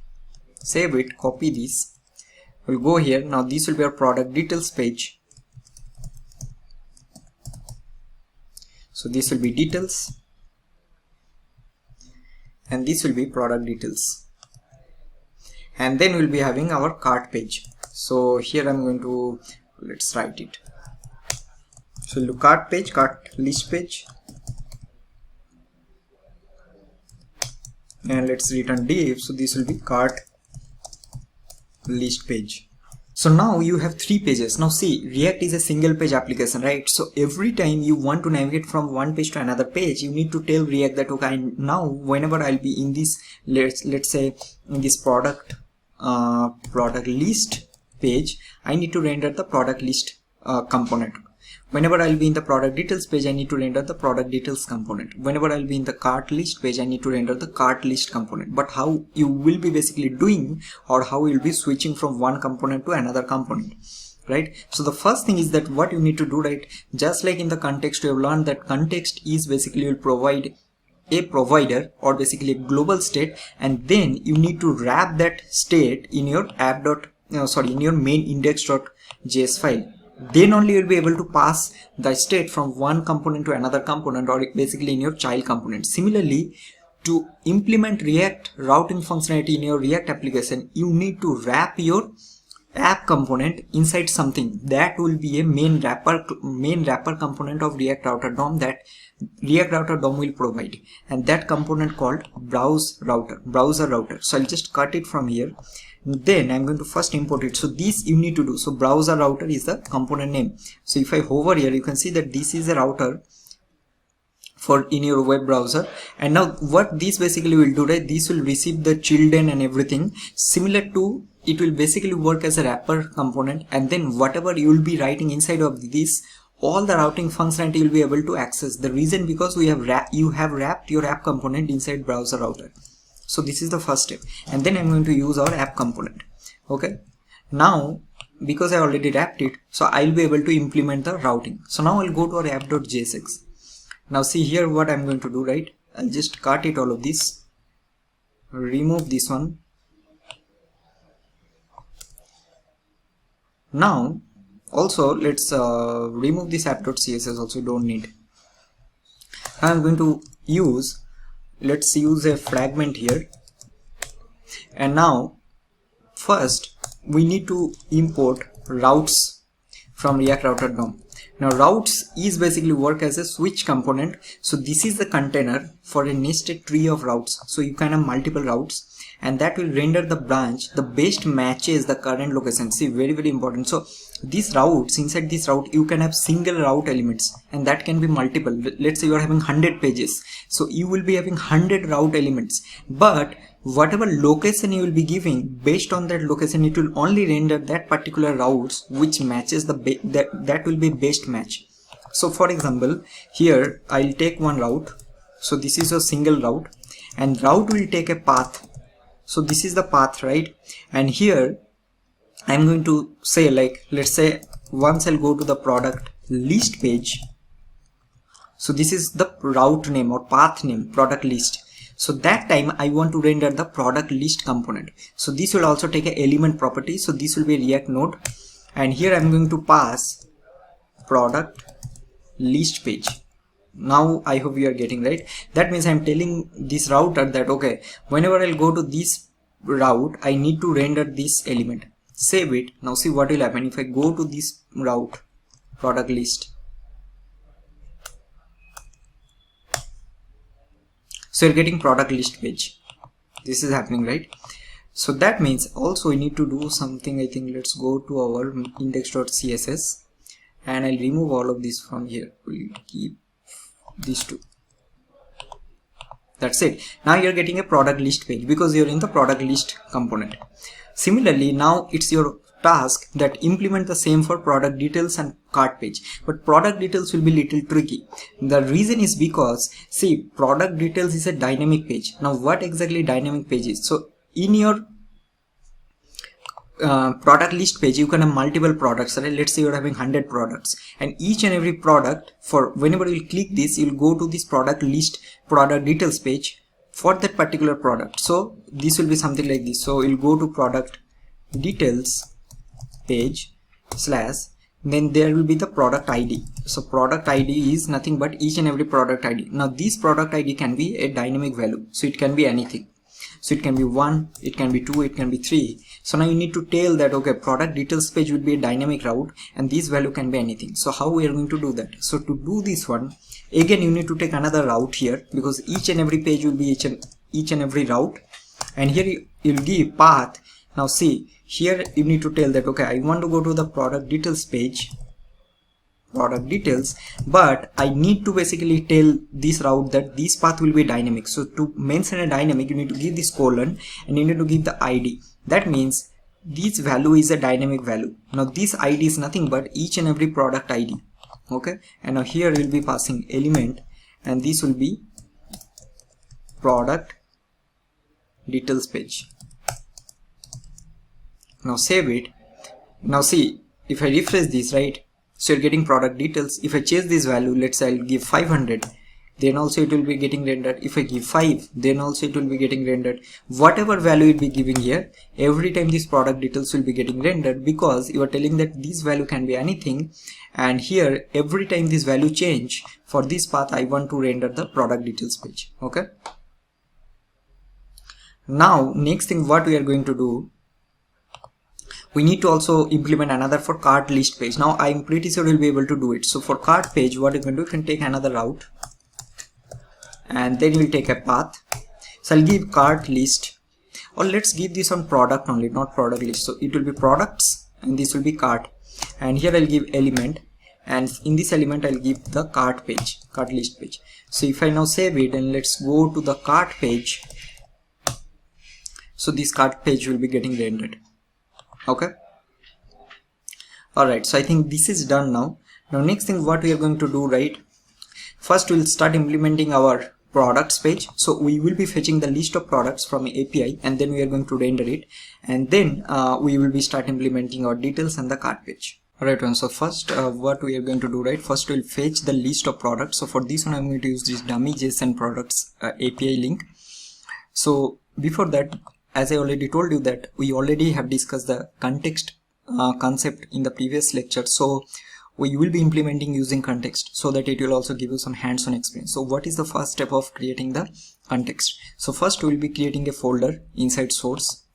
Let's give this one name as context, and here I'll create index.jsx. Alright, so I think we already discussed, right? So first you need to create the context, then you need to provide the context, or basically provide the state to the context, wrap context in root component, and then you consume the context using useContext. Correct, right? So first we'll create the context, and also because we are going to consume the context using useContext, so we need to export it. I think this already we have already discussed. So now it's time for you to practice all of this, and also you need to do hands-on or else it will be tricky, I'm telling you. Okay, so you need to implement all of this by your own. So we'll give this a name as, because we are doing shopping cart, so let's give shopping cart context, and here I'll give create context, and then we need to pass the initial value, right? So default value, I pass this one as null for now. Now we need to provide the state to the context. So before that we need to first create our provider or the global state. So what we are going to do, right, here we'll do export, or let's do function. We'll give this one name as shopping cart provider, and this will receive a children, the children of components, and then I'm going to do export default. This will be shopping cart provider. Now what this will return? This will return the shopping cart context dot provider, and then here you need to pass the children, right? So this is we have done. Now we need to wrap our context in the root component. So what is our root component? In main.jsx, right?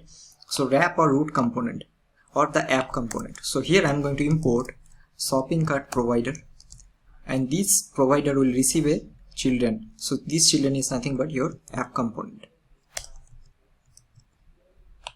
This is done. Now next what we need to do, first I'm going to close everything else. Now we need to create some states, and then we need to pass a value property here, right? So for now we'll pass an empty object as value. Now I'm going to create some of the methods. So first we need to fetch the list of products, so we need some state, right, to store the products. So we'll create a state, and this first one will be a loading state, let's say, and we'll do set loading, and this will be useState of false. Then I'll do const, we'll do list of products, set list of products, and this will be useState of empty array. Okay, so these two we need. Now how we are going to fetch it? So we already discussed, right? We can use useEffect because we need to do it on page load. So that means we'll take useEffect. useEffect will give us a callback, and now here what dependency we need to pass. Pause the video and try to guess. So because we are doing on the page load, so we need to pass empty dependency. Now here I'll do a method that will be fetch list of products. So this is my method name.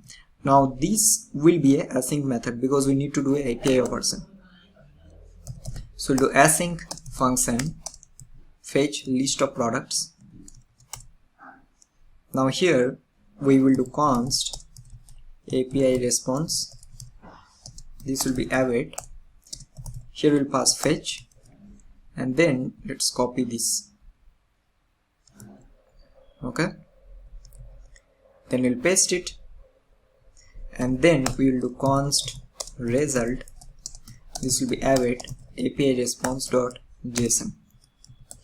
Then I want to log this result. So let's save it. Let's see what we are getting. So go to console. See, we are getting a result on 18, and here we are getting the products. See, here we are getting the products. So now we can do if result and then result dot products is present. So what we are going to do, right? We'll do set list of products will be result dot products. Means if the products is present, we are saving this products data in our state in the set list of products. Let's copy this list of products now in our context. Save it. Okay, first time this is empty, and then we are getting this one, correct? 30 products. Now what do we need to do, correct? Because this we are rendering in our context, we need to render it in our product component. So we'll go to our products.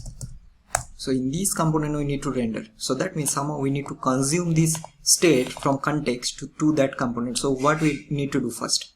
First we need to provide this state in our context value. So we'll copy this and we'll pass it here. So this is our list of products.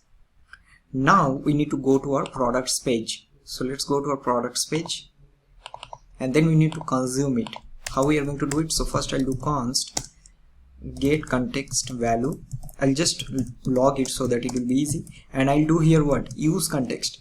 And what use context will take? It will take a context. Now these all the things I have discussed previously. And what is the context name? This context is nothing but your shopping cart context.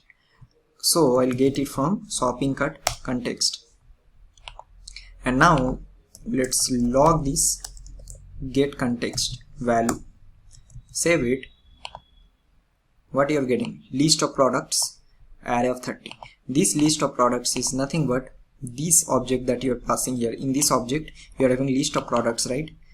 So now here what you can do, simply just destructure this list of products and then log it here. You are getting 30 data, correct? So that means this is working fine. So now we need to basically render this list of products in this product list component. Okay, so first let's do one thing.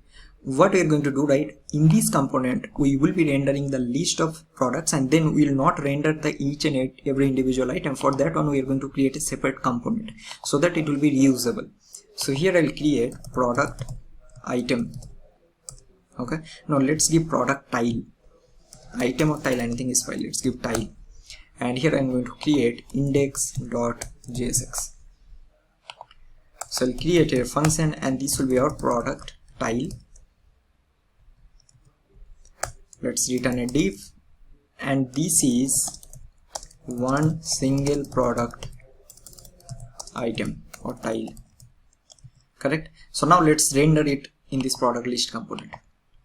Now what I'm going to do, right, I'll remove all of this. Now let's take a section. Now I'll take a class name. So we'll do py of 12. Again, I'm not going to discuss all of this. Py means padding top. You need to have some idea. We'll do bg vite. For SM I'm going to do py of 16, and for large I'm going to do py of 20. Inside this I'm going to take another div, and then we'll do class name px of 4. We'll do mx auto. For SM I'm going to do px of 6. For large we'll do px of 8, and we'll do a max w, means max width, we'll do 7xl, which is 1280px. You can see that. Okay, and inside this I'll take another div. We'll take a class name. Here we'll do max width md mx auto, and we'll do text center. Here I'll take a h2, and we'll do our featured products. Let's take a class name. So we'll do text 3xl, font will do extra bold, and what else? We'll do text gray 950, and for SM we'll do text 4XL. Save it. Okay, so we're getting this one. Now after this div, we are going to take another div, and here we are going to render all the products. So we'll do class name. So here I'll do grid columns of 2. Okay, gap of, let's do 5, margin top of 10. For large we'll do margin top of 16. For large we'll do gap of 8, and for large instead of showing 2 tiles we'll show 4, so we'll do grid columns of 4.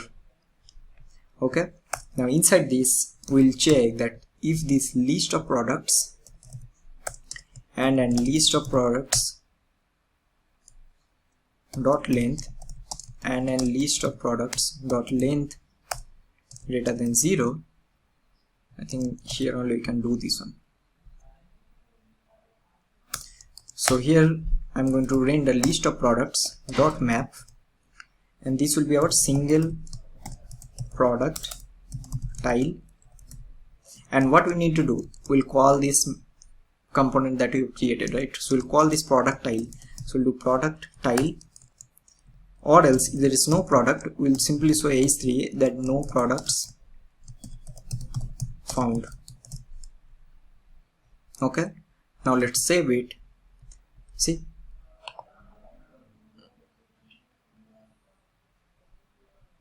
okay, it's taking some time, so obviously we can manage this. So what we can do, right, simply we'll go to our context, and then we'll simply this set loading, right, this I'll make this one as true.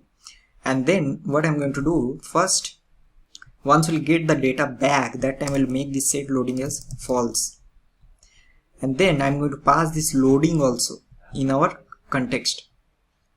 So we'll copy this, and then we'll pass this loading here also along with this list of products. Now we'll be getting the loading also, so we'll get it loading here. And now what we can do, simply you can check if this loading, then you can return a h1, and we can render a message like loading data, please wait, something like that. Now let's save it, refresh this page. See, now we are getting loading data, and then now if you want, you will be able to change this loading data with some icon, with some component. It's up to you. I'm just showing you the way you should do it.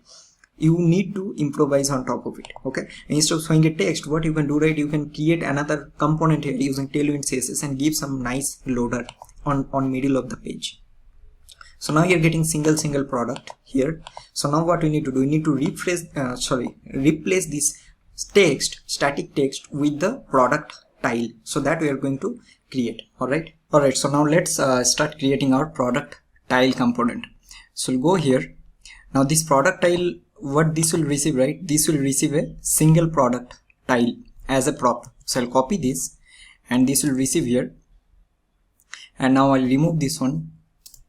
Now first we'll take a div, we'll take a class name, we'll do this one relative group, we'll do border, we'll do border,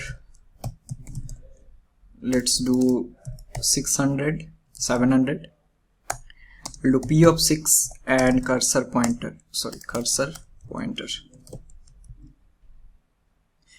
Awesome. Now inside this we'll take another div,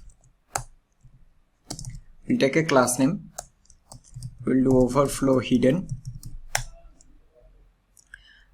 I will do aspect w1, and we'll do aspect height 1.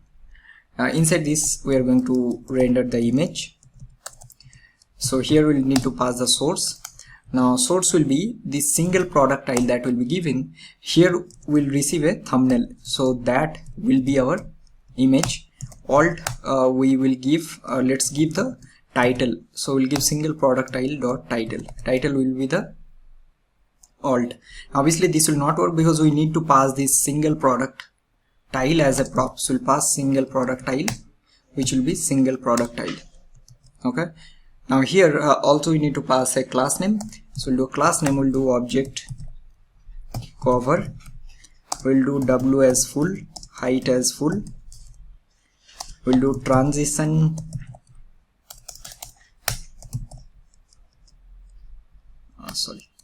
transition all, we'll do a duration of 300, and we'll also do a group over, and we'll do a scale of 125.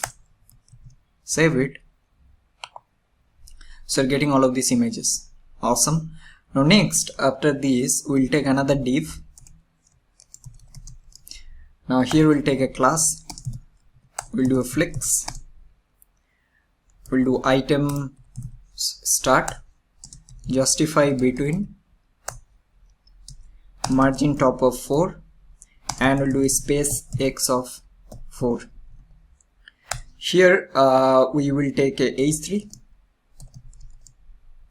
Now inside this we'll take a p, and we'll do here single product tile dot title. Now let's take this one as a div. We'll take a class name, so we'll do text. I think we'll do first font bold, we'll do text gray 900. For SM we'll do text SM, normally we'll do text XS, and for MD we'll do text base.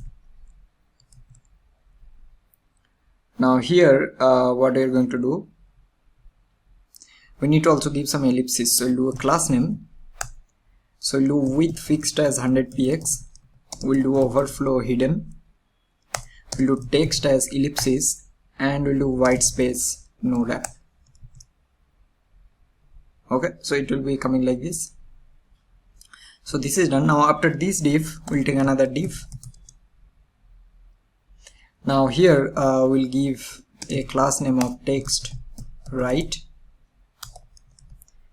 we'll take a p, and we'll render the price of that product. So we'll do single product tile dot price, and here I'll give a class name, so we'll do text XS, font bold, text gray 900. For SM we'll do text SM, for MD we'll do same. Let's do one thing, for MD we'll do text of 14px. Awesome. Okay, once this is done, so after this, so let's go here. Here we are going to render a button, and we'll do view details, and let's give a class name. So we'll do px of 5, mt of 5, w full, py of 2, we'll do rounded none, bg will do black, text will do white, font will do bold, and text will do large. So let's do this one as bold. Save it. So now we're getting all of this. Now let's refresh this page. We're getting loading data, please wait, and after that only we are getting all of this data.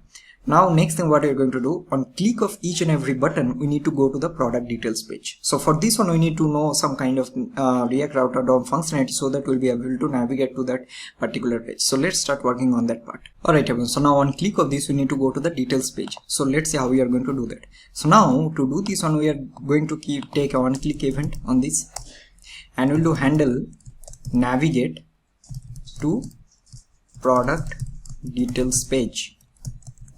But now somehow when you create this method, we need to basically get the ID of each and every product, because when I click on this particular product, so we have to go to the details page and we need to get the ID of this product. So how we are going to do that? So first we need to pass that ID as a parameter in this method, and this will be able to easily get it from the single product tile. This will have a ID property, so from here we'll be able to get it. So now let's log it here. So do function handle navigate to get details page, and we'll do get current product ID. Now let's log this first, get current product ID, save it. Let's make this one below. See, if I click here, we are getting 1, 2, 3, means corresponding ID we are getting. If I click on the last product, we'll be getting 30. Now what we can do, right? So we can take this method, and that is called const navigate from use navigate React router down. Now let's log this navigate also here. So paste it, save it, go to console, and now click on any product. I can see that this is a function, and it will go to a path that you need to give, like in which path you want to go, and there are some certain options that you can pass. So where I want to go, I want to go to navigate, I want to go to the product details page. But how we will understand that? So if I go to our main app.jsx, so here you can see that we have given this product details and then ID. So this is the path name of that product details page. So now here what I can do, right, I'll paste it. Now instead of this ID, what I need to pass, I hope you are getting this dynamic value, right? So this value I need to pass. So if I pass it here, save it, I'll remove this console, see what will happen. If I click on the first product, notice this URL, click here, it's going to product details page, and ID is now 1. If I go back, click here, now ID is 2. So now from here you'll be able to get the ID of this product. If I click on this product, 3. If I click any other product, we are getting 14, right? So now what we need to do, whenever I'll click on this, go to this page, in this page I need to fetch the API of this particular information with this ID, and then I need to render, right? So let's start working on that particular section. Alright everyone, so now we are going to fetch the list of product details basically for each and every individual product. So for that one, the first we need to get this dynamic value, right? So first let's go to our context, and then here what I'm going to do, right? So we'll create another state here, and let's give this one name as product details set product details, and this will be use state of, I'll give this one as null. Alright, now here what we will do, simply first I'll pass or both in our context value,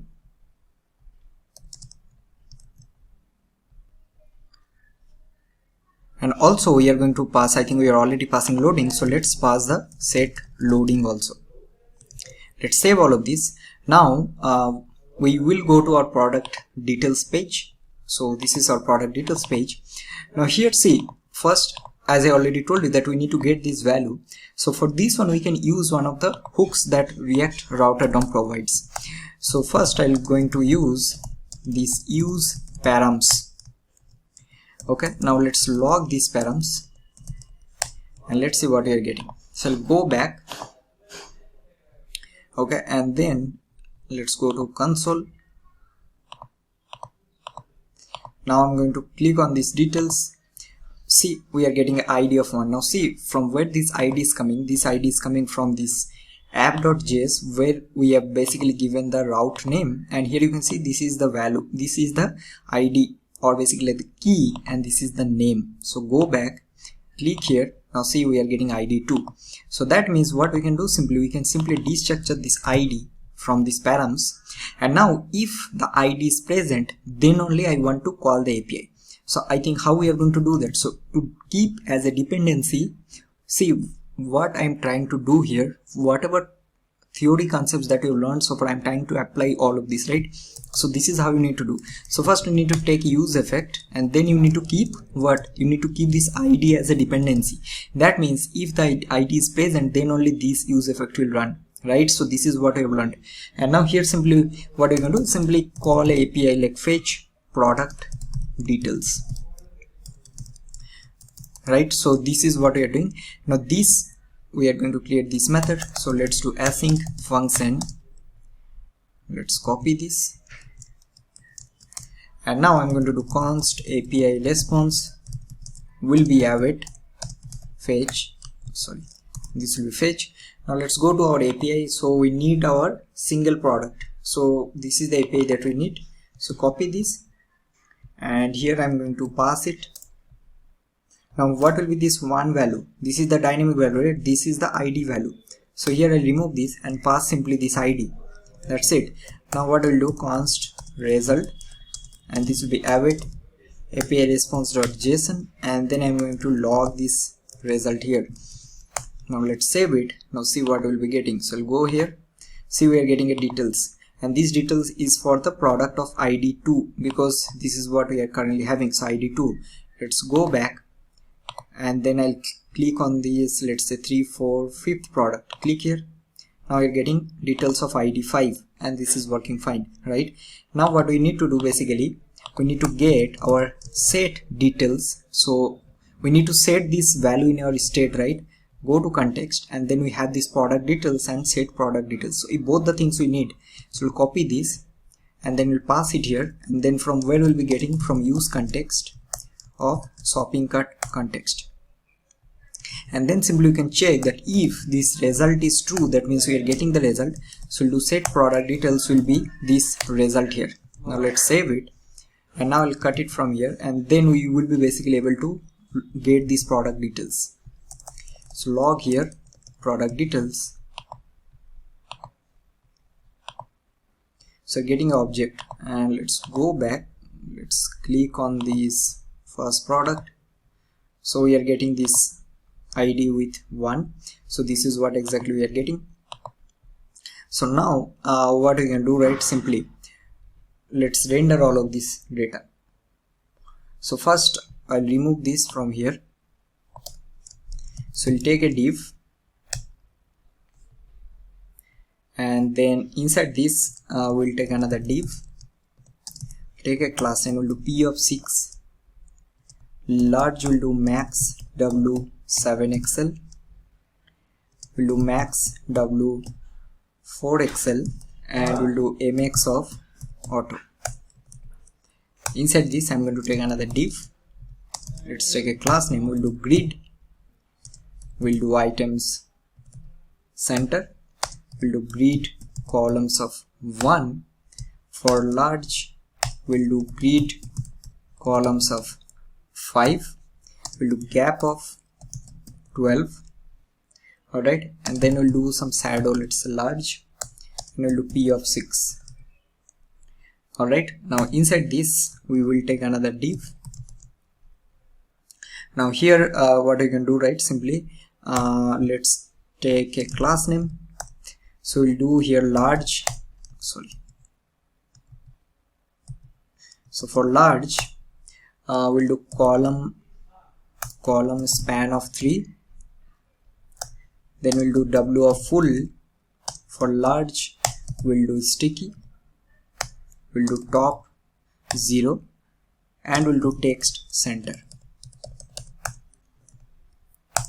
Okay, now inside this div we will take another div, we'll take a class name, px of 4, we'll do py of 10, we'll do rounded xl, and also we'll do some shadow large, and also we're going to do relative. Inside this I'm going to render the image. So we'll take image, first we'll take a class name, so we'll do width of 4 by 5, we'll do rounded, and also I'm going to do object cover. Here we are going to pass the source. What will be the source? So source will be your product details that you are having here, dot thumbnail. Then we are doing alt, which will be product details dot title. Save it. So you are getting this one here, so you can see that. I think for the first one, let's do one thing, let's make this one as where is that shadow? So I'll do here shadow, let's do small. Yeah, I think this is fine. Okay, so this is done. So now after this, what we are going to do, right? So now here, if I now log these product details, you will be noticing that we'll be getting some images here. So see, this is the images. So these all are the small images that we'll be having. So this image data that we are going to render here. Okay, so after this we will take a class name. here we'll take a margin top of 6. Let's take this one as flex wrap. We'll do justify as center, gap of 6, and mx of auto. Here what I'm going to do, I'll simply do product details dot image. I think it will be images dot length. This is true, so I'll do product details dot images dot map. We'll do image item, and here if there is nothing, then we'll simply render null. So here I'm going to take a div. Okay, let's use a key. I'm going to use this image item only, and inside this I'm going to take another image, and here I'll take a source which will be my image item. Okay, this is fine. Now alt, we will keep this on as, let's do one thing, something like we'll do product secondary image, something like that. Now here we will also take a class name. Let's do a width of 24, and we'll do cursor pointer. Also in this main div I'm going to take another class name, so we'll do rounded XL.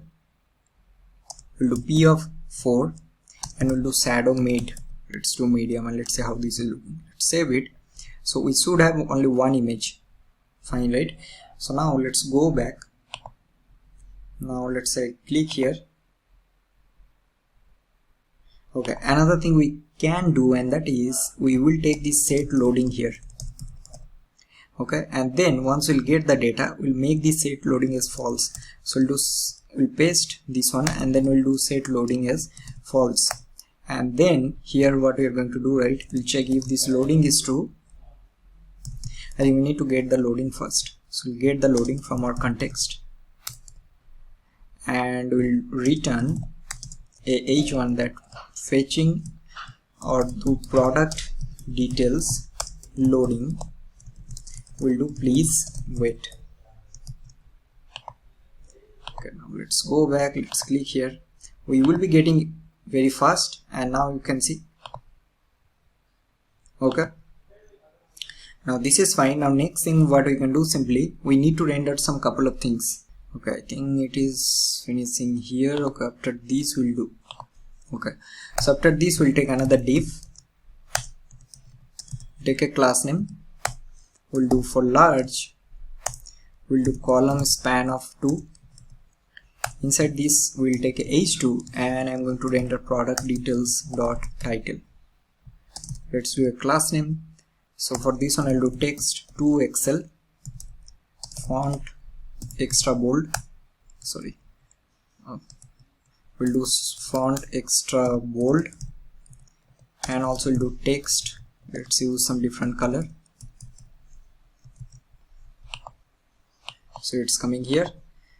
Okay, now after this we will take another div.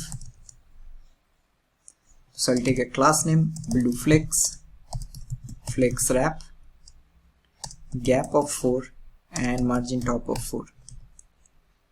Now here I'm going to take a p, and I'm going to render the product price. So we'll do product details dot price. Now here we'll take a class name, we'll do text sm, and we'll do font bold. Let's see how this is looking. Okay, let's make this one XL. Okay, awesome. Now after this we will take another div, and we basically need to keep we can keep 2 buttons. One will be for like something like add to cart, and one is some dummy button buy now, but I think for now we'll keep only one. We'll keep this one simple. So the button, and this will be add to cart. Okay, and here we'll take a class name. So let's do something like this. So we'll do let's do a mean width of 200 px, then we'll do px of 4, pui of 3. Okay, we'll do border we'll do border this color that we have used, this one. We'll do BG transparent.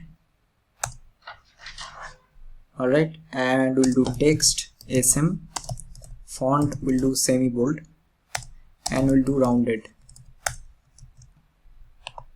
Okay, and also we'll give a margin top of 5. Awesome. And I think this will be more than fine. Okay, so now I think this will be fine. To keep everything simple, now we'll go back and let's see if everything working or not. So here let's click. Okay, now another thing that what we can do, right, whenever we'll change this path, we can basically reset the set details. See, it's taking some time, so that we can do as a improvement. Now we'll go back, let's click another one. Okay, we'll click this one, let's see. Okay, and now let's refresh this. Okay, I think this is fine. Now first we try to complete all the functionality. So first what we need to do, right, on click of this, first we need to navigate to the cart page. So that is our first task. So I think that we have already done, right? So what we can do simply, when you will click this one, first we will change the path to cart. Now this is a kind of a homework that you can do. All right, so now let's do one thing. First we'll create an on click and we'll do handle go to cart. See, this is just I am showing you that how you will be basically learning this concept, like how you are going to apply all of this. So we'll do handle go to cart. So you click here, and then where is that function? Okay, so here what we have learned, that we have another hook that we can use, right? So that is navigate, and that is called use navigate. And here what you need to do, you need to pass the path. So I'll just pass here that on click of this button I want to go to the cart page. Simple as that. So click here, going to the cart page, go back, and let's click any other but here. So let's do this one, and then I'll click here add to cart, and we're getting this one. So this is fine. Now next thing, this is one of the tasks that I want you to do. Now we need to start working on the functionality. So now for functionality there are a couple of things that we need to do. First we need to add to cart, means let's say I'm clicking on this button. So first you need to store this button information in a state, and then once it is added, then only I want to navigate to the cart page, not immediately. Okay, so this is not like I click here I'll go to the cart page, but how I'm going to store this information. So first when I click here, first I need to store this information somewhere, then only I want to go to the cart page, right? So for this one, first thing you need to do, you need to basically create a state. Go to context and then create another state, and that is to store the cart items. So we'll do const, and this will be cart items, and we'll do set cart items, and this will be use state of empty array. Okay, and now see, very important thing, that because we are managing everything here, so I'm going to create some method here. So the first method will be to add to cart. So we'll do handle add to cart.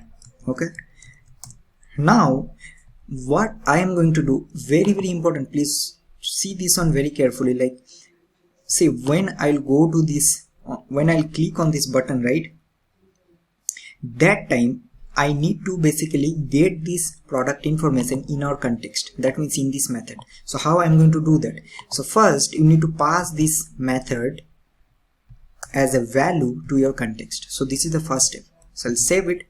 Now we will go to our product details page. So let's go to our product details page, and then here this method that I just now passed, I will get it as a value from your context. Now what I'm going to do, right, in this handle go to cart method, I'll remove this one, that is just for showing purpose. So now I'm going to create a method, and I'll call this handle add to cart. Now what I need to do, I need to pass this product information in this method that we have created. So here what I'm going to simply, I'll pass this product details as an argument in this method. Now this method we are calling from context, but you can see that we are calling this method from this file and then doing the manipulation here. So this is the advantage of using a global state or your context when you are managing a state from one place. So that means you are passing this handle add to cart, calling this, and then passing the product details, the current product details. I'll save this, I'll go here, right? Now this will receive a info. Which info it will receive? It will receive the get product details. So we'll do get product details, and then I'll log this get product details. So I'll do log, I'll do get product details, save it. Now see what will happen if I go here and click on console. You're receiving from where? You're receiving from your context. So here you can see you're getting this information like the product, right? Now let's go back and then let's say click any other item. Now I'll notice, I'll click here. Now you're getting the ID with 8. So this product information you are receiving here. So now whatever you want to do, you will be able to manage. So see, first thing what I will do, right? First I will copy my existing state. So I'll do here, let copy existing cart items. So first I'll destructure and take these cart items. So the only reason what we are doing, right, we are not directly mutating this state variable, that's it. And then what I'm going to do, right, first I need to check that whether this product is already added in cart or not. Very important, right? Because if this product is already added, then why I will give permission to user to add this product again. So user will not be getting that permission, right? Very important. So now first I need to check the index of this item, that whether this item is present in this array or not. So I'll do const find index of current item, and this will be copy existing cart items dot find index. Okay, now here what we need to do, simply we'll do cart item, and then here I'm going to do cart item dot id is equal to this get current product you're getting, right, this dot id. Okay, and then I'm going to again log this index.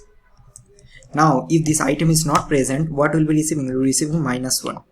Okay, now see, so I'll click here, you're getting -1. So if there is -1 means this data is not added. Sorry if you are getting any kind of noise, I think that is because of my friends are chatting, so that's why I'm probably will be getting some background noise, so sorry for that. So here what we'll do, right, if find index of current item is equal to -1, then in that case I'm going to push this current item, that means this item is not present. So I'll push copy existing current items, and this will be dot push, correct?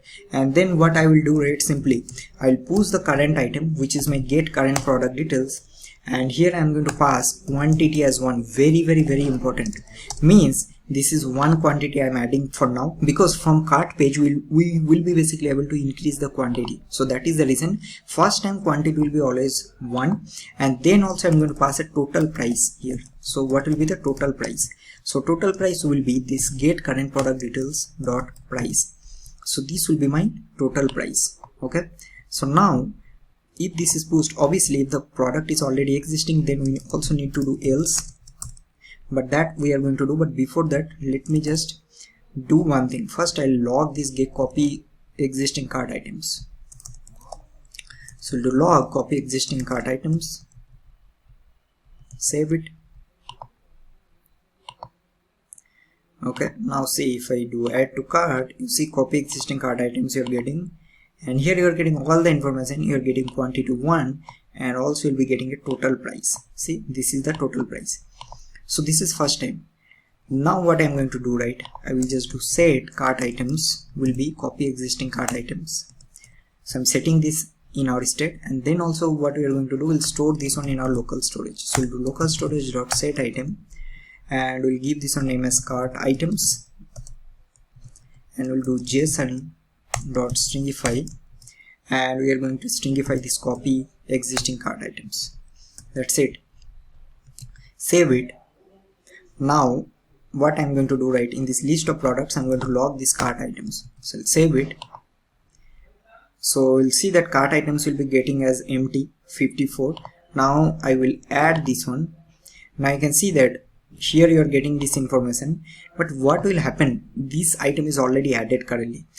Now see, if I try to add something, nothing is changing, it's always 1. The reason is because now the item is already existing, that means find index is coming as 0. Okay, so this is not coming in the else block, this is coming in the this is not coming in the if block, this is coming in the else block. So that means if this item is already added, next time when we want to increase the quantity, we need to do something in the else block, correct? So if I log here, right, it's coming here, so we'll do it's coming here, save it. So I'll click first time, you're getting this one. I'll see if I click once again, see it's coming here, means it's coming in the else block because the item is already added. This is very, very important. Now this we are going to do later. For now we have already pushed this item and also set, also stored in the local storage. Now what I'm going to do, right, I'll pass these cart items. Okay, save it. Now another thing what we need to do, very, very important, once we'll save this in our cart, then only I will navigate user to the cart page. So we already, I think we don't have, so let me just take, so we'll do const navigate equal to use navigate, and then I'm going to just simply do here, we'll do navigate, we'll do navigate, and I'll just pass this user to cart page. Now see what will happen. So I'll just click here, now it's going to the cart page. Okay, now we need to render the cart items here, so let's start working on that. So let's go to the cart page first. Let's close everything else. So what we'll do, we'll simply first take our cart list. So this cart list is coming from your context, this cart item, this is cart items, not list. So we'll do cart items, this will be equal to use context of shopping cart context. Okay, now let's start working on the functionality. So first I'll take a div, take a class name, so we'll do max w 5xl, and what else we'll do, mx of auto, then we'll do max md, and we'll do max w xl, and also we're going to do py of 4. Here I'll take a h1 and I'll do my cart page.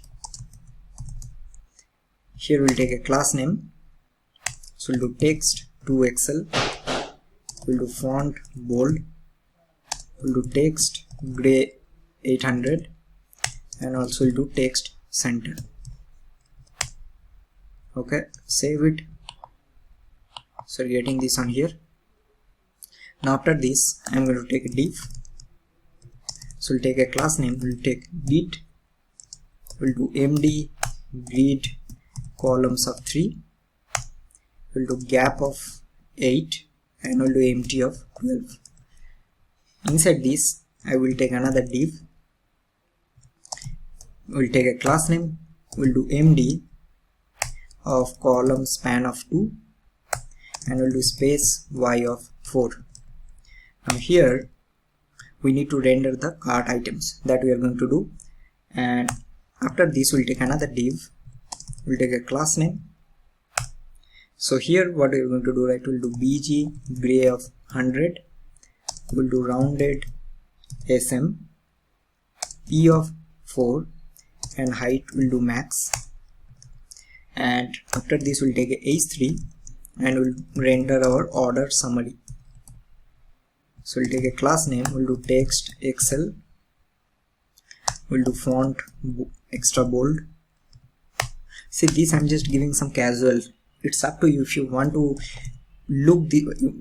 make this one like it will look little nicer, so you need to change the styling and everything, because this is looking very basic, you might say, but again I'm not focusing much on the CSS part. So we'll do pv of 2, save it. So getting ordered summary here, awesome. and after h3 we will take another ul, and here what we'll do, right, we'll do class name, we'll do text gray 700, we'll do margin top of 4, and we'll do space y of 2. Now here I'm going to take another p. Now we'll take a class name, we'll do flex wrap, we'll do gap of 4, text sm, and also we'll do font bold. And here I'm going to render total, and total will be, we need to basically render our total, so we'll take a span and we need to render the total, so that we are going to do. Okay, so once this is done, so after this ul, we will keep another dummy button, like let's say we want to go to the checkout page, so we'll give a class name, do margin top of 5, space y of 2, and then I'm going to take a button, and then we'll do like something like checkout,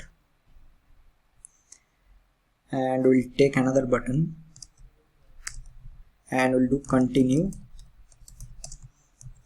shopping, something like that. So here we'll give a class name, we'll do text sm, px of 4, py of 3, we'll do bg black, text white, font extra bold, and the same I'm going to use it here also. Just copy this,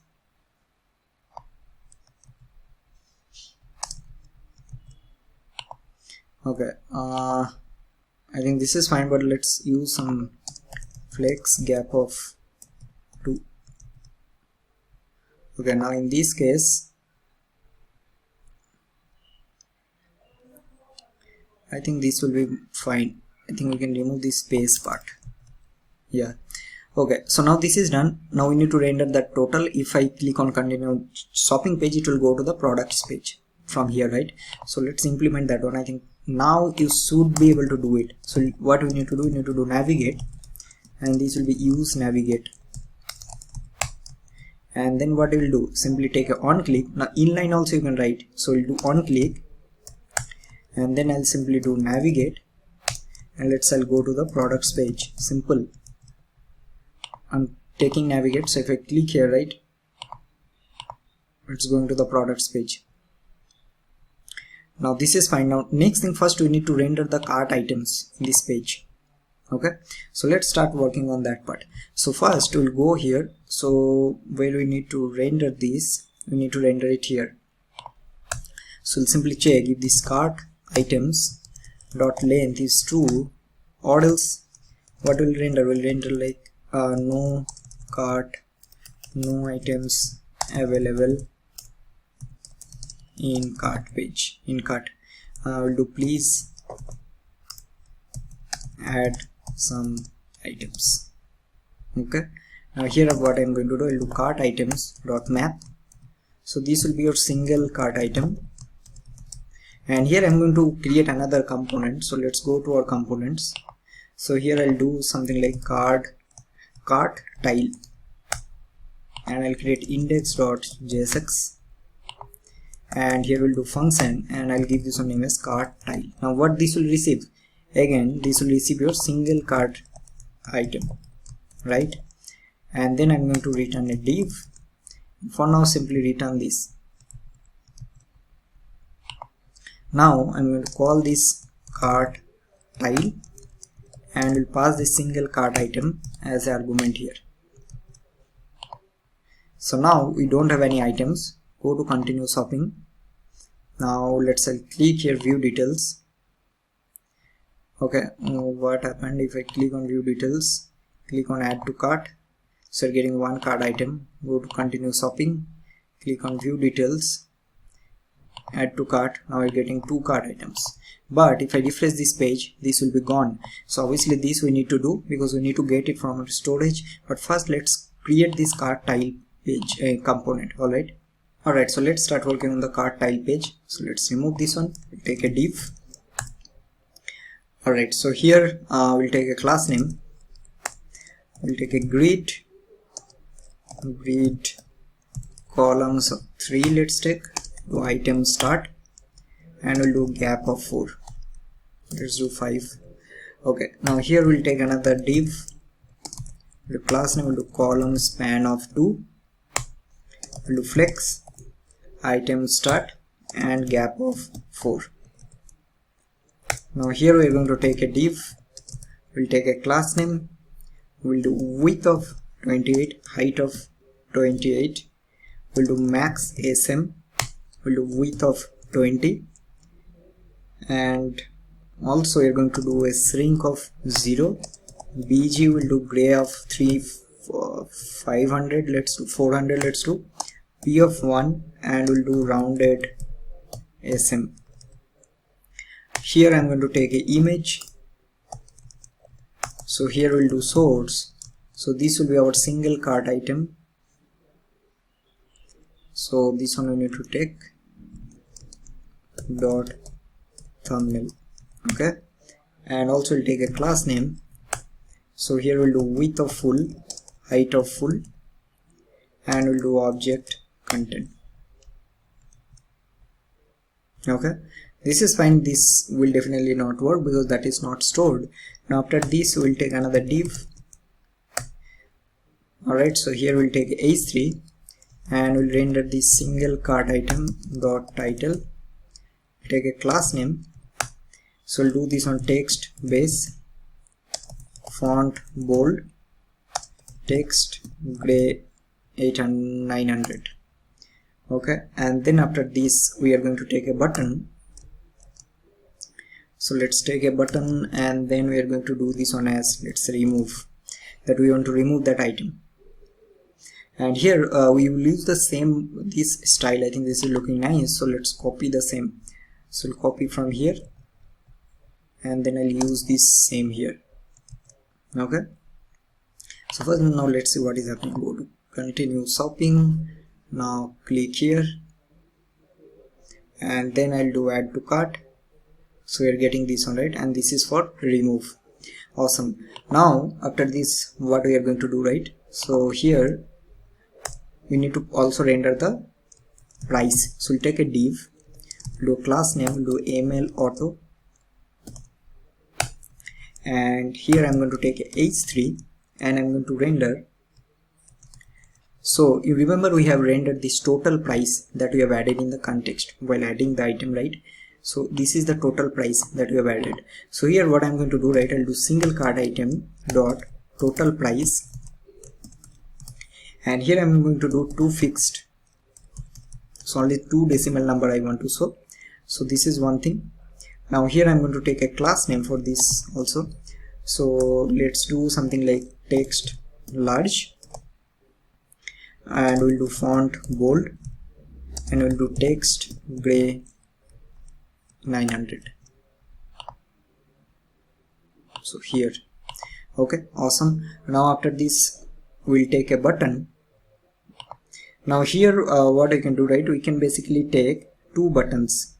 So one button will be for minus, one will be for plus. Minus will be to decrease the quantity, and plus will be to increase the quantity, something like that. So we'll take another div here, let's take, and here I'll take a button and we'll keep minus. If you want, you can keep some icon also here, and we'll keep this one as plus. So you see we're getting minus and plus. Now here what are we going to do, right? So let's use a class name here. We'll do border, and we'll do border this one. Okay, and another thing we can do, we'll take a class name, we'll do margin top of 3. Same we can do for this one also.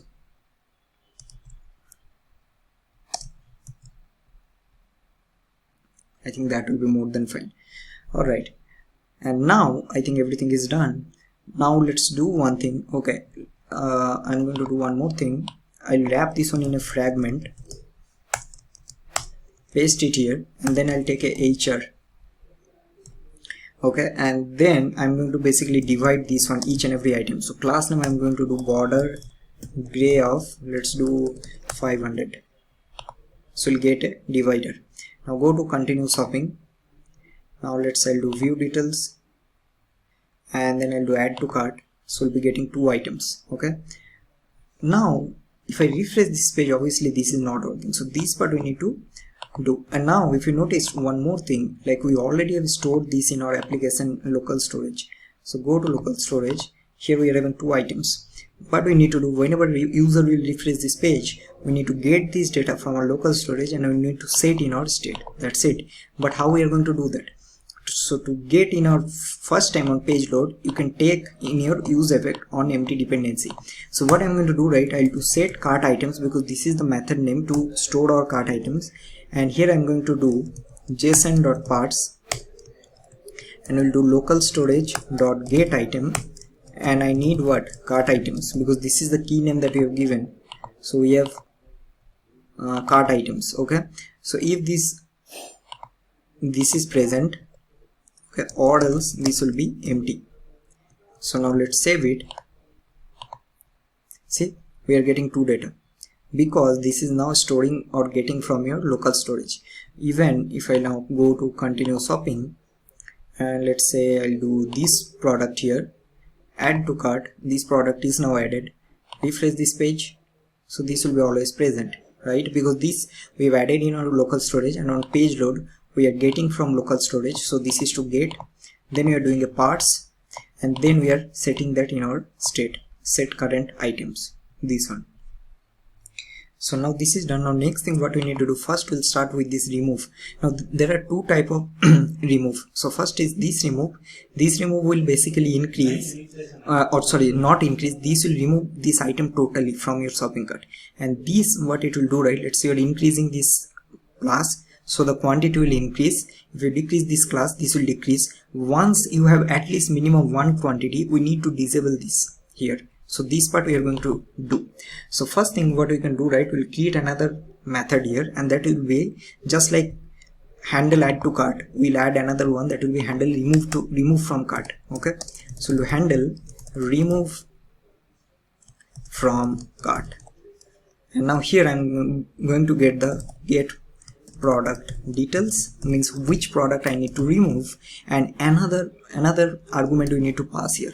What we need to pass, we need to pass, see, as I already told you that we have 2 type of removal. Either you remove the complete item or you only decrease the quantity.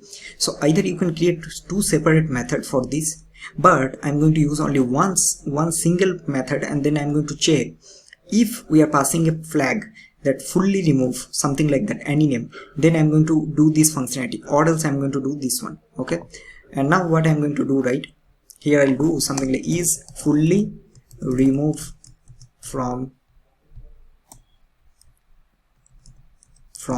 cart. Alright, so now here what I'm going to do, right, first again we'll do the same thing, that will copy existing cart items, and this will be our cart items. Then what we need to do, again the same thing, you need to first check that whether this product is present or not. So obviously this will be present because we are doing from cart page, but we need to still check it. So look, const find index of look current cart item, which will be copy existing cart items dot find index. We'll do item, and we'll do item dot id equal to this get product details, this will be get product details dot id. Okay, now what we are going to do, right, first we'll check if is fully removed from cart. That means you want to completely remove this item from cart. If this is the case, then what you will do, simply will do copy existing cart item, then we are going to splice it. So we'll splice based on what, based on this index. So from this index, and how many items we want to remove, only 1, that you completely remove this item.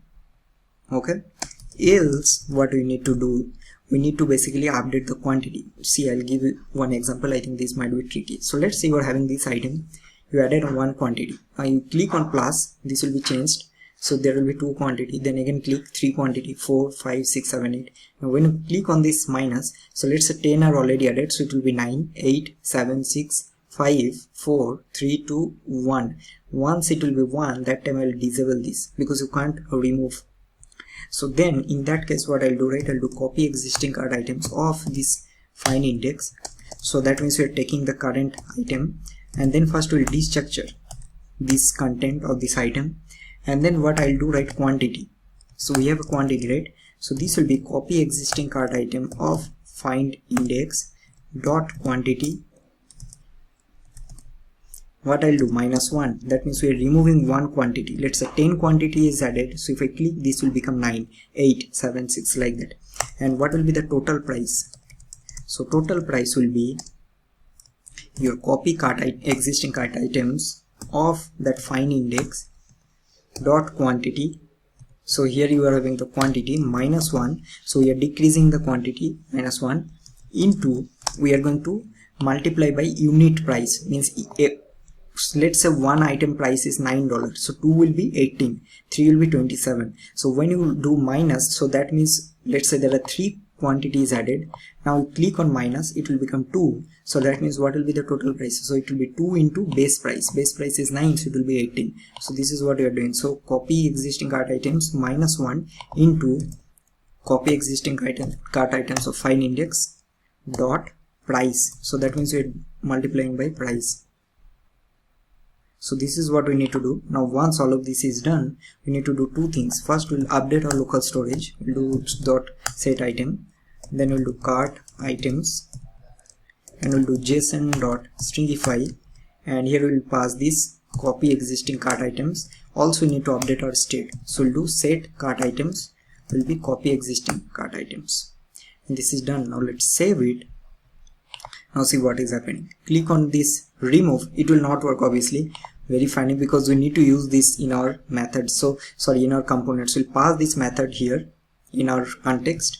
Now where we need to get it in our cart tile. So first we'll do something like this. So we'll get it here, so we'll do const handle remove from cart. So this will be useContext of shopping cart context. So we are getting it from here. Now what we'll do, so you're having remove, right? So we'll do on click, and you'll call this method, and two things you need to pass. What will be the first thing? The first thing is, if I go here, right, first thing is you need to pass the current item, and also you need to pass that whether you want to fully remove this item or not. So obviously yes, when I click here I want to fully remove, so here I'll pass the single cart item, and this will be true. Okay, but when I'll do this quantity one, this one, that time I don't want to fully remove. So in that case what I'll do, here I'll paste this.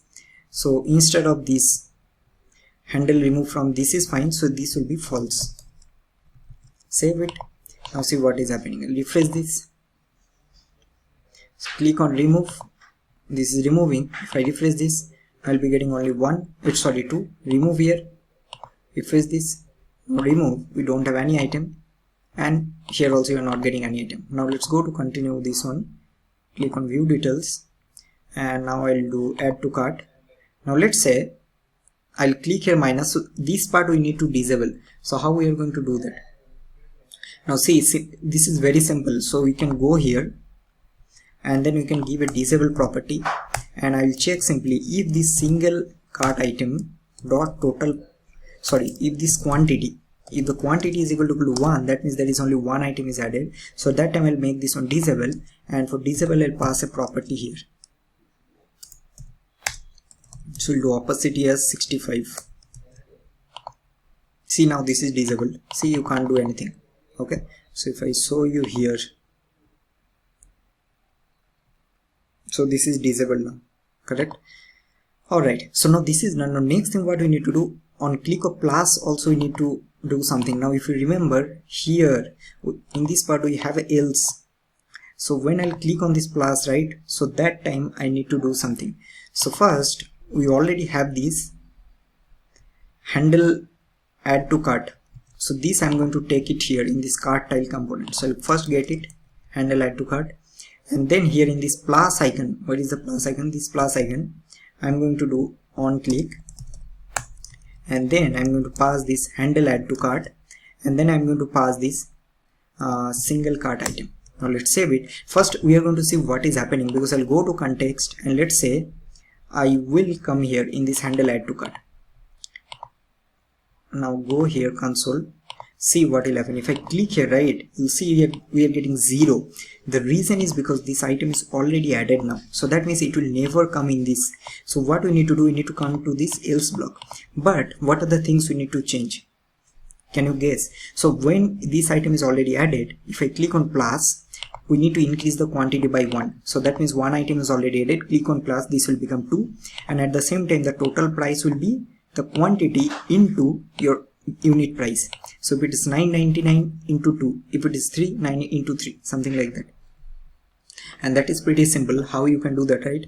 So we'll do the same logic. So here you can do copy existing cart items of that find index of current item. So we'll get copy existing cart items of find index. We'll do quantity, and quantity will be what? Simply get the copy existing cart items of find index dot quantity plus 1, because we are increasing by 1, and then what will be the total price. So total price will be copy existing cart items of find index of current item dot quantity plus 1. So first we are doing plus 1 into, here we'll do copy existing cart items of find index dot price. So let's format this. So wrap this here, this. Okay, now let's save it. Now let's see what is happening. Now see here, if I click on plus, increasing, right? Awesome. And here if you see, now this quantity will be 2. If you want, we can also show the quantity. Let's do that. I think that will be easy. So after this, I'll take another P and I'll render this single cart item dot quantity. Okay, and then let's give a class name. We'll do margin top of 2, margin bottom of 3, and we'll do a font bold, and we'll do text of, let's say, 16px. So we're getting 2. Also you can do something like quantity is 2. Okay, click here, plus 3, 4, 5, 6, click on here, minus 3, 2, 1. Now this is disabled. Awesome. Now if you click here completely, it will be completely disabled, removed. Now we need to update the total, right? And this is very important. Now to update the total, this is very simple. You just need to do the reduce. So we'll go to the cart list, and here we are having the total. So in this total, simply what we can do, we'll take a dollar and we'll do this cart items dot reduce. So we'll do the current item, and then simply just do this plus current item dot, we have the total price, and then we'll pass the 0 as the initial value. And now here what I can do, right, we'll do 2 fixed. We also want to fix it by 2. Save it. So we don't have any item. Now this is 0. Go to continue, click on this, add to cart. Now this is 9.99. Click on plus, this is updating. Go to here, click on this item, add to cart. I'll update this one. You can see this is updated. I'll decrease, this is decreasing 1. And now let's say if I remove, let's do this on 19. So remove here, both are same. This is working fine. Now can you guess what else we need to do? So let's go to this essential mascara, what is the product, whatever. So you're having this this one, right? Now see, this product is already added in the cart, but here still we are seeing this as, so we need to disable this, correct? So how we are going to do that? That is pretty simple. We need to check that if this item is already present in this cart items array or not. So we can go to a product tile, and then here we are having the add to cart, I think. No, not this one. We need to go to the product details. Here. So now the first thing we are going to get the we no need this one. Let's remove this. So we need to get the cart items.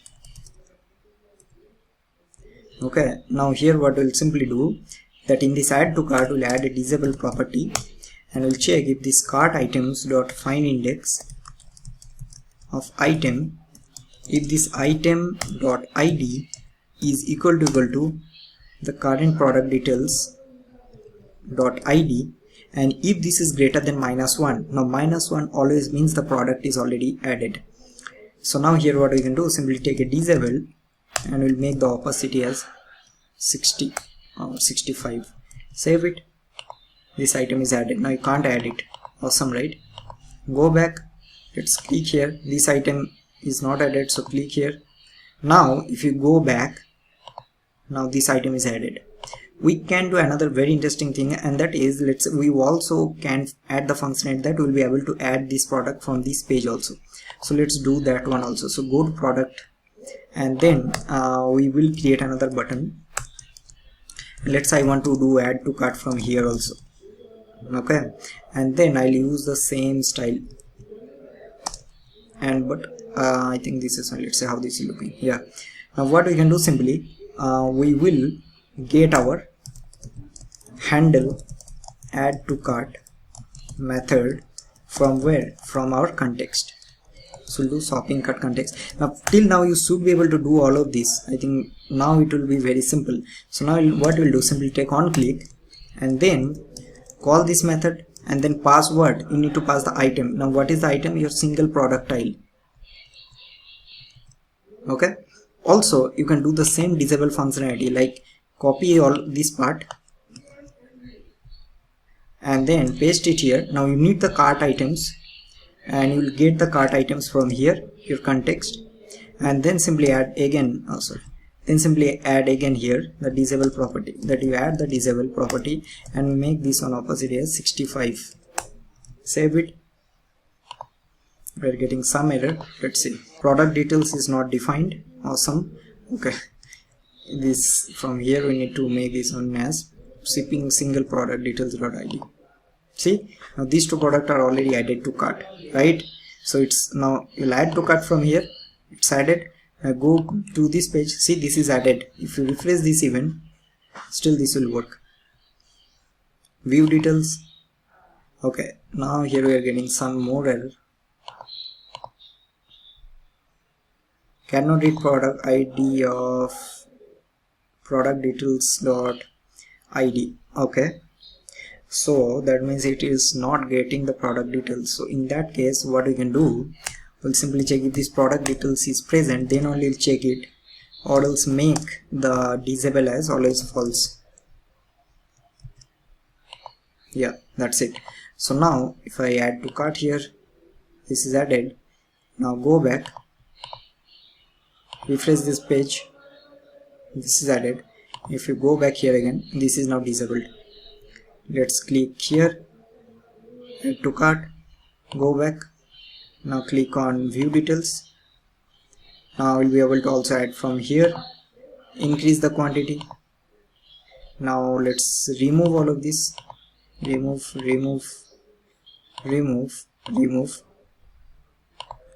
Awesome.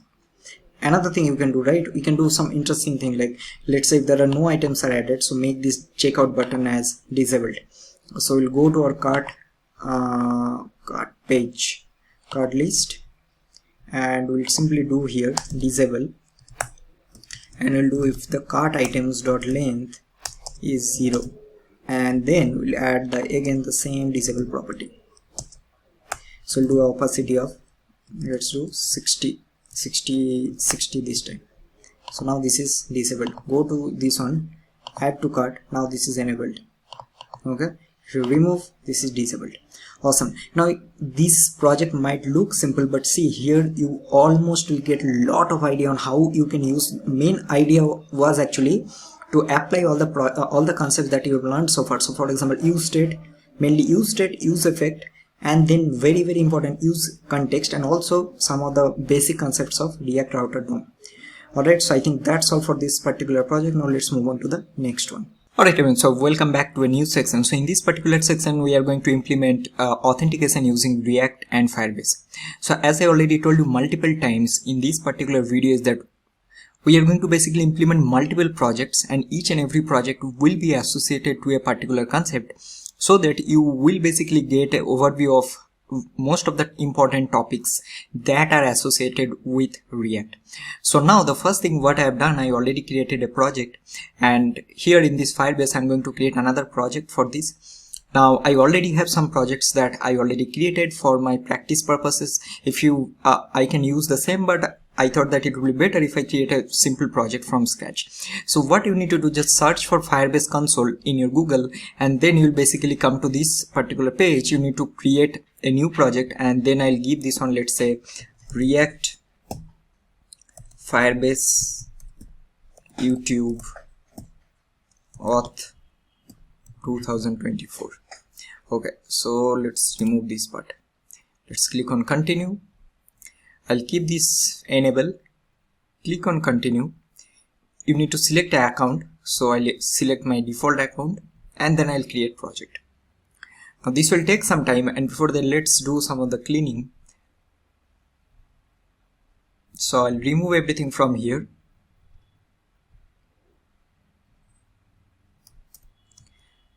And then let's do one thing. Let's install React Router DOM, because that is what we need.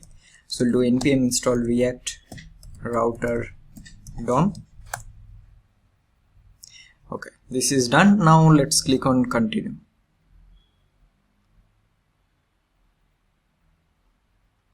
So now here basically you need the configuration, and based on that you need to basically create your Firebase config, so that Firebase will be able to understand that you have an account, and using those credentials you will be basically interact with your Firebase database. Before that, we also need to install Firebase, and I don't know why, but this will take some time to install. So here you can see, click on this web, and here you can give any name. Let's give my web app anything, and then click on register app.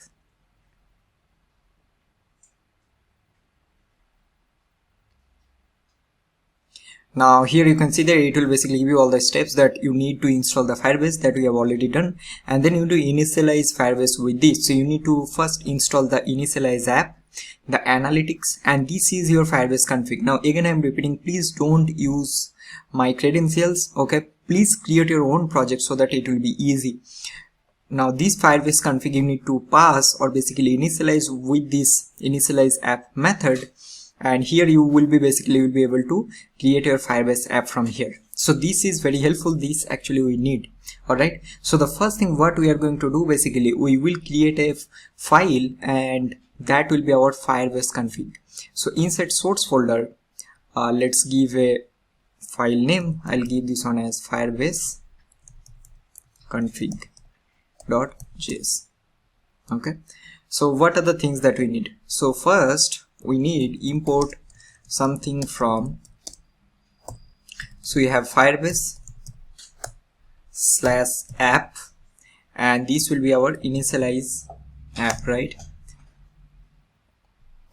Now next thing, we also need another method, and that is the auth method. So get auth method, because we will be dealing with authentication, so we also need to get that.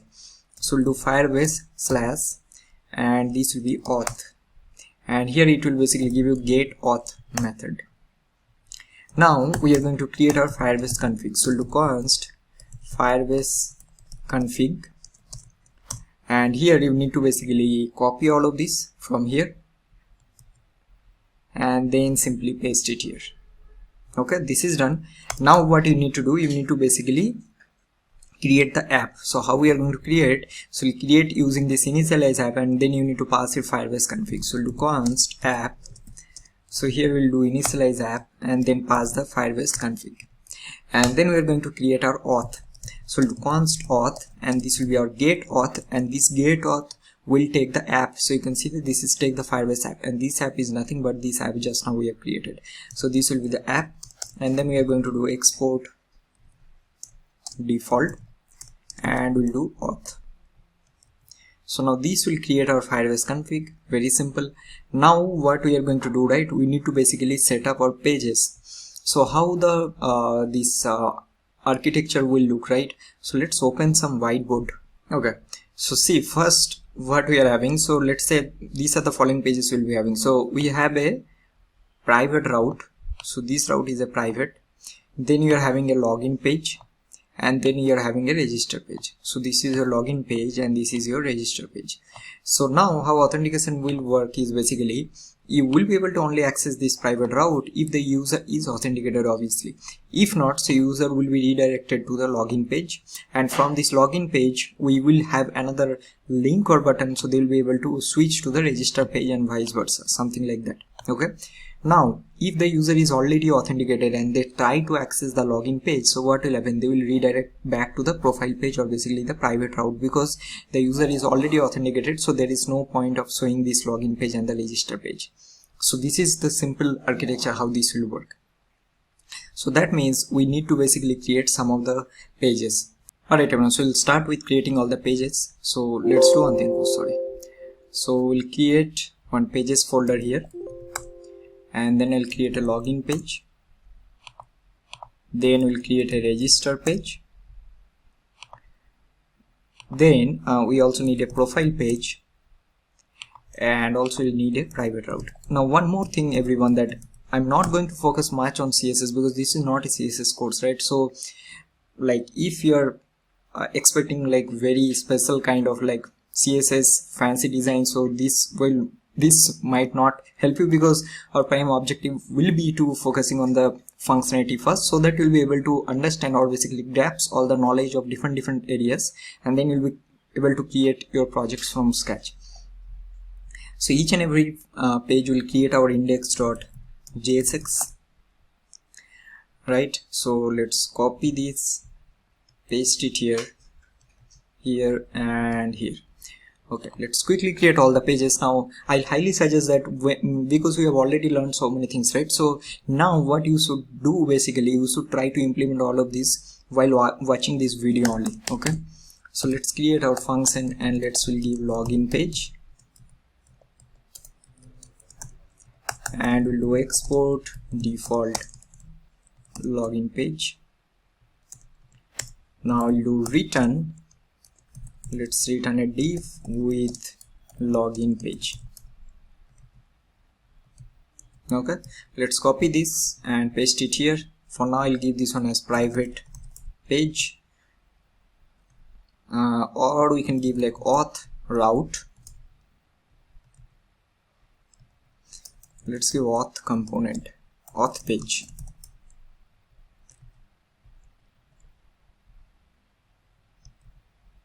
Okay, then this will be our profile route, so we'll give profile page,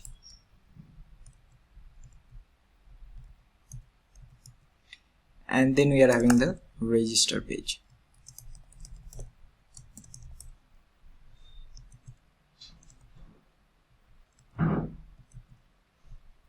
Okay, so now we have created all the pages. So now next thing what we will do, basically we need to wrap these all the pages in our main root component. So we need to go to our main.jsx, and here we need to wrap our browser router. So here I'm going to import browser router from React Router DOM, and then here I'm going to pass the app component. Save it. Now we will create all the routes. So we'll go to our app.jsx, and here we need to create all the routes. So the first thing we don't need all of this, we remove. And now here, so let's take our routes. So first we'll take our routes from React Router DOM, and then here individually we need to create the routes. So the first will be our route. Let's give a path. So here, we need to import. So we'll do path. Let's give /login, and also you need to give the element. So we'll give here /login page. Next we have a route, so we'll do path as /register, and element will be register page. Next, now the point is we need to basically go to the profile page, right? But profile page has to be an authenticated page. So how we are going to do that? So we'll take another route here, and let's give a path as /profile, and element, what we will do, right? See here, we will basically first import the auth page that we have created. And now what we are going to do, this auth page will receive a children. Now whatever children it will be receiving, all of this will be an authenticated page, right? So how we are going to pass children? So inside this we are going to pass the profile page as a children. Okay, so that means this profile page is a children of this auth page. Now this functionality we are going to do. For now this will not work, but that is fine, because first what we need to do, we need to create our login page structure, register page, and a lot of things. So because we will basically need to keep all of this logic in one place, so what we are going to do, right? So let's implement a context. So here I'll create a context, close everything else. So we have already done context, so let's give this one name as auth context instead of global context. So we'll do create context, and this will be null. And here what we'll do export default function. So we'll do auth state. Now what this will receive, I think this we have already had a discussion, right? So this will receive all the child components. So this will receive the children, and it will return the auth context dot provider, right? Because this will provide the state to your child components, and from your child components we will be able to extract that state using useContext hook. So this will pass the children, and that's it. So this is a very simple context. Now will that work? So obviously we need to wrap that in our main component. So we'll go here and wrap this app component inside of that auth state, and we'll pass this app component here. That's it. So we have also created the context functionality. Okay, next what we are going to do, right? So let's implement the login page and the register page first. So we'll start with register first. Okay, so let's go to our register page.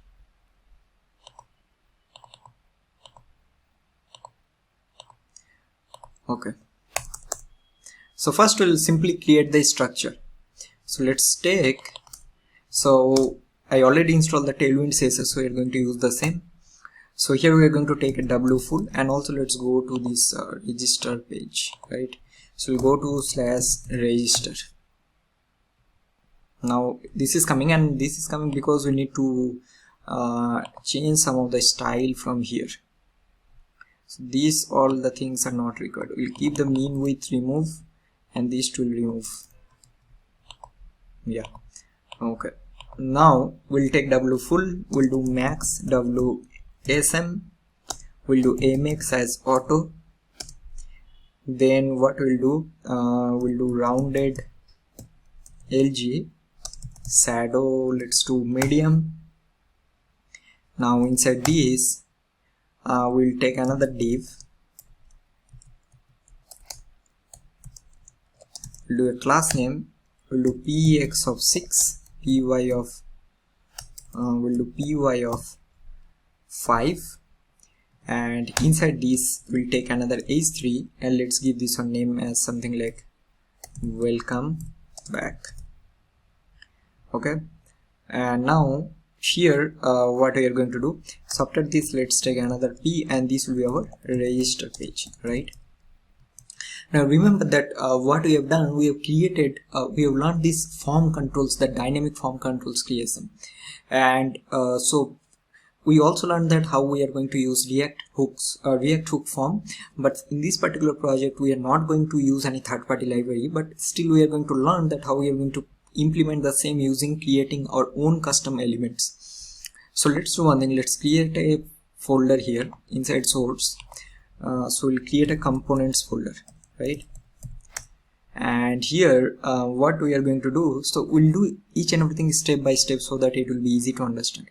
So here what we can do, we can create a common form. Okay, so what common form will receive, this will receive the form elements. That what are the form elements that you need to render? Let's say I need to render a input, then I need to render a select or text area, something like that. And then each and every element that you are creating, let's say input or select or text area, all of this will be a single reusable component. So let's see how we are going to do that. So here I'll give this a name as common form. Now again, you can give any name you want, and here I'll create index.jsx. Also I'm going to create another one, and this will be common input, and let's give index.jsx. Now here we'll do function, let's give common input.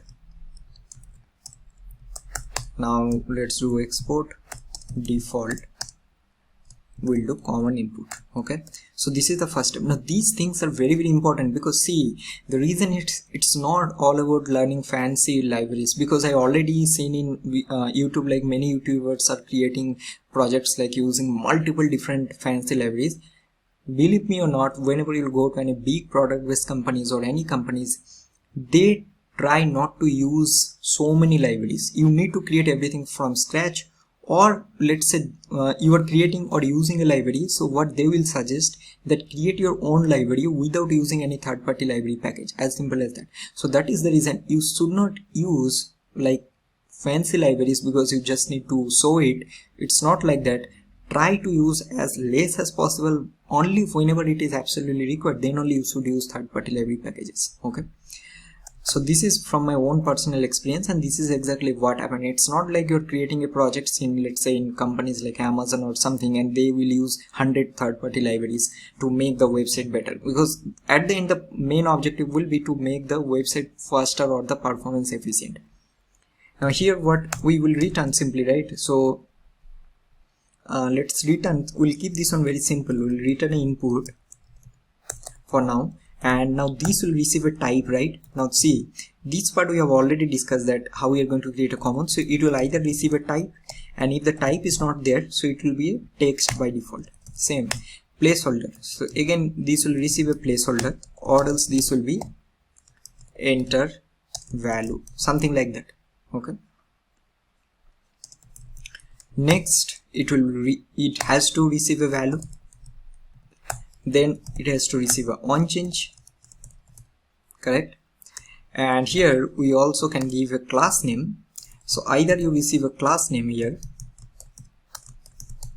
or else we'll give a custom class name. So let's give, like, we'll give w full block px of 5, py of 2, margin top of 2.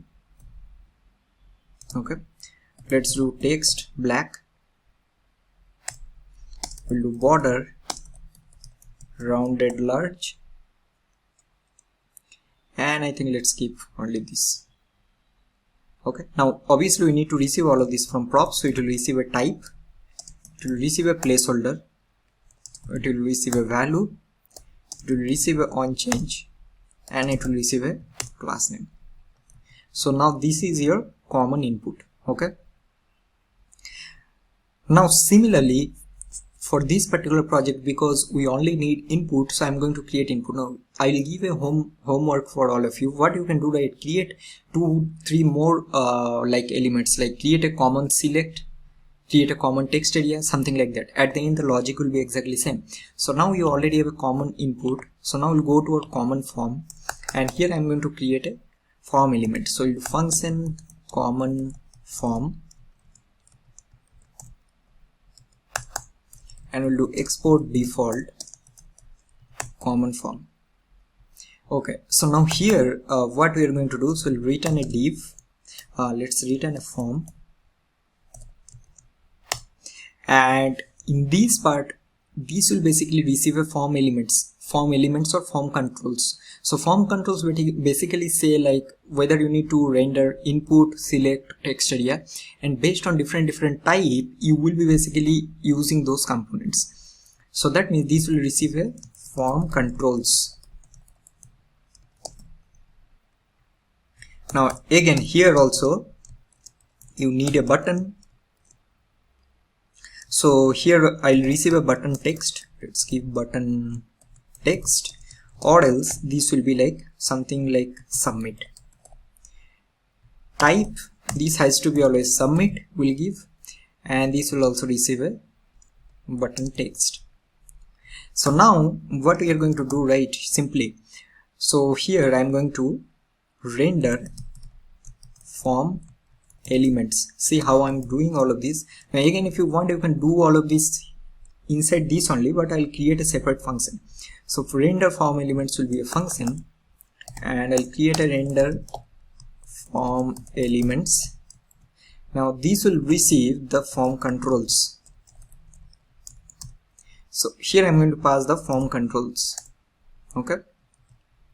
Now here what we are going to do simply, so we'll keep a content. The content is null. Okay, or let's do element, not content. So we'll do element is null. Then we'll take a switch, and here we have this form controls, right? Or let's do one thing. I think we can make this one little simpler. So what I can do, we'll do render form element. So single element we are going to do, and we'll single receive get form controls.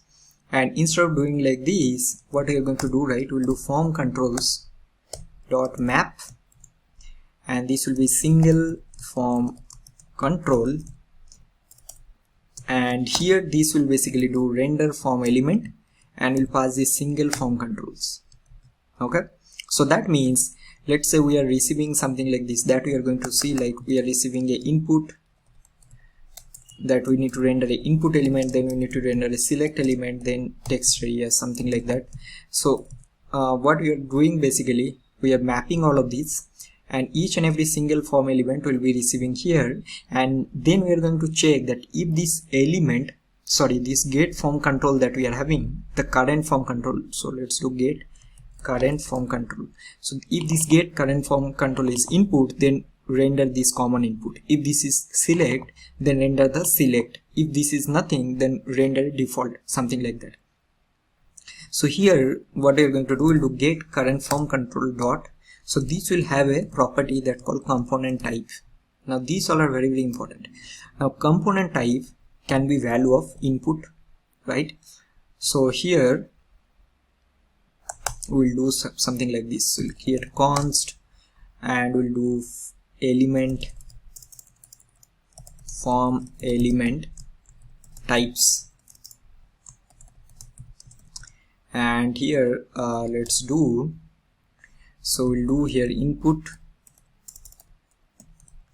this will be equal to input, then we are having select, this will be equal to select, then we are having text area, this will be equal to text area. So now I'm going to check if this equal to form elements dot input, then render input, correct? Now here, because we don't have, currently we have only common input, we don't have any like select or text area, so it's up to you. Just create two more elements like that, and then take two more case. I'll show you. So you need to take two more case here, and just do, if this is select, then you return or show select element, right? If this is text area, then you show text area, something like that. So for now we have only input, so what we are going to do, we'll simply do content, or sorry, element. And now element, what will be element? So element will be common input, see? And now in this common input, this will receive these many properties, correct? So now I'm going to pass all of this. So we'll do first type. So this will be get current control dot type. Then I'm do placeholder. So this will be get current dot placeholder. Then I'll do value. Now value we can do, right? So we can basically receive. So inside this common form will receive a form data. So this form data will basically give us the value. So here I'm going to also pass the form data as input. So now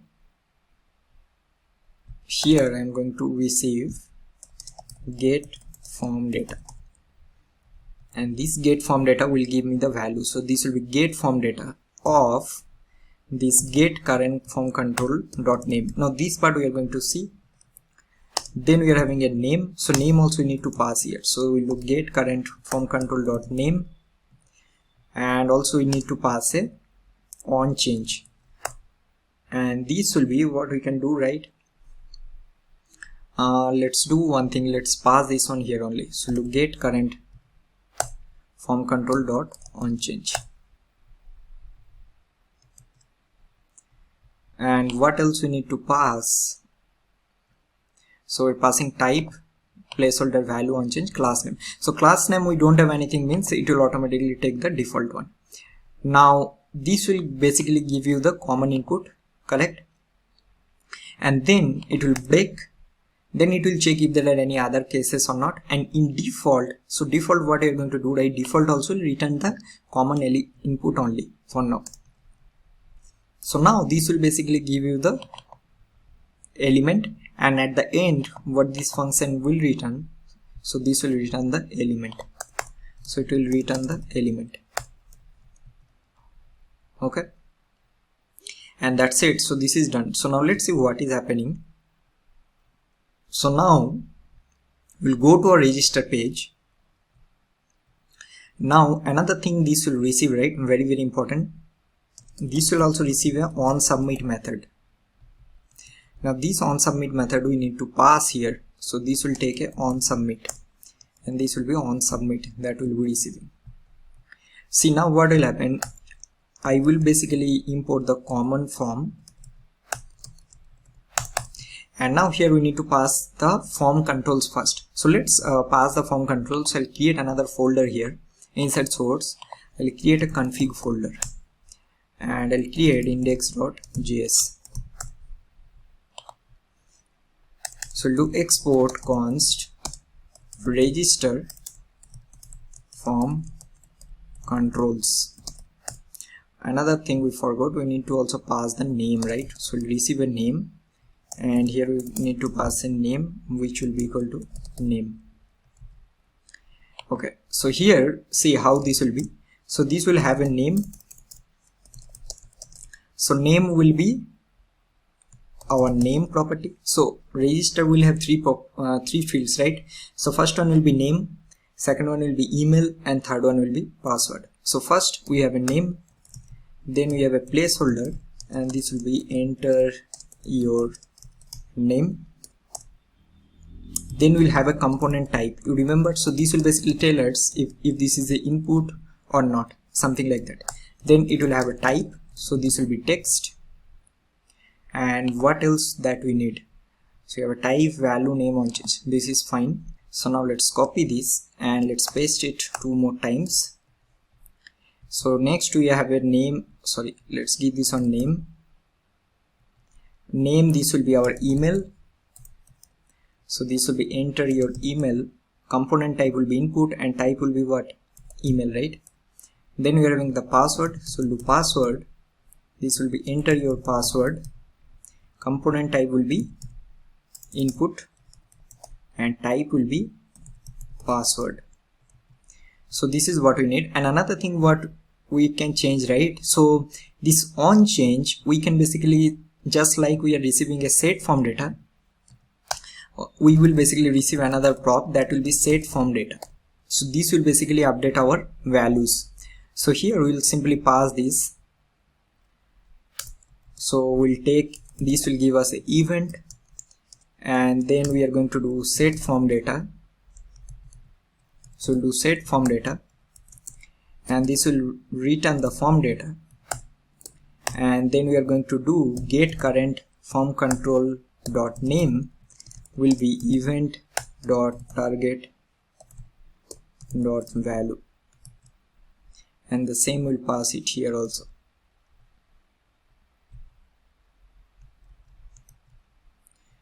Alright, now we need to do a couple of things. So common form, we'll start one by one. So common form will receive these props. It will receive a form controls, it will receive a button text, right? It will receive a form data, set form data, that means the set state method which will update the form values, and then it will receive a on submit method. So now let's do one by one. So first we will go to our context, and then we are going to create our first state.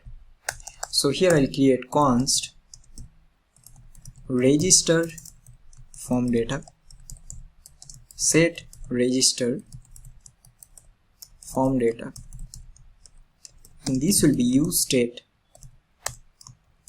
So here what we need to pass, we need to pass the fields. So name, then we are having email, and then we are having password, right? These three things we'll be having. All right, so now we are going to pass these values here. So copy this and we'll pass this on as a value, and this will be these two.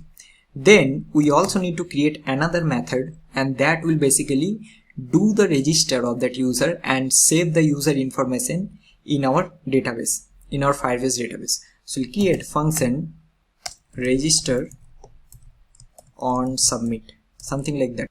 So this will receive the form data. I think we'll be able to get it from here only directly, and we'll pass this one here.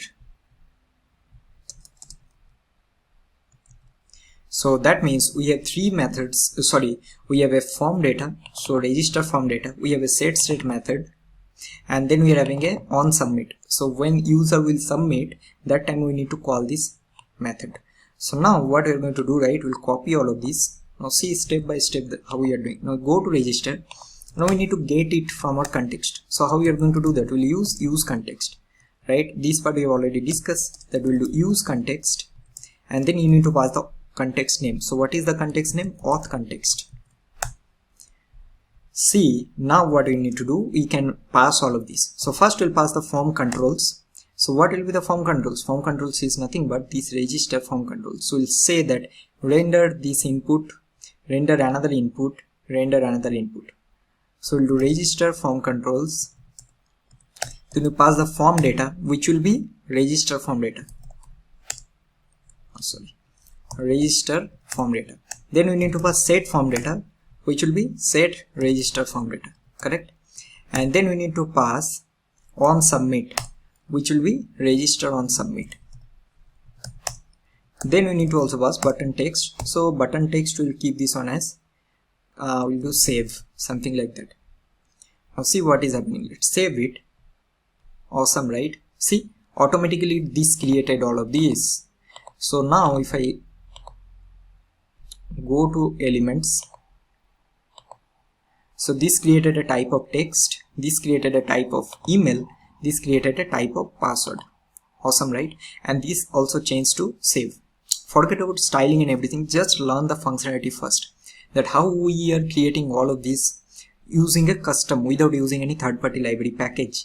Okay, so now you created a common form. Now how this can be beneficial, now see, you can also create or keep this one logic in your, let's say you're working on organization, and you can create this part, whatever you've done, this common form, as a common module, so that each and every team will be able to use that. Obviously you need to add some more logic, like you need to implement the error handling and those things, but this is how you can do it. So now common form will do all of this. Now let's see if this value is updating or not. So we'll go to register. So here we'll do register form data, and I'll log it here. So save it. Now let's see. So you're getting name, email and password, fine. Now I'll just type my name here, you see. Then I'll give some name, email, this is getting updated, and also password is getting updated here. Okay, so this is fine. Now what we need to do, see what will happen if I now save it. The page is getting refreshed, right? The reason is because the submit is basically having inside form. So what we need to do, this register on submit will give a event here, and now here we need to do event.prevent default. Now these all are JavaScript concepts. Now what will happen if I now click on, see, okay, I'll remove all of these. So save it, see, nothing is happening. So that means this is working fine. So now we have created a common form. Okay, now what do we need to do? We need to basically save this user. Now once we save this user, that time what we need to do? We need to basically navigate this user to the profile page, correct? So that we are going to do, but first let's see how we are going to create this user using email and password. That user will be basically entering here. Alright, so this register on submit, here what we are going to do, right? We will simply return a method that Firebase will eject, and the method is create user with email and password. Simple as that. Okay, now here this will receive the auth. Okay, now sorry, we need to import it. Why this is not working? Okay, let me do it. And we'll also do import from Firebase/auth. So we'll do create. Okay, now see, this will receive three things. So it will receive a auth, it will receive the email of that user, and also it will receive the password. Okay, now if it is successful, then it will basically create the user account. Simple as that. So what will be the auth? Can you guess? So auth is, we already created this auth here. So this is our auth using the Firebase config. So here we need to pass the auth, right? And then it will receive the email and password. So where is email and password? So email is this email and this password. So what we need to do, we'll simply do, so let's do one thing here, right? So this structure, so we'll do from register form data, and we'll destructure this email and password, and we'll pass this here. So we'll do email and password. Let's save it. See now what is happening here. We'll go to network. So I'll give some name here, Tom. We'll do tom@gmail.com, and we'll do 1 2 3 4 5 6. Click on save. Okay, we are getting some 400. So we are getting configuration not found. So we need to do some kind of an sorry, I think after this part we haven't done anything. So let's go here,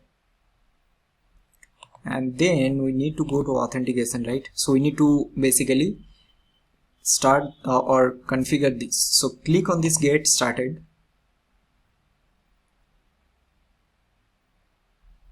and here we'll do email and password, and we'll enable this, and let's save it. So now this should work. Let's see.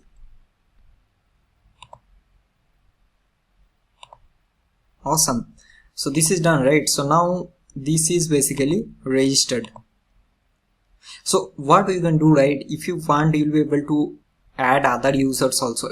Other user information. So this already you are getting here. So if you want, you can add new provider here. So more than any provider that you can add, like additional provider like auth provider, phone, passwordless, logic, and all of these. So now you're getting this data, right? This ID token and everything. So the point is, we need to basically redirect this user to the if this is successful, we need to redirect to the profile page. So that is one thing, and also we need to basically store the current user information. So how we are going to do that? Okay, so the first thing, let's go to this page. So I think what we can do, right, we need to do couple of changes. So the first thing is, once user will submit this one, let's go to a register. So I'll just do here function. In this register page, I'll do handle register form submit. So we'll do couple of changes. Register form submit. Okay, so here I'm going to change this one a little bit. So I'll do event. Instead of doing that is just to show you. So here I'll do event.prevent default, because once data is getting stored in the Firebase, if that is successful, after that we need to do couple of logic. So first we will do event.prevent default here, and this part we can remove this one because we will not call this method. So here we just return this. Okay, if the user is successful or not, this method will tell us. And then what we are going to do, basically we'll create another method here, and that will basically update our user information. Alright, so this will return. So I'll save this one from here. Now see, here I'll do event.prevent default. Now what I'm going to do, right, so this register on submit we are already on. Let's do this on register with Firebase. Pass it here, then I'll receive it here, and instead of passing this one, I'll do handle register on submit. And now once user will submit. So I'll call this registerable Firebase method, okay, and this will be a promise. So we'll do dot then. Now here this will basically give us the result, and in this result we will be able to basically update our user information, okay, and then we are going to navigate the user to the profile page. So here first we'll just log a result and let's see what is happening, and if there are any errors we'll do catch and simply log the error.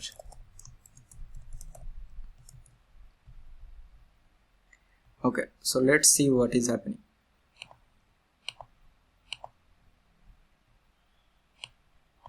So I'll give this on here tom1 tom1@gmail.com 1 2 3 4 5 6. Click on save. Okay, so you can see that here you will be basically getting this information. So obviously this is successful. So now here what we are going to do, right, we are having a user, and here you will be basically able to see that whether the user display name is there or not. So how we are going to get that? So you'll get a name property here, I think.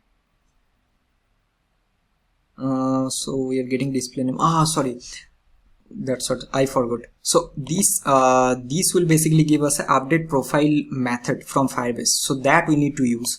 So what we can do, right, simply, so here we will be basically check that if this result.user, if this is exist, so I'm going to basically update this display name here. See, you can see display name. So what will be the display name? Can you guess? So display name is nothing but this tom1 name that we have given here, because this is still exist in our form. So how we are going to do that? So we'll simply check that if result dot user, if this is exist, so we'll call this update profile method from Firebase/auth, right? So this is the thing that we need. And now these will basically, see, we need to pass the user. So user is nothing but result.user. So this user here, and here you need to tell that I need to update this display name. So here you need to pass the result.user, and then you give that I need to pass the display name. See, it's already coming. So display name is nothing but your register form data dot name. So this will update your name, and once this is done, then I need to navigate the user to the profile page. So how we are going to do that? So that is pretty simple. So we'll do const navigate, and this will be use navigate. So here I'm going to do navigate, and I'm going to pass the user to profile page. This is done. Okay, now once this is done, you can also reset this form. So set register form data, you can reset all of this data that you are having. So how we are going to do that? So simply just do here, or you can also do it here, but I think that is fine. That is not that much important. First we need to see whether this is redirecting or not, and once it will go to the profile page, then also we need to render the information. So, but how we are going to do that? Before that we need to do couple of logic, and because the reason is, let's say once you register, it will go to the profile page. There are certain concepts that you need to understand. When I refresh this page again, that time I need to somehow store the auth state somewhere, right? So that I'll be able to understand whether the user is authenticated or not. That means if I am already authenticated and somehow, let's say I refresh this page, I still needs to be on the profile page. I cannot go to the register or the login page. So how we are going to do that? So to do this, on every time the user will register this page, I need to store this user information, and for that this Firebase will give us another method that we can basically check. So let's go to our context, and this is very, very important. This is applicable to any application that you are building, that every time user will refresh the page, you need to check that whether the user is authenticated or not. So we'll take this one, like do current user, something like that, and set, let's do user only. We'll do user and set user, and we'll do useState, and we'll keep this one as null. Okay, now we'll take a useEffect because we need to check on page load, and here what we are going to do, right, we'll take a method check auth state, and this will give us on auth state changed. Okay, and here you need to pass the auth. See, you need to pass the auth and this auth, and then this will basically give you a current user information. So here we'll be able to check if the user is present or not. So set user is nothing but your current user. Okay, so this is automatically will set if the user is authenticated, and then every time the component will unmount, you need to basically unsubscribe from this. So we'll simply return this check auth state. That's it. So now see what will happen if I just log this user here.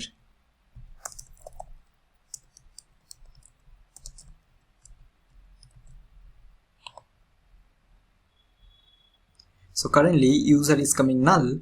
So now what I'm going to do, right, so first I need to store this information. So let's do another thing. I'll do tom2, then I'll do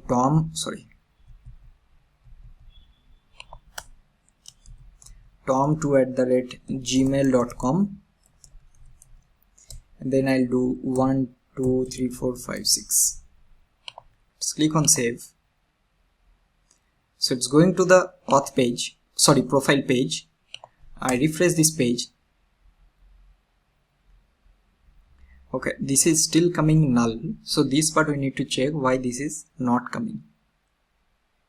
Oh, see, we haven't passed this on auth change only. How this will work? So we need to pass on auth state change, and inside this only we need to pass all of this.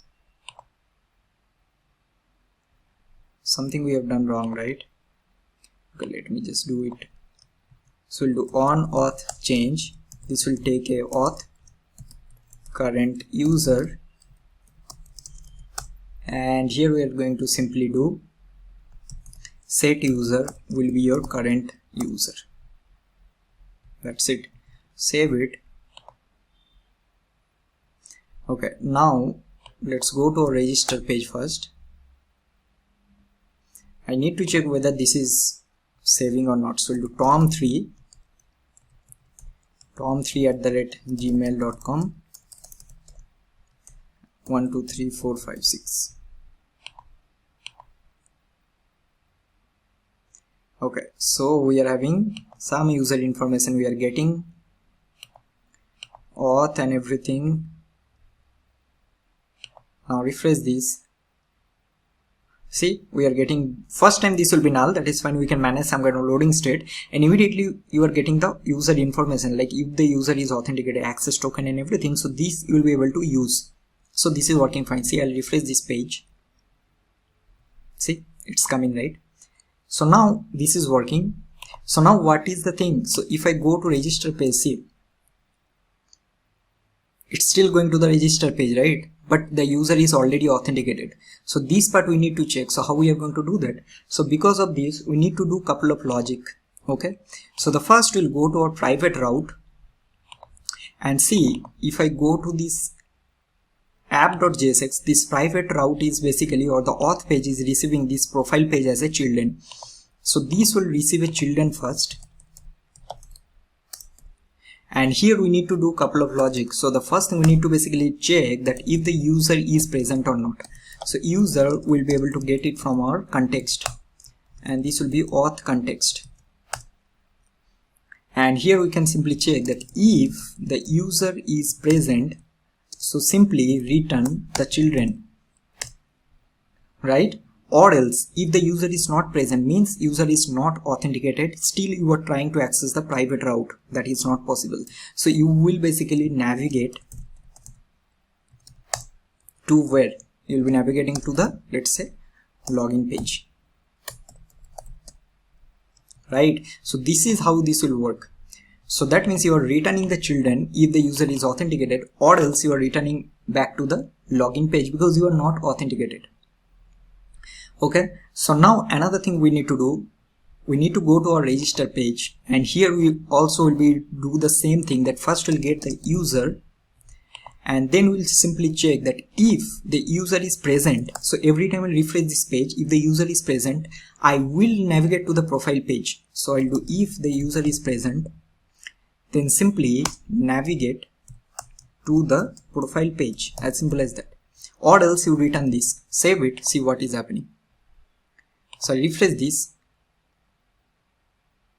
Okay, this is not working, so this part we need to check if the user, so user is currently actually present.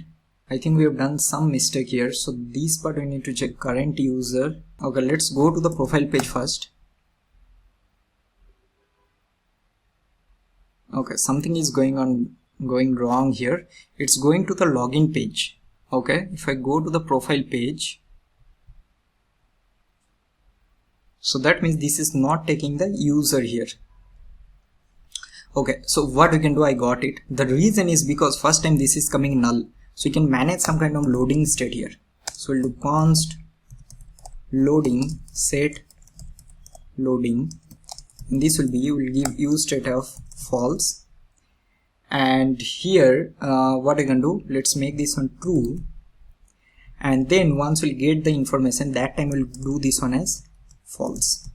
Now this will work. So now we'll pass this loading as a state here. Okay, now we'll go here and receive this loading, and we'll simply check that if loading is true, then simply return h1, that loading please wait. Okay, and the same thing we can also do in our register page. So we'll receive the loading, and we'll do here the same thing, that if loading, then please wait. So now let's see what is happening. So we'll do profile. Alright everyone, so after spending some time, the issue is basically why this is not working. So in the context, you can see we have set this current user, right? But we haven't passed this user value here. So that is the reason it is not getting the user information. So now if user is present, so it will return the children. So let's see. So let's see if I now go to register page. So it's going to the profile page, right? So this is working fine. Alright, so now this is fine. So now what we need to do in the profile page, we need to render some information, and also we need to have a logout button. But before that, we need to implement our login page, because we haven't done that. So let's do one thing. Let's open our login page, and here I'll close everything else. Let's open our register page and also our config. So first we will quickly create our config. So we'll do export const login form controls. So here I'll copy this. I think we can copy this instead of rewriting. So let's copy, because we'll only have the email and password for this. That's it. Now let's copy this part from here.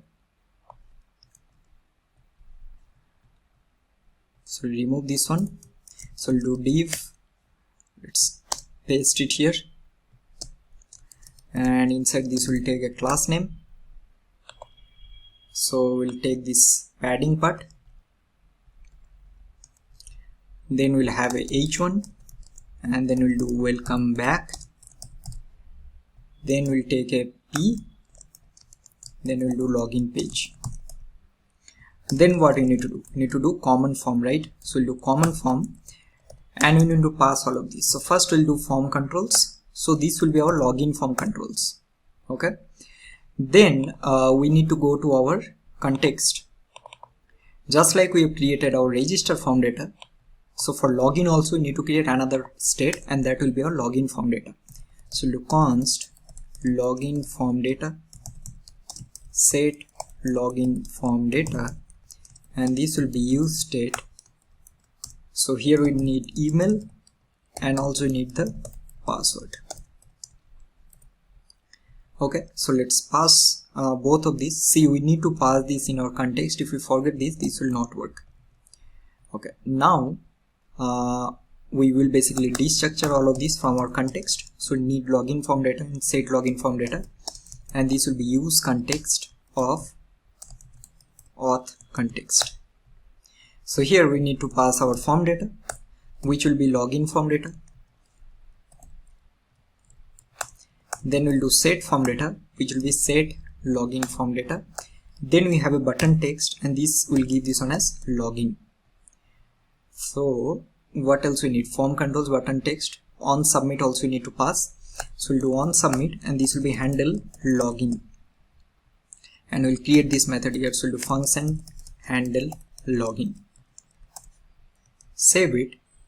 So now let's go to our login page and let's see how this is looking. Awesome. So you're getting login page. Now again the same thing, same process. Once user will log in, it will go to the profile page, and if the user is authenticated, that time if you try to access the login page, you will not be able to access it, correct? So for that, what we are going to do, right, we'll need to go to our context and we need to create another method, and that will be function login with Firebase. So this will basically give us our email and password. This will be our login form data, and then here we need to return this sign in with email and password. So this is the method that we need to use. Here again you need to pass the auth, you need to pass the email, and you need to pass the password. Now we'll pass it here. So this method we are passing in our context. We'll go to our login page. Now here what we are going to do, right, first, so handle login on submit, let's do, and this will receive an event. So first we are going to do event dot prevent default, and then we are going to receive this login, we need to get this login with Firebase. So we'll receive this method, and again we need to do the same thing. So we'll do login with Firebase dot then. So again this will basically give you the result, same process, and we can simply basically first let's log this result and let's see what is happening. Save it. Now let's log something here. We'll do result 1 2 3 4 5.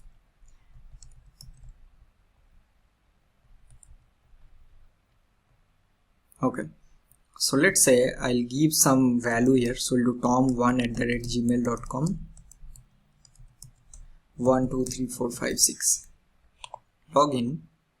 So you can see that we are getting a user information, right? And that means this user is now authenticated. So what we can do, right, simply we'll take a const. So we'll do navigate, and this will be use navigate, and we can simply check if user is true, we'll navigate this user to / profile page. So this is first step. Again, when we'll refresh this page, that time also we need to navigate the user to the profile page. So that I think we have already done. So we'll take this user and the loading from our context, and we'll do simply if loading is true, so we'll return h1 like loading, please wait, and if the user is present, we'll simply navigate the user to profile page. Alright, so now let's see if I refresh this, it's going to the profile page, right? Try to access the register page, it is going to the profile page. Awesome. So now we'll go to our profile page. We'll go to our profile page. So this is our profile page. So we will get our user information here. So we'll do use context of auth context, and here I'm going to render, we'll take a h3 and we'll render the user dot display name, right? And also let's render user dot email. Okay, user.displayName is not coming. What is the name that we have given here? Okay, let's log this user.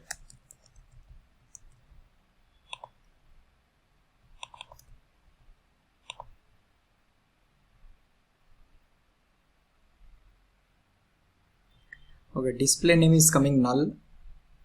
Okay, we need to check this part, but before that let's do one thing. Let's first implement the button and we'll do a logout, and here I'm going to just do on click and I'm going to do handle logout. Now logout is pretty simple, so we'll get this from our context.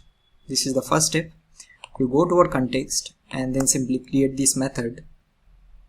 So let's create function handle logout, and here what we are going to do, right? So simply we'll return sign out from Firebase auth, and then we'll pass the auth here. That's it. So if I click here, it's going to the profile/login. So this part we need to check. I think there are some problem with this private route. So let's go to the login page first. So I'll do tom1@gmail.com 1 2 3 4 5 6. Click on login. Okay, now this is working fine. But here the problem is, I think we need to let's start from start. I think this display name is not registered, so we'll do with a new user. So I'll give a name like, let's say Terry@gmail.com and 1 2 3 4 5 6. Save. Okay, still the display name is not coming, so this part we need to check. Display name is coming, but here it is not rendering. This is very weird actually. I think in the context we have done some mistake. Let's go to our profile page. Alright, once I think I checked, I don't see any issue, so let's do the same process again. Let's see where I'm doing something wrong. So I'll register with another user, right? So I'll give my name sangam123@gmail.com. Copy this 1 2 3 4 5 6. Also let's give here that if user is present, then only I want to display all of this. Okay, so let's see if I just do save. Okay, this is not coming. Second time this is coming, first time this is not coming, right?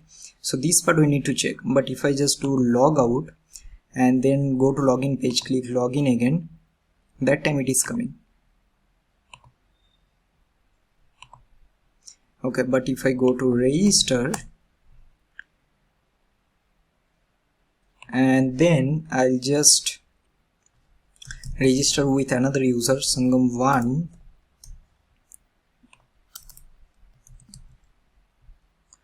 then if I just do save, that time it is not coming, but here it is coming. This is very weird actually. So this part we need to check why this is happening. Alright everyone, so after spending lot of time, so I also actually got confused that why it is not updating first time. So the problem is happening actually here.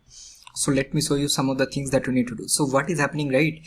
Till the time this update profile is updating the display name, we are basically navigating to the profile page immediately, and here also we are doing the same.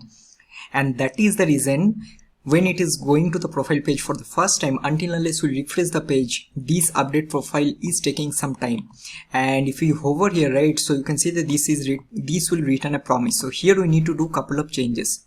So the first one is that we will not immediately redirect here. So this is the first step, and the same we'll do in the login page also. Okay, and we can remove this loading also. So couple of changes we need to do. So I'll remove these two parts from here. Then also go to this page and also remove this loading. Now what we will do, right, so this will update this profile display name, then it will give us a promise, and here basically we can check. So we'll do console.log auth.current user display name. So you can see that. So here, so I'll not redirect immediately, and we'll see that what is coming here. So let's log this, and now if I just open console, let's go to register page. So I'll give some different names. So let's say dummy@gmail.com 1 2 3 4 5 6. Save it. See, now here it is coming dummy.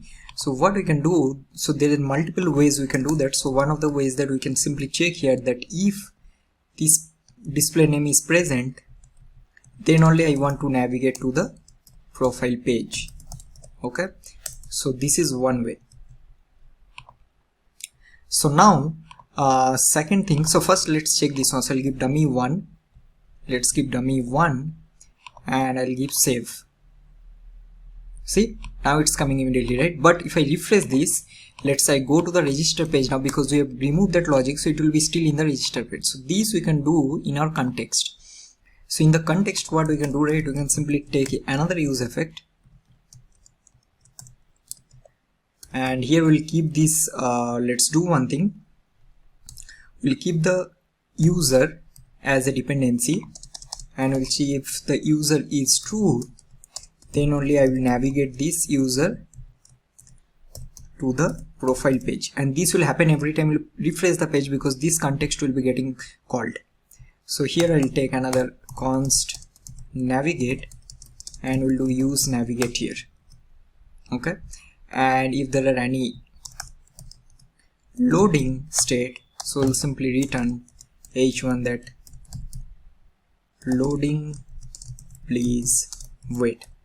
And we can also do a couple of things, something like when we are doing this register, this time we can make this set loading as true, and also same we can do for login time, and on page load this will be automatic. I think it's already true, so now we can pass this set loading. Now let's take this set loading and let's go to our register page. We receive it here, and then first here we can make this set loading as false. Okay, now it will basically go to this page. So I'll go to the login page, let's go to the profile page, right? And same thing we can also do for login, I believe. So we'll go here and let's receive the set loading,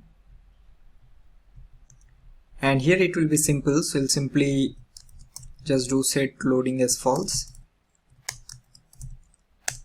and navigate to the profile page.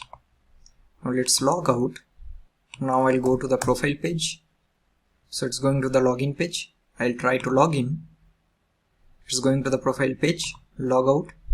Let's go to register page. So I'll give dummy 3,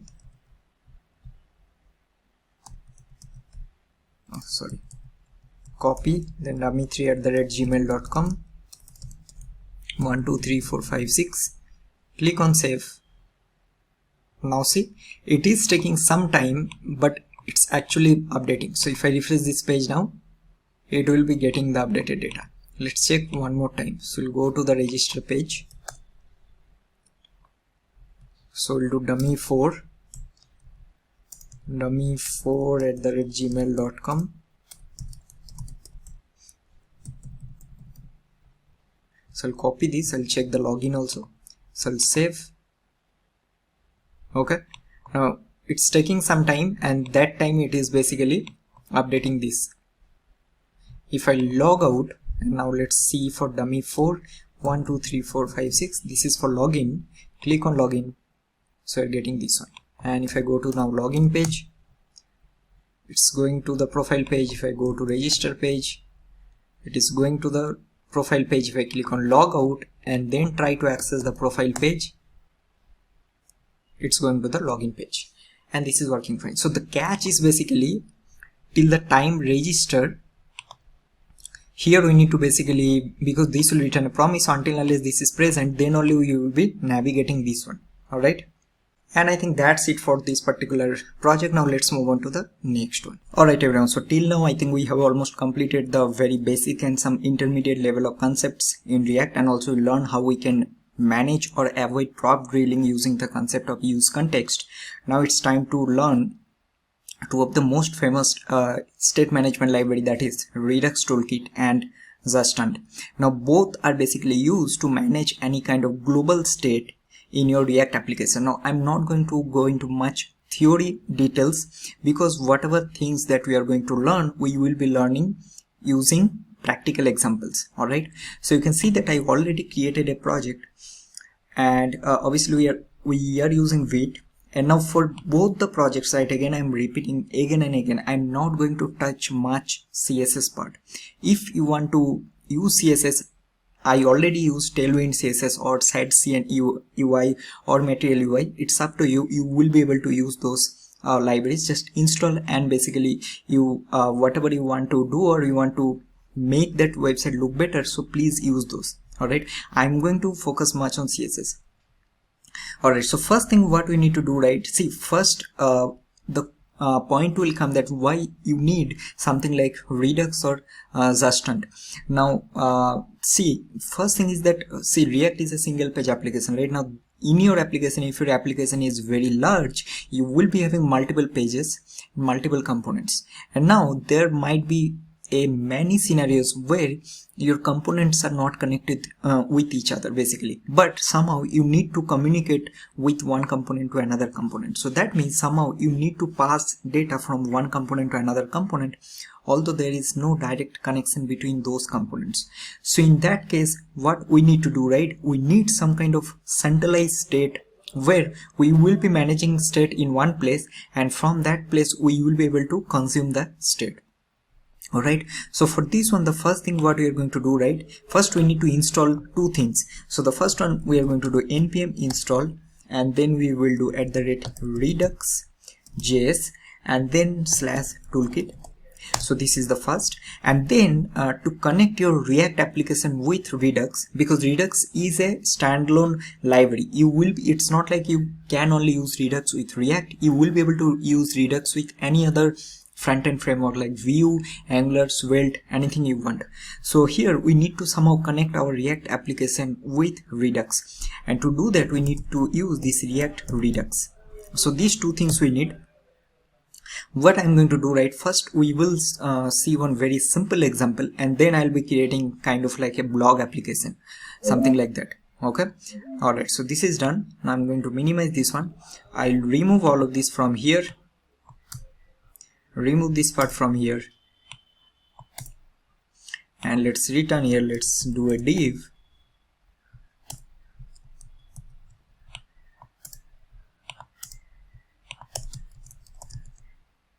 So I will do here, let's take a h1. Oh, sorry, we will do a h1, and then I'm going to do here, let's say Redux Toolkit. Okay, also we need to remove some of the stylings. So let's do one thing, let's go to index.css and we'll remove all of these. I think we don't need these two, will be fine. Now what I'm going to do, right, so let's say, just think of this scenario that you have a button and then you have a count value, but both the components are in a different component. So there are, let's say there are some scenario like those two components are not connected with each other. So what I'm going to do, right, here if I click on this button, I want to manage this count value somehow. So let's see how we are going to do that. So first I'll do right, inside the source I'll create a counter example folder. So I'll do counter example, and here let's keep this one very simple. So I'll create two components. So one will be my counter button.jsx, and also I'll create another file, and let's give this one name as counter value.jsx. all right, now first let's quickly create these two components. So we'll do counter button, and here what I'm going to do, So here we'll return a simple button, and then I'm going to do here, like, let's say we'll do increase count. Save it, go to our app.jsx. Now we are going to import this counter button component. Okay, now let's go here. Oh sorry, I think we have done in the opposite, so we'll cut it from here and we'll paste it here, and we need to import it from that component. Now let's give some style here. I'll give a style of, let's say, background color, I'll give black, and here what I'm going to do, I'll give a color as white. Also I'll do a font weight as bold. That's it. Alright, so now we'll go to counter value. Now let's quickly create this. So we'll do counter value, and here let's return simply a p, and then I'll do like counter value is 10. Now let's import this one also here. So we'll do counter value. Alright, so now what I want to do, I want to manage a state value here. This is the value, right? This is our state value. What I want to do, right? So I need to manage some kind of state here. Now there are multiple ways we can do that. So we can manage the state in this component, in this app component, and then we can pass as a props. But this is possible because currently there are only 2 components. What will happen? You have n number of components. So you need some kind of store or state where we will be keeping all of this logic, and then from that store or from that state we will be able to consume that state whenever it will be required. So for this one, let's quickly create one very simple store here. So inside this source, right, I'll create a store, and here we'll take our main index.js. So this is our main store. So this store will keep all the logics that will be required, all the state logic. So what this store will take, right, this store will take the reducers. All right, so you will be able to basically pass multiple reducers here, and then what it will do, it will basically combine all of this reducer and create one root reducer, something like that. Now this Redux toolkit will have a concept of creating slices. Now what exactly slice mean? So I'll give you a very simple example and it will be very easy to understand. Let's say you are creating an e-commerce application and you are having multiple pages, like product listing page, then you have a product details page. Then from product details page, user will add something, then they'll go to the cart page, and from cart page, once user agrees, they will go to the checkout page. So each and every page you can create those logics as each and every slice. So that means you have a product slice, then you have a product detail slice, cart slice, and checkout slice, and then all of this combination will give you the complete state of your application. So here inside this store, I'll create slices. All right, so here what I'm going to do, right, I will create a counter.js. so this is your counter slice. Okay, now what I'm going to do right here, so here you need to basically create the slice. So first I'll do export const.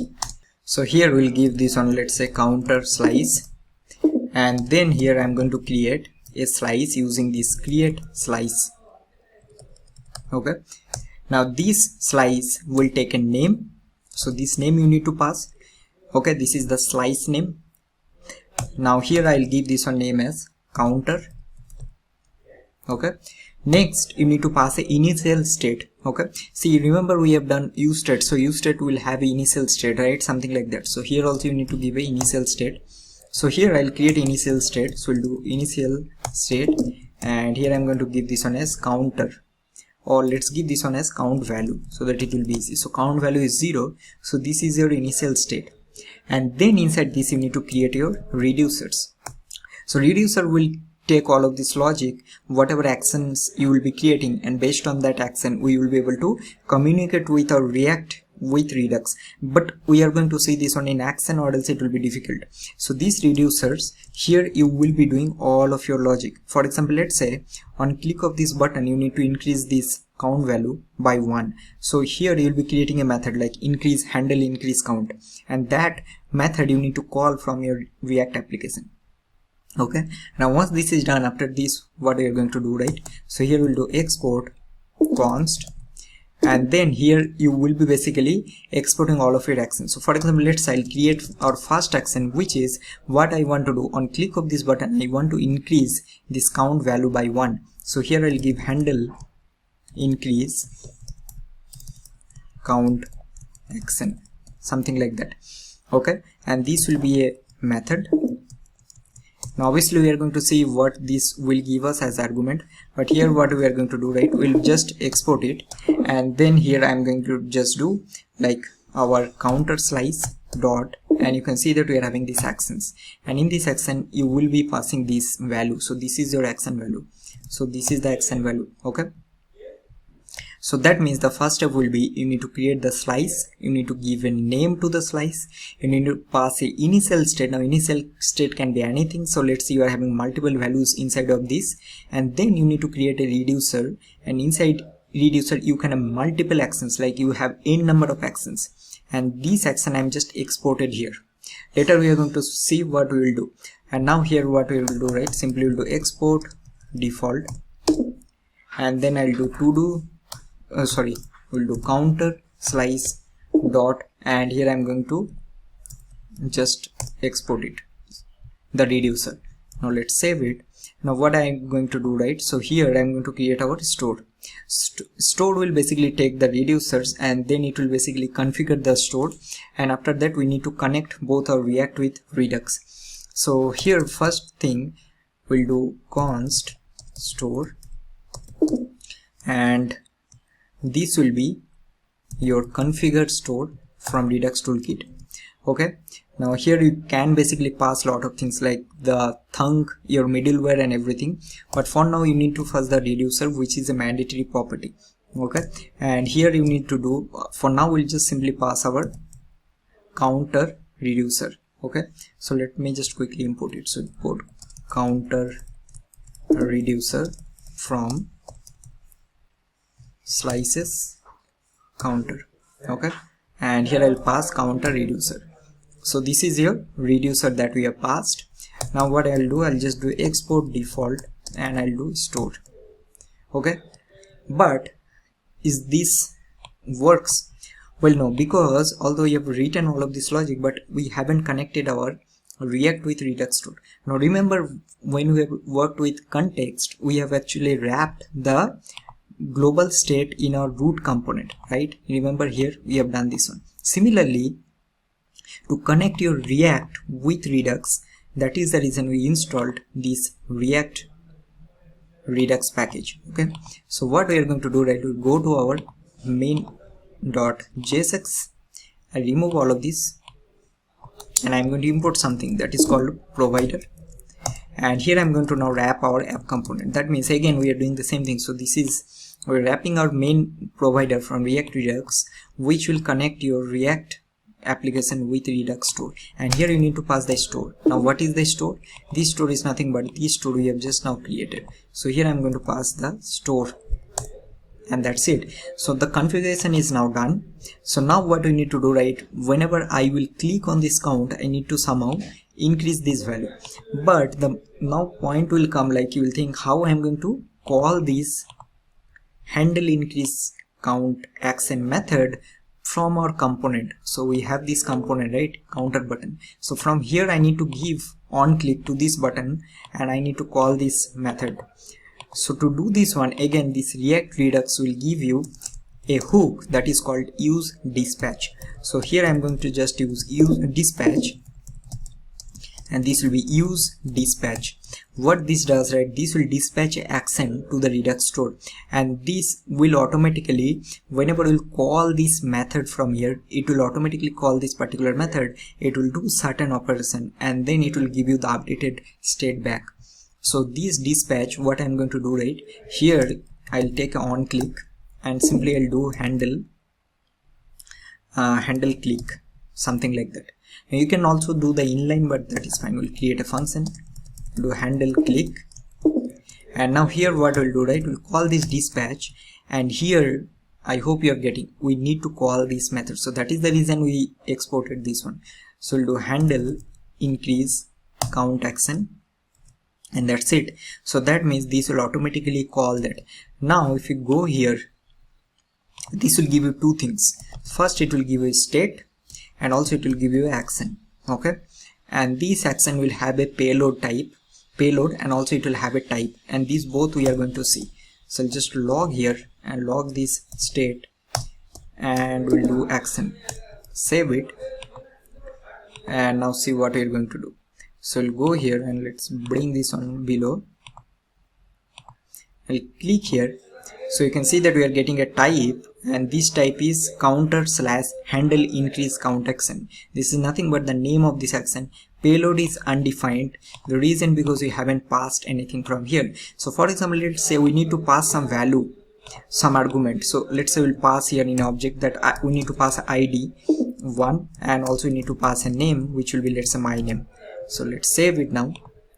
And now if I click here, you can see that inside this, now we are getting a payload, this value, that whatever you have passed. Okay, so that means, see, it's not always the case that you no need to pass anything. There might be scenarios that will be facing, you need to pass some values from here. So this is how you need to pass it, and this you will be receiving in this action.payload. So I'll just log here action.payload, right? And now, sorry if you are getting any background noise. Okay, I think some people are talking outside. And here if I click on increase count, so now you can see that you are getting in the action.payload. Now this state, what it will do, right? This will basically be able to access all of these state variables here. So let's say I want to increase the count value. So what we'll do, simply we'll do state.count value. Okay, and then we'll just increase by 1. That's it. Okay, so that means we are just increasing the count value by 1. This is what exactly we need to do. And now let's say click here, nothing is happening because we are rendering the static value. So now what we need to do, so we need to somehow get this count value in this counter value component, correct? So how we are going to do that? So to get the updated state from your Redux store, we need to use another hook that we called selector. Okay, so I'll just get here state, and this will give you use selector, and this will give you the updated state. So we'll do here state, and now I'll just simply log this state here, save it, and I'll see we'll be getting count value already is coming 3. Now I'll refresh this. First time it will be 0. I'll see that I'll increase 1, 2, 3, 4. So that means you are getting the count value here. Now what you can do, simply destructure count value, and then we'll get it from our state, and then simply pass this count value here instead of 10. Save it. So now this is working, right? So this is how, now noticed one thing, that both the components are not connected with each other, but we are managing this button click from this component, and we are getting the updated value in a separate component. So this is how you need to manage. All right, so now this is a very simple example. Now what we are going to do, right, we'll move to a little intermediate level of project, and there I will be creating a very simple blog application. So let's start creating that particular project. Alright everyone, so now I think we have very basic idea of how Redux Toolkit works. Now let's quickly create one very simple example with some kind of blog application. Okay, so first what I'm going to do, right, so inside source, let's create another folder, and I'll give this one name as blog app. And inside this we will be basically having one page where I will be able to add a blog, and then I'll be having another component, not page, where I'll be able to render list of blogs. Okay, so I'll take two components. So one will be blog list.jsx, and second will be add new blog.jsx. Alright, so here let's quickly create this. So we'll do blog list, and let's return a div, and I'll simply return a h1, and I'll give this one name as blog list.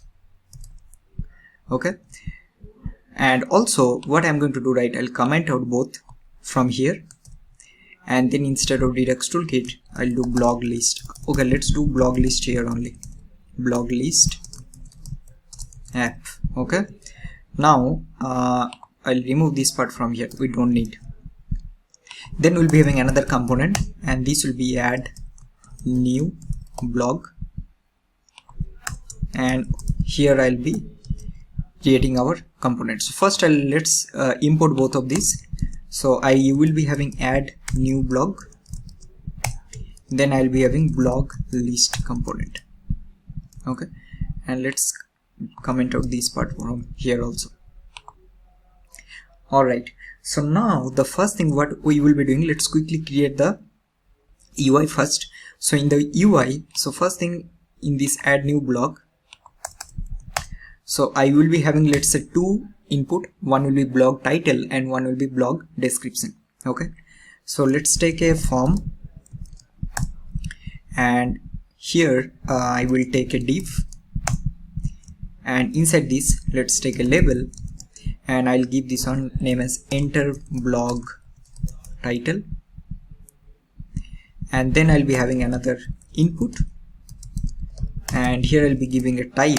I'll give this one as text, name I will give title, placeholder I will give enter blog title, and what else, also will give an ID of title. Save it. Okay, now let's copy this and paste it one more time, and I'll give this one as blog description or whatever. Okay, so this will be description, type will be text, name will be description, ID also will be description. Alright, and after this we will be having a button, and this will be, let's add new blog, and the type will be of submit. As simple as that. That's it. So now what I need to do first thing, I need to manage this state of this particular form, right?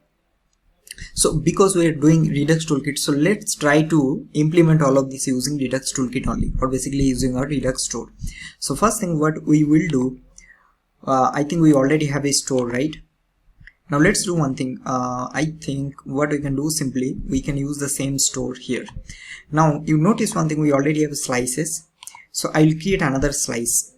Okay, so here now I will give this one name as blog slice, let's say, or blog dot, I think it will be better if you give blog slice.js. Okay, now here what we are going to do, we will be creating our slice. So we'll do export const, we'll do blog slice, this will be our create slice, and here the first thing what we need to give, we need to give the name. So I'll give this one name as blog. Okay, then we need to pass a initial state. See, whatever we have learned so far, we are basically repeating the same thing so that it will be easy for a beginner to understand. So we'll take an initial state.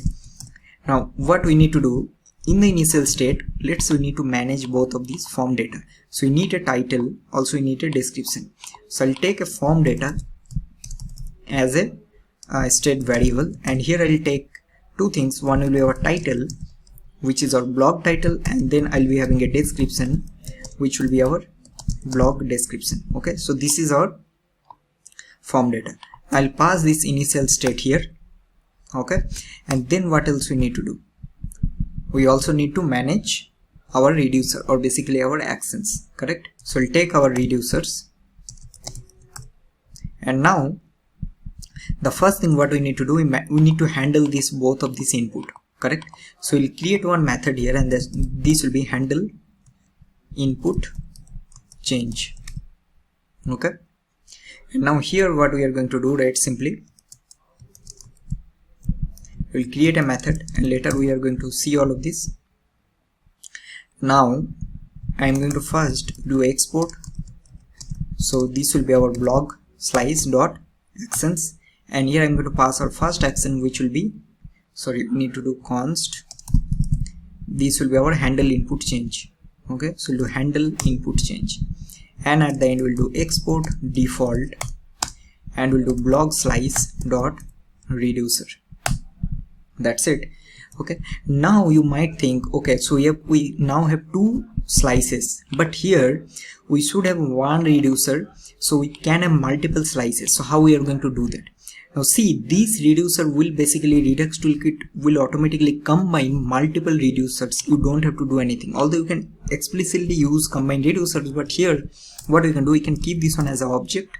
And now let's say you are having a counter reducer. Now we are having another one which is blog reducer. Then you can have a cart reducer, you can have a product reducer, product details reducer, n number of reducers. What you need to do here, you need to give this as a key value. So for example, I'll give my first key which is counter, and for this counter I want to use counter reducer.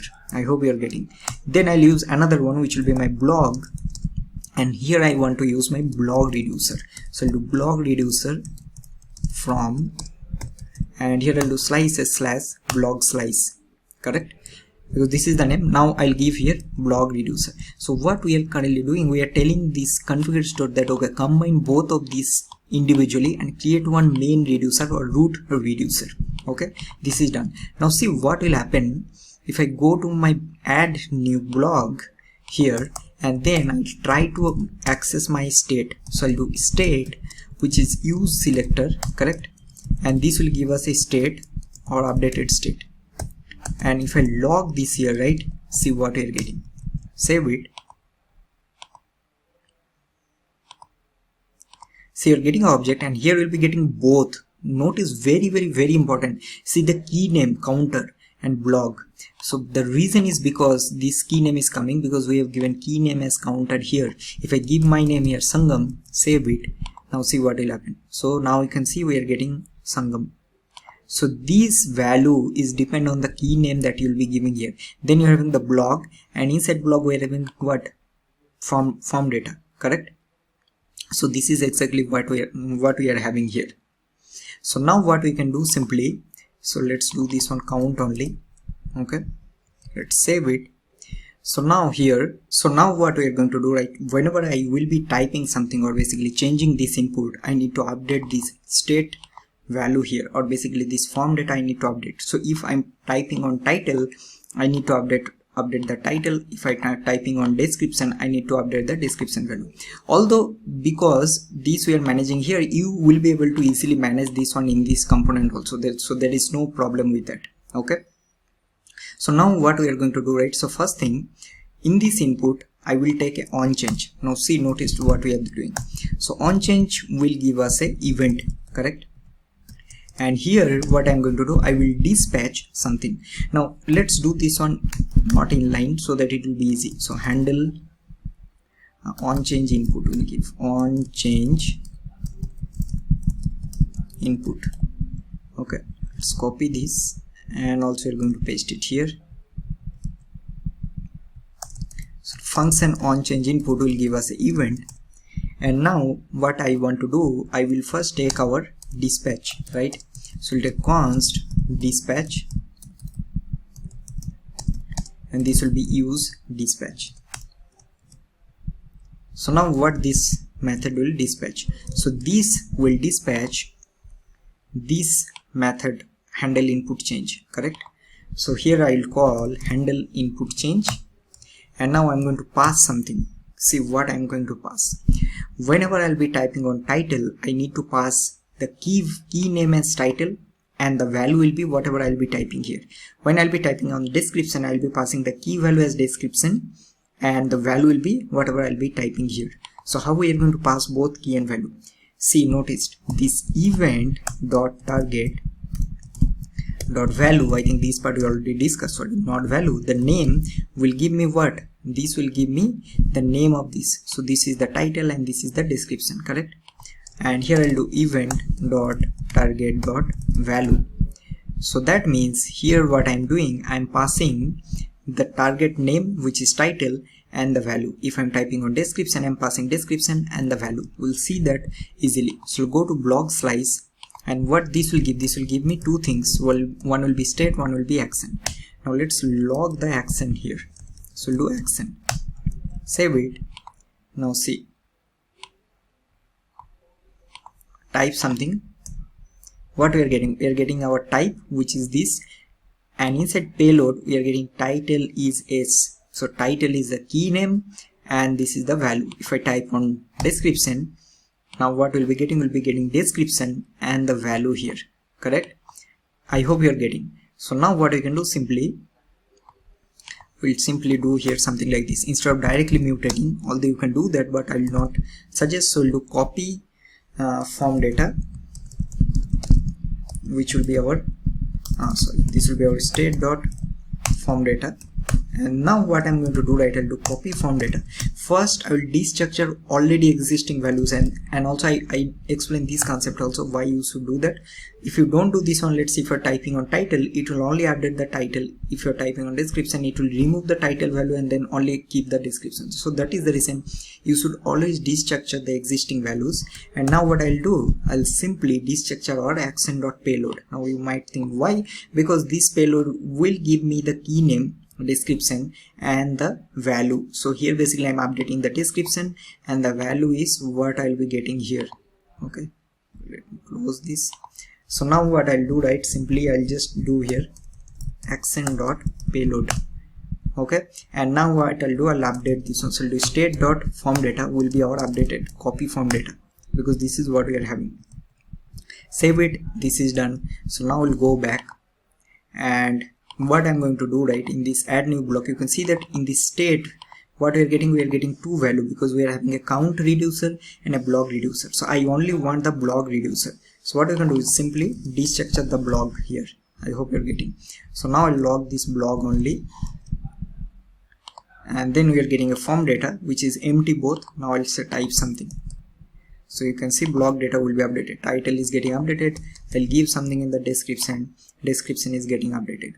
So what we can do, right, simply we'll pass the value also. So we'll pass a value property, and value property will be your blog dot form data, right, dot title. Also let's give ternary here, and here I'll be giving this one as what, description. So now if I go here, right, value is updating, and if I type here, you can see that value is getting updated. For this one also it will be getting updated. Awesome. So now we are getting both the title and the description, correct? Now what I'm going to do, on click of this add new blog, I want to create a new blog. I want to render that blog. Also I want to what I'll do, reset this form. So let's quickly start working on that part. So first I'll do, right, I'll go to my blog slice, and I'll create another method, and that will be to add the to do. So to handle add to do. Okay, now this will also give us state and action, and I'm going to pass it here. Okay, now we'll go to our add new blog, and in this form first I'll take a on submit, and I'll do handle to do submit. Okay, and now let's quickly create this method. So these all are simple logics. We'll do function handle to do submit, we'll take event, and we'll do event dot prevent default. This also we have discussed, but this is to prevent the default behavior. Okay, now we'll see what will happen. So I'll save this, and I'll simply dispatch what I'll need to dispatch. I need to dispatch this handle add to do method. So I'll do handle add to do. That's it. So now let's save it. Will this work? Obviously it will not work because we haven't managed any state, but this is just to dispatching that. Okay, so now if I go here, let's go and let's log this action. Also everyone, till now, if you're liking this video, please like and share with your friends. You can see how much effort I usually give to create all the videos for all of you, right? And if you like and comment down and also subscribe to the channel, I'll get more motivation and I'll create more videos. Okay, so now I'll see, I'll type something here, and I'll click on this add new blog. So you're getting payload, we don't have anything, that is fine. So you're getting a blog handle add to do, which is nothing but this method. So now what I'll do, right, first thing I'll take another state, and this will be my blog list, correct? So this will be first time empty. Okay, now what I'm going to do, simply here we'll simply do state dot log list dot push, and what I'm going to do, right, Here I'll push a ID. Now this React Native will give you this nano ID. Okay, so this will to create an ID, and then I'm going to pass a title, and this title will be, let's do one thing, let's only destructure this state.form data. That's it. Okay, now let's save it. Now if you see, I'll go to blog list. Okay, and here I need our state, so we'll do const blog. This will be use selector state, and I'm going to log this here.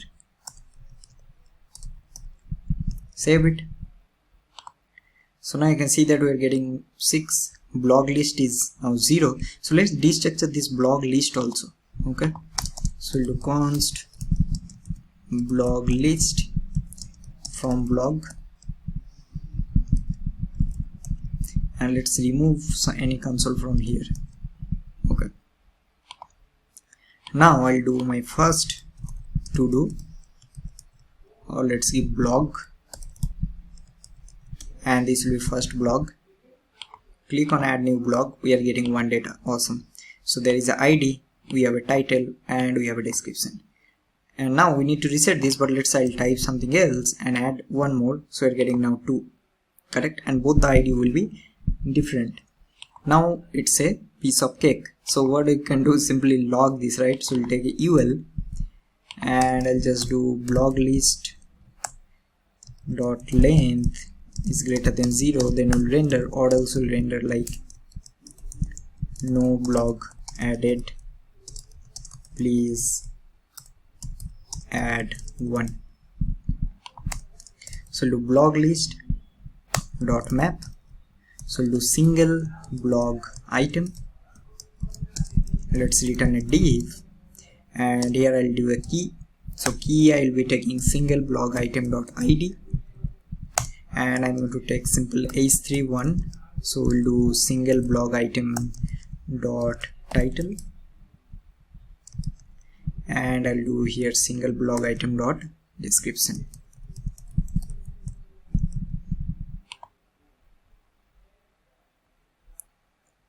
Okay,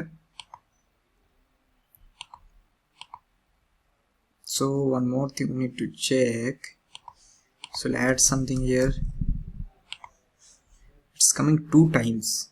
Sorry, it's the title and the description. Wow, man, I'm thinking why it's coming 2 times. So well, let's give a style here, or else looking bad.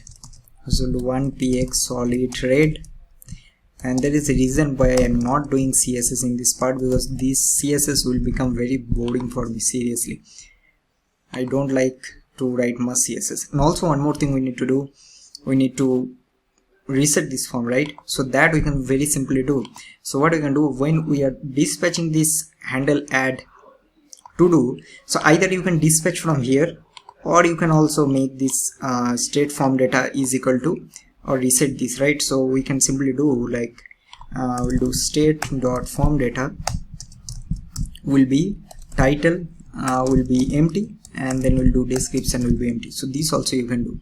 So let's say I'll do something here and add, this is getting resetted, add one more. So adding, see there is one more way I'll show you.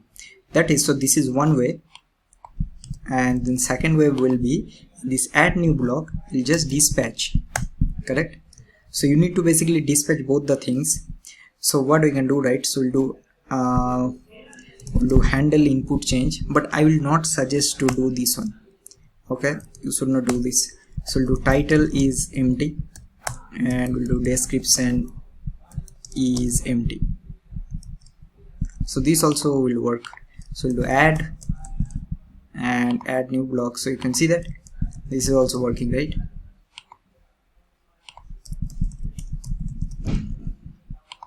Awesome. But I think let's keep the previous one. So we'll keep it like this.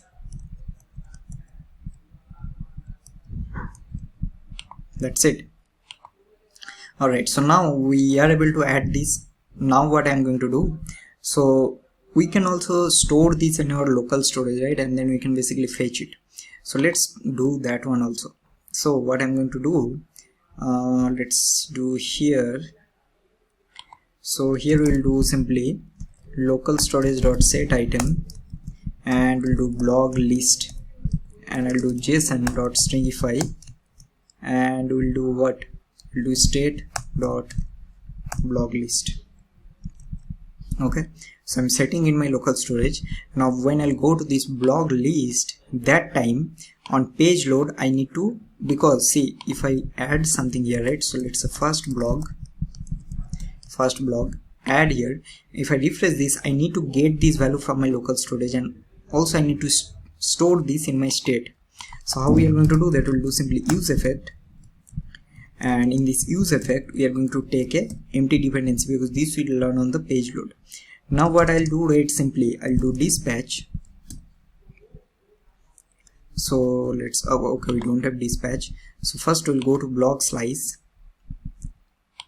and then what we're going to do, we'll do set blog list.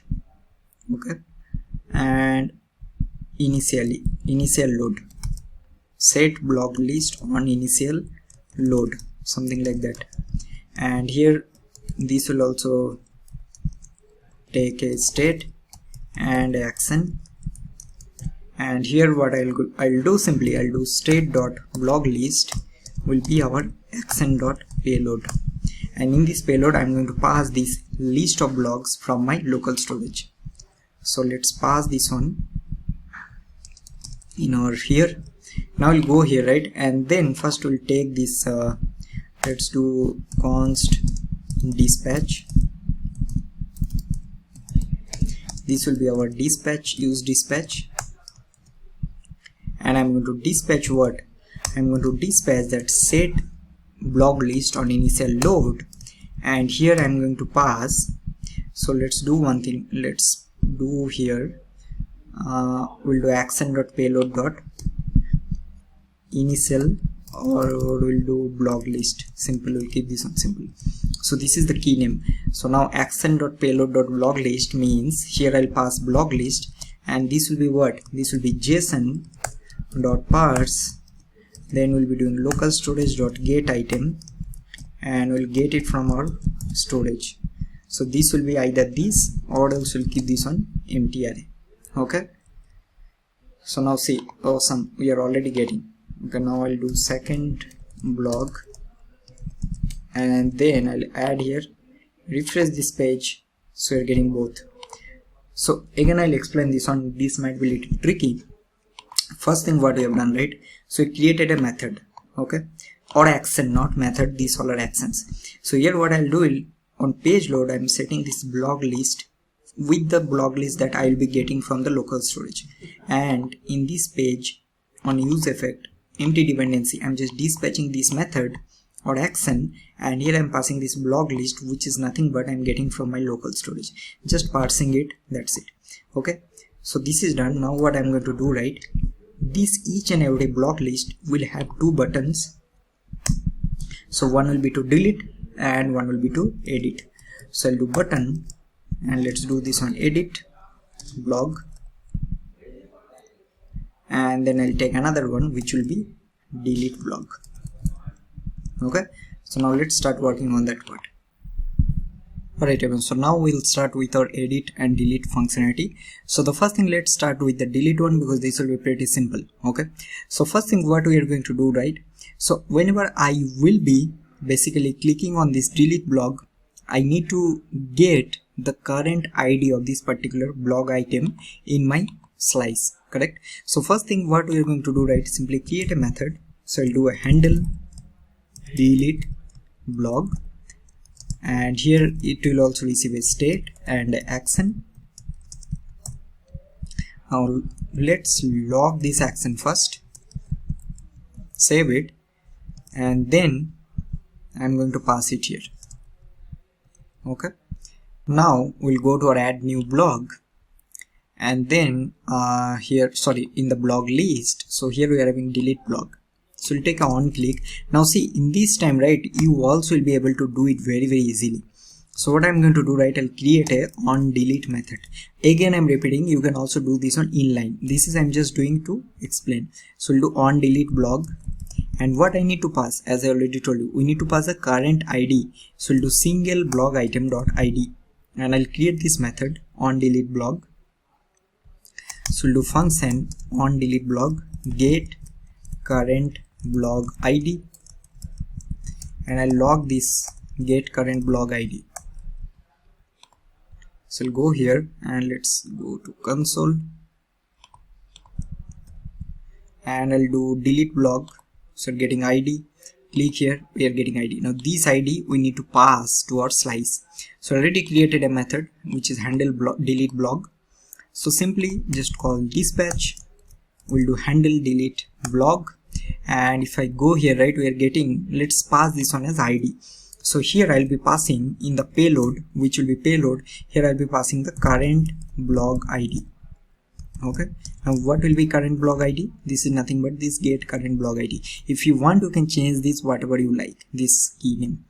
Now I think I already logged it here in the action. So let's do action.payload, and let's go here, and then I'll do delete blog. We are getting a current blog ID, and this is the ID. If I click here, we are getting this. So now what we can do, we can simply delete this. So simply we'll first copy the existing one. So we'll do let copy blogs. So we'll do state dot blog list. Let's do copy blog list, and now I'll do copy blog list will be copy blog list dot filter blog item. So we'll do single blog item,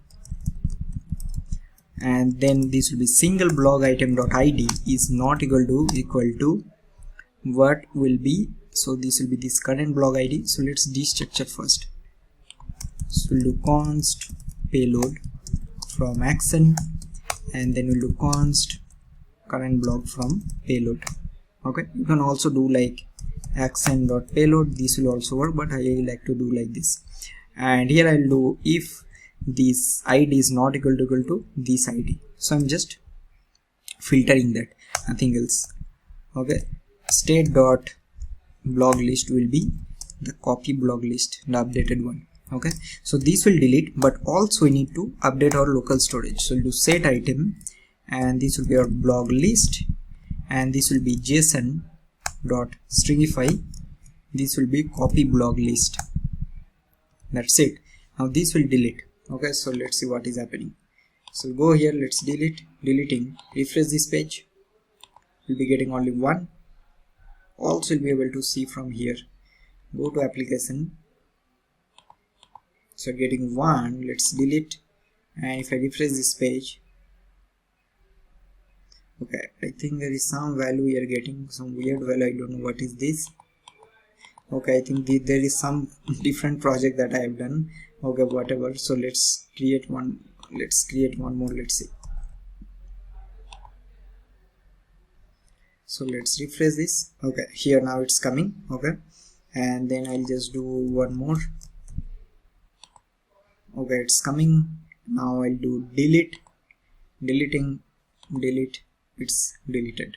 So this is working fine. Alright, now next we need to do edit. Now I know for some of you edit might be little tricky, but I will give you very basic idea, and also I'll try to explain it very simply so that it will be easy. Now see how edit functionality will work, right? See, when I'll add a new blog, when I'll do edit, what I need to do? So I need to populate these values, title and description here, because I will be typing something, right? So I will be changing this SD, GSD, whatever to something else, let's say my name, and also this AFA to something else. So I need to somehow populate these values here. So this is the first step. Second, I also need to keep a track of which blog I am currently editing. So if I click on this edit blog, I need to store this ID of this particular blog in my slice. Now I'll create another blog. I'll give my name, and I'll do add new blog. So here when I'll do edit blog, I need to basically get the ID of this blog. So we need one more state, right? See how step by step I'm doing. So we'll do current edited blog. So first time this will be always null. Okay, so this is one more state. So now whenever I will basically edit or click on this edit, I will store this ID here in this. So that means this is my current edited blog. Okay, so this is the first step. Now next what we're going to do, so first let's complete this part. So here I'll do set current edited blog ID. I think we are doing blog, let's do ID. Okay, so this is my method. So we are having set current edited blog. So this will give me a method. Now again I'm repeating, believe me, there are multiple ways you can do that. So don't think like this is the best way. There might be some other much better way also you can do that. I'm also might not aware of. So okay, so there are many ways you can do that. So this is one of the way. Here I'm going to log action and I'm going to pass the set current blog ID here also. Okay, now I will go to my blog list and here I will create another. So this will be my on click, and here I'll do on edit blog and I'm going to pass single blog item dot ID. Okay, so this is the blog that I'm editing. So I'll create this method. So I'll do function on edit blog, do get current blog ID. Okay, now here first thing what do we need to do, first we need to dispatch set current blog ID, and this will be, if I go here, so let's pass here the same current blog ID. So passing current blog ID here. Alright, so now I'll go here and I already logging this action. So let's log action.payload. So let's save it and now let's see what we're getting. So go to console. Now I'll do edit blog. We are getting current blog ID. If I do edit blog, we are getting current blog ID. Correct. So simply what we'll do, right, state dot current edited blog ID is this one. So I'll just copy this from here and I'll set this one to current blog ID. So that means whenever I'm editing this one and there is a value in this current edited blog ID, that means I'm in a edit state. So in that case what I'll do, right, whenever I'll click on edit, I will change this text from edit new blog to edit add new blog to edit blog, and that is very simple. What we can do, right, simply, so we'll go to this blog and this blog will give me, so I think where we are using this blog. Okay, so this blog, if I go here and simply check that if this blog dot current edited blog ID, if this is true, so what we'll do, we'll do edit blog, or else we'll give add new blog. Okay, so now here, see, I'll click on here, see, it is changing. Okay, so that means there is a value. So I'll click here, this is changing to edit new blog. So two things we have done. Now next what we need to do, right, whenever I'll click on edit new blog, I need to get both of this value and I need to set in these two input, and that is also very simple. So what I will do, right, in this blog list on this edit blog, sorry, here what I'll do, I'll simply do dispatch and I'm going to dispatch here handle input change, and here I'm going to pass two things. So first I need to pass the title and then also you need to pass the description. Correct, these two things. So what will be my title? So my title will be my blog dot, so this will be my blog dot form data dot title. Okay, sorry, no, here what we need to do, we need to basically get the current edited blog, so that value we need to basically store. So here what we can do, right, I think we need to make some changes. I think we are getting here get current blog ID, instead of on edit blog we'll pass the single blog item. That means what we'll do, we'll pass the whole information instead of only passing the ID. So we'll pass here the single blog item, so we'll be getting this value from here. So here we'll get the current blog and we'll do this one as current blog dot ID, and in this we need to pass get current blog dot title. That means we are basically passing this value, the title and the description value, and this will be get current blog dot description. Okay, let's save it, refresh this page, now click on edit. See, here we are getting, right, if I click on this edit, now this value is changing. Click on this edit, this value is changing. So it's setting all of this. So now what we need to do, right? We need to basically, let's say I'll type something else here. Once I'll edit, quite a few things we need to do. First, let's say I'm editing this, so I need to update this value from SGD to something else. Then we need to reset this form. Then we need to again make this edit block to add new block. And also we need to reset this current edited block ID, this current edited block ID to null, because once we'll edit, that time the edit state will not be there. Again it will be converted to add new block state. Okay, so here I'll do one more. So we'll do something like, we'll do handle edit block. Okay, so I'll take again state action, and here what I'm going to do, I'll pass this handle edit block. Now we need to go to add new block. Now this part is also again very important. See, because we are manipulating the same button, so the same button we are using for adding also, and the same button we are also using for editing. So that means, because in this method we are doing this functionality, so we need to somehow check that if we are editing a block or currently we are adding a block. How we are going to check that? So we'll be able to check that using this current edited block ID. Now you can see how these are connected. So if this is not null, that means very important, we are editing a block, and if this is null, that means we are adding a new block. Correct? I hope you are getting. So we'll copy this current edited block ID and we'll get it from our block state. Correct? And then we'll simply we'll check here that if current edited block ID is not null, so that means we're editing. So we'll dispatch handle edit block. Else what we'll do? Else we'll do handle add block. Okay. And once this is done, after this we need to again reset something. So first we'll reset the set current edited block ID. So we'll make this one to null, and also we'll reset the form value. So we'll do handle input change, and we'll make the title as empty, and also we'll make the description as empty. Okay, so now if I go to my blog slice, now we'll see what will happen. So we'll go here and I'll do call I'll log something. So we'll do handle edit blog is called, and I'll log, save this, and let's go here, and here I'll do handle add to do is called. Why we have done handle add to do? Anyway, this is fine. So now you'll notice what will happen if I just do add a new blog, click here. Okay, we are getting something, cannot destructure properties, current blog ID we are not getting.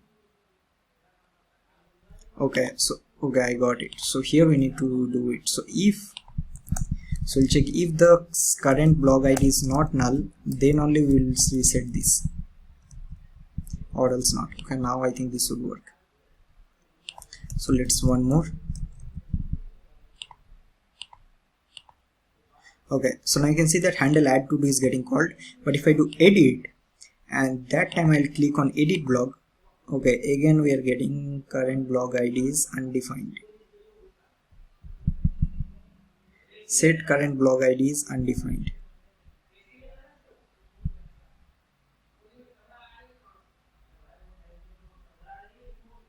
Oh, sorry, we need to pass. Again, I'm mistaking here. We need to pass. So set current blog ID will take this current blog ID, right? So we need to pass current blog ID as null. The format is wrong. Okay, so now you'll see if I go to click on, let's say I want to edit this second blog, and click on edit. Now edit blog is getting called. Okay, and also you'll see these both are getting changed. So I'll do edit and click on edit, resetting. This is changing to add new blog, but the value is not changing, so that part we are going to create. So we go to blog slice, and now we have a handle edit blog. Now first we'll do let copy blog list, and here first I'll get state dot blog list, and then I'm going to take the index of current find current index, we'll find index of current blog item. So how we'll get it? So we'll do copy blog list dot find index, we'll do blog single blog item, and we'll do single blog item dot id should be equal to what? The current blog item id. So this will be state dot current edited blog id. So if this is same, that means, so we'll do if this, obviously it will be same because this value will be present. So in that case, first let's log this find index of current blog item, save it. Now I'll go to console, now click on this edit blog. Okay, now I'll click on edit blog here. You can see that we are getting 0, so that means this is the first blog. I'll click on the third one and click on edit blog, then I'm getting 2. Okay, so now we are getting the index. So now simply what we'll do, simply we'll do copy blog list of find index. First I'll destructure whatever value that we are having, and then what I'll do, simply I'll destructure the state dot form data. Now form data is basically, let's say if I'm editing this and changing the value, so this updated value will be getting from this form data, correct? And then I'll do state dot copy blog, state dot blog list will be copy blog list. That's it. So we are updating, and then again we'll do local storage dot set item blog list will be gsm dot stringify, and then I'll do here the copy blog list. Okay, save it, and now I think everything is done. So let's see what is happening.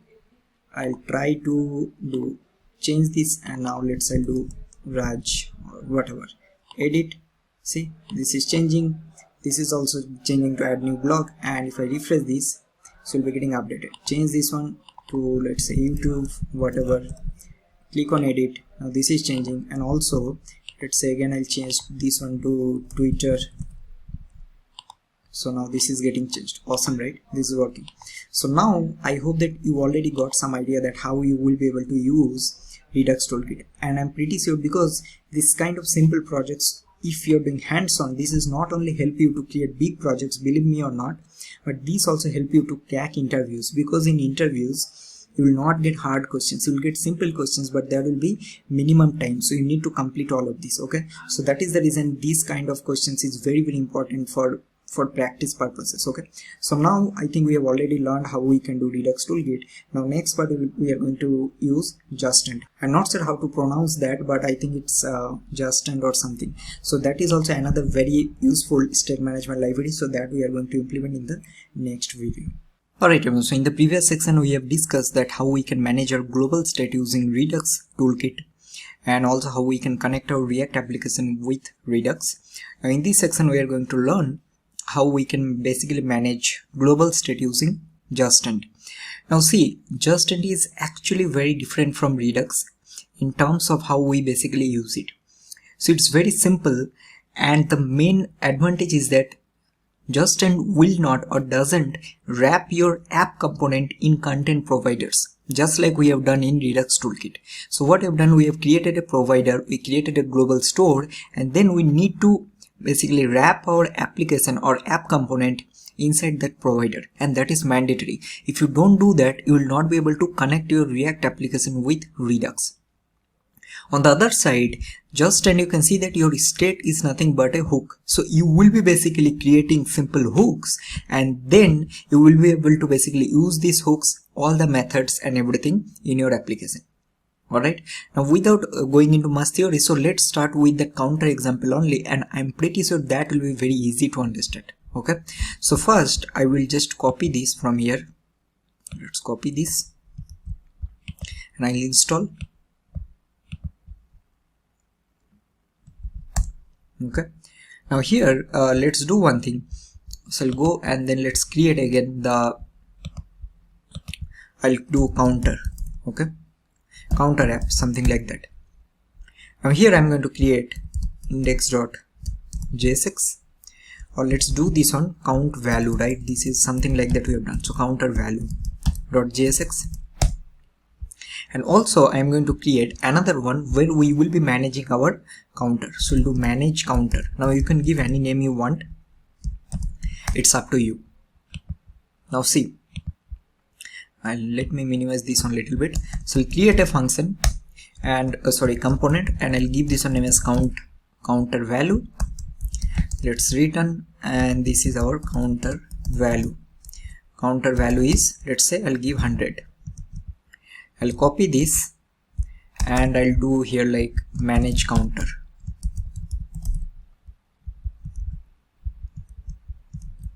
So this is our manage counter value. As usual, I'm going to import this both. So we'll import manage counter, and also we're going to import counter value. Alright, so both we are getting. Now say in this manage counter, let's use a button. I think we don't need this div. Let's do a button only, and we'll do handle counter value. Also I'll give some style here. So we'll give a margin bottom of 20 px. I'll do a background of black, and also I will do a color of white. I'll do a text. I'll do font size, let's do 18 px, and also we'll do font weight, we'll do bolder. Awesome. Now what I want to do, again the same concept. If you noticed that we have two different component, so this handle counter value I want to handle from this component, but I want to update the value in a different component. So how we are going to do that? So let's create our store. Now this store will be pretty simple. So inside the source I'll create a folder named store, and here let's give this one. So as I already told you that your store is nothing but a custom hook. So I'll create here use counter. So this is my hook. Okay, now here what we are going to do, right? So this just and we have a create method. Okay, so that first we need to import. So let's give this a name as const use counter, and then I'm going to import create. Now this create will give you a set, and this will be basically nothing but a callback. Okay, so this is a callback function, and here what we are going to do, right? So this will basically return all the information that is needed. So it will return all the state variables, all the actions, or basically whatever the things that you want to manage, as simple as that. So let's say I want to return a count value here of 5000. So this is your state. See, it is very simple. Okay, now what I'll do, I'll just do export default, and then I'll export this use counter. So this is your custom hook. We are not using the set method for now, so this method is basically used to update the state variables. For now is simply returning the state. Okay, so we're returning a count variable which is 5000. What I want to do here in this count value, instead of rendering this 100, I want to render that counter value. Okay, so how we are going to do that? So to do this one, first we need to basically use that use counter. So we'll do counter, which is nothing but use counter, right? So this will import, and then this will give me a state, and then first let's log this state and let's see what we are getting. So I'll just log this counter, or let's do this one like state value, save it. Now let's see what we're getting. So we'll go to console, we're getting an object, and here we are getting a count of 5000. I'll go here and I'll add another one which will say my name. I'm just giving you an example that how you will be able to do the very basic things, so that advanced one will be pretty simple, like it will be just a piece of cake. The reason is because you should always start from basic example. Even let's say currently we are having only 2 components, even it's 100 components also, right? The concept will be always the same, as simple as that. You need to create the hook, you need to return the state, you need to do the manipulation, and then those values you need to use in your component. Now you're getting name also. Now it's pretty simple. So now let's say I want to use the count value from state, right? So what I'll do, I'll simply destructure. So I'll do const count, and from state value.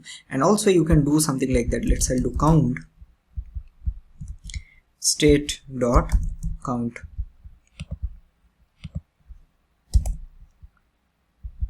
and these I will render it here.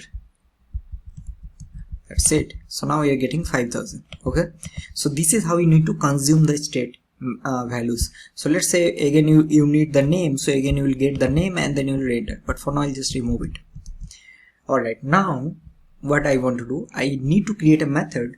So let's say this method, that whatever count value I'll increase, this button is recorded in 50 pages. 50 pages we need to do. So that means you'll not create the same method 50 times, right? So that is the reason we will be creating the method here in this hook, that this hook, or basically this, will return also a method which will handle increment count. So this will basically do the incremental changes for this particular count value. Now here what we need to do, we need to use the set method. Now this set method will give a state, and here what I am going to do, right, simply, so we'll do this count value that we are having. So count will be state dot count, +1, simple as that. Okay, so just setting this value and then we're increasing the count value by 1. So this will automatically update your state value for this count. Now what I need to do, basically I need to use this method in my component so that on click of this button I can use that. So how we are going to do that? Okay, so here what we can do, simply, so let's go to manage counter. I think spelling we have given wrong, but that is fine. So we'll do const, do state value, again I'll do use count counter, and then I'll do state and I'll do state. Then I want to log this one once again so that it will be easy. I can see that you are getting a function. So now what you can do, right, so we'll do increment count, and this will be your this method, and then we just call this method here. So do on click and then pass this. Sorry, you need to pass this increment count, not that. Okay, now let's save it. Now let's see what is happening. See, value is getting updated, correct? So now I'll go here and I'll give initial value of 0. We're getting 0. See how simple it is. So you just created a method and then you just updating the method. Now let's say you need to do it a decrement. So you can create another method, but this will work, right? This is working. So this just to give you a very simple example how you can do that. Now how you are going to do API call using this adjustment, right? So that also we are going to see. So let's say we have a dummy API call. So I'll use some URL. Okay, so dummy JSON or something. Alright, so let's say I want to render this list of products in this page. So how we are going to do that? So first, again, what I'll do, I'll create another method here, and that will be, let's say, fetch list of products. Okay, now here is simply create an async method. It is very, very simple, and then you'll do the API call here. So let's say I'll do const API response will be await fetch, and then here I'm going to call this. Sorry. Now I'll do const result will be await API response.json, and here what I'm going to do, right, simply I will take another one. So this will be my list of products. So this is my another state. See, this is almost, now if you think like this is almost similar to Redux Toolkit only. So in Redux Toolkit you are creating a slice, you give a name, initial state. So this is nothing but your initial state or state variables. But here what you're doing is simply creating a hook, as simple as that. Okay, and you no need to create reducers, you no need to create global store, you no need to provide that store. So it's very, very simpler. But that doesn't mean that Redux Toolkit is bad, because in top companies we basically use Redux Toolkit only, or Redux only, but Just also is a really good alternative. Okay, so we have a list of products, so we are getting this result. So now what you need to do, see, whenever we'll set something, so we'll call the set method, and here you will simply pass this what is that, this list of products. So will be list of products will be this result that we are having dot products. Okay, so this will fetch the products.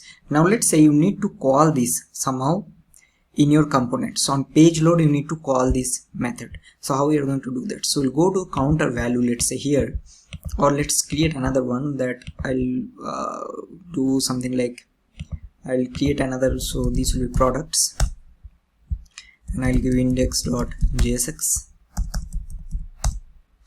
and I'll give products. So this will be my list of products, and I'm going to import it here. Let's say after this. So now in this component I want to use that on page load. So how we'll do it? So first again, so here I'm going to take our state value. See, every time I'm console logging, if you notice this one, right, the reason is, see again, the naming is different, like use counter, but you can give any name you want here. So just to give you example, so that is the reason I always console log everything, so that it will be easy for beginners to understand. So now if I go here, right, so we'll be getting another fetch list of products, correct? What you can do simply, so first you'll get this to fetch list of products. Let me just copy that, copy it. So this will be state.fetch list of products, so this will be fetch products, something like that. And then what we'll do, simply just do useEffect, right, and then we'll just call this on page load. So we'll call this method on page load. Okay, so this will automatically, see, if I go to network tab and save this, right, see there is a products. I think this is getting called 2 times. The reason is we have a strict mode, I think. Let me remove that. Okay, so now see the products is getting called, right, we are getting the API call, but we need to somehow get the products. So products is also very simple, right? What you can do, simply do const product list. So use counter. Now here I'm doing multiple times, that just to explaining purposes.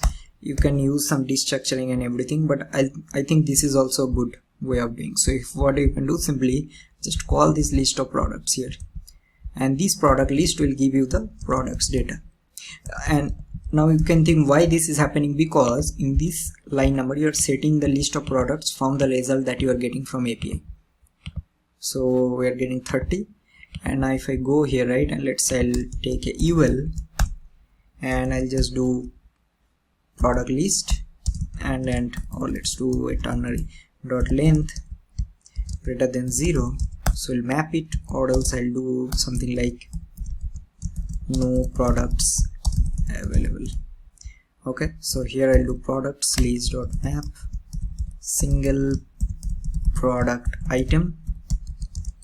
So I'll do a div, take a key, and here I'll do single product item dot id, and let's say I will render the product name. So single, let me see what we are getting here. So we have a title, and then we have a thumbnail.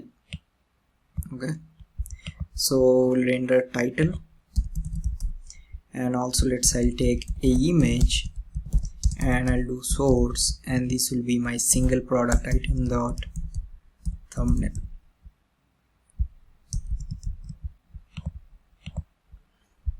Getting right all of this.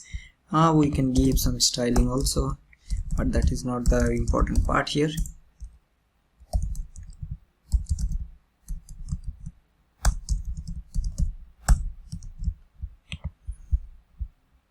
So refresh this, we are getting the data here, right?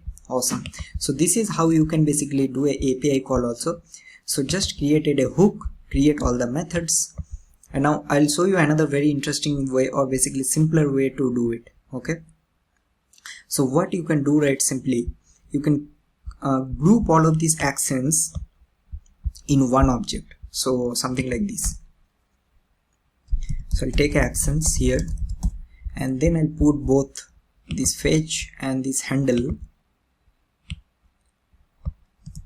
inside this, and then what I'll do, right, simply I'll do export const, and I'll create another method. So this will be use accents, and here what I'll do, so this will be method, and simply I'll do use counter. So I'll do state, and then I'll do state dot accents. So that means we're just passing all of this in one object in grouping so that it will work. Obviously this will break. So now what we need to do first, we can simply destructure it. So just go to our this here. So first we'll do const, then we'll destructure and call this use action just now we have created, and then we'll pass this fetch list of products here because we are getting, and then we can simply directly call this. Okay, also the same thing we can do here. So let's go to our count value, not value, I think we need to go to the manage counter. So I'll copy this, and then this handle increment count I will call. So that means you are not doing this directly, you are getting, and then I'll call this here. Now let's save all. Okay, why this is not coming? Let's save it. I think we need to import it. I think this use accents. That's it. So now you are getting all of the same data, and this will also work. Okay, let's do this on plus instead of this. Okay, so what I've done, we just group all of these actions so that it will be in one place, and then we just create another method kind of, and then we're basically calling this state.actions, and from here we are just destructuring the with the action name, this action name that we have given. Okay, so this is very basic idea of using your Just with React. Alright everyone, so now welcome to a new section. So in this particular section we are going to learn how you can do basic unit testing using Jest and React testing library. Although this will not be a very advanced level, but we are going to learn very basic things, alright, using some practical example. Okay, so the first thing, I already created a project. Now I'm going to install some of the dependencies that we need. So you can see that first we need some of the Babel preset. Also we need to install Jest, and all of this we are going to install as a dev dependency. We need the testing library of React, we need the Jest DOM, and also we need this Jest environment JS DOM and user event. So I'm going to copy all of this, and then let's paste it here and install all of this. Okay, so now once this is done, then we need to do a couple of things. Okay, so first thing is that let me first clean up some of the code from here. So I'll remove this one from here, and let's give this one as div, and here I'm going to return a h1, and I'll give this one a React unit testing dash codes, something like that. Okay, save it. Now let's remove this part also, and also I'll go to our main index.css, and I'm going to remove some of the styling from the body.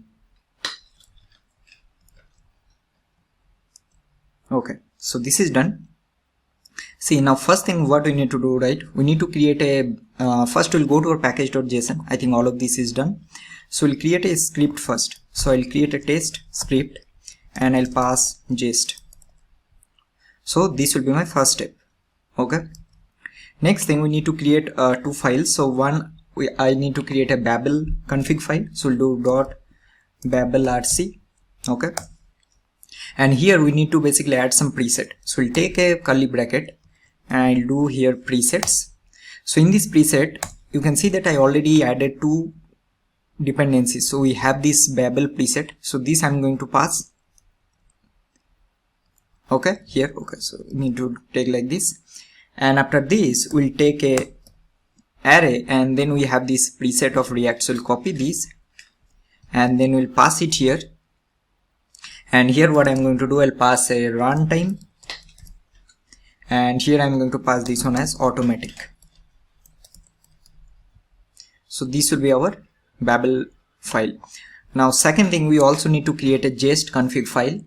So here I'm going to create jest.config.cgs, and here we'll do module.exports, and here I'm going to pass test environment, and here I'm going to pass this one as JS-DOM, okay, because this we have already installed. So these all the things that we need to do, and I think we also have all the packages installed. Now what I'm going to do, right, we will be learning very basic things. So let's say there is a text in your component, how you're going to test that particular text. Then you have a button, on click of that you are changing some count value or handling some event, how you are going to handle those kind of click events, okay. Then let's say you are having a child component that you are using in a parent component and you are passing some props, so how you will be able to test some props value. And after all of this is done, then we are going to learn, we'll create a very simple example with context, and then also we're going to learn how you can test some context also, okay. So first thing what we need to do, right, we'll go to source, and here I'm going to create a test folder. So we'll give it like this, so we'll give tests, and inside this test folder I'm going to create all the test cases. Now here inside source I'll create another folder and I'll give this one name as components. Now let's create our first component, which will be a counter. Let's create first hello world. So we'll do hello world dot JSX. Okay. Now I'll keep this one very simple. So let's say we have a hello world component, and this component will return a div, and there will be h1, and I'll be having a hello world text. Now what my task is that I need to basically somehow test whether this text hello world is present in this component or not. So this one I need to test it. So now I'm going to go to our app.jsx, and then let's import this hello world component here. Let me just close this, and this I'll be having here. Now what I'll do, I'll just close everything else, and let's go to our test folder, and here I'm going to create a hello world test file. Now to create a test file you need to give this dot test, so I'll give hello world dot test dot JSX. okay, so just will automatically detect this one as a test file, and it will automatically pick the test cases from this particular file. So now let's say first we need to create a test cases. Now see, if to create a test case you can either use this test keyword or you can also use this it. Both will work, and both we are going to see. So first thing what I'll do, I'll create my first test case. So test case will be, so here you'll need to take this test, which will take a message, or this is basically, let's say you can say as a test identifier that what exactly you are doing with this particular test case. Okay, so let's say you are checking like render hello world text, so we'll do render hello world text, something like that, anything you can give. Now this will give you a callback. Now here the first thing what we need to do, right, because we are doing this component testing, so first we need to somehow render this component in my test file, so that we will be able to check that whether this component has this hello world text or not, correct? Alright, so to render this one we need to use something from our testing library React, so that will give you a render method. So here what I'm going to do, right, so I'm going to use this render. Now you can see that this render method will give you a lot of parameters that you will be able to use here. Okay, now let's say here first you can see it will take a UI, which will be a React node, and then you will be able to pass some options. So first I'm going to render my hello world component, so I'll import my hello world component here. Okay, so now this component I'm rendering, so in this component I need to check whether I'm having this text or not. Alright, so now here what will happen, right, so we will be able to basically use some properties. So you can see that we have a lot of properties, and each and every property will basically do certain functionality. So here what I need to check, that I need to check whether this text is present in this component or not. So this will give you this get by text method. So you can see that then you are having this get by text ID. So this also we are going to see, this have get by text. So I'll take or basically get this method. And now what I'm going to do, right, so let's give const check hello world text. Okay, so I'll check here that get by text, this should have a hello world text in my component.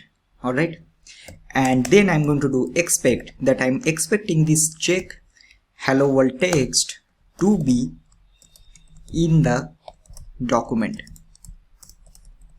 right? So what exactly we are doing, we are basically telling that JS that please check whether this text by this hello world should be present in the document. Okay, save it. Now to run this test, what we need to do, because we have already added that script npm run test. So if I do npm run test, now you'll see what will happen. This will automatically run the test here. So it is running this text, and let's see what exactly we are getting. So we are getting failed. Okay, so we are getting the document is not defined. So we are getting something from this JS DOM test environment. So this part we need to check. Alright everyone, so after checking quite a few times, the problem is there is a spelling and this mistake. So here D will be small. See what kind of mistake is that. And also there is a N missing here. Okay, so this is first, and also we need to import this package, that is the JS DOM from the testing library. So this also will copy and I'll paste it in this test file. Okay, so now this should work. So we'll do npm run test.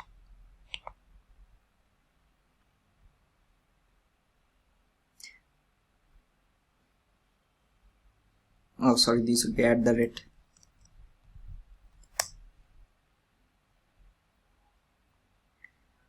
So if now this will basically get this text, so now test is basically passing. Now what I'm going to do, right, I'll go here and then I'll do hello world, then I'll do 1. Now let's do the same test again. So now what will happen, because this will check the exact text whether you'll be having or not, so it will basically give you that error. Okay, so that there is a mismatch. So this is how you need to do it. And if I just remove here and then just add this 1 here, you'll be getting the same result. So test will automatically fail, and also it will give you from where this test is failing and what is the mismatch and everything. Okay, so let's see what is happening here. We are getting unable to find an element with this text, correct? Alright, so this is one of the way. Now we can basically also do this get by so there is another method, right? So we have get by test ID. So if I go down this test ID, this is very helpful. So let's see one more example with this. So we have learned one very simple example. Now what I'm going to do, right, let's do one thing, that we will have a, or I will do one more thing, right? So I'll take another paragraph here, and this will be, I'll give my name, and here what I'm going to do, right, we will be basically adding one property, and that is called the data test ID. Okay, so we'll take data test ID, and here what I'm going to do, I'll give like some name. So this is the test ID of this paragraph. Now what I want to do, I want to check the same, that whether this text is present or not. Okay, from this by this test ID. So now let's save it. Now what we are going to do, right, so we'll go to our test file, and then let's say I'll create another test. Okay, and I'll do that check name by test ID, something like that. And then again, the first thing we need to basically render this. So we'll do const this. So I'll do render. So we'll render the hello world, and I will simply do here get by test ID.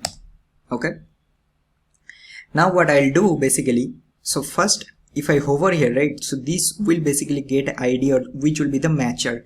Matcher is nothing but the name of this test ID. So this, in this case, this is name. So first I'll get like const, sorry, we'll do const get element.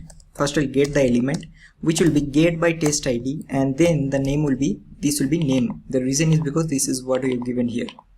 Okay, so now what I'm going to do, simply I will check that expect this get by test ID, sorry, get element dot, and you can see that this will give you all the properties that you'll be able to extract or basically check. So we'll do text content, because this is what we are having, this is the text content of this element, and this, so what we can do, simply we'll do to be, so this has to be, and then I'll give my name here, and this will be, I'll copy from here exact, and I'll paste it here. That's it. Now let's save it, and I'll run the test again.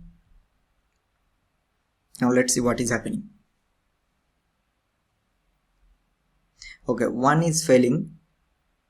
Okay, so this is failing, right? So this we need to change. Hello world. Okay, this will be hello world. Fine. Now I think both should pass. So now if I run the same again, right? So we're getting 2 getting passed. Now what will happen if I just come here and then let's give name 1. So obviously it will not find that particular element by this test ID, so the test will fail. So that means whatever you will be basically giving the method, that these has to be same. So here you can see that you're getting here error, so something like that.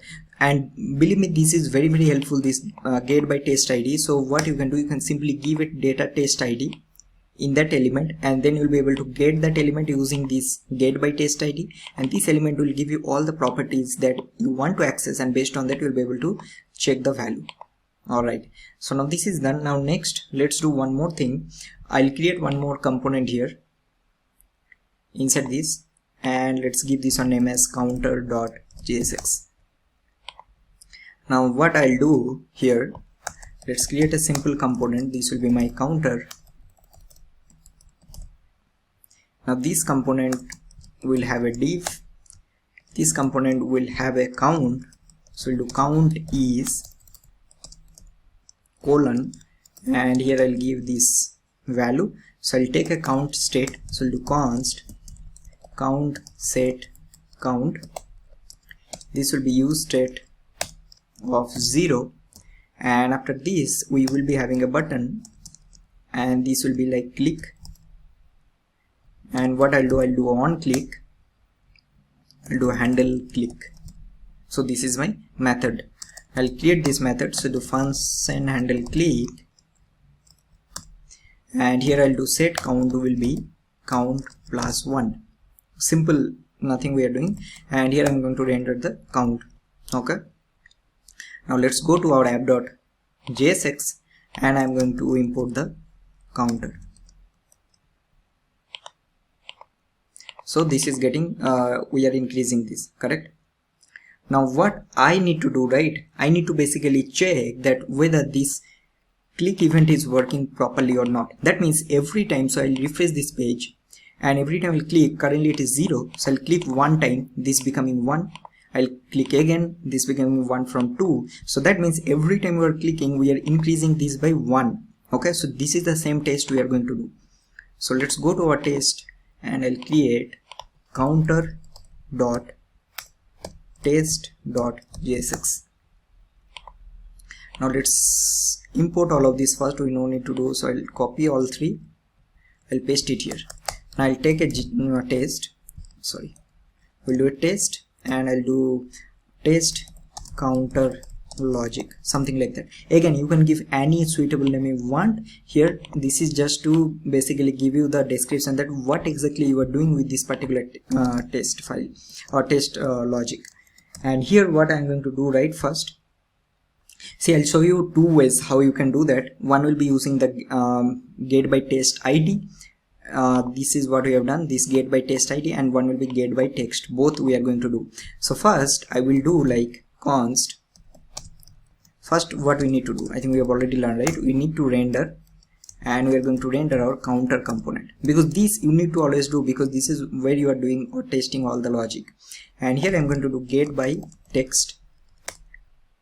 Now what I will check, right, I will check, let me close both, I will check this. You noticed one thing, like we are having this count is count.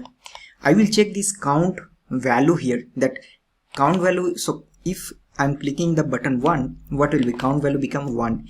If I click this click one more time, it will become 2, then it will become 3. So if we can check that this text is coming properly, that means 3 times I clicked, if this count is 3, that means this functionality is working fine. So you are doing backwards, I hope you are getting. So let's say I'll click on this button 5 times.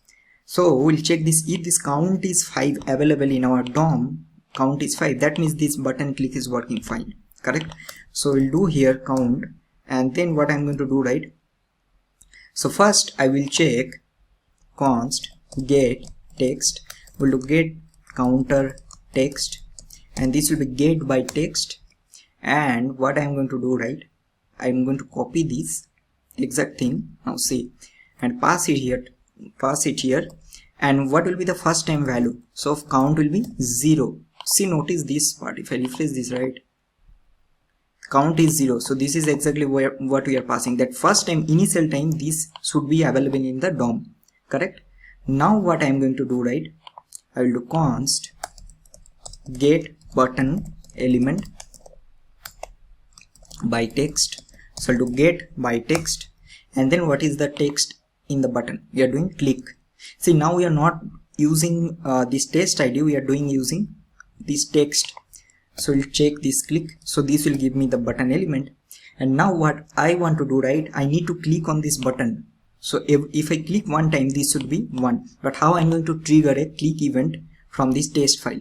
So this will give us this fire event from testing library from React. So this will automatically trigger a element first you need to pass. So in this case, what will be our pass? So obviously first what we need to do, we need to tell this fire event that what exactly I want to do. So if I do dot, you can see that we are having a lot of properties like drag, copy, double click, drag, duration, whatever you want to do, right? So I want to click on this button, so I'll do click. And here what I'll do, I'll pass this get button element by text. So that means what we are doing, we are clicking on this button. I hope you are getting. Now what I'll do expect,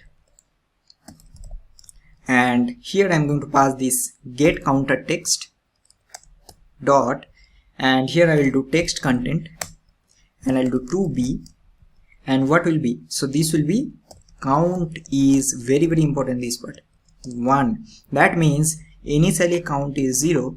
Clicked on this button one time, count will be 1. So if I click here, this is becoming 1, right? So this is exactly what we are checking. So let's save it and let's run this.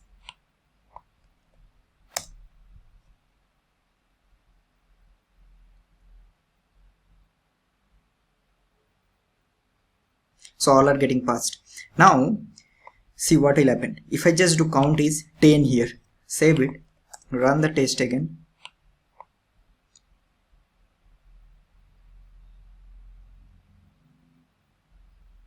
One is getting failed.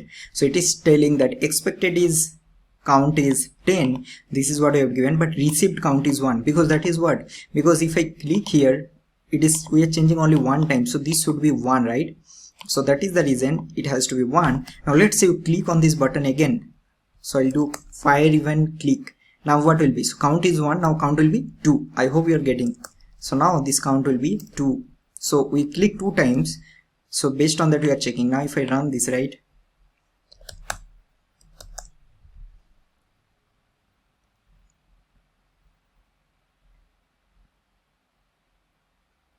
okay, so getting passed.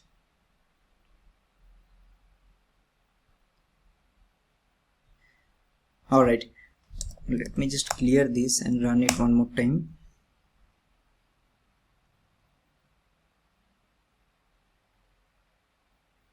Okay, alright, so now you hope that how we are going to do a event checking. Okay, now next thing what we are going to do, right, so let's do something like this. So we'll do another logic where we will be having 2 components. So one will be having a parent component and one will be having a child component, and then we'll be passing some simple text as form of a props.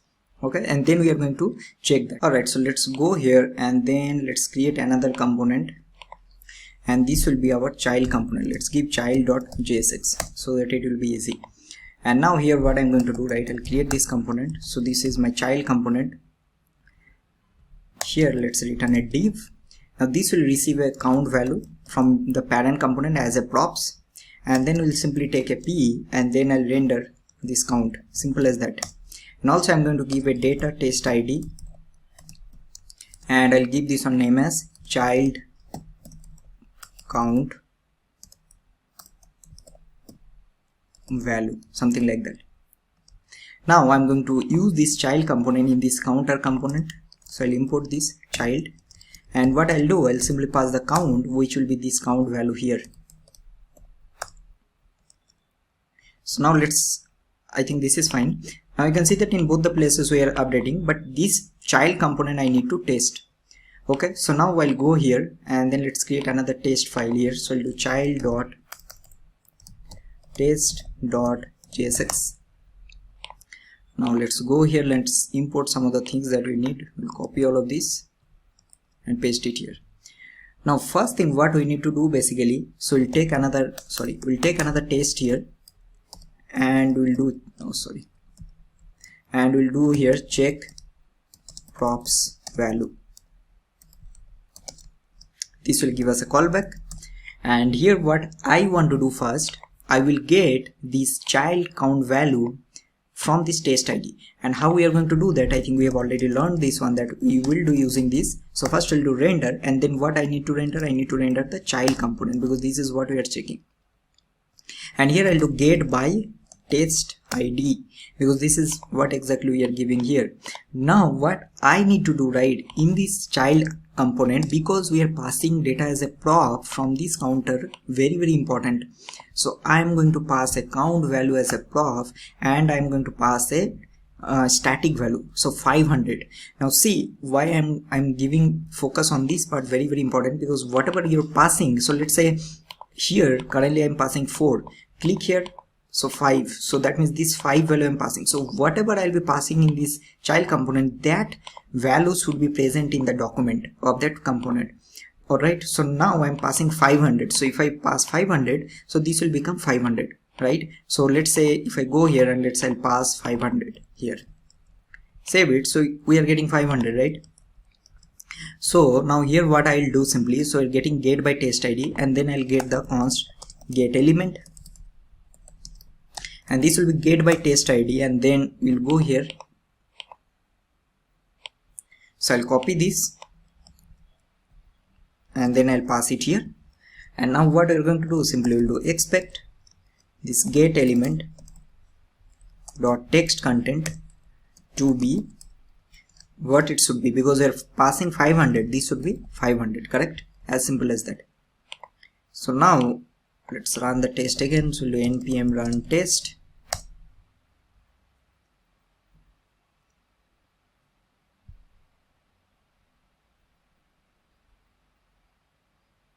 Okay, all the test cases are passing, right?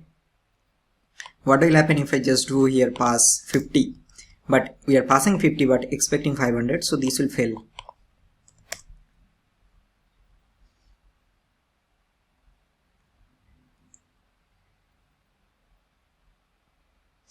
So where one is failing, right? We are expecting 500 but we received actually 50, because if we are passing 50 as a prop, it should be 50.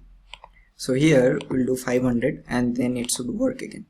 So now let's do one more thing. We'll do one more practice, right? So we'll create one functionality in this component which will be a theme, and then we'll be changing the theme from, let's say, true to false and false to true, something like that. So let's implement that feature. So here this is just for practicing purpose. I'll create a theme, and then I'll create a set theme, and this will be useContext. Oh, sorry, not useContext. This will be useState, and then I'll take this one as false. Then here I'll be having a button. So we'll do a button, and we'll pass a data test ID here also, and I'll do this one as, let's say, toggle button, right? So we'll do toggle, and after this I'm going to take h1. And here again we can take a data test ID here also, so we'll do data test ID, and this will be like, what we can do like toggle text, and I'm going to check here that if this theme that we are having, if this is true, so I'm going to render true, or else I'm going to render false. And the same thing we need to do. So on click of this again, we'll take a on click, and I'm just going to toggle, so we'll do set theme is not equal to theme. So we are changing, so it's true false true false. Now we have already practiced these examples, so I want you to write this test case by yourself. So what you need to do, I'll give you the idea. First you need to get this button by the test ID, right? Then you need to trigger a fire event, and every time we'll do a fire event, let's say the current value is false, so you will be expecting false. You click the button, it will become true, and vice versa. So let's try to implement. So pause the video and try to implement by yourself. Alright, so let's do it. So I'll create another test, and here I'm going to give like check toggle text. Okay, now here what I will do, right? So first I'll do const, so I'll do render, and I'm going to render our child component, and let's pass this count property as 100 for now, and we need the get by test ID. So first I will get the button, so get button toggle button element. So this will be get by test ID, and let's get it from here. So we are having toggle text, no sorry, toggle button, and also we need the toggle text element, which is this h1. So we are having toggle text, so I'll copy this. So do const get toggle text element, which will be get by test ID with this. Okay, now initially if I go here, initially this is false. Notice one thing, so if it is false, so we should have false first time. So if I refresh this page, right, so you're having false first time on the element. So what we'll do, first time we will not do any trigger, so we'll do expect get toggle text element dot text content to be what, it should be false, correct? And now after this we are going to do a fire event dot click, and then I'm going to pass get toggle button element. So we are clicking. If we click one time, that time what will happen, this expect get toggle by text element dot text content become true. I hope you are getting. So first time it is false, we clicked on the button, so click here, it become true. So this is exactly what we are doing. Now again we'll click one more time, and then what will happen, so it's already true, so it will become false, right? So now let's test this.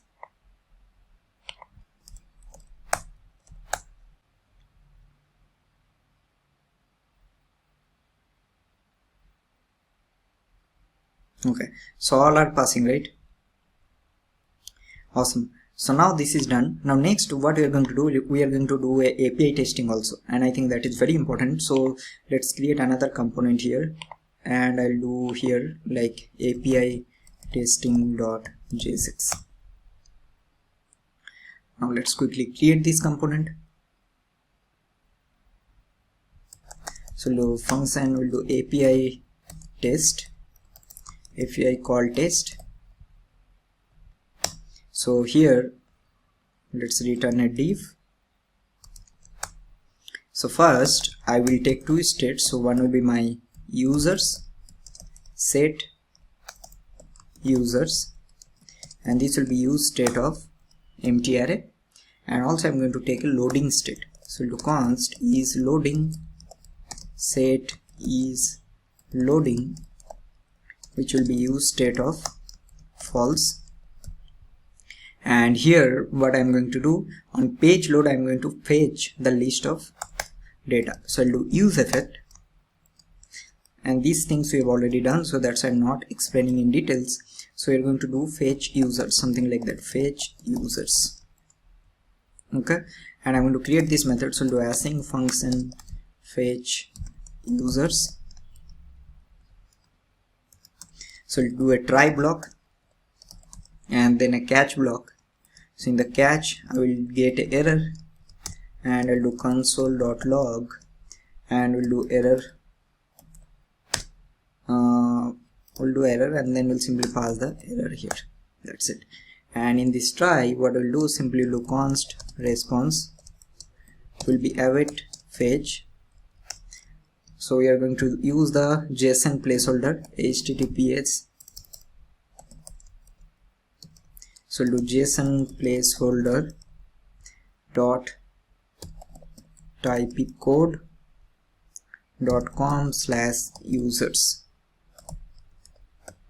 and then here what I'm going to do, do const data equal to await response.json, and after this we are going to do set users will be our data, and we'll do set loading as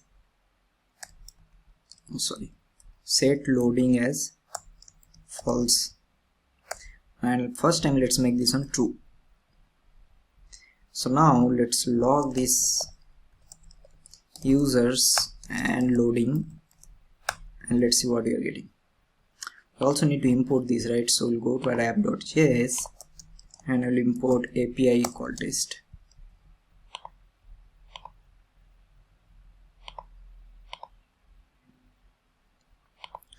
So you're getting list of data. So now let's render all of this. So we'll take a div, and here first I'll check that if is loading is true, right? So I'm going to render that, let's return h1, and I'm going to render loading data, something like that. Okay, or else we are going to map this. So we'll take ul and we'll do users dot map, we'll do user, we'll do li, and then I'm going to render user dot name. So this one, so we'll do user, sorry, I think, oh, we need to do it this on outside. So this will be user dot name, also will give a key which will be user dot id. So let's save it, let's see what we're getting. So we're getting 10 data. So this is all about a very simple API call. Now we need to create our test cases. So first we'll go here, and then I'm going to create another file, and then let's give this one as API testing.test.jsx. Okay, so how we are going to test a API call, because we need to get the data, and this will be async operation, right? Every time we'll be doing. So now I'm going to show you a different way how we are going to write test cases also. So one way we have discussed that using test keyword. Now what we can do, right? We can also use this it keyword to create a test. And now let's say you are having multiple test cases, you want to group all of this into one main one use case. Okay, so that is the thing that you need to do. So it's not like you need to create separate test cases, that whatever you have done. So what you usually do, right? So let's say you have a file, and in this file you need to write 20 test cases, and you need to combine all of this into one, so that it will be inside a group and it will be easier for other developers also to understand. So to do this one, what we'll do, right? We'll use this describe. Now this will be basically used to describe that this is API testing file, something like that. So this is your main test case, and inside this you can have multiple test cases. So this will also give you a callback. Now you can have one test case, and then you can have multiple test case here, right? So you have one, then you can create 2, 3, 4, whatever, how many you want, something like that. Okay, and also we can use this it keyword. So now what I want to do, right? So I want to use this it keyword now instead of test, because test we have already used, and I want to check, I want to check that check list of users fetching, something like that. This will also give you a callback. Now how you are going to test? So first thing, if I go to this component, right, API testing, so we are using this fetch. So first you need to mock this fetch method of JavaScript. So how we are going to do that? Because if you don't do this one, this is returning a promise, and once this response is satisfying, then only we are getting the data and setting it. So this same behavior we need to replicate, or else it's not possible to do that. So to do this one, to mock this one, we can create a fetch method. So I'll do global.fetch, right? And this will be, so to create a function in jest, so we can create this jest.function. Okay, so this will be a function, and here what I'm going to do, what this exactly is returning, if you're noticing, as I already told you, so this is returning a promise, right? So this function, this global.fetch, will be a jest function which will return a promise. So I will do promise.resolve. Now what this will return? So this will return a list of users. In which format? Again, very important, in JSON format. So here I will do, this will be JSON, and here what I will do, simply this will again return promise dot resolve, and here this will be returning the list of users. So for example, I'll have a ID of 1 and name of, let's say, my name, whatever, right? Then I'll have an ID of 2, and then I'll have a name of John Doe. So first I mock this. So what I've done, I created a global fetch which will be a jest function which is returning a promise. Once this promise is resolved, this will return a JSON which will give you the data. Okay, this data is nothing but this data that you are having here. So this is the first step. Now once this is done, okay, let me check. Okay, after this I will render. So we need to render, so let me import it first. We need to render the API call test component. Okay, now here what we can simply do, we can do like expect. Now this React testing library will give you another thing that is called screen, so we need to also import it. So we'll do screen, and this will give you again all the methods that whenever first time I'm rendering, what I need to expect. Now here you need to little bit understand this part. So if I refreshing, right, if you noticed before this data is getting loaded, we are getting this is loading, sorry, this loading data, this text, right? So if I refresh this, noticed getting for some time, and then we are getting, so first time you will not be getting the list of users immediately. Very, very important. So that means in the first time you will be having this loading data in your DOM, and that is the thing that I am doing. So do screen.get by text, and I will check that this loading data should be there. So I'll copy this from here, pass it, and what I'll do simply will do 2b, oh sorry,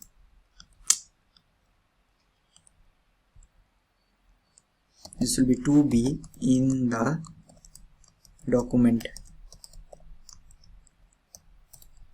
Okay, and now after this what I will do, I will wait for some time, because we need to wait for the component to finish the rendering of that API call. Once the API call is done, then only we will be getting the list of users. So how we are going to do that?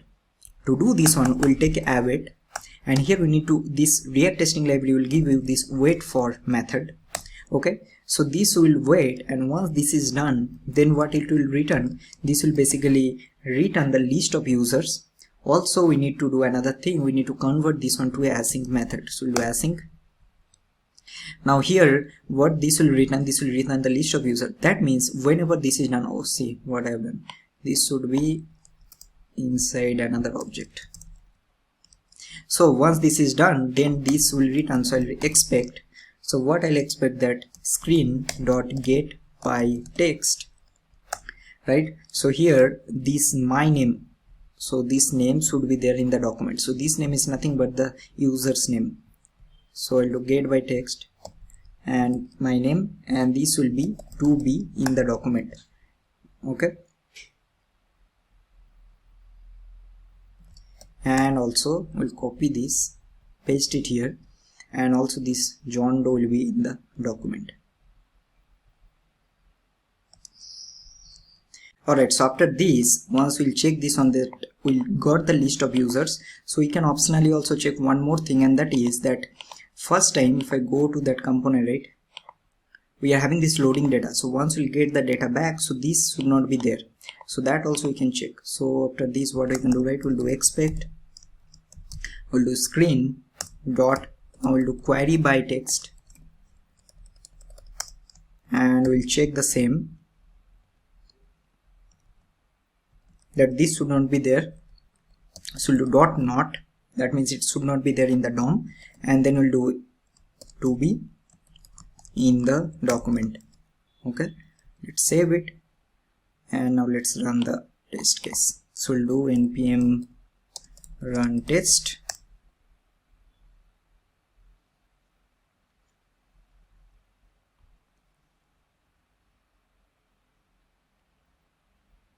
okay, one is getting failed, to be, oh sorry, we need to import that JS DOM also. Okay, let me just do that. So I'll do import first. I'll import React from React, and also need to import this testing library JS DOM.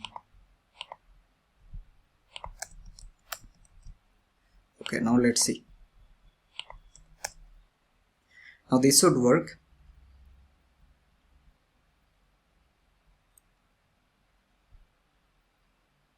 Okay, so now let's recap everything first what we are doing. So first we basically mock this fetch API, so which will be basically nothing but a function which will return a promise. Once the promise is getting resolved, it will return the data as a JSON format, and this data I'm expecting. Okay, because we are rendering the name right here, so I took an ID and a name.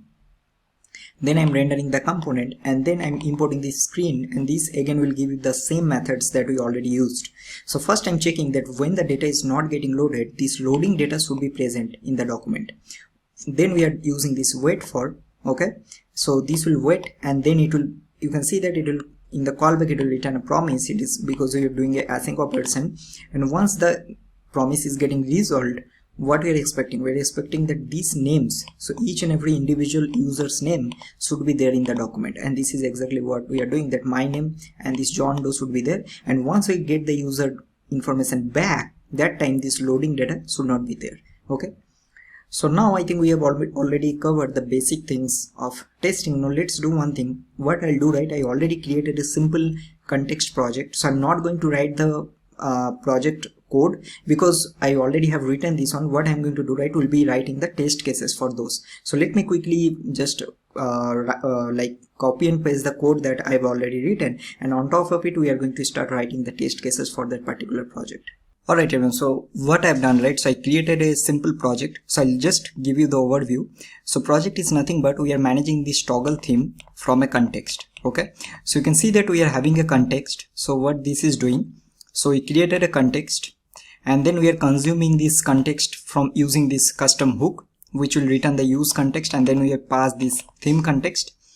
Then we are creating our global state, or basically our provider of the context. So we have a theme provider which will receive the context. All of this we have already discussed. So we have a state, which is basically our initial theme is light, and then we are toggling this theme. So if the previous theme is light, we are making this on dark, and vice versa, and then we are providing this to our context value.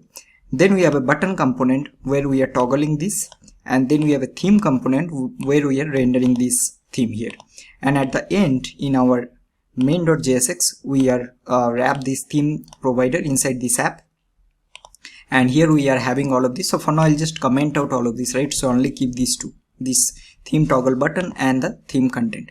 So let's start creating our test cases. So first thing what I'll do, right, inside this theme I'll create one more folder. I'll give this a name as context or context test, and then I'm going to create our context dot, so here I'll do context dot test dot jsx.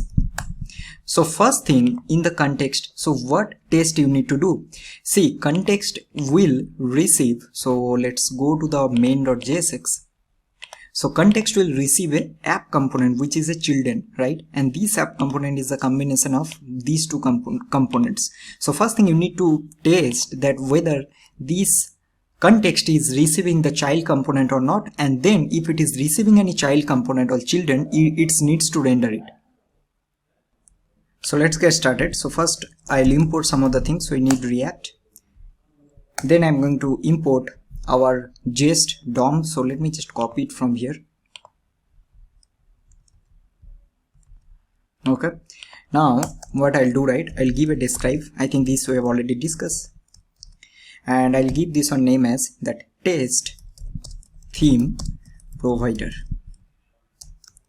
right, and inside this first we need to check that whether the provider is rendering the children or not. Children is nothing but all the sub components that we are having in that context. So in that case we are having two components, one is the button component and one is the text component where we are basically rendering the content. Now although currently we are having only two components, it doesn't matter if we are having 100 components, the concept will be still same. So here what I'll do, right, I'll give a it, and sorry, and here I'll render like renders children with initial light theme value, because that is the initial. Let me just close all of this and I'll open the context, it will be easy. So we have an initial value of light, so it should render the children. So these children, say I'm explaining step by step, so it will render the children as well as there should be the value should be light. So this is what exactly we are checking. And here what I'll do, right, this I'll do const and then I will use render from testing library, and what this will render, this will render the theme provider, correct? And here I'll do get by text, and here I can pass any content, like because this is a children, right? So I'll do this is a child component. So this is what exactly we are doing. So inside this theme provider we are passing a dummy child component. So now what we can do, simply we can check that expect this get by text, and here what we need to check basically this child component. So this content should be there in the document. So means what I'm trying to explain here is that whatever component we are passing inside this theme provider, that content should be there here. So for example, if I copy this, right, and let's go to our main.jsx, and after this I'll pass this. If I save it, so we are getting a child component, right? So that means we're checking the same thing, that if we are passing something inside this, that content means this content should be there in the document. I'll remove this one, it is not required, just for explaining purposes. And here what I'll do, simply I'll do that this is a child component, this is to be in the document. So I'll do to be in the document. So this will be our first test. Now what I'll do, right, let's say I think this is fine. Now let's copy this relative path. So I'll do copy relative path, and I only want to run this test. So I'll do npm run test and I'll paste that path. So let's see what we're getting. If we are getting any error, so that we need to check. Sorry, we need to give the pattern, right, to test corresponding path. So we haven't set that up, but for now let's do npm run test only.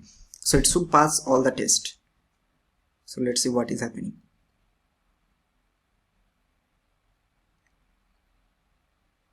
Awesome. So all the test cases are getting passed, and here also this is getting passed, right? So that means this is working fine. Now I'll just simply do like children child to children, and let's see. This is just to give you the idea that it will fail, because this will be a mismatch and it will not get this content. So the expect and the actual result will be different, so the test will fail. So we are failing one test, right? So here, okay. But if I just change this on to children and let's save it, let's run.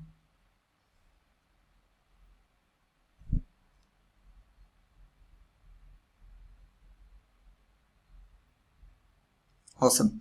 So now this is fine. Now next thing what we need to check, whenever I will be clicking on this button toggle theme, it should change the theme from light to dark and then like dark to light, vice versa. So this part we are going to test. So let's see how we are going to do that. Alright, so let's go to our context, and then what I'll do, I'll create another test case. So I'll do it, and I'll do here that toggles theme between light and dark value on click of button. This will give us a callback. And here what we are going to do, right? So for this one I'll create a dummy component here. So let's create a component. So I'll do const, I'll do toggle, let's give consumer, and here I'm going to return a div, and this should have a button, and then I'll give a role as button. There will be on click, and I'll do here const, I'll do theme, and I'll do set theme, sorry, not set theme, let me see the name. So I have toggle theme, I think toggle theme here, theme and toggle theme. So these, from this context, from this use theme that we have created, this one we are going to extract. So we'll do theme, toggle theme, from where? So from use.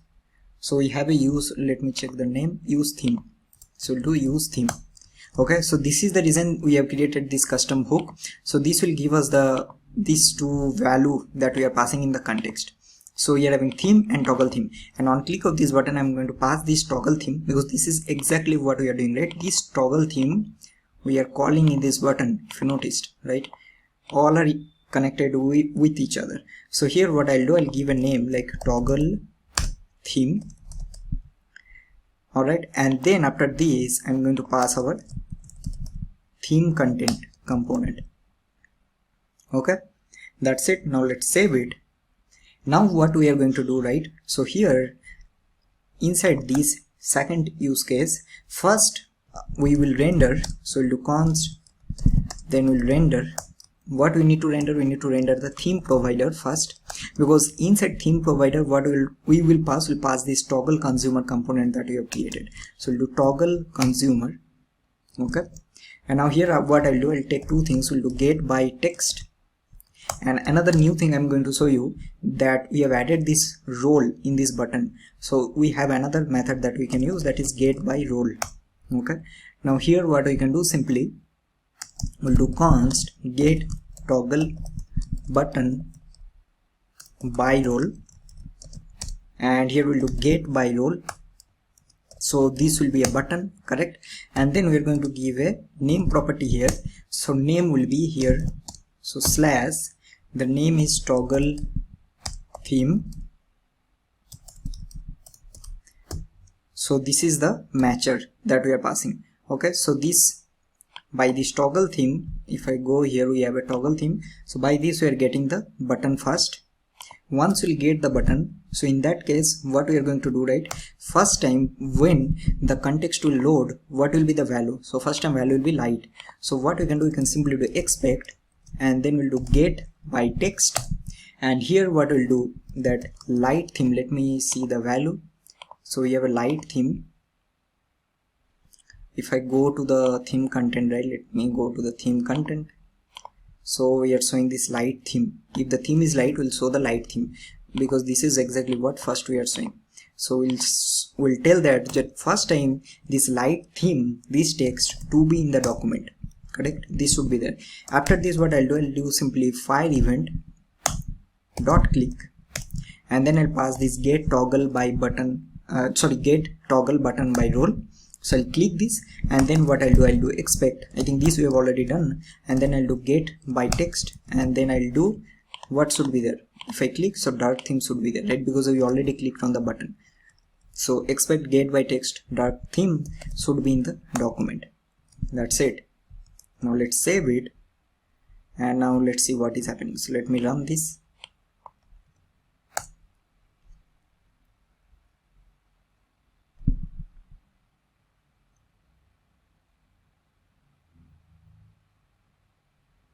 Awesome.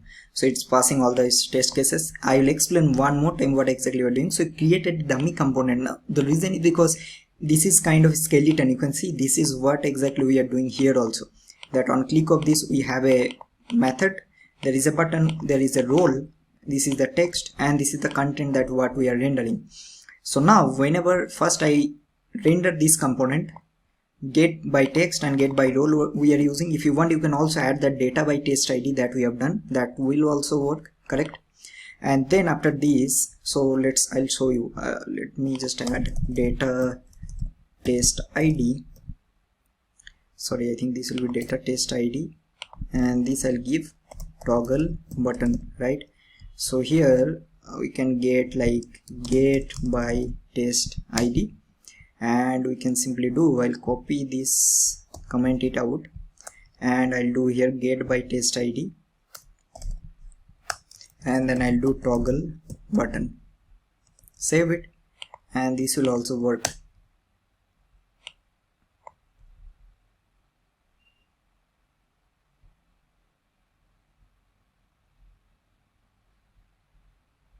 Awesome. So it's working, right? So it's up to you. You can use this get by role or get by test ID. Now once we'll get this, so first time initially light theme should be there, and then we click, and then it should change to the dark theme. Now if you want, you can do one more thing, like let's say if you clicked one more time, then it should be again from dark to light. Okay, now let's run it again.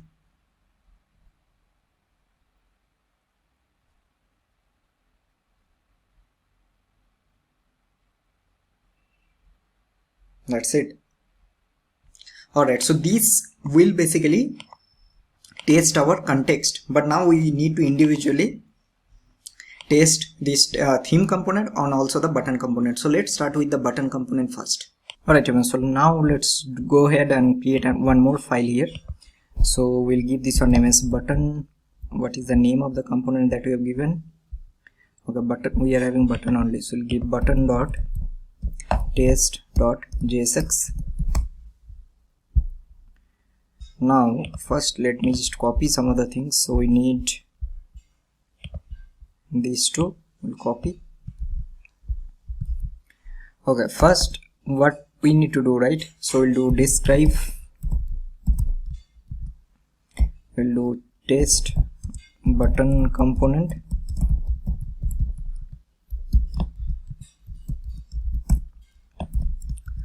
So here we'll do first, it should render that but renders toggle buttons, right? Because the button should be there in the document, so that we are going to check. So how we'll do it, right? So simply what we can do, so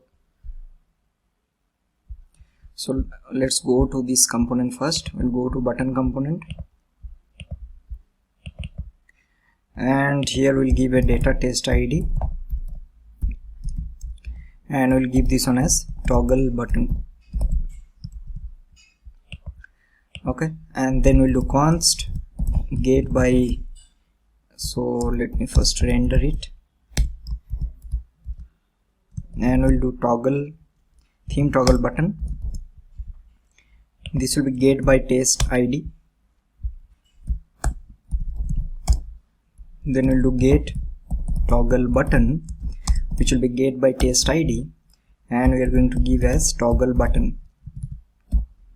So this is what we are having, and then simply we'll do that this button should be there. So we'll do expect get toggle button to be in the document. That's it. So now let's run it.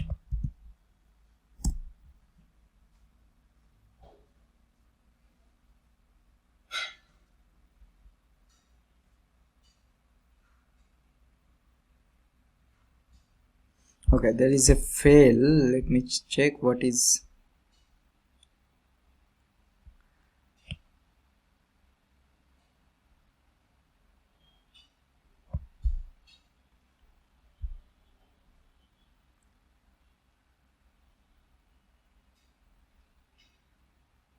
Oh, sorry, I think we have done a mistake. We need to wrap this inside our provider. Okay, that is the reason.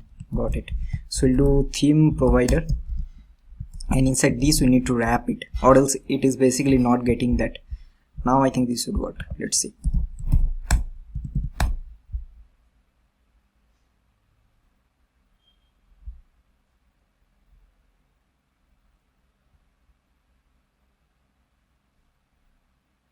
Awesome.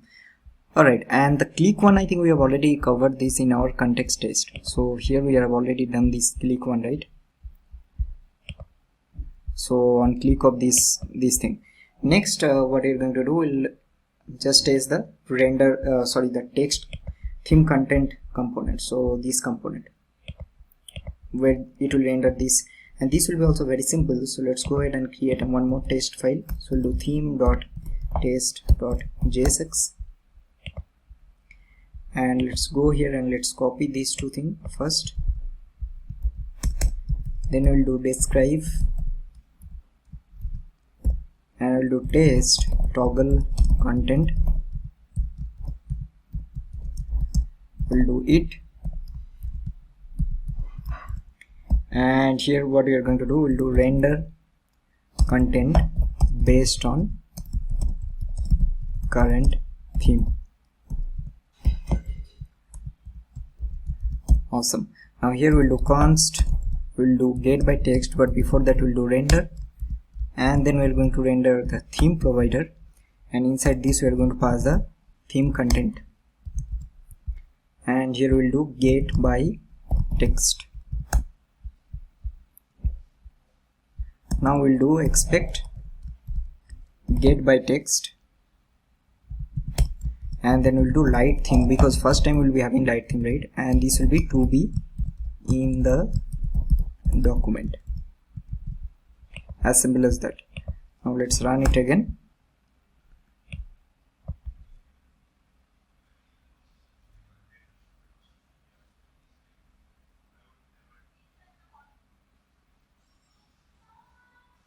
Awesome. So now everything is getting passed. So now I think with this we have completed our testing lesson or testing section. We learn how you can do basic test cases, like how you can test the text in your document, how to test button click, props, context. Alright, now with this I think now see how you are going to master testing is that you have to practice a lot more, because you are going to face a lot of issues, and that is the same way that I also learned. Alright, so that's all for this particular section. Now let's move on to the next one. Alright everyone, now we are almost at the end of your video. Now in this particular section we will be creating a full stack MERN application using React, Express, Mongo.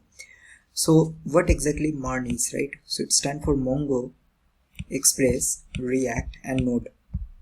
So let's say you have your front end, which is your React application. Now whatever data that we are dealing in our front end, we need to store those data someplace, right? There should be something. So we should have some kind of database where we will be able to store the data in our database. So now here you can choose any database you want, like for example MongoDB, MySQL, SQLite, Postgres, anything.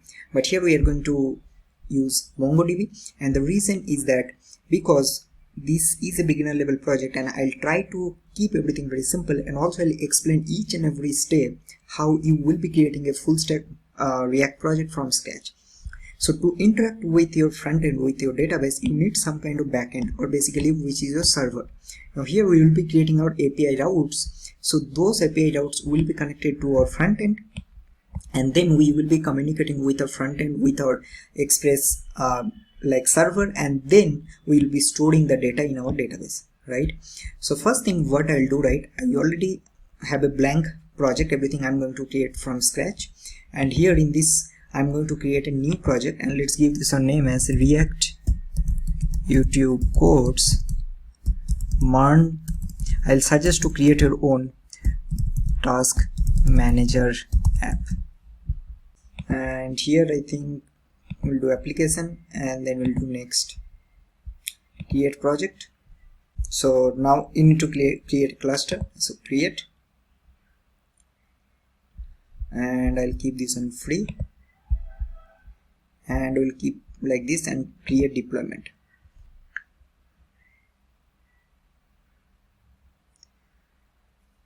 Okay, and here I'm going to use a password, so I'll give 2023, and I'll do create, and here for now I'll close this. Now it will create, this will take some time. Another thing what I'll do, right, I'll go to network access, and I'll add a IP address, and I'll do allow access from anywhere for now. If you want, you can add your own IP address. Sometimes this will give you error, so that is the reason I'm adding the any IP address here. Now second, what we are going to do, you can see that I have a blank. So here first let's open our terminal,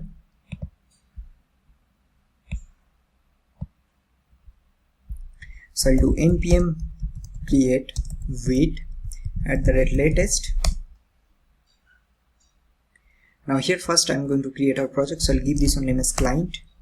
We'll do React, we'll give JavaScript, then I'll do cd and go to client folder, and I'll do npm install. So this will install all the packages. Okay. Now second, what I'll do, I'll create another folder here, and this one I'll give this one name as server. I'll open this in our terminal. Now what I'm going to do, right, I need to create a package.json. So package.json will keep the details of all the dependencies that you will be needing for this particular your backend side. So here I'll do, right, npm init, and I'll do -y. If you don't do -y, you need to give all the things manually, so I'll automatically generate. So npm init -y. If I give enter, so you can see that a package.json will be created here, right? And what are the things that you're having? You're having a main, you're having a script and everything. Now obviously we need to set up something, but before that let's go to our client and let's install all the packages that we'll be needing there.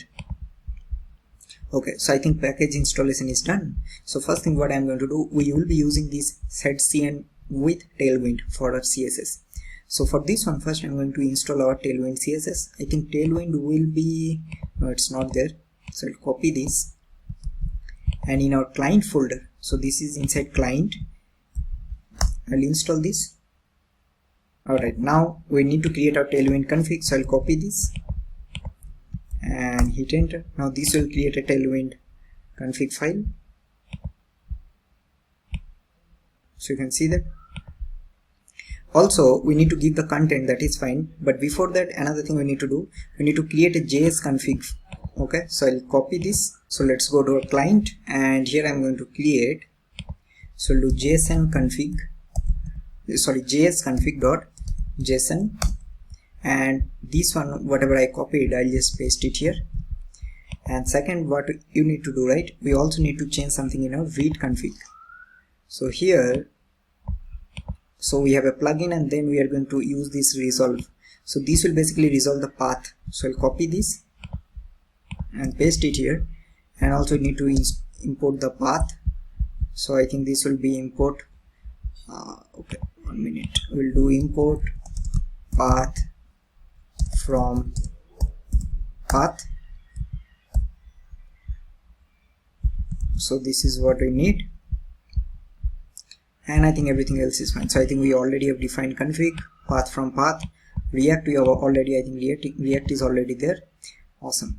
And I think that's it. Now you need to run this npm setCN at the latest init. So we'll copy this, and then I'm going to open and then paste it here. Now this will ask some query.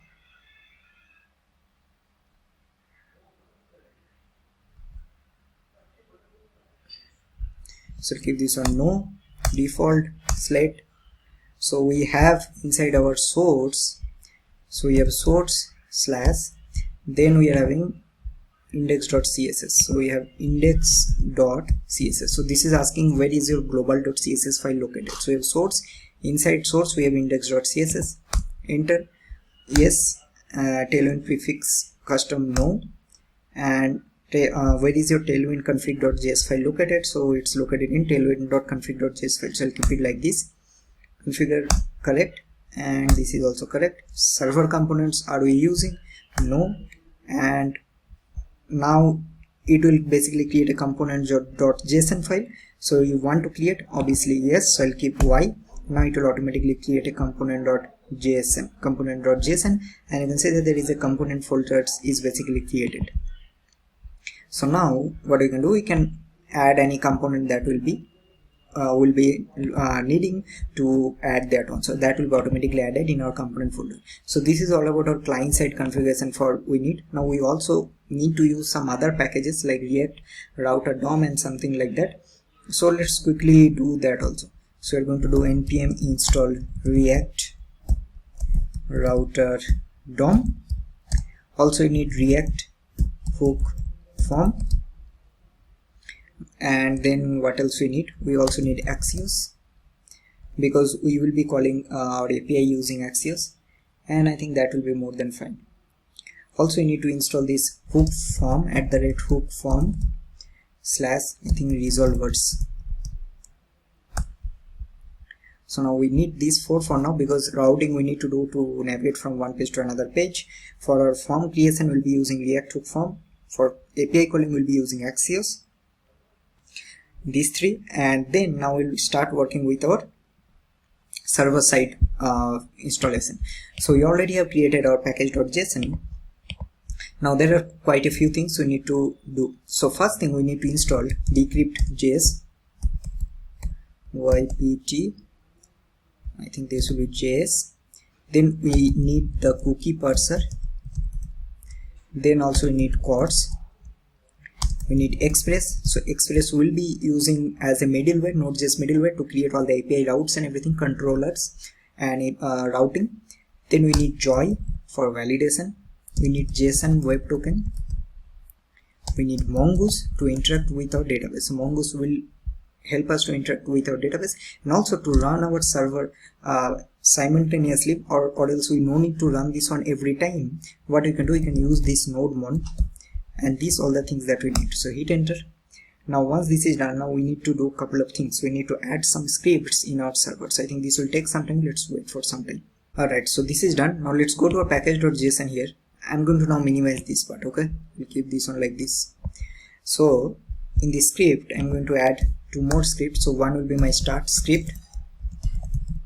So in the start, I will be doing node, and which is our entry file. Our entry file will be index.js. So I'll create a file called name index.js. So this will be my entry file. Okay, so here I'll give index.js. If you give any other name, that name you need to give.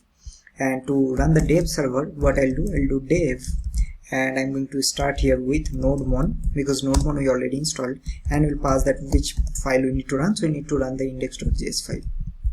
Also we need to add one more thing, and that will be, we need to add a git ignore. So we'll do git ignore, and here what we're going to pass, right? So for now we are going to ignore the node module. So we'll do node underscore modules.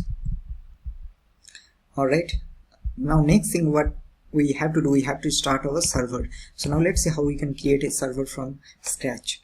So first thing what we need to do, basically, let's go to our index.js and close everything else, and here we need to start everything step by step. I think till now this will be also done. Let's go to our database and let's see. Yeah, cluster is ready. So now here what will happen, right? We'll get a connect option. So if you click here, you'll be getting different options like how you want to connect. So we'll be using this MongoDB for VS Code. Alright, so the first thing what we need right here, we need our express. So we'll do const express, and we'll do require. So we need the express. So this is the first thing we have done. Now here, next thing what we need to do, basically, we need to create our app, which will be our app component here, not component, but to run our server, we need to create an app. So this, we need to invoke this express, right? If I hover here, right, so what is this? Is a, it's kind of a express application only, and this is the top level function exported by express module. Once this is done, now this what we are going to do, right? We need to basically tell that in which endpoint we need to run our API. So here we'll do app.use. So this is a method. Now here you need to basically pass all of the properties. So whenever I'll pass any API, I want to use this API endpoint. Now here again you can give any endpoint you want, but I'll give API endpoint. Now this will give a callback. Now in this callback you will be getting two properties. One will be a request and one will be a response. Now here what I'll do, I'll send a response dot status, and I'll pass it 200, and then I will just do JSON, and I'll do something like hello. Sorry, here I'll do message, and I'll do hello express, right? So this is our endpoint. Now what we need to do, right? We need to run this server in some port localhost. So to run that, we will use this listen. Okay, this will basically return http.server. You can see that. So here listen, here I'm going to pass 5000 as our port. Again this will give you a callback, and here what will run, right? So simply we'll do console.log, and we'll take and we'll do app is now running at port 5000, correct? So now let's save it. Now this is done. Now what we're going to do, right? Simply I need to run this. So go to server, and here what I'll do, right? npm run dev, because this is the dev script that I have added here, dev, which will run nodemon index.js, which is nothing but our index file, correct? So now here we'll do npm run dev. Now let's see what is happening. Awesome. So it is running the index.js file, and you can see that you are getting this app is now running at 5000. Now see, every time you will do some changes, right, it will automatically run this. Now you see it's changing the data. Sorry. we'll do is save it. Now see, it's automatically running, correct? So now our backend server is now ready. What we need to do first we are going to create our database connection, right? So here inside this I'll create a folder and let's give this one name as database. So here I'll create index.jsx, not jsx.js. We are doing a lot of JSX, that's it. So first I need the mongoose here. So I'll do require. So we need mongoose. Right, and simply it's very simple. We'll do mongoose.connect, and here you need to pass the URL. So I'll go here and then I'll copy this, and then you need to copy this from here. This is the URL you need, and I'll pass it here. And inside this password I need to change the password. So password what I have given, password was my 2023. Okay, so this is the password. Now what will happen, right? This connect will give you a promise return. So connect will return a promise right here. So I'll do .then, and here I'll log something like database connected. Now MongoDB connected, connection successful. .catch, and here I'm going to log the error. So we'll do console.log, and here we'll do error occurred, and we're going to pass the error here. Save it. So now what we need to do, right? We need to basically call this method in our server, because every time we will interact with our front end and we'll do certain operation, we need to we are going to store all the information in our database, right? So we need to somehow connect this database in this our server so that it will be able to basically interact with database. So how we are going to do that? It's extremely simple. You simply just do require, and then you'll do, so here it will go to database, and that's it. Now you see what will happen if you save this, right? Awesome. You're getting, right, MongoDB connection successful, and this is done. So now that means our application is able to connect with this database. Okay, this is done. So now what we need to create? So first thing is that I think I already showed you the demo that we'll be having a login page, we'll be having a register page. So user will be able to register and log in. Once the login is successful or registration is successful, so we will be going to the task page where user will be able to create task, right? Now for example, let's say I need to create a user, right? So to create a user, there are some process that we need to follow. So how this will work, right? So we have our main server. So this is our main server. So sir, we will be having basically different controllers. So for example, we'll be having a user controller, then we will be having a, let's say, task controller. Now let's say we're having some different projects controllers. So you will be having different controllers where you will be writing your logic, that how you are going to interact with database and what are the things you are going to store. Then you'll be having different routes. So routes is nothing but, for example, I need to create a login API route. So there has to be some URL, right? So that URL I need to access. That's why each and every controller will have a different route file or routes, and then I'll be having different model schema. Model schema means, let's say I'll be having a user schema, I'll be having a task schema. So user schema is nothing but it will tell that user object will be consist of what. So user will have a name, it will have an email, it will have a password, let's say it can have n number of properties. So that is the reason each and every thing will have a model, and that will be a mongoose model. So first we'll start with creating our first model, and we're going to see how we're going to do that. So first let's go here, and inside server I'm going to create another folder, and let's give this one name as models, and here I'll create let's do user.js. so this is our user model. Now first we'll do const mongoose will be require mongoose. Now I'll create our user schema. So to const user schema, you can give any name you want. So this will be new, So we're going to create a new mongoose schema. So mongoose.schema, right? So here you need to basically specify all the definitions, so you can see that. So now for me, if for our application we'll be having a name, so name will be a string, then I'll be having an email of that user, so which will be also be a string, then I'll be having a password which will also be a string, and then I think for now these three will be more than enough. If you want, let's say you have a age, so you'll have a age and that will be, let's say, a number, so we'll pass a number here, something like that.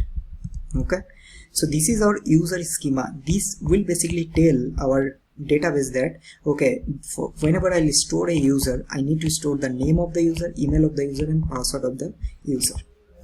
Now I'll do const user, which will be mongoose.models, so this will give you models.user, or we'll do mongoose, we'll create our model, so we'll do mongoose.model, we'll give the name of the model, so you can see this is the name and the schema, so we'll do user, and what will be schema? Schema is this user schema, so we'll do user schema.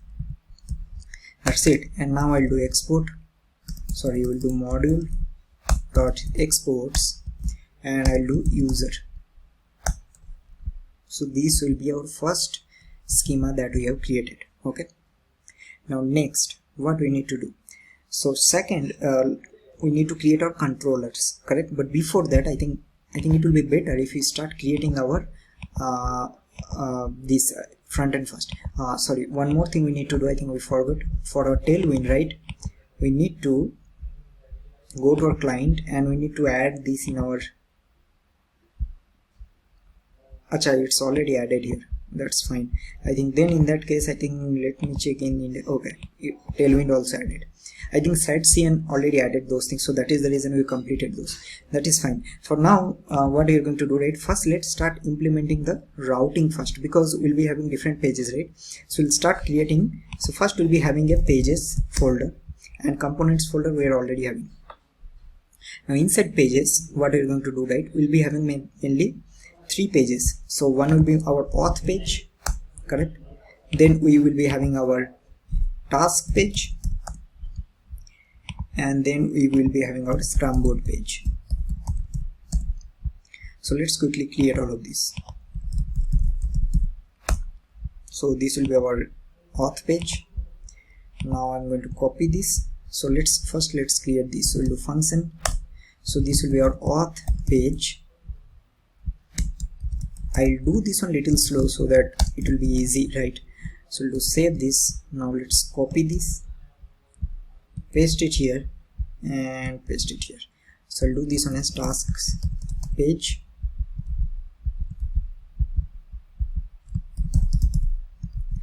and then we'll be having this on Scrum Board page.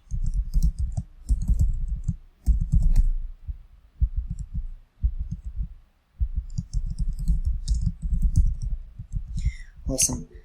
Now the first thing what we need to do, I think you have already remembered that we need to use our BrowserRouter for our routing, right? So first I'm going to do that. So I'll use BrowserRouter from React Router DOM, and I'm going to use our app component. Okay, so this is the first step. Next thing what we're going to do, we'll be going to our app. So this is our app.jsx, and I'll just close everything else. Also, we need to run our application, so I'll run this client. So in the client, I'll do npm run dev.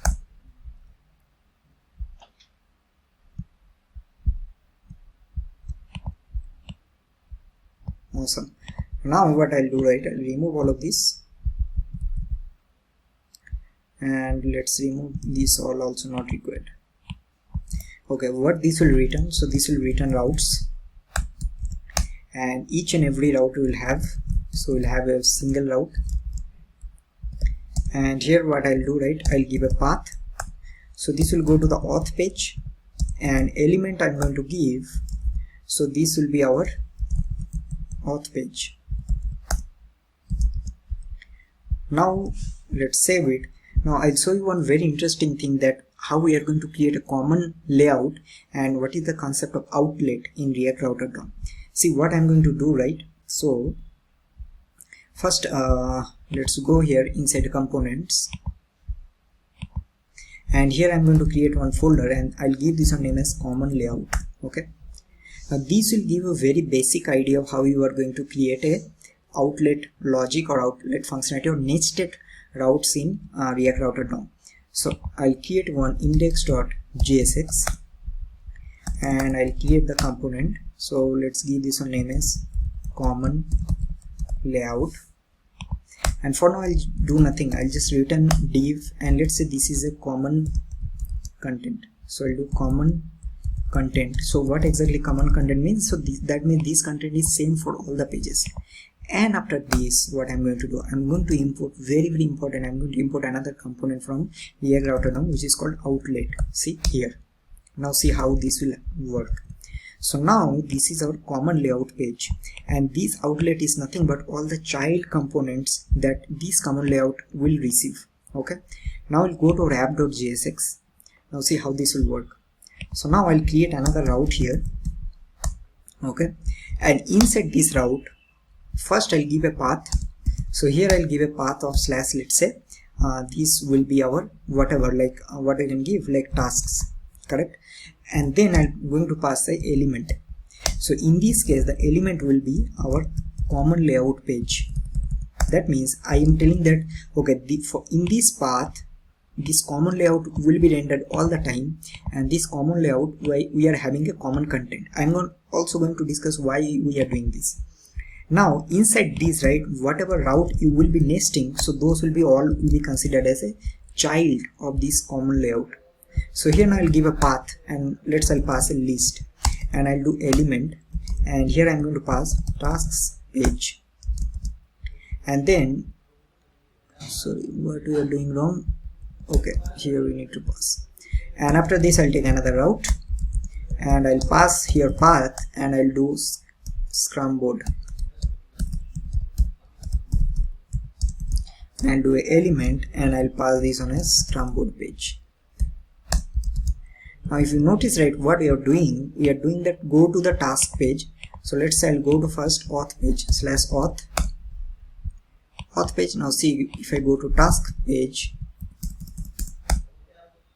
so you're getting a common content. Notice one thing, very important, right? So that means this common content is always getting rendered. But what will happen if I go to / list page? Now that time the common content is getting rendered, and at the same time task page is also getting rendered. The reason is what is happening, it's taking the path from here, and then it is basically telling that okay, whenever I'll go to /task / list, render the common layout as well as the task page. When I go to /task / Scrum Board, render the common layout as well as the Scrum Board page. So I'll go to Scrum Board, right here I'll go and see, now this is getting rendered. Now why this is beneficial? Let's say you are having a navbar, sorry, header and then sidebar. Now normally in website the navbar and the sidebar headers, those are all common components. So in that case what you can do, right, all of this logic you can keep here, so that you no need to use that or import all of this or use all of this in each and every individual component multiple times. So that is the reason this is extremely helpful, correct? So now we have created our basic route page and everything. First what we are going to do, right, we'll start creating our auth page, or basically our login page and the sign up page. So let's start working on that part. Alright, so now let's start creating our auth page. So let's go to our auth component, and here let's return a div, and what we'll do, right, we'll take a class name, we'll do flex auto, we'll do flex column, mean height will keep screen, and we'll do height of full. Now after this we'll take another div, we'll take a class name, we'll do flex height of full, flex column, we'll do justify center, items center, and we'll do background, we'll keep this one as white. So after this let's take a h3 and we'll do welcome. Again we'll try to keep everything very minimal. Okay, this is fine, and we'll take a class name, So I'm going to do this one as let's keep the text as 3XL and we'll keep the font as bold. Also, let's go to our app.css, right, and we're going to change some other thing, not app.css, index.css. okay, I think it's not there. Let me see. Okay, it's fine. So I think this is fine. Let's see. We are getting welcome. Now after this we will simply render, right? So let's render a div one more time. We'll take a class name and we'll do empty, which is margin top as, let's keep this one as 4. Now here I'm going to take a state, so I'll do const. So let's do this one as is login view, and we'll do set is login view. So we'll keep this one as useState of false. Alright, so what we'll do, right, simply we'll go to our components once again, and here I'm going to create auth, and then I'm going to create two folder here. So one will be our let's give this one as sign in page, and then we will be having another one which will be our sign up page. So in this sign in page we'll create index.jsx, and let's give this one as function. We'll do sign in. So here I'm going to return sign in, save this, and I'll copy this and paste it in sign up. So I'll do this one as sign up. Awesome. Now let's go to auth. So here we'll check if this is login view. So I'm going to render the sign in page, sign in component, or else I'll do sign up component. Okay, so we're getting sign up. So we'll keep this one as true only, login view first time. So we're getting sign in. Awesome. Now after this I will take a button and I'll do again here, if this is login view, so we are going to switch to sign up, or we'll do switch to sign in. Okay, now let's give a class name here also. So we'll do margin top of 6, we'll do bg black, text white, font extra bold, p of 5. Okay, and then we'll do border as none, and we'll do rounded. Sorry, but I think let's do one thing, right? So we'll do px, we'll do px of 3, and we'll do py of 2. Let's make this one 4 and this one 3. Awesome. Okay, also now we need to give a on click, so we'll simply switch. So we'll do set is sign in is not equal to is login page. So we are getting switch to sign in. Now currently it is sign up page, so click here, it will go into the sign in. Now we will be able to switch to sign up page. Awesome. Now because we have done the basic thing, now we need to start working on creating our sign up and sign in page. But before that we need to create a couple of things. So the first thing is that we will be creating a common form component. Alright, so I think this concept also have discussed multiple times previously, so that we no need to create the input, select those things multiple times, correct? So that is the reason we will be creating a couple of things. So first thing will be we'll be creating a common form component, and for this one we need to install some of the things from our setCM. So first we'll just do one thing. Let's copy this. So we'll install this button. So I'll just open another terminal. So we'll do cd client, because again don't do this mistake. Whenever you will install any client side packages, you need to go to the client folder, and here I'll paste this. Now we need input, we need select, we need label, we need form, what else we need? We need dialog, Anything else? Let me see. I think we need button label input. What else? I think we can also add some, I think, let me see what is the name. So we have this toast, so this will basically show this info notification, so we'll add this also. So we'll do toast. Anything else? Also we need a progress. All right,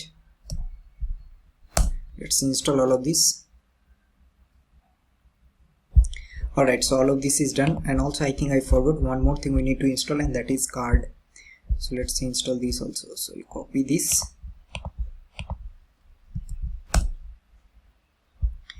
Okay, now let's start working on the common. So before that I'm going to create some more things. So I'll create another component, and that will be my common button component. Okay, and I'll create one more which will be my common form component. You can give any name you want, it's up to you. Alright, so now in this button component, button will receive some of the props, right? So it will receive a text, it will receive on click, it will receive the type of the button. So let's create our index.jsx in the common button, and now we'll create our component. So as I already told you that this will receive the on click from parent components. It will receive a text. Let's give this a name as button text, and also it will receive a type, and also it will receive a disable property. Like if you want to make the button disabled, so it will do the same. Now here I'll return return button. So this is from our this is the setState UI button that we have installed. Now here what I will pass, we'll pass this button text. Now this is mandatory that you need to pass. Then we have on click, right? So on click will be if the on click is present, so we'll do on click, or else this will be null. And also we'll be having disable property. So disable will be either it will be disabled or it will be false. And I think let's do like this. Okay, and what else? Also need to pass a type. So type of the button will be either type is present, so this type you are passing, or else it will be always submit. Okay, and then at the end we are going to pass a class name. So let's do flex, height of 11, justify center, items center, we'll do px of 5, bg will do black. Okay, font will do bold, text white, we'll do border none, rounded. For hover also will keep the same only, right? Or we'll keep bg black, and on hover we are going to keep text as white only. And let's do one more thing, we'll do this one extra bold. Extra bold. We'll do extra bold. Awesome. Now let's go to this auth page and see. Remember we use this button here. Now instead of this button, right, we can use our common button, and so this will receive on click. It no need to pass the class name anymore, but we need to pass the text, right? So we'll do, we need to pass the button text. So we'll do button text, and here we are going to pass this. So if login view is true, we'll pass this, and I think we can self close this one. And for this one we are going to pass a type. So type will keep this one as button, and disable will be false. Now let's save it, let's see. So we're getting this one. And one more thing is that because we don't have margin, right, so we'll do one more thing. We'll do div, and we'll take class name margin top of 5, and then inside this we'll paste. So now we're getting this, and this will work as it is. Awesome, right? So now common button is done. Now we're going to create our common form component. Okay, so let's go there, and then I'll create another index.jsx. Alright, now again, you remember that previous section we have completed that we will pass the form controls and based on the controls that will be passing, it will automatically generate the form. And same logic we are going to do. So we'll do common form. And now what are the things it will receive? So it will receive a form controls, right? So it will receive form controls. It will receive a handle submit method. It will receive a form data or form whatever. We'll keep this on as form, and also it will receive a button text. So we'll keep this on as button text. Now what this will return? See, this will return the form from our setState UI. Now in this form, after so the logic we are going to do later, but first let's quickly create the structure first. So we'll be having a form inside of this, and now what we are going to do, right, we'll simply check that if this form controls dot length, if this is greater than 0, then only we are going to render, or else this will be null, will not render anything. So we'll do form controls dot map. So we'll do control item, and now here what we are going to do, right, inside this we will be returning a form field. Okay, so this is what we are going to return. Let's close this. Now inside this form field we will be having some other things. So we'll pass a control which will be our form.control, or basically this form that will be passing form.control, and then we will be having a name in this form field. So this name will be this control item dot name. So we'll be having control item dot name or ID, whatever. So this we are going to explain once again that what exactly we are doing, and then this will give a render method. So we are going to render the field. Okay, so here what we'll do, simply we'll get a field property, and after this we are going to return. So here we are going to return, so we'll return a form item. So we'll return form item. Okay, and inside this form item we will be having form label and form control. So we'll do form label, and here we will be having form label will be nothing but control item dot label. Okay, so after this form label we are going to render. Now we are going to basically render the form control. Now here comes the trick. Now the form control can be input, it can be a select, it can be text area, it can be anything. So what we are going to do, right, we'll check that if this control item dot component type, so this we are going to pass component type. If this is equal to input, so we are going to render a input. If this is a select, we are going to render a select, something like that. So here I am going to call a form control, and inside of this I am going to render our input. Okay, now after this what we are going to do, simply we will check that if this control item dot component type, if this is equal to select, so I'm going to render a select, correct, or else I'm going to render null. So here I'm going to render a select. Now in the select component, again what we are going to do, we are going to import the select component from setCN. So we'll import select. Now this select component will take some value, so those things we are going to do later, but first we will return here form control again, and inside this form control we will be having a select trigger. We will be having a select trigger. Okay, now this select trigger we were going to give a class name. So let's take a class name here. So we'll do w full, and we'll do rounded. We'll do height of let's keep this on 50 px. We'll do border none. Text we'll keep black. We'll do bg gray 200. Text we'll keep 16 px. We'll do outline none. We'll do drop shadow sm. Then we are going to do a transition. Okay, let's do transition all. We'll do a duration of 200, or let's give one 300. we'll do is in out.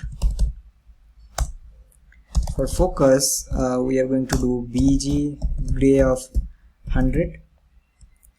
And what else we can do? We can also give, for focus we'll give some this drop set also, so we'll give drop set or large. Then for focus visible, we'll give outline none. Also we need to do focus visible, we'll do ring as 0. So this will come as a, so if we don't give this one, there should be some kind of border or outline outside of this. Okay, so this is what we are doing, focus visible. And then for focus visible, we are also going to do ring, there is a property, I think ring offset or something, ring offset 0. That's it. So many things. Now what we can do, right, the same thing we can use. So let me just copy this class name from here. So we'll copy this, and the same class name I'll use in this input also. Okay, now in the select trigger, right, so let's go here. So in the select trigger we are going to render something, and that will be either select or the selected value. For now I'll keep this one as select. So once this is done, so after this select trigger, so we are going to render our select content. So after this form control, we will render select content. Okay, and here what I am going to do, so here I'll take a class name, I'll do bg as vite. So in the select content I'm going to render, so we'll be having control item dot options. So I'm going to pass options dot map, this will be option item, and here I'm going to render select item, so individual select item, and I'm going to render option item dot label. Okay, for the select item also I'll give a class name. So here I'm going to give text black, and I'll give cursor pointer, and also I'll give focus, we'll give text black. That's it. And after all of these, right, we are going to render, so after this form I'm going to render common button. So here I'm going to pass a type which will be submit, and also you're going to pass the button text which will be the button text. So this button text is nothing but this will be receiving. Also in this input we need to pass couple of properties. So the first thing is that in this input we need to pass a placeholder. So this will be control item dot placeholder. Also you need to pass a type which will be our input type, which will be control item dot type. And then we are also going to pass a value, but value we are going to do later. And now after this we are also going to destructure all of this field that we are having, this field. Okay, so I think that is fine. So for now let's see what is happening and what exactly we have done till now. I think some of you will not understand this, but we are going to see with the example. So now what I'm going to do, right, so let's go to our source, and here I'm going to create a config folder, and I'll do index.js. Now what will happen, right, in this config folder we are going to do all of this configuration that we needed. So for example, for register or sign up functionality and for sign in functionality we'll be having some kind of input, right? So let's create, so we'll do export const, and I'll do sign up form controls. Okay, and now here what this will be array. Now see what are the things we'll pass. We'll pass an ID. Now this will be very clear. We'll pass a label, so this will be name. We are going to pass a placeholder, so this will be like enter your name. We are also going to pass a what else we need to pass, a component type, so this will be input. That's it. And then ID, also you need to pass a type, which is the type of the input, so which will be text. I'll copy this, and then let's paste it one more time and one more time. So this will be our email. Enter your email. Component type will be input, but type will be email, and this will be a password. So we'll do password. This will be password, and type will be also password. Now notice what happened. So these sign up form controls will come here. These form controls, we are mapping this, and then based on that, whatever we are doing, we are basically passing all of this logic. To check this one, what we can do, right? Simply go to our auth page. Let's go to our sign up, and here, right, I'm going to import the common form, and then I'm going to pass. Pass the form controls, which will be sign up form controls. Also, you're going to pass a button text, which will be, let's say, sign up.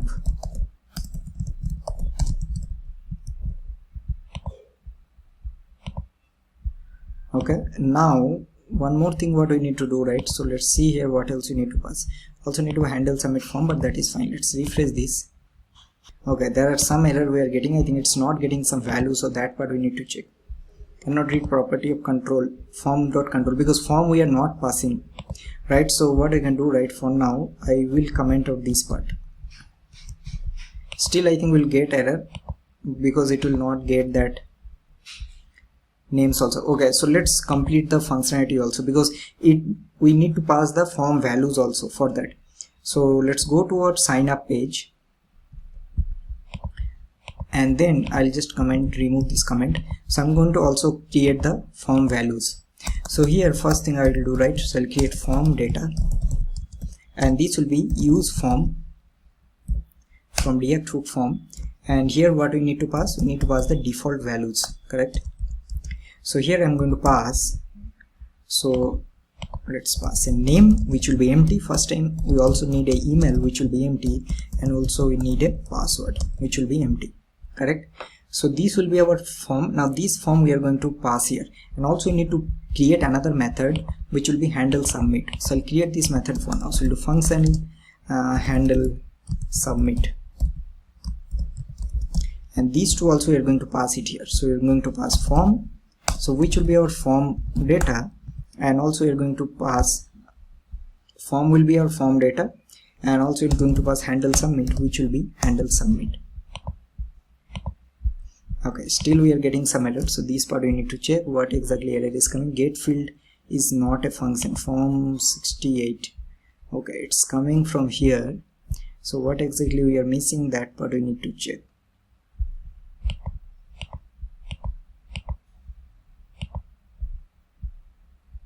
Oh sorry, we need to destructure the form value here, that is the reason.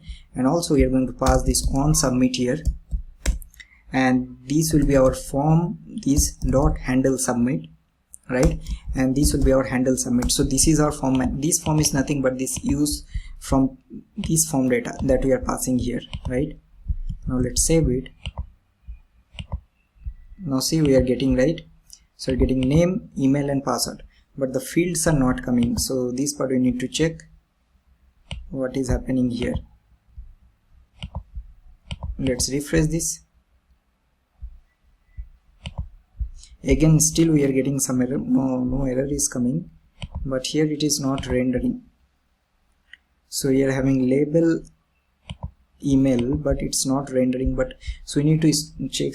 So first we are having form, then we are having form field, we are passing the control name, we are passing render, we are rendering the field which is returning the form item, then form label, see component type, that is the reason. Okay, now this will be component type. Awesome, now we got our email, right? Sorry, the form, that name, email and password we are getting. We need to give some styling here, but that is fine. Let's keep this one. So we'll take a div, we'll do class name, we'll do flex, justify center, margin top of 4, and also we'll do item center.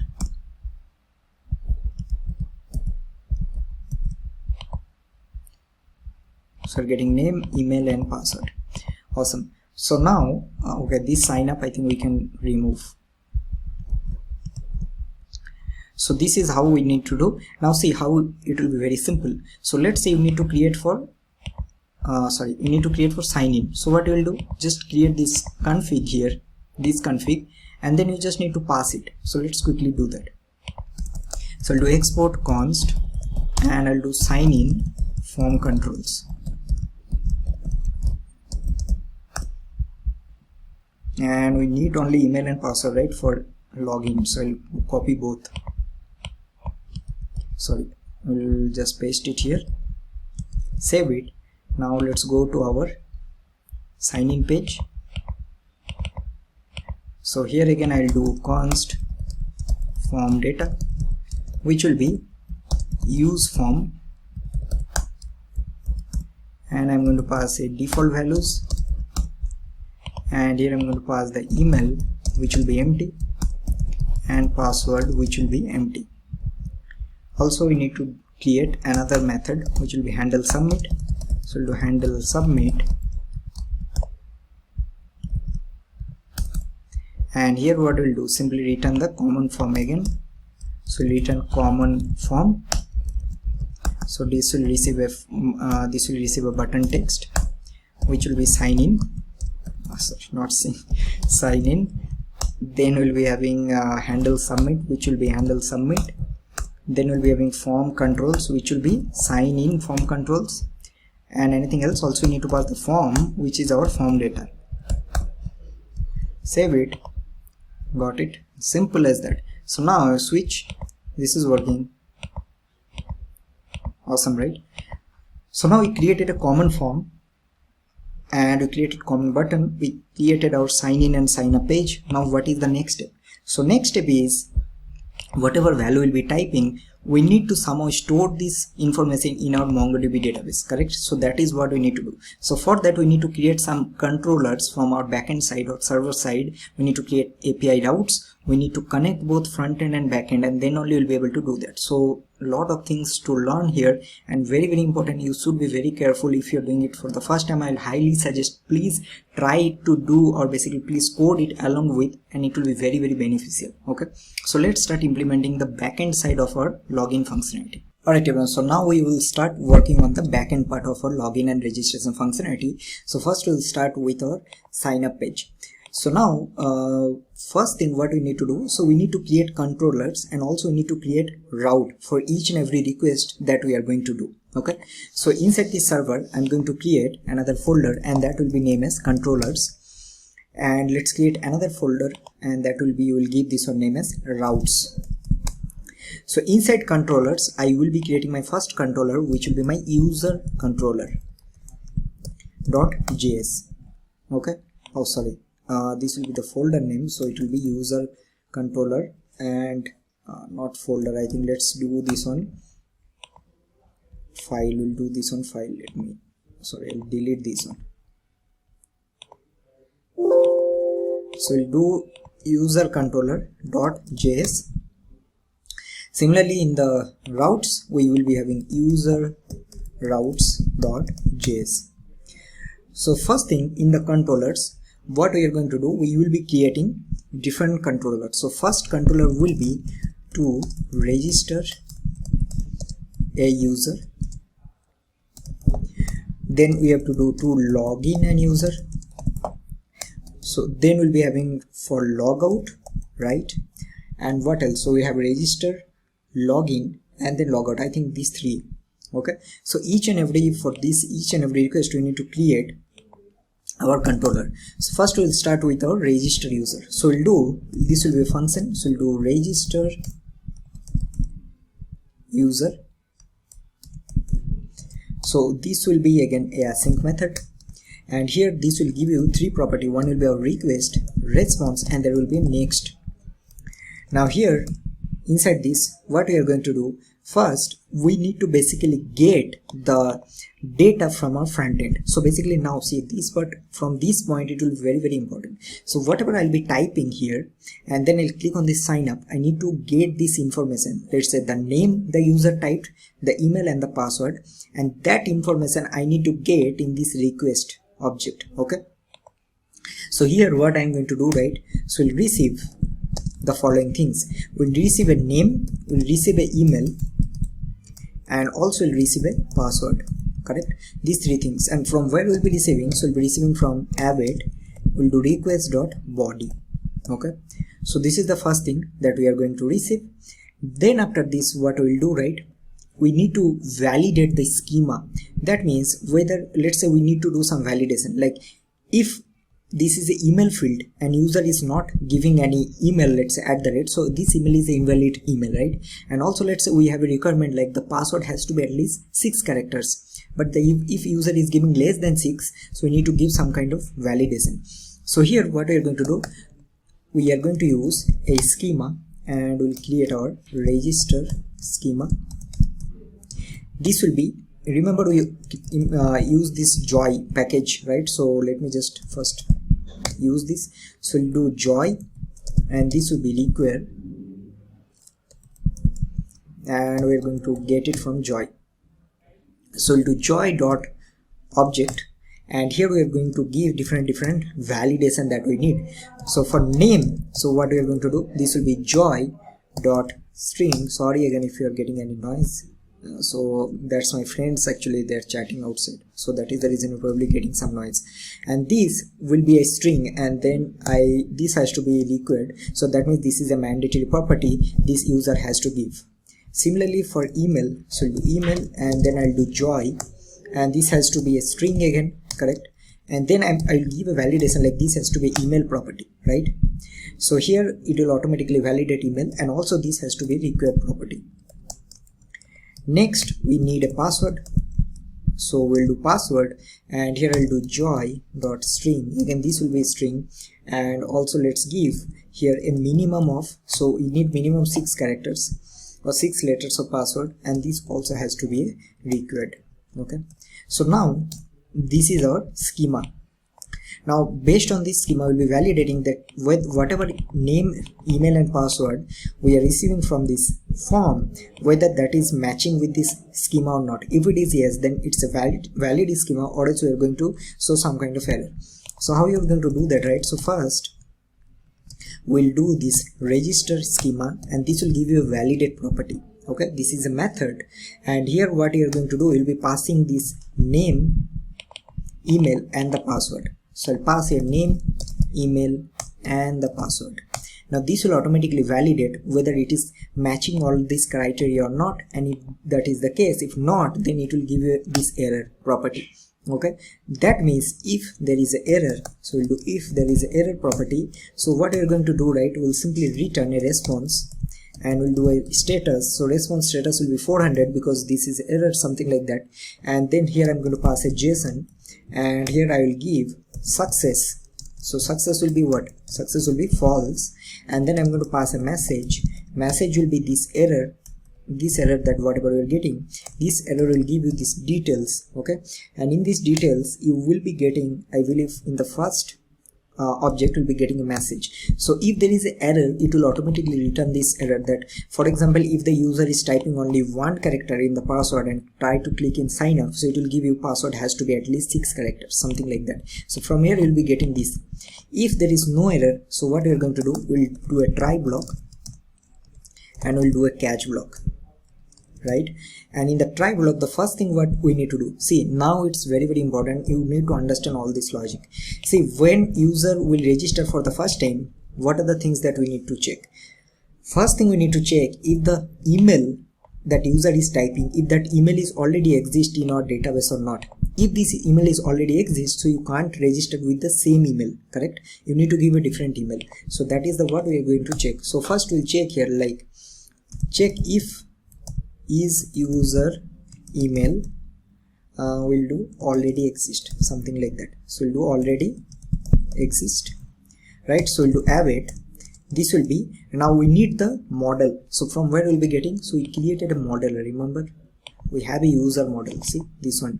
So from this model we'll be able to check it. So we'll do const, we'll do this one require.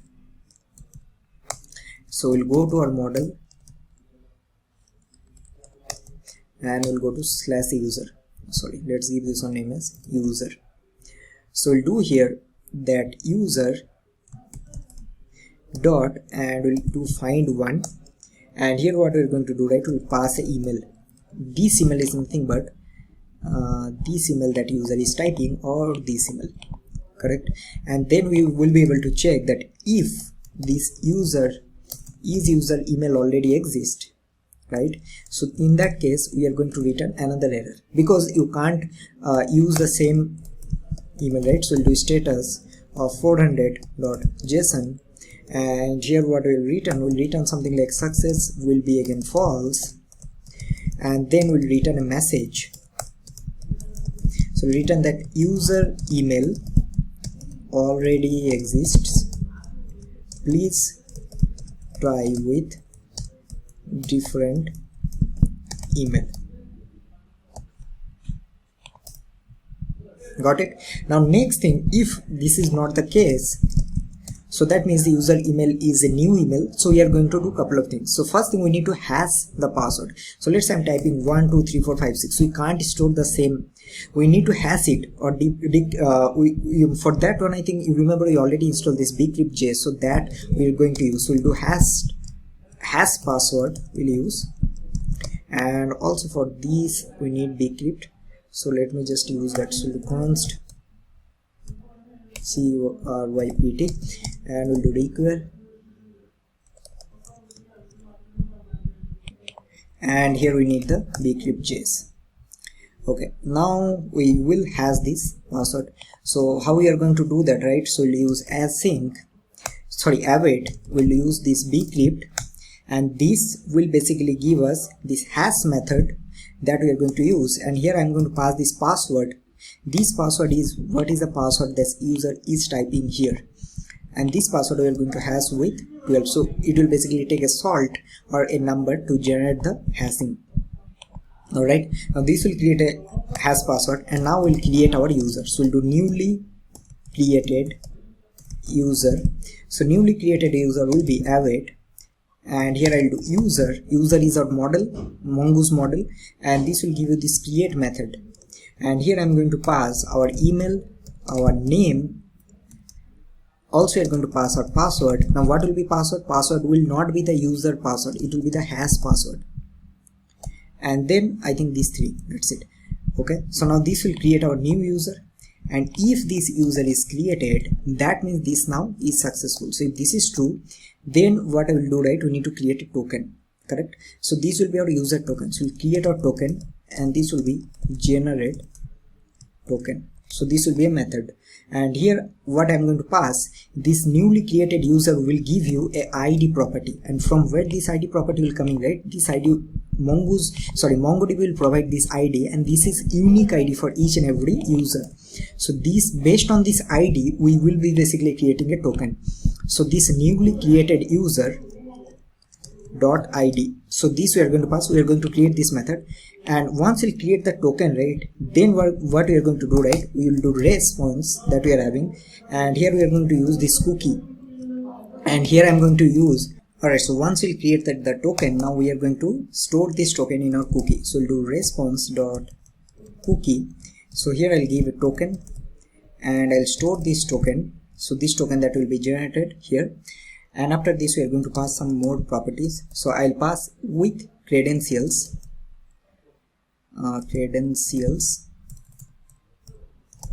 so this will be true, and also we are going to pass HTTP only as false.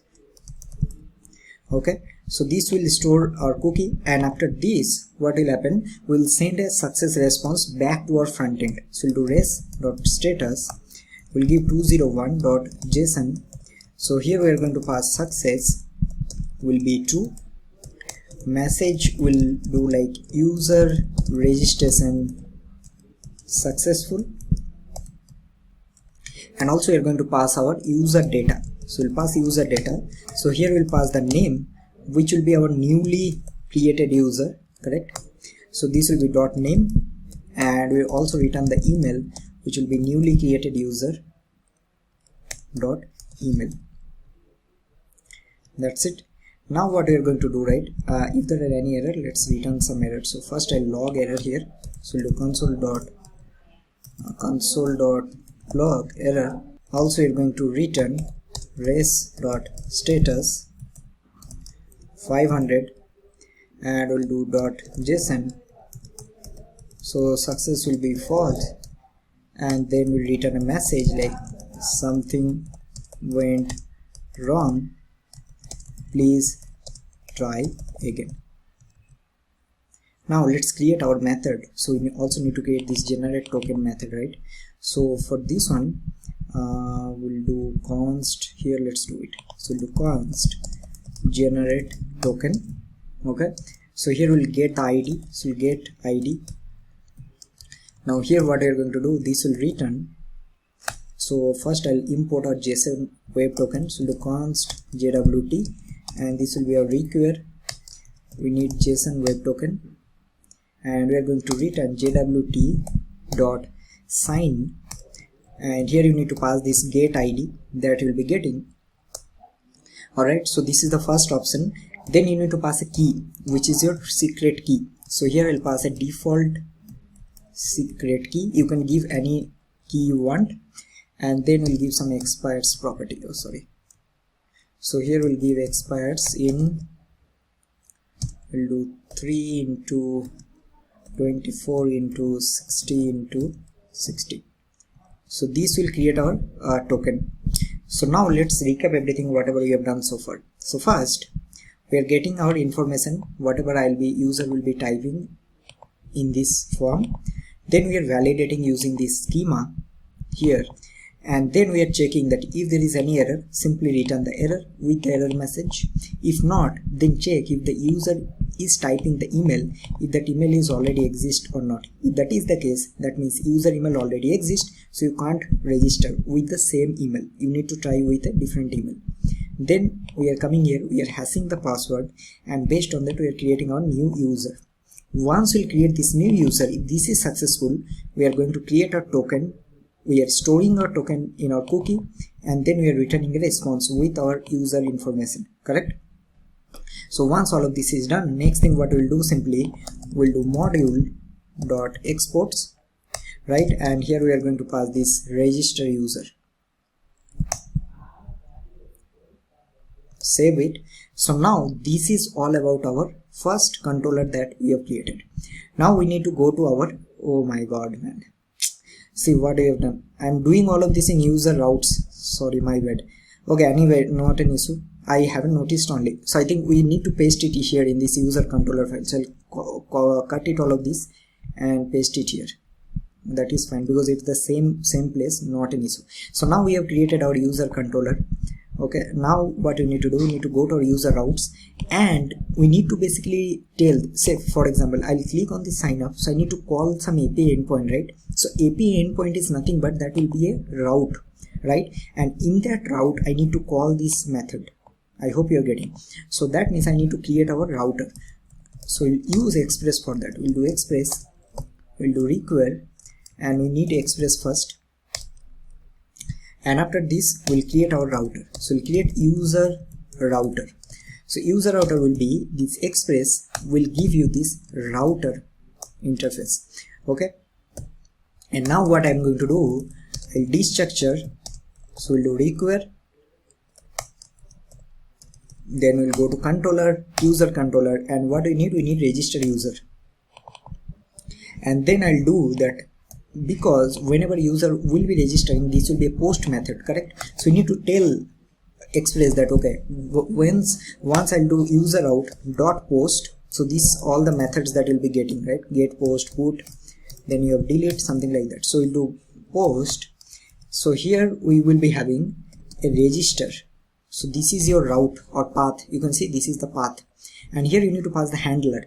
Handler is nothing but this register user. So that means you're telling that whenever I'll be calling this endpoint, register endpoint, I need to trigger this handler, which is register user. Alright, and then at the end we'll do export. Sorry, we'll do module.exports. We'll do module.exports, and this will be our user router. That's it. So now will this work? It will not work, because once we created this router, we need to use this in our index.js file. This is our main server. So how we are going to do that? So first you need to import it. So first I'll import, right? So we'll import the user router. So we'll do user router, and we are going to import it from our router file. So we'll do require, and let's go to routes / user routes. Now apart from this, we need couple of things. We need quotes, so that I think this will give us sometimes some quotes error, so we need to check that. So we'll do require, so we need quotes. Also we need our cookie parser, so we need cookie parser. So we'll do require, we need our cookie parser. Okay, now once this is done, once we created the app, what we are going to do, we'll do app.use, and here what we are going to use, right, we'll use these quotes, and here we are going to basically tell the options that we need to. So first we have a origin, so this will be our origin. Now in this origin I'm going to pass our localhost, so we'll go here, let's copy this. So here you need to basically pass this localhost URL. So this is your origin. Then you need to pass the methods. So here I need to do something with get method. Also you need to do with post method. Also you need to do with something with put method, and also you need to do something with delete method. So these all the methods, and also you're going to pass credentials. Credential will be true.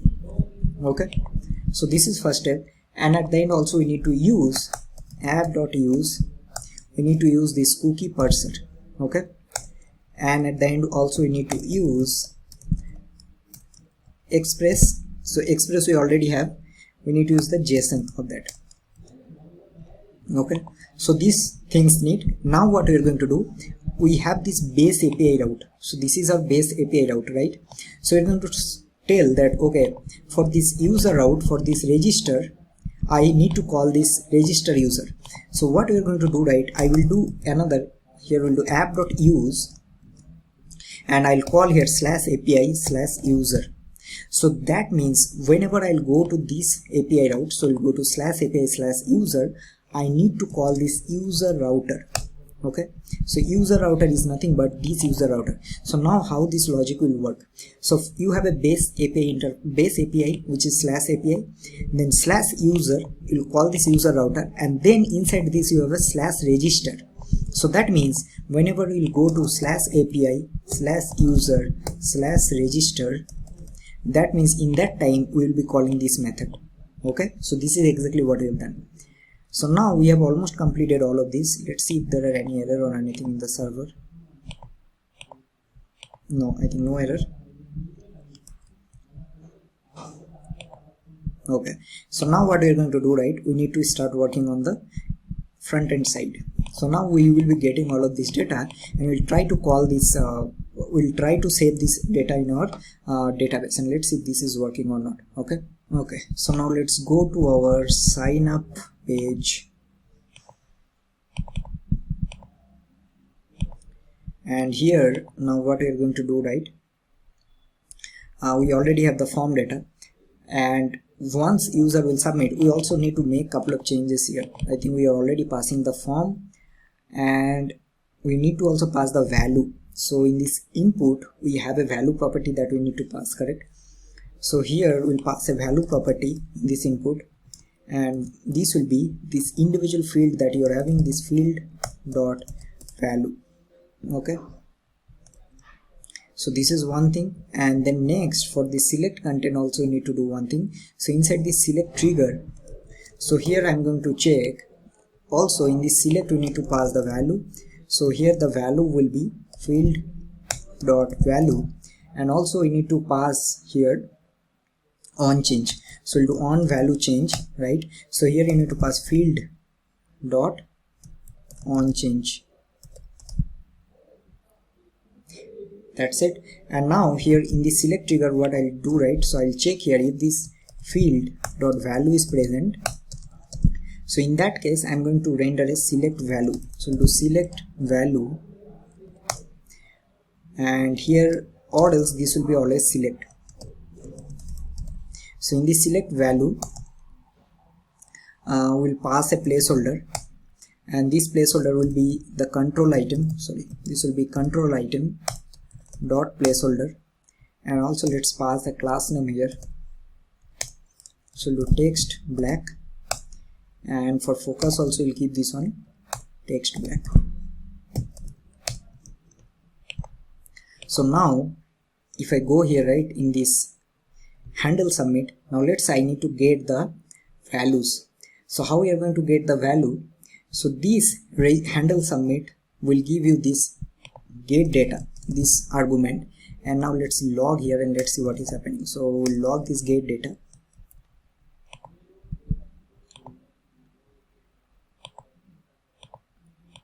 So I'll type something here. Let's say my name, this is the email, and let's say 1 2 3 4 5 6. You're getting the value, right? So you're getting name, email, and the password. So React hooks form is already doing all of this, and you are getting the data here.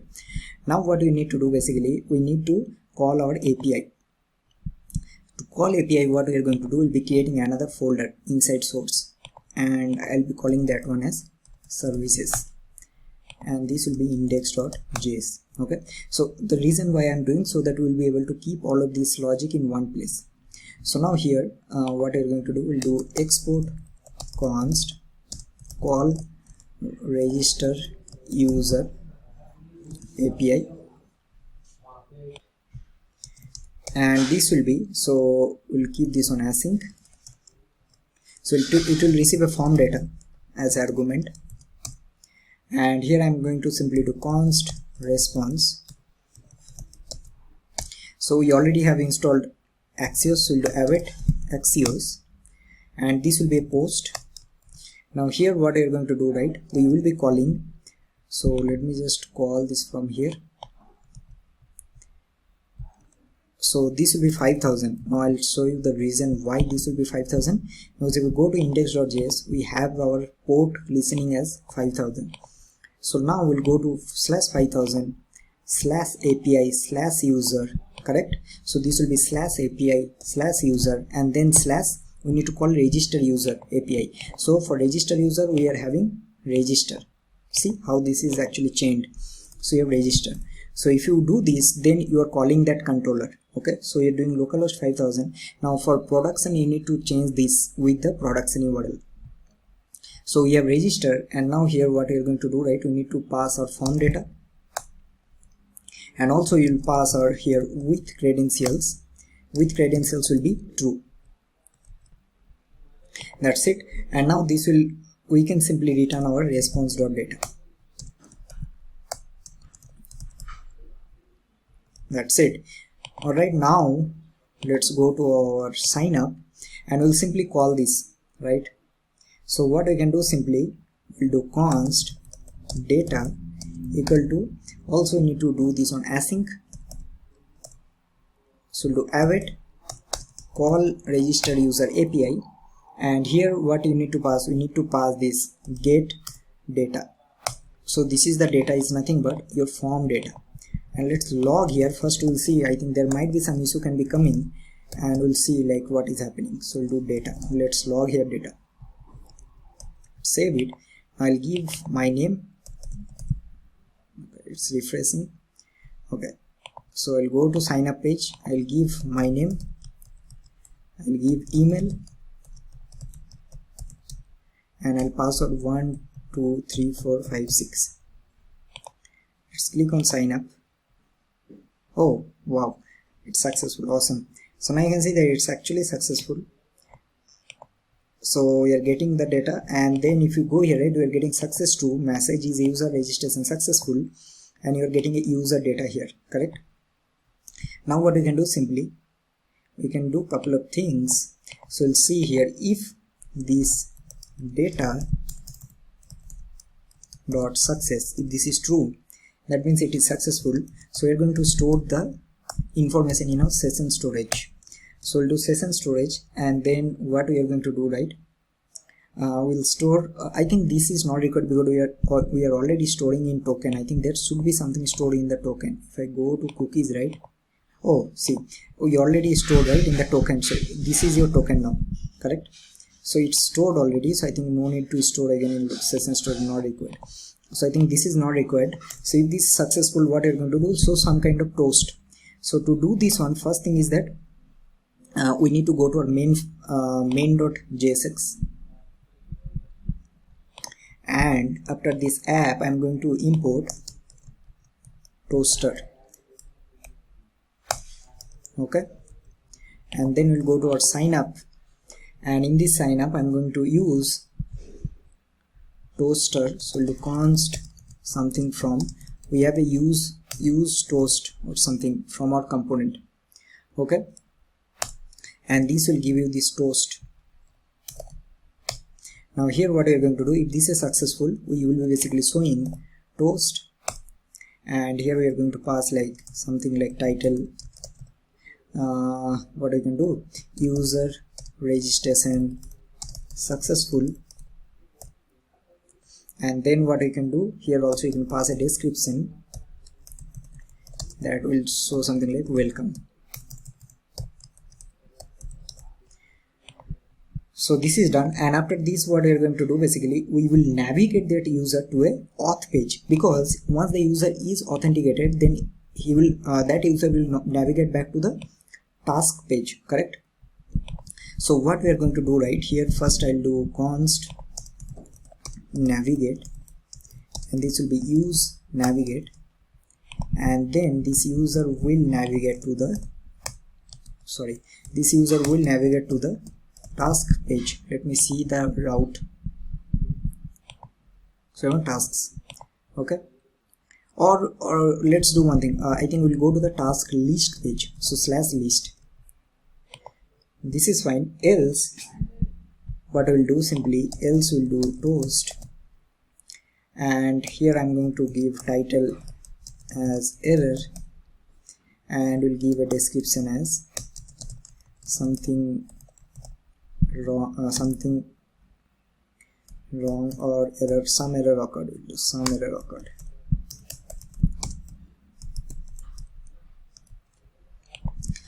That's it. I think now let's see what is happening. Okay, so first I will go to sign up page. I'll give a different user, sangam1 @gmail.com. keep the password same, 123456. Click on sign up, going to the task list page. Awesome, we are also getting the toast, correct? Now here it's going to this page. Now see, there are quite a few things we need to do. Okay, a lot of things. So what are the things that we need to do? I'll give you all the thing, but before that we are going to create our context.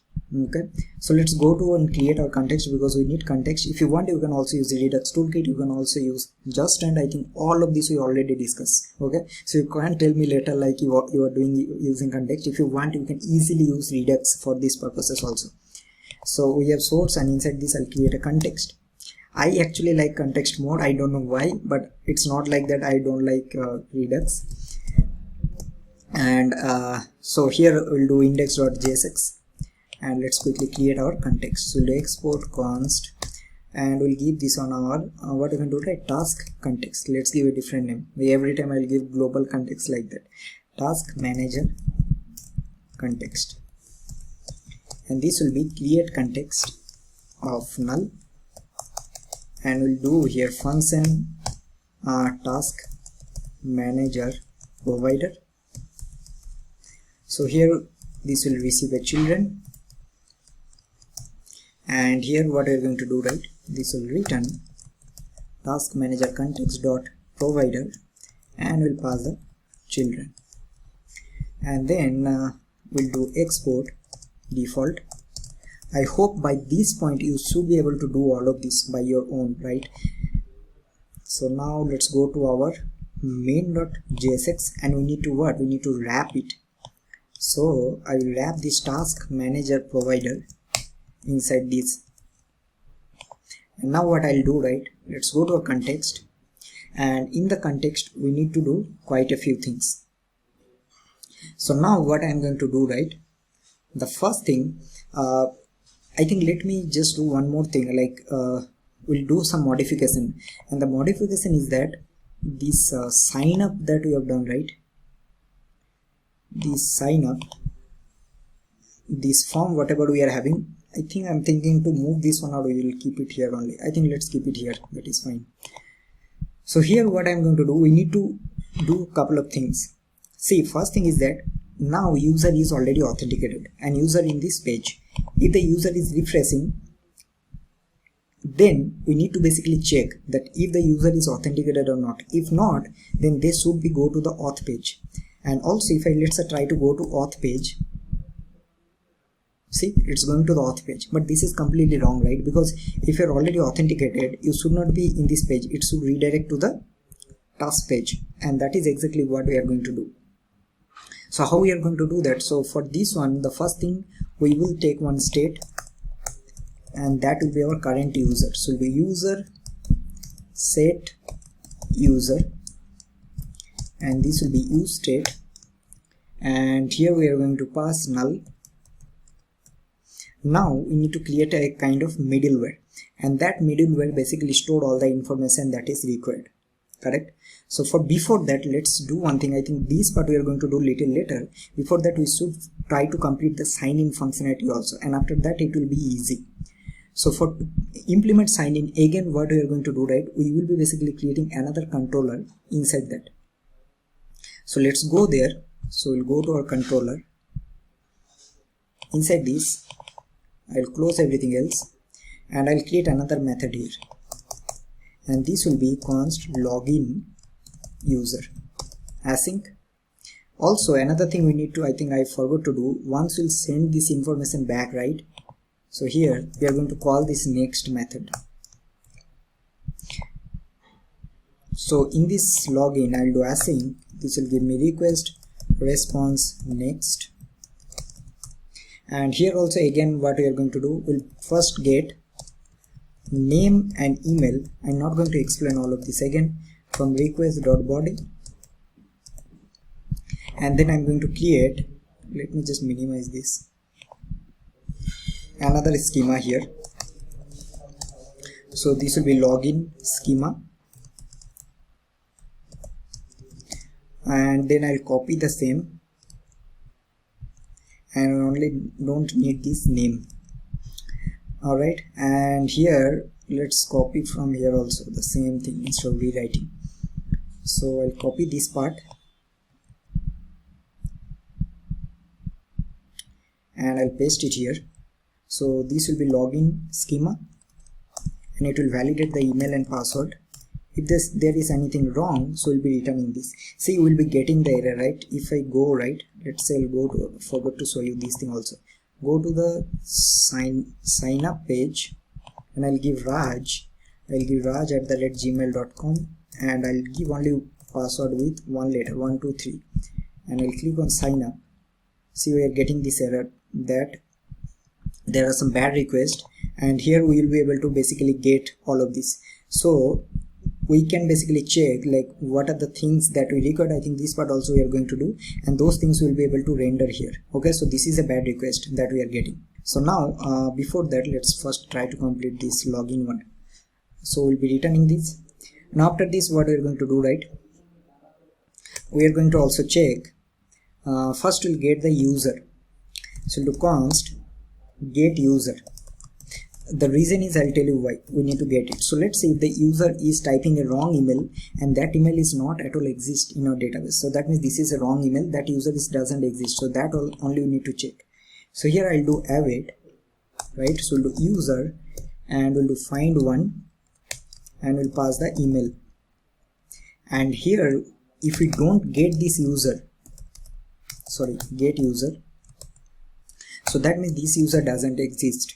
So what I'm going to do, return, let's return a res.status of what we'll do, return a 400.json, and here I'm going to return like message incorrect email or password, whatever. Incorrect email, I think that will be better, and also we're going to pass a success as false. Awesome. Now after this, what we're going to do, now we need to check the password, whether the user is entering the correct password or not, because this is very important. So we'll check auth, something like that, and here I'll do await, and we'll do bcrypt. So this will give you this compare method, and using this you'll be able to do it. So now you need to basically check if this password that user is typing, and this will be password the user is typing. So I'm talking about sorry, why we are taking name here, this will be password. So this password with the user password, so get user dot password, get user dot password. Okay, and then here we are going to again check if this check auth, if this is false, that means the user information is wrong. So what we'll do, simply return, I think let's return only this res.json only. So return res.json, and now this time I'll return incorrect password because your password is wrong. That means whatever you are typing here, but the one that is stored in our database, that both are not matching.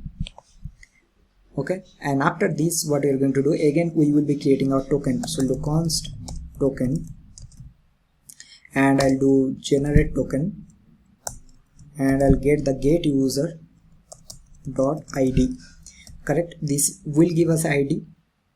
And now, oh, one more thing, very important, very important, when we are returning this data back, we also need to pass the id. I completely forgot that. So this id will be newly created user dot id. So this is your user id, this we need to pass, very important. So this id we are passing, so and then this will create the token, and then again we will basically do the same thing. So let's go here and let's copy this part. Okay, that's it. And then if this is successful, then we are going to return res.status of 201 and then .json, and we'll return success as true, and we'll do a message of logged in, user logged in. And then after this we are going to call the next. But before that we need to do one more thing that we haven't done, and that is we need to put all of this inside try block. So we'll cut all of this, and then we'll take a try catch, and inside this try block I'll paste this one, and inside catch again, not rewriting again, so I'll use the same.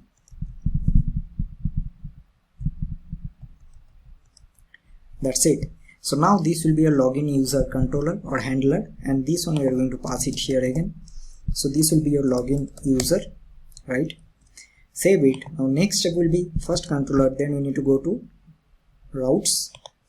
Now we get the login user, and we'll create another post request. So we'll do useRouter.post. Now instead of register we'll do /login, and now instead of login user we need to call, sorry, register user we need to call login user. This is done. See how simple this is. And after this, all of this, now we'll go to our services, and here we are going to basically create another method which will be for login. Correct? So let's quickly create that. So we'll do const call login user API async. So this will also receive form data, and here we are going to do const response, and here what we are going to do, we will be calling the same thing, only there will be a couple of changes. So we'll do await. Now instead of register, now we need to call the login, because this is the route that we have given, and again this we need to pass the form data, and also with credentials will be true. Alright, now this is done, and at the end we are going to return again response.data. Save this. Also you need to export it. So now login functionality is done. Now let's go to our sign in page. So again in this handle submit we will receive get data, just like we have done for register, and let's log this one first. So we'll do get data,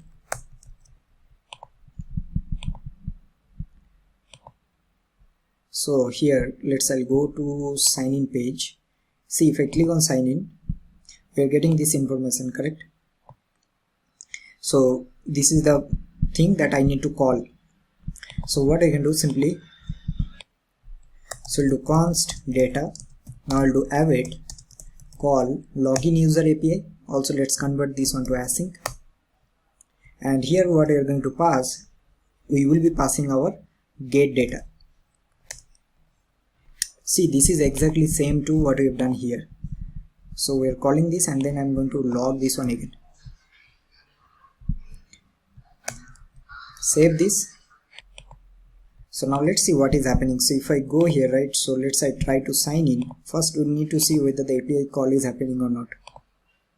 So 200 we are getting incorrect email. Awesome. Now I'll give correct email, right? I'll give sangam@gmail.com, but I'll give some wrong password. I'll sign in. You're getting incorrect password. Awesome.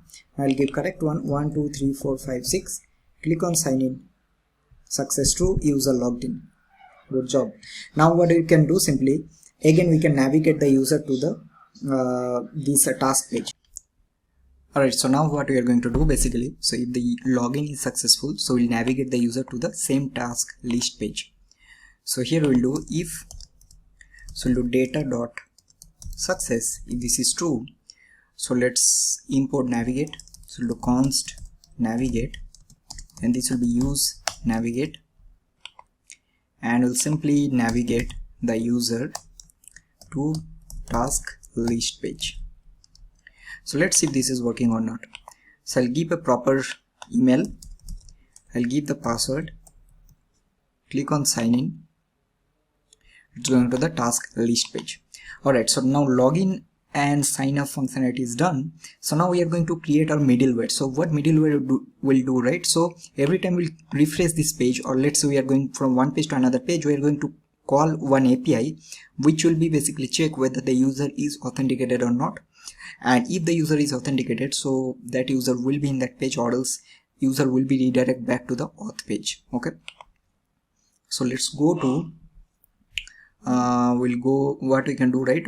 We'll create one folder inside our server. So I'll create one folder, and let's give this a name as middleware, and here I'm going to create let's do auth middleware.js.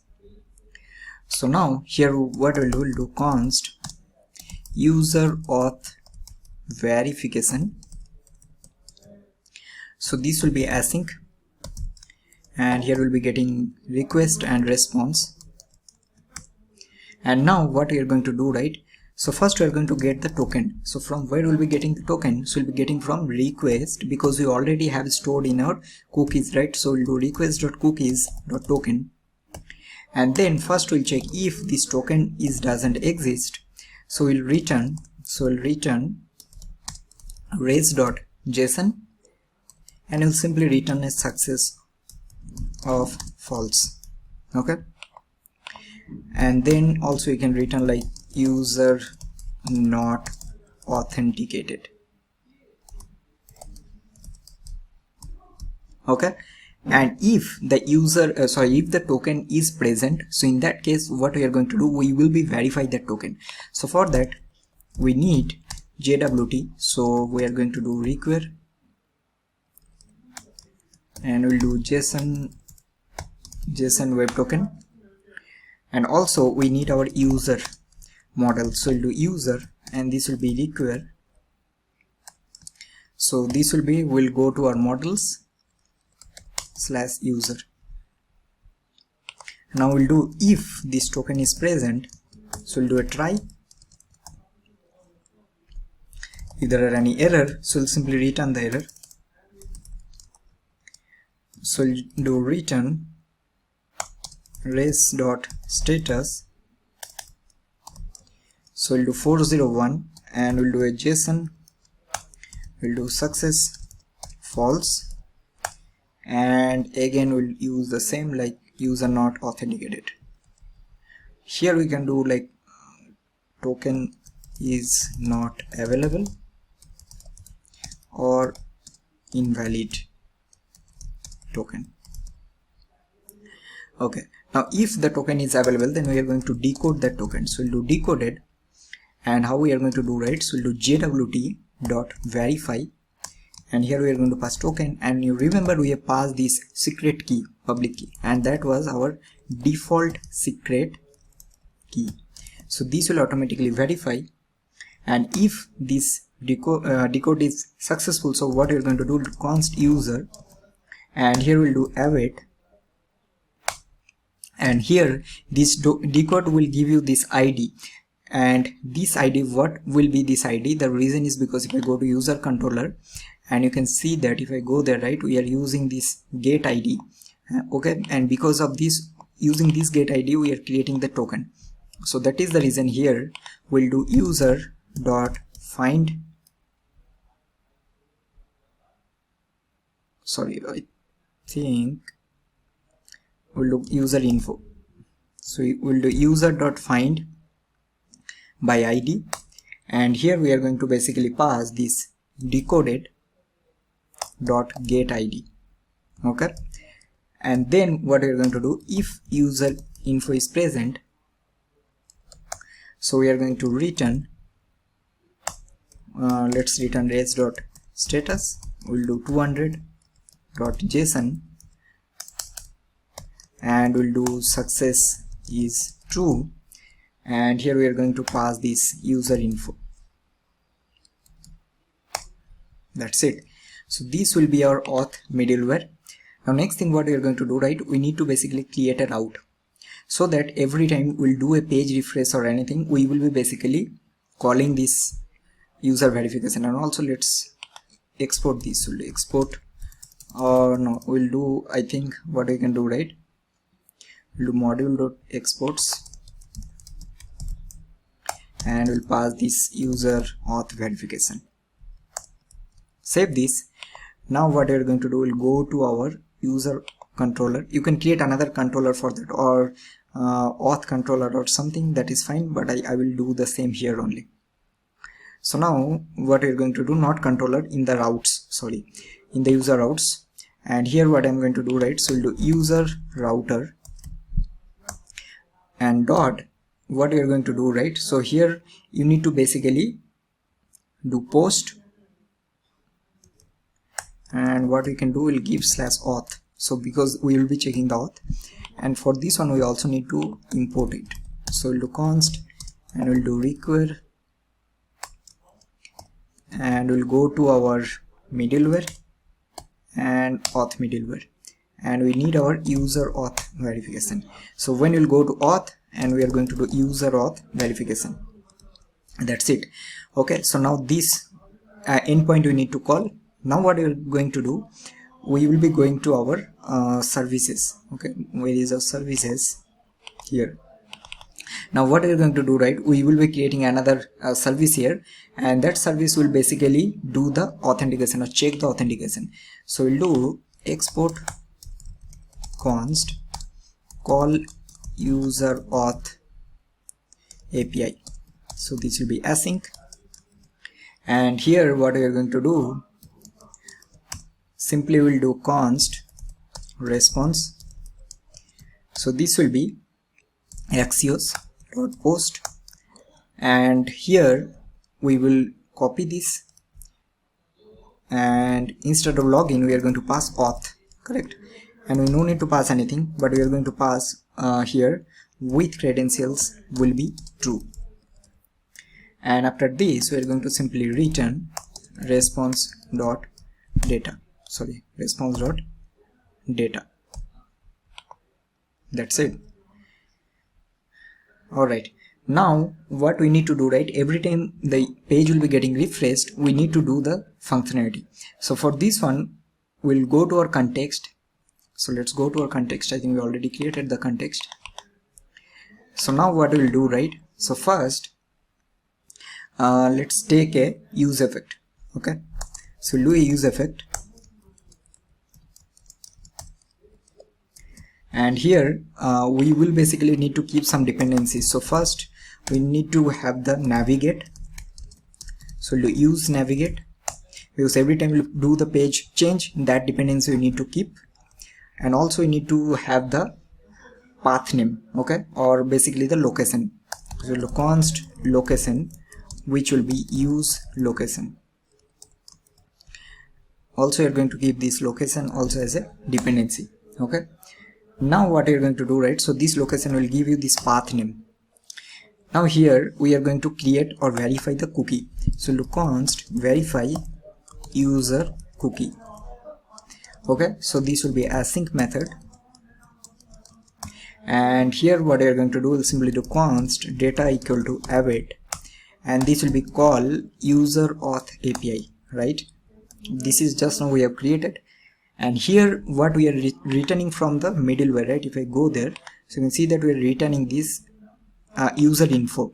So we're going to check that if data dot user info, if this is present, that means the user is authenticated, right? So we are going to do set user will be data dot user info. That's it. And here what we are going to do, so first we'll save this, and then we need to check that if the data dot status, so here we are having this success, or not status, the success, if this is true, that means the user is authenticated.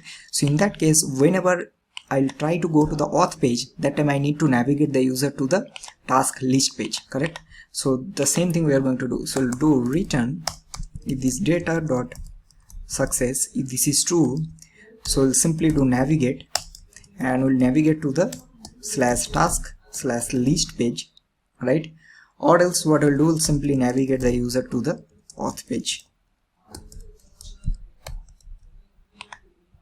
And now we need to call this verify cookie, so we'll trigger this method here. So we'll do verify user cookie. Let's save it. Now let's see what is happening first.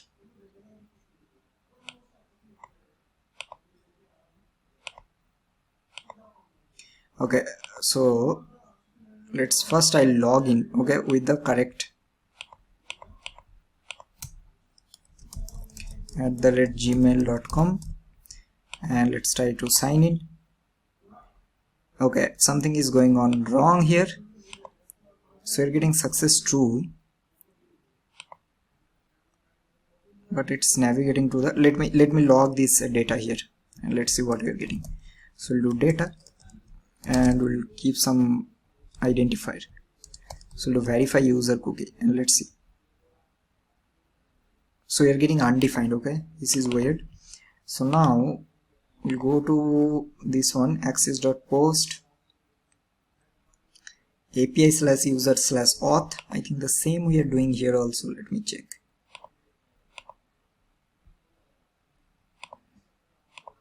So this is what we are getting, and if I go here,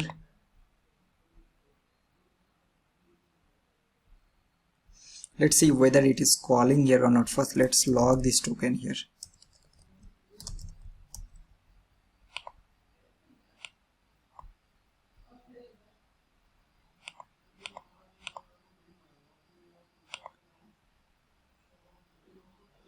So it's coming here, right? It's getting the token, and after this what is happening, we need to check. So if token is available, we are doing the decoding, and here we should be getting, let's see what we are getting here in the decoded. I think something is wrong here only, or not sure. So let's refresh this. See, we are getting get ID. This is correct only. So you're getting get ID, and then we should be also getting the user information. So we'll log here user info, refresh this. Okay, I think everything is fine. Something is wrong in this I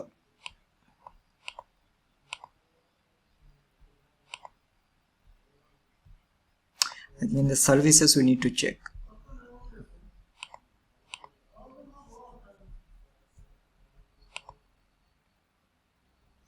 Let's log this response here.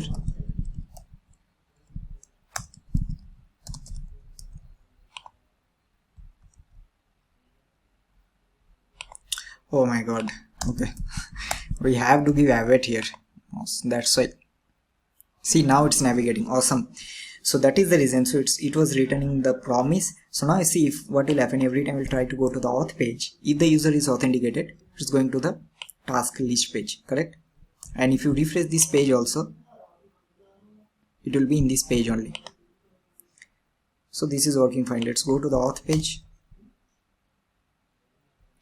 Okay, Now this is the basic functionality of this authentication is done. Now what we are going to do, right? First we'll start creating the header and everything and logout functionality, and after that we'll be start working on the task page. Alright, so now let's start working on the layout and the header component first. So we already created this common content, right? So we'll go there, common layout, and then I'm going to remove everything. So here we're going to write everything. So we'll take a div and I'll take a class name. Let's give this on flex auto, and I'll do flex column. Inside this we're going to take another div. So we'll do a class name, we'll do flex auto, and here I'm going to take a main. Let's take a class name. So we'll do flex column, then we'll do mean height screen,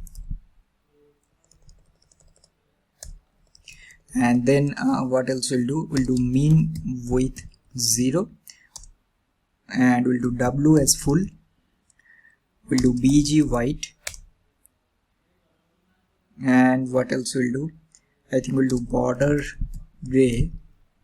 Let's do 300, and after this we are going to use our header component. Alright, so here we'll be having header, and after this we'll be having our main content. So here this will be class name, and here we'll do flex auto, we'll do flex column, justify between, and first what we are going to do, right, I think for now this will be fine. Inside this we will take another main, or let's take a div, and here after this, so here we will keep this header height as fixed. So let's keep this on like 64 or 65. First let's quickly create the header component only. I think it will be easier to manage. So we'll create a component header. Let's do index.jsx. So this will be header. Now header will be having simple some menus. Okay, so here we will be returning a header. So here I'll be having a class name. So we'll do border bottom, we'll do border gray 200. Inside this we'll take another div, we'll do class name, we'll do container mx auto, and height of 16. We'll take another div, we'll take a class name, we'll do flex item center width full, and we'll do justify between. Okay, inside this we will be having our logo or text, whatever. For now I'll give class name, we'll do width auto, and here I'm going to give a h1, and we'll give like task manager. If you want you can give a logo or anything, whatever you like. And after this, okay, let's do after this. So here we are going to take another div, we'll take a class name, we'll do flex gap of 4, and I'm going to import the link component from React router DOM, and I'll give this one name as tasks, and this will go to, so we'll have a 2, and this will go to task/list. Okay, and then I'll copy this one, and this will be our Scrum board. So here we'll be having Scrum board. So here we'll be having a class name. So here what we're going to do, we'll take this one as text black, and then text Excel, and we'll do font bold.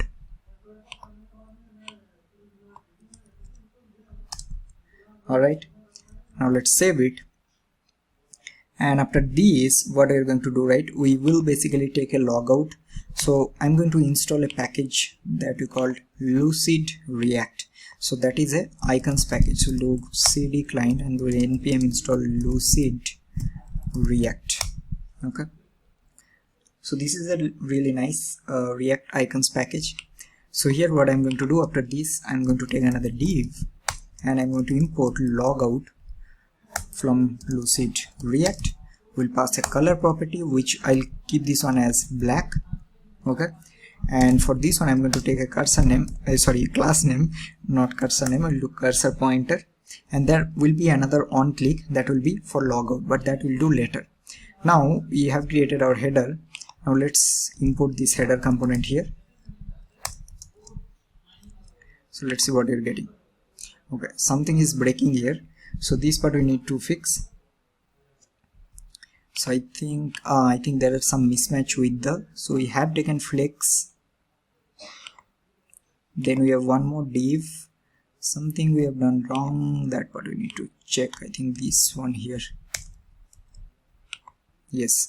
Okay, so now this is fine. So we have a task manager, then we have a to like link, and then we have a logout button. So if we click here, it will go to the, okay, so this part also you need to fix, because every time we'll go there it is going to the task list page. So this we can fix it very easily, and this is happening because this logic is written in our context. So here we need to do some changes.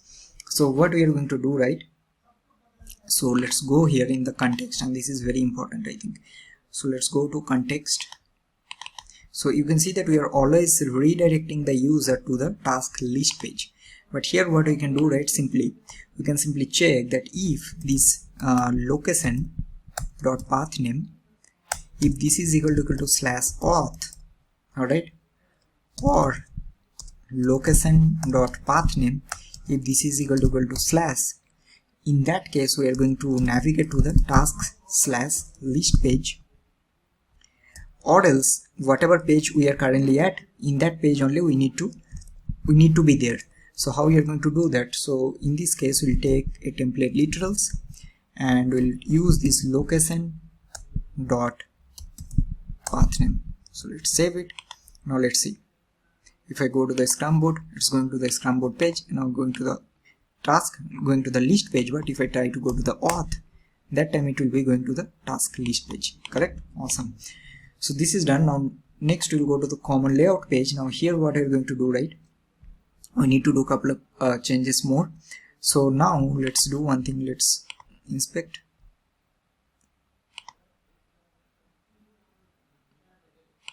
I think we are getting some, acha, in root we are having this padding. I think this we need to remove.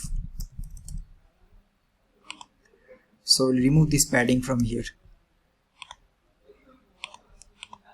Okay, and this header, I think here, right, somewhere, I think item center we are already doing. Okay, here I think we can give, for this one also we'll give height as 64. So let's go to our header.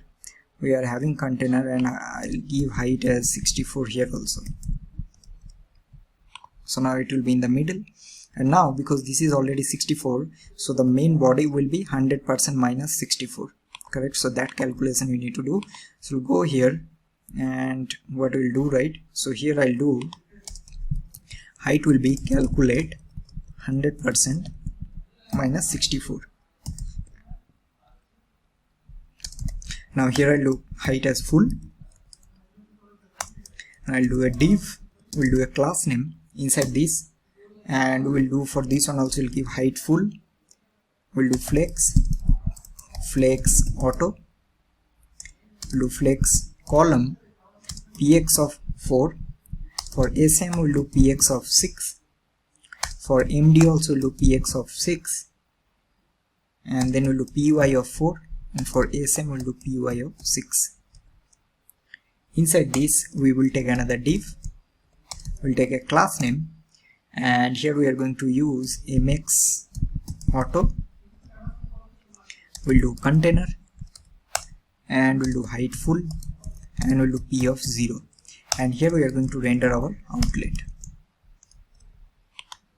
So if I change, it's changing, and everything is fine. So now we need to start working on the logout functionality, but before that, first let's create our logout controller. So we'll go to our controller, and here I'm going to create another method. So I'll do const logout, this will be async, So we'll do request response. Simply we'll set res.cookie.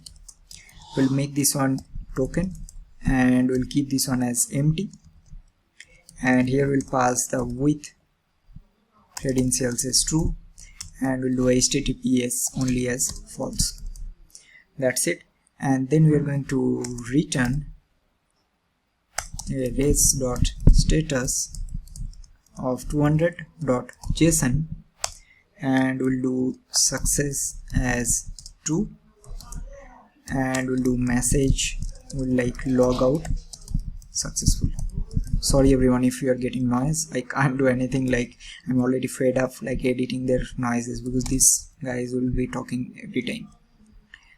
So we pass this logout here, and then now what we're going to do, right, I think this is the same process again. So we'll go to our routes and then we'll create another one, and this time I'll give this one as logout, and we're going to import the logout here. Same, not explaining all of this step by step because this same thing we are doing every time. Okay, so this is logout. Now what we are going to do, right, now we can basically on click of that header button we are going to call that logout, but before that we also need to create our service. So we'll go here and let's create another method. So we'll do export const, so call logout API. So this will be async request response, and here we'll simply do const response, will be await, and we'll do axios.post. So I'm going to copy this from here, and in this auth I'm going to pass this one as logout because that is the name, and after this we are going to again pass this empty, and then we are going to pass with credentials will be true. Alright, and same thing, return response dot data, and this is done. So now in our header component what we're going to do, right, so let's go to our header. So in this logout button we will take a one click, and this will be handle logout.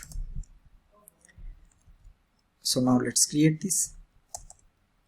So we'll do async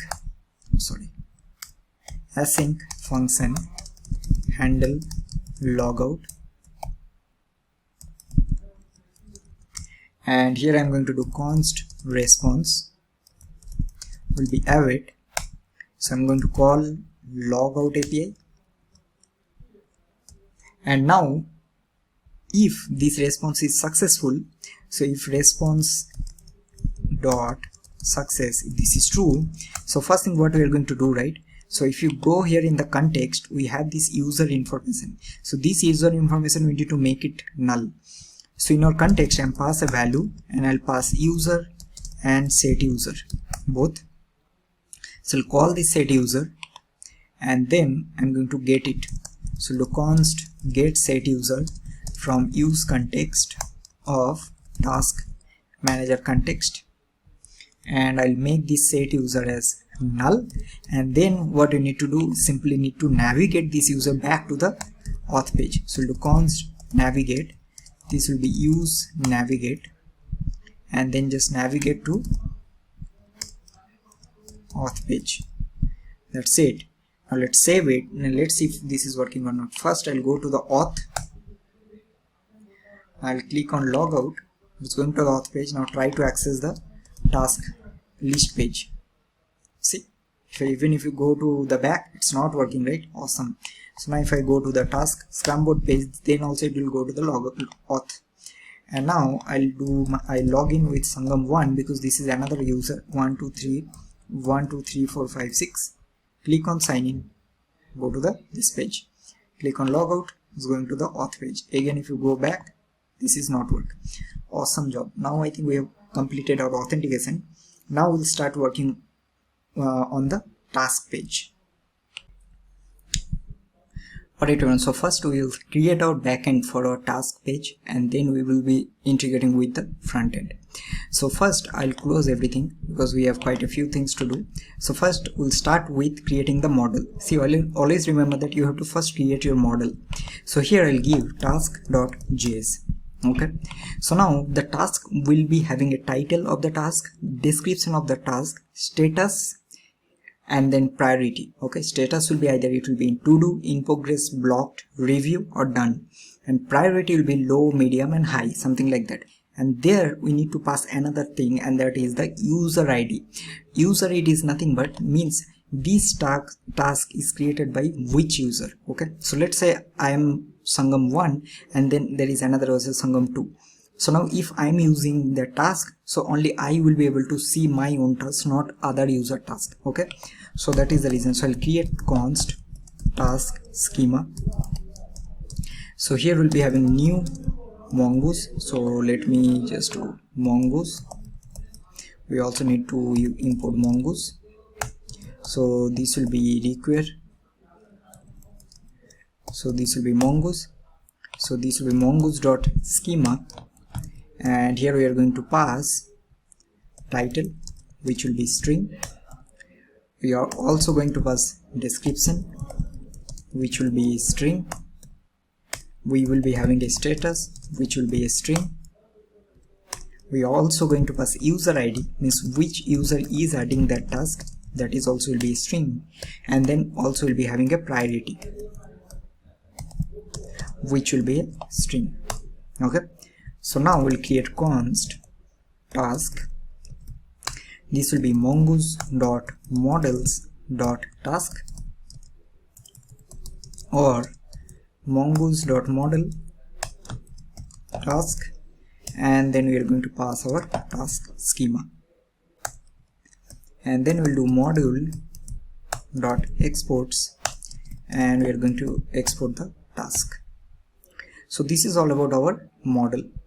Now we need to start creating our controller. Okay, so let's go here, and let's now in this part I'm going to give you guys some of the homework that you can do. Okay, I'm not going to do everything, so I'll give a placeholder. It's your turn, whatever concepts that you have learned so far, so you need to basically apply those, and by that only you'll be able to understand whether you are learning those things or not, because watching this video is not going to help you. Okay, you need to practice it. So inside controllers I'm going to create a task controller.js, and here I'm going to create our controller. So we need how many? So first we need to add a new task, correct? Then we will be having to delete a task. Then we'll be having get all task by user ID, correct? And then we'll be having to edit a task. So these 4 things we need to do. Okay, so first we'll start with add a new task. So we'll do const add new task. This will be async. We'll be getting request, response, and here the first thing, we will be receiving all of these. So we will be receiving from front end, we'll be receiving a title, we will be receiving a description, we will be receiving a status, we will be receiving user ID, means which user is adding. We also will be receiving a priority. Okay, and this will be receiving from await request.body. all right, so after this, now what you're going to do, right? So here you need to validate the schema. So this will be your homework. So you remember we have done in the user controller that we use joy package to validate the schema. So the same you need to do. So once we'll do that, after this we'll take a try, and then we'll take a catch. And here what we are going to do, simply we'll do console.log the error, and then we are going to return response.status will be 500.json. so we'll do success will be false, and message will be some error occurred, please try again. All right, and in this try we are going to create our new task. So we'll do newly created task, and this will be, so we need to import our model for task. So we'll do const task will be require. So we'll go to our models, then we'll need our task. So here what you're going to do, we'll do here await. So we'll do task dot create, and here we are going to pass all of this. I think, let me check, we are 2 3 4 5, yeah, that is correct. So all property you are going to pass, and we'll do if this newly created task is correct, or means it is saved successfully. So we're going to return res.status. So we'll do 200.json. So we'll do success will be true, and message we are going to display that task added successfully, right? Else if there are any problem, so we are going to return this error. Okay, and let's do a 400. That's it. So this will be to adding a new task. Now we need to also get all the tasks. So total 4 we need to do. So next we are going to create 3 more. So one will be get all tasks, async request response. Then I'm going to copy this, and so this will be update task, and this will be delete task, right? Solve for. Now here to get all the tasks, what we are going to do, so first we need to get our ID. Now what will be the ID? The ID will be the user ID I'm currently logged in. So for example, let's say I'm user and I have 5 tasks created. So I need to, and total there are 100 tasks. Alright, so I need to only get those 5 tasks because I am the owner of those tasks. So we need to get that ID. So how we are going to get it? So we'll be getting this from, so we'll do request dot params. Okay, so from request params we'll be getting the ID.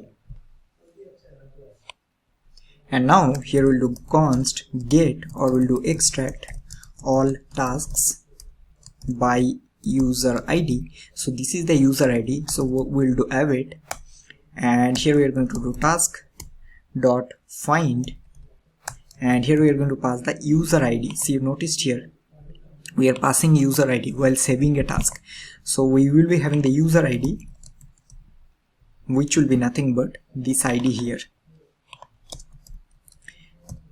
Alright, and then if we are getting this extract all task, then we are going to return res.status 200.json. So we'll do success will be true, and we're going to pass the tasks list, which will be our extract all task by user ID. Okay, if there are any problem, we are going to return the same thing. Instead of rewriting, let's copy this. I think already the video is very long, so I'm trying to do little fast. Okay, so that's it. And I think we need to take also the try block. So what are we going to do, right? We'll keep this one inside try, and then we'll take a catch, and for catch also I'm going to use the same, this one. Okay, now next for this update task, what you're going to do, so let's here also we need to basically get all the information, and by the task ID we are going to implement, but let's do this on these two later. Okay, so for now we will do module dot exports, and we'll do here add new tasks, and also we'll do get all tasks, these two. Okay, this is done. Now let's go to our routes. Now I'll go to routes, I'll create one more, and this will be my tasks routes dot js. Now let's go to this here we are going to copy both, and then instead of tasks user router, I'll do task router. And now we need to get this. So first I'll do const get all of this from require So we'll go to controller/task controller. So here we need our get all tasks and add new task.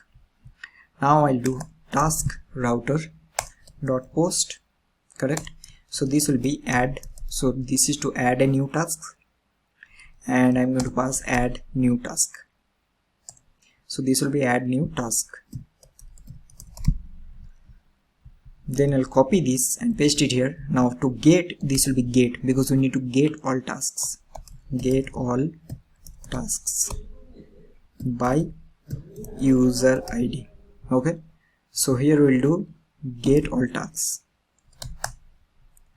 This is done. Now next thing what we need to do, we need to go to our index.js, and here just like we have imported this user router, we need to import our task router.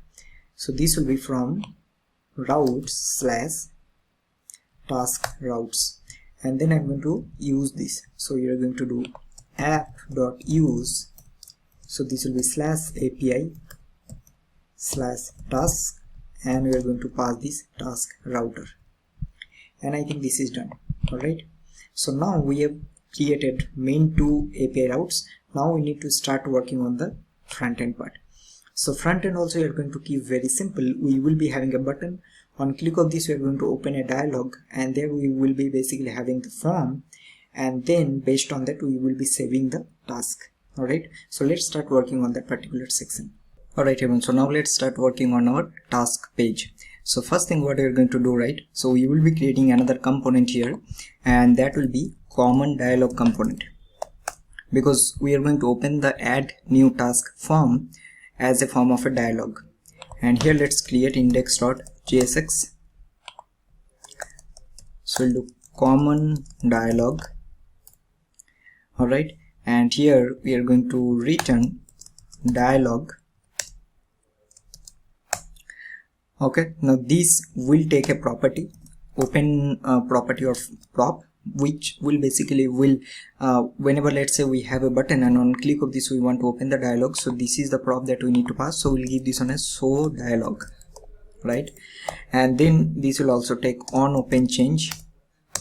So whenever we will click on cross button or click outside of the dialog, it will automatically close that. Okay, so here what we're going to do, right, we'll do set show dialog will be false. Now these two we are going to receive from props as a prop, so we'll do show dialog and set show dialog. Inside this we will be having a dialog content. Okay, and here let's take a class name. So we are going to use sm. We'll do max w screen. Height we are going to do, let's do 450px, and we'll do overflow auto. Okay, inside this we will take dialog title, and we are going to render the title. That's it. And after this we are going to take a div, and here we will give this one, I think for now this is fine. Let's return our common form, because we need to render our form here. So we'll do common form. So here we are going to receive form controls, which will be form controls that we'll be receiving as a prop. Then we are going to receive our form data. So this will be form, which will be our form data. So we'll do form data. Also you are going to receive a handle submit, which will be handle submit. Also you are going to receive a button text, which will be button text. Okay, now here what we're going to do, let's do one thing, let's pass a static value for now. So we'll do add here. Okay, or let's keep button text only. So now here we'll receive button text, we'll receive handle submit, we'll receive form data. That's it. So this will be our simple common dialog. Now what we're going to do, right, in the task page, so let's go to our task page.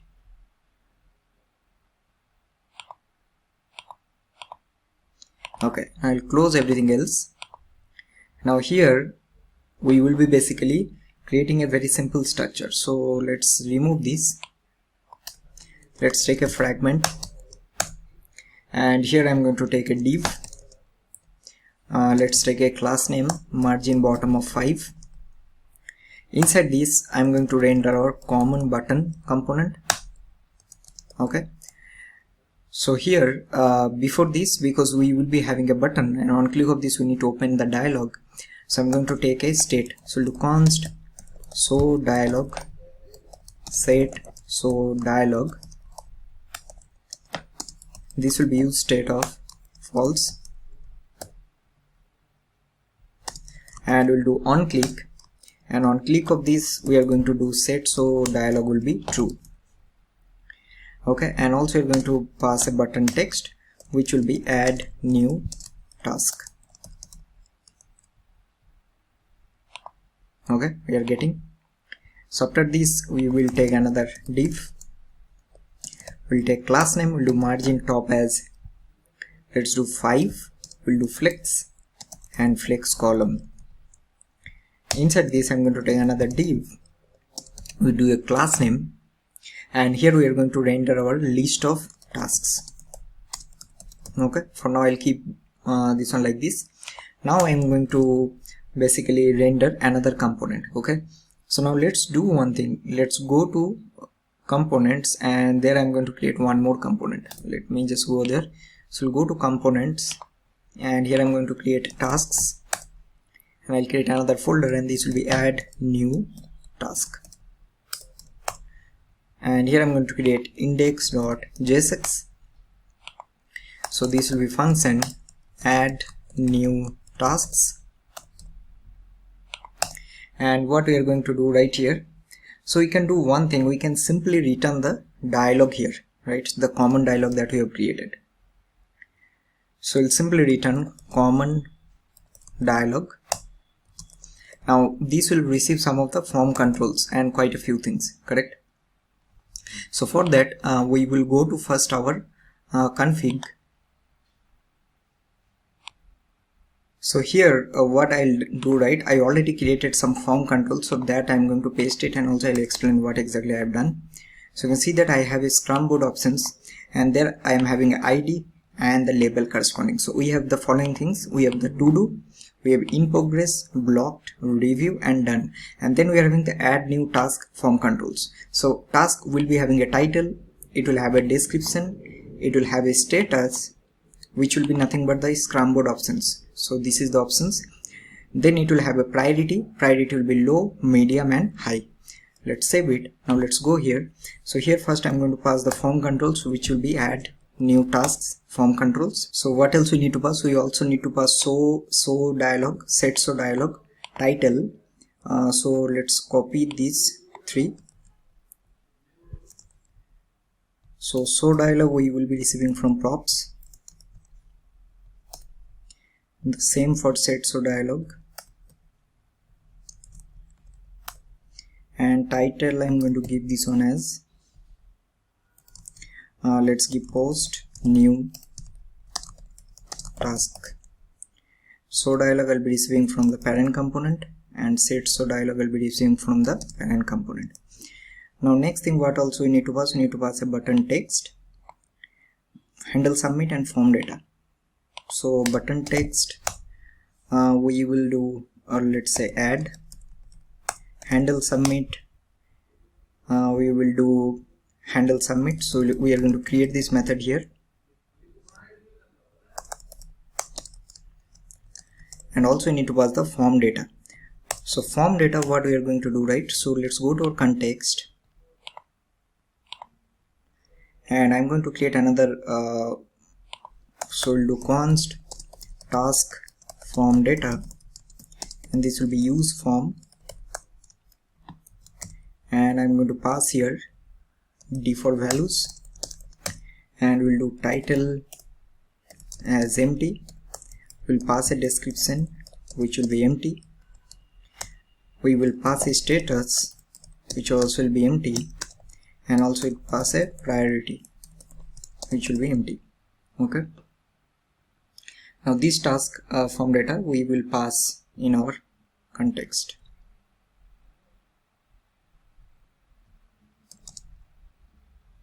That's it. Now this one I'm going to receive from our context.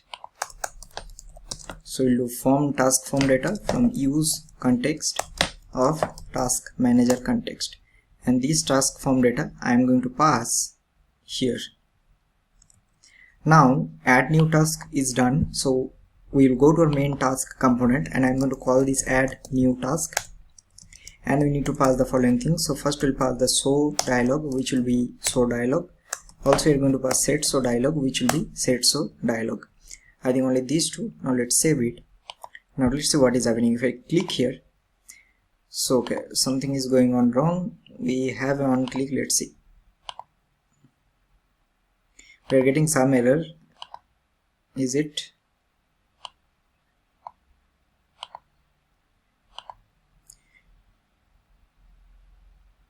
Okay, I think it was not updated. Okay, now it's coming. Yes. So we are getting title, description, status. We are getting 4, and also we are getting a priority. Awesome, right? And also we are getting an add here. So now what we need to do, whatever I'll be typing, these value I need to pass to our database to store this task information. Okay, so let's start working on that. So let's go to our this add new task. So we are already having this handle submit. So now I'm going to do a couple of things. So first I'll go to our services and I'm going to create some more service here. So I'm going to create 4. So we'll do export const will be add new task API. So you're having request response. Then I'm going to copy this. Oh, sorry, not request response, will be receiving the form data. So this will be the form data. Then I'll copy this. I'll paste it 4 times. So this will be get all task API. We no need any data here. Then we have update task API. Then we have delete task API. 4 things we need. Now for add new task, what we're going to do, const response, and here what we'll do, right, we'll simply copy this from here, paste it. Now for this one we need to go to, so if I go to our server, right, go to index.js, we have this API/task. So we'll copy this, and then if I go to task route, so we have add new task. So this will be API/task, and then we are having add new task, correct? Then we are going to remove this and we are going to pass the form data here. If you notice, I'm not explaining everything because I already multiple times I explained all of these concepts. Now this will become very repetitive, so you need to practice by your own. So this will be response.data. Now let's go here. So this will be our API. Now when I'll do handle submit, what I need to do, I need to call that API, correct? So I'll convert this one to async, and then I'll just do here const response will be add new task API. And here what we're going to do, right, so we will be basically passing the data. So what data we need to pass? We need to pass the task form data, correct? So this is the data that we need, not task form data, sorry, my bad. This handle submit will give us the data. So we'll do here get data, and let's do one thing, let me just comment it out and we'll see what we're getting. So we'll log here get data, save it. Now let's go to inspect console. Now add new task. So I'll give title here, title, description I'll give title, then I'll give status as, let's say, Todo, and this one I'll give low. Now click on add. We are getting out of this, but status we are getting undefined. Okay, this part we need to check. Okay, this is not getting selected. I got it. So the reason is, I think in the common form, right, we need to pass the value property. I think value property we haven't passed. So let's go to common form, and here let's see what exactly we are doing. So in the select content we are passing, I think everything is correct only. So we have a select field.value, field.onChange, then we are having form control, select trigger, select content. So I think we haven't passed the value here. Correct. In the select item we need to pass a value property also. So value property will be nothing but option item.id. So this is coming from, so if I go to our config, right, so in the config we are having this ID for each and every option. So this ID we need. Now I think this should work. So let's try to select. It's now selecting. So now let's add this one. So we're getting in progress, priority is medium. Awesome. So now I'm getting the data. Now remember one more thing, what else we need to pass. So if I go to model to the task.js, we're having title, description, status, and also we need to pass the user ID. So how we are going to get the user ID? See, user ID will be getting very simply. So we are already saving this user information in our context. So this user I'm going to pass in our context. I think we are already passing. So now let's go to our add new task. I'll close everything else and I'll get our user information, and let's log this here. So if I do title and everything, add here, see we are getting user information, and here I'll be getting this ID, correct? So what I can do simply, now I'm going to call this, I'm going to call this, and then I'm going to pass get data, and then I'm going to pass user ID, which will be our user.id, correct? Now we are going to do, so let's log this response. Okay, now let's cut it. Now let's see what is happening. So I'll do this on to do. I'll give low title, and then I'm going to do add. Task added successfully. Awesome, right? And if you go here, we're getting add new task. Payload, we are passing all of this, description, title, priority, status, and user ID, right? Now what we're going to do, once we get this information, we need to reset this form, we need to close this dialog, and also we need to get the list of updated tasks. So that is what we need to do, right? So first let's start what we'll do, we'll reset this form and then we'll close this dialog. So let's do that. So what I can do, simply you can check if this response is true. So we'll do set so dialog as false, and also I'm going to do this task form data dot reset property. So now let's refresh this page. So we'll do second task added, and then status I'm going to do in progress, priority I'll do medium, let's add, it's closing. But now we need to fetch the list of tasks, and this is very simple.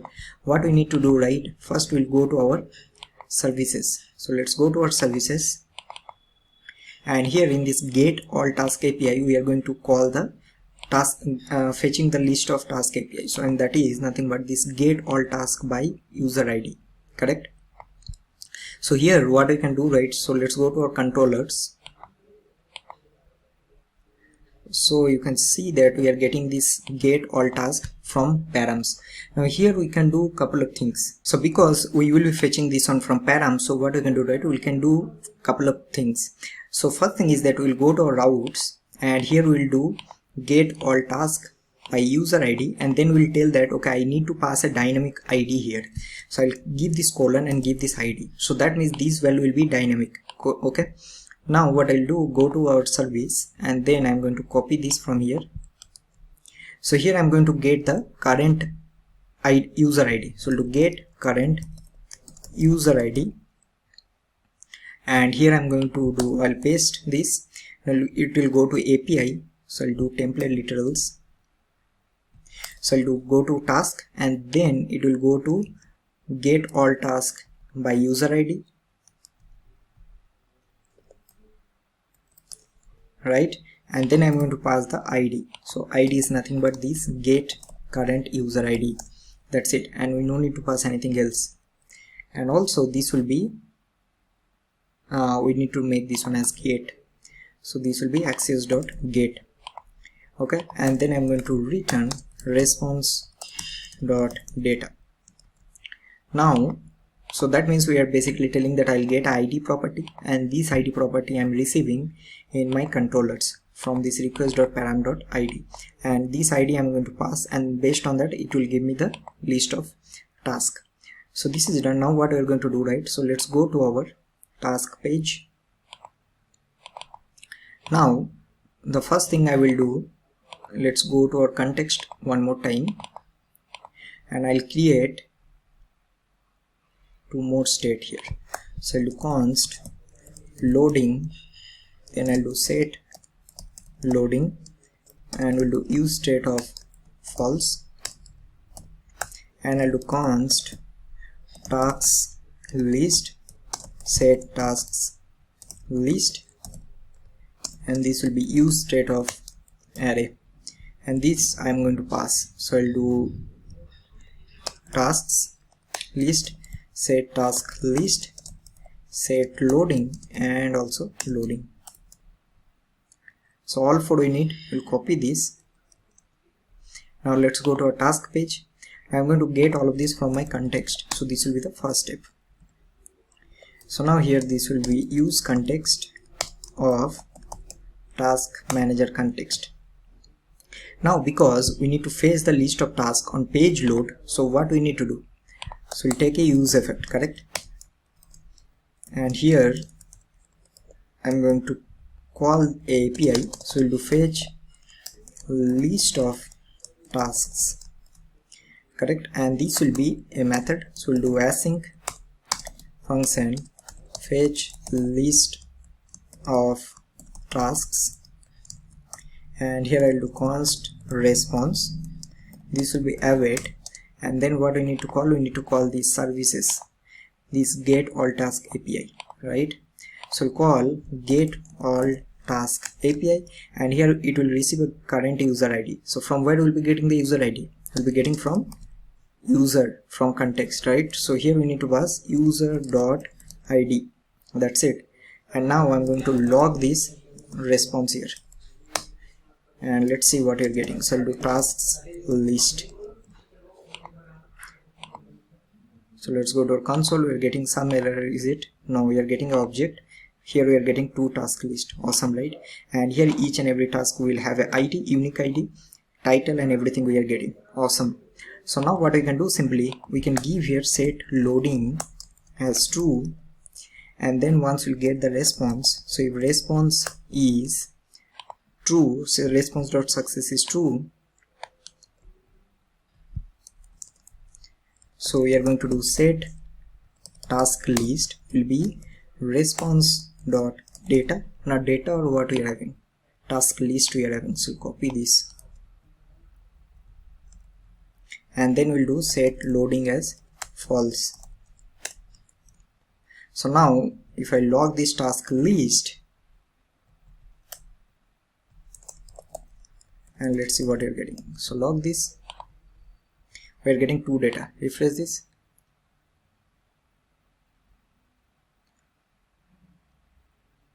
Okay, this is not on refresh, it's not working. Okay, something is happening. We are getting undefined. Okay, so it's not getting the I got it. Okay, so what we need to do, basically we need to give this user as a dependency. So that means until unless this user is present, then only we need to basically call this, and this is very important. So what I can do, right? So here we'll give this user as a dependency, and then we'll check if this user is not equal to null, then only we'll call this. So now let's see. So now let's refresh this. So we're getting two data. Awesome. So now this is done. So now what we're going to do, right? We are going to render all of this, but one more thing we need to do, whenever I'll add a new one, that time also I need to get updated list of task. So how we are going to do that, right? So let's do one thing. So here what I'll do, let's go to our add new tasks. I think we have done one little improvement we need to do, and that is, instead of doing this handle submit here, right, we can keep this handle submit in the parent component, and I think this will be better. So we'll cut all of this, okay, and then I'm going to paste it here in this task page. So I'll paste it this here. So I'm going to import this first, and then I'm going to pass this handle submit. So let's pass this also, handle submit, as a prof here, and then I'll receive this one here.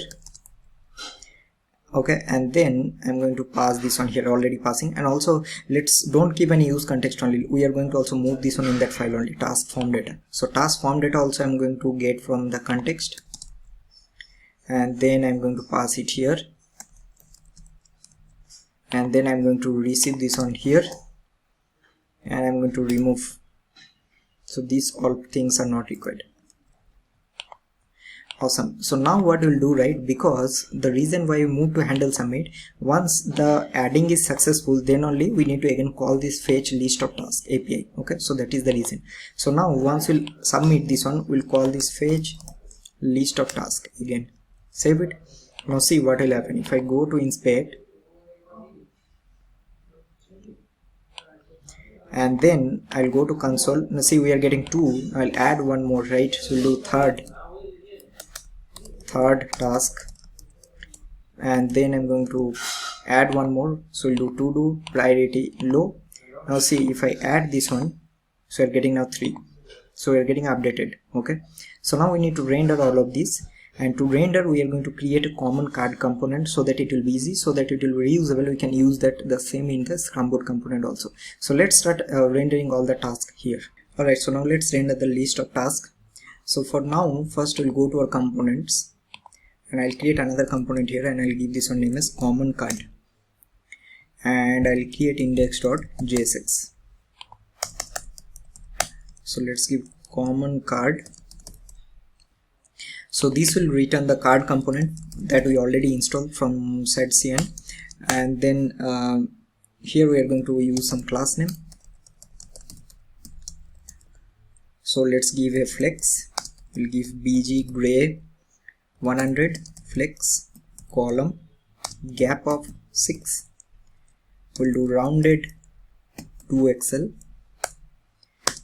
padding of 8.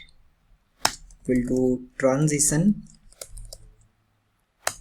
We'll do a duration of 300. On hover we are going to do background as white. Hover we'll do shadow 2xl, and for hover we are going to do shadow gray, and we'll do 600 divided by 10, and also we are going to do cursor as pointer. Inside this we are going to use card header, and here I'm going to give a class name. So for this one I will do padding of 0. Now here I'm going to use a div, and this will be a class name. I'll give flex, and we'll do justify as between. And here I'm going to render the title of that card. So I'll see if the title is present in the props, then only I'll render card title, and here I'm going to pass title. Or else what we're going to do, right, we'll simply render null.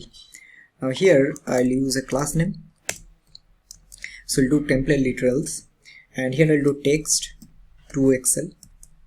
We'll do max w250px. We'll do text ellipsis. We'll do overflow hidden.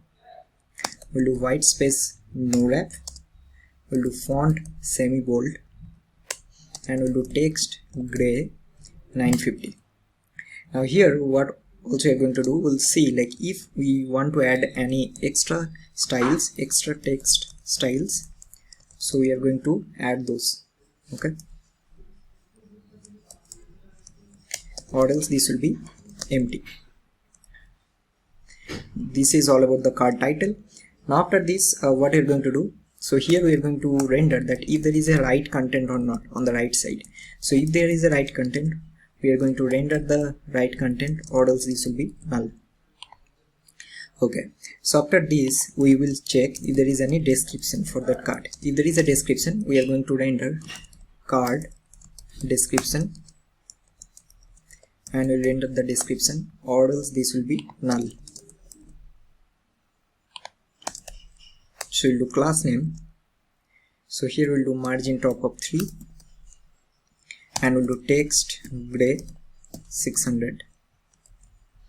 Alright, and after this we are going to render our content. So we'll do check if there is a content.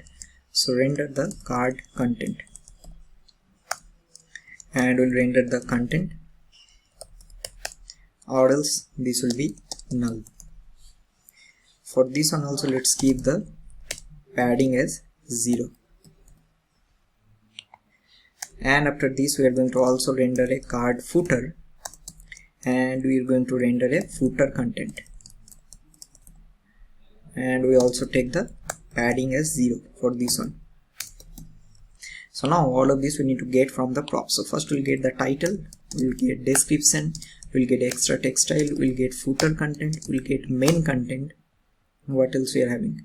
Header right content, and also receive if there is any header right content or not. That's it. So now this is done. Now what we're going to do, so let's go to our task page, and here we are already getting the list of tasks. So what we'll do, simply first we'll render here that if the loading is true, so we are going to return skeleton. I think we need to install skeleton from setcn. Okay, let's do that. Alright, so we are going to copy this.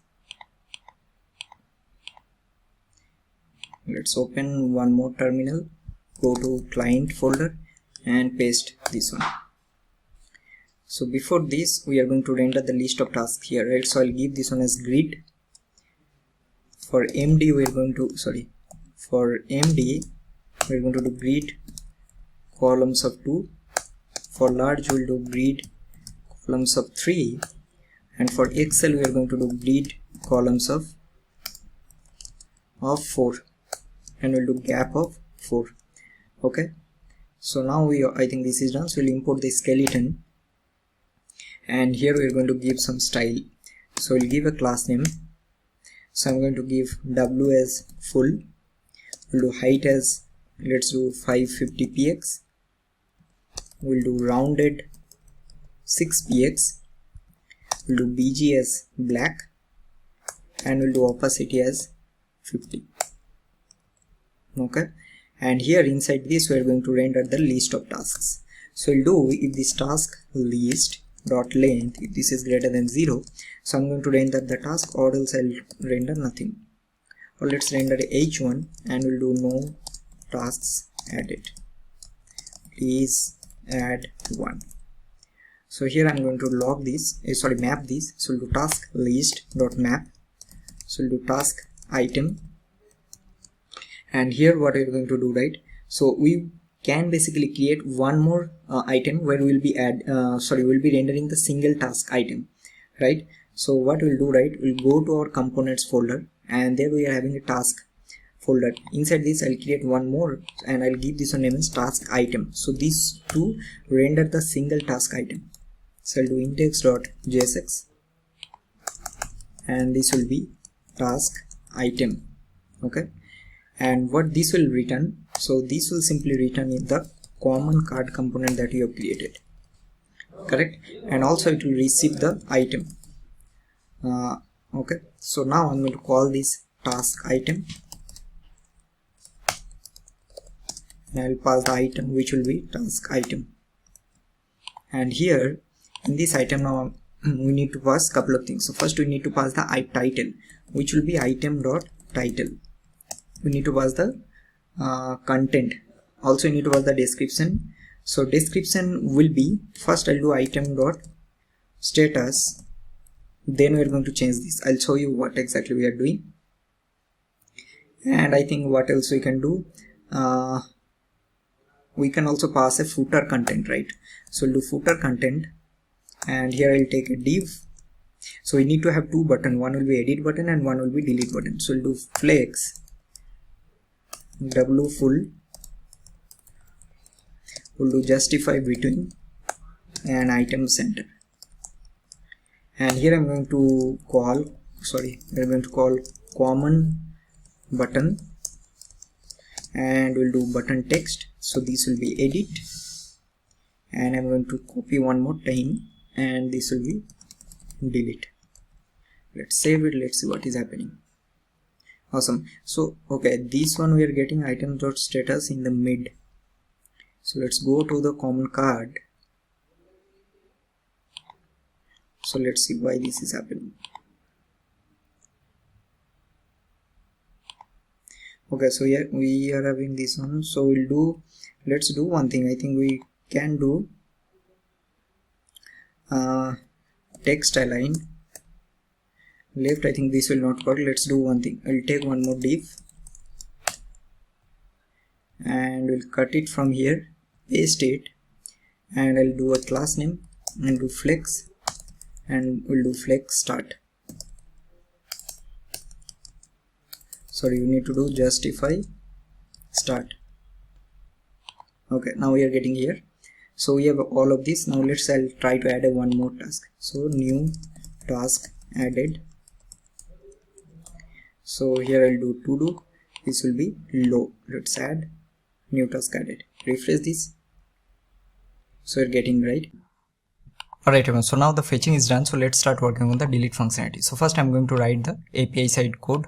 So what we're going to do, right, every time we'll click on this delete, I'm going to pass this ID of this task.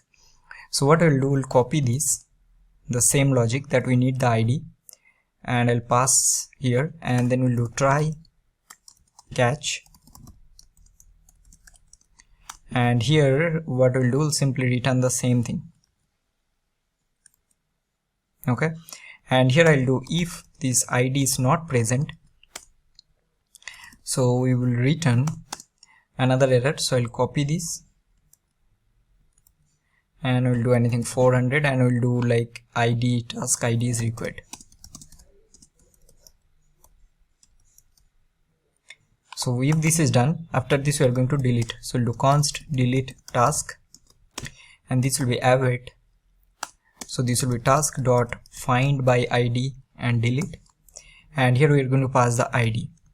Okay, so here we'll do if this delete task is true, that means we are going to return res dot status 200.json, and we'll do success is true, and we'll do message is like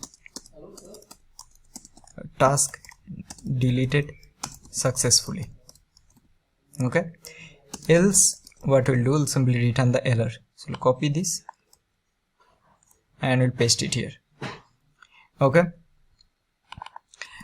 and I think this is fine. Now let's do one thing, let's pass it here, this delete task. So we created our controller. Now I am going to go to our routes, and then I'm going to first import it, delete task, and I will create one more. So here I'll do const, this will be delete, and here I'll be having delete task,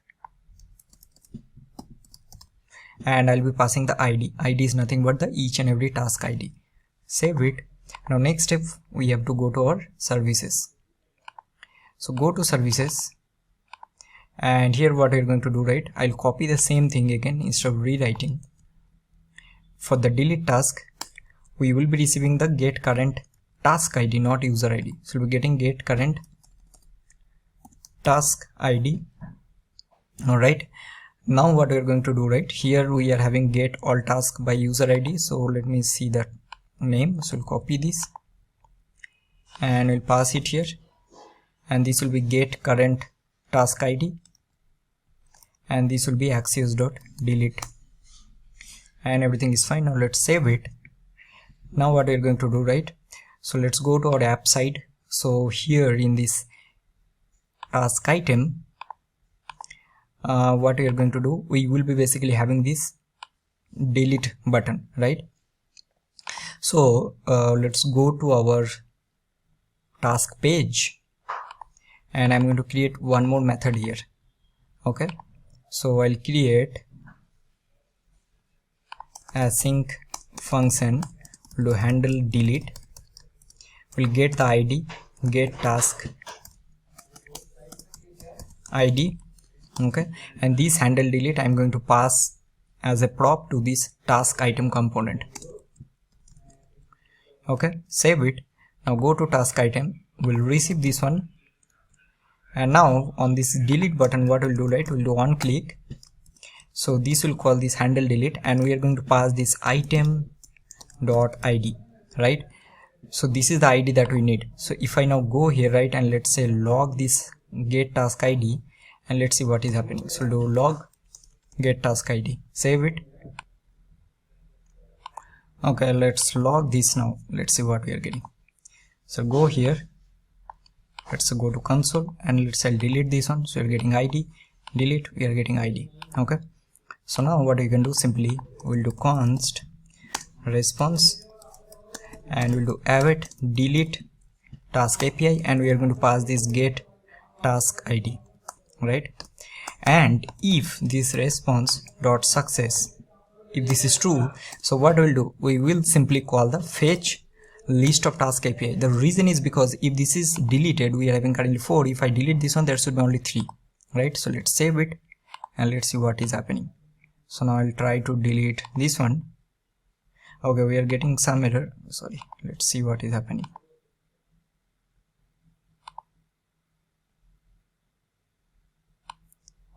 So we'll click here delete. We are getting 200, but it's not getting response. What you're getting, success true. Okay, we are getting delete task, success true, task list. I think something is going on wrong here, so this we need to check. Okay, I got it. In the services, I think we are doing something wrong, is it? So we're having API delete task. Okay, but this is correct only. Let's see. So we'll go to our task routes. See, here we need to pass delete task. That is the reason. Okay, now let's see. So now I think that's first I'll refresh. I think that should be 4. Now I'll try to delete. Deleted, delete, deleted. We are getting only 2. Deleted, and let's delete this one also. We are getting no task added. So now I'll add new one, some random value. Add it. Awesome. So now delete is done. So now let's start working on the edit. Now for edit, we need to do a couple of things. First, when I'll edit, I think now I no need to explain because we have done multiple these kind of apps in the previous video. So first we need to store this current edited ID. Alright, so which item we are editing. Then we need to open this form with the pre-populated values. Correct? Very, very important. Also need to change this to edit. And then once I'll submit, I need to edit the respective task. So first we'll complete the server side code. So let's go to our controller first, and then here what I'm going to do, right? So let's go to our update. So here we are having update. So here what we'll do, right? We'll be receiving all of these. So we'll be receiving title, description. We're also going to receive status, priority. We also receive user ID and also the ID of that task, and this will be receiving from await request.body. Okay, and now what we are going to do, right? First I'll simply do, let's do a try catch, and I'll just return the same thing here, and here I'm going to do const update task.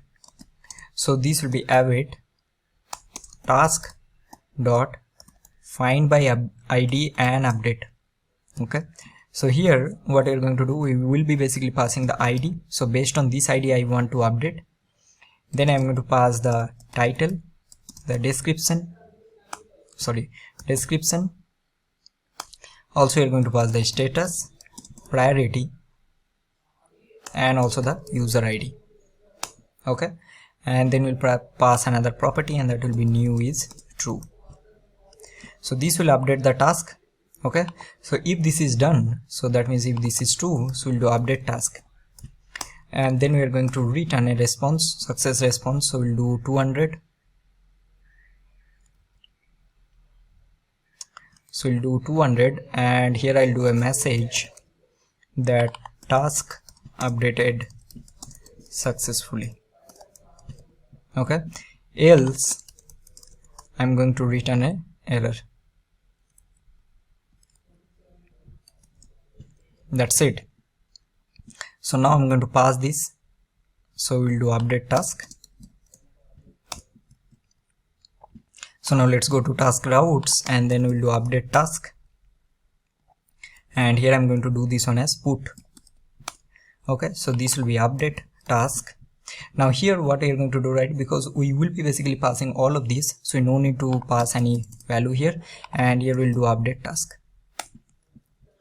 and this is done. So now let's go to our services,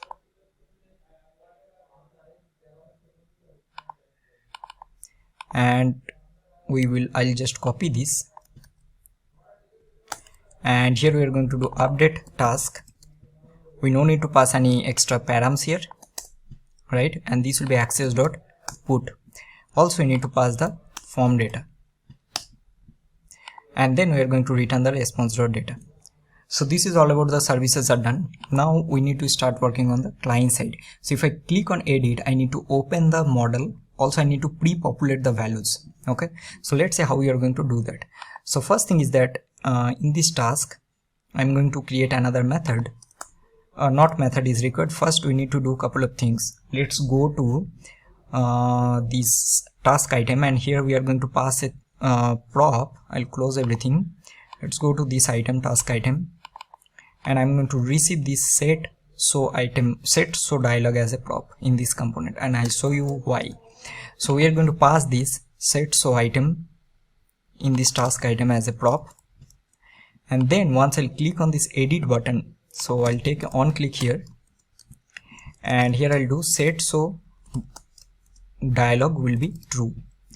Let's save it. Now see what will happen. That means if I click here, I'm opening this.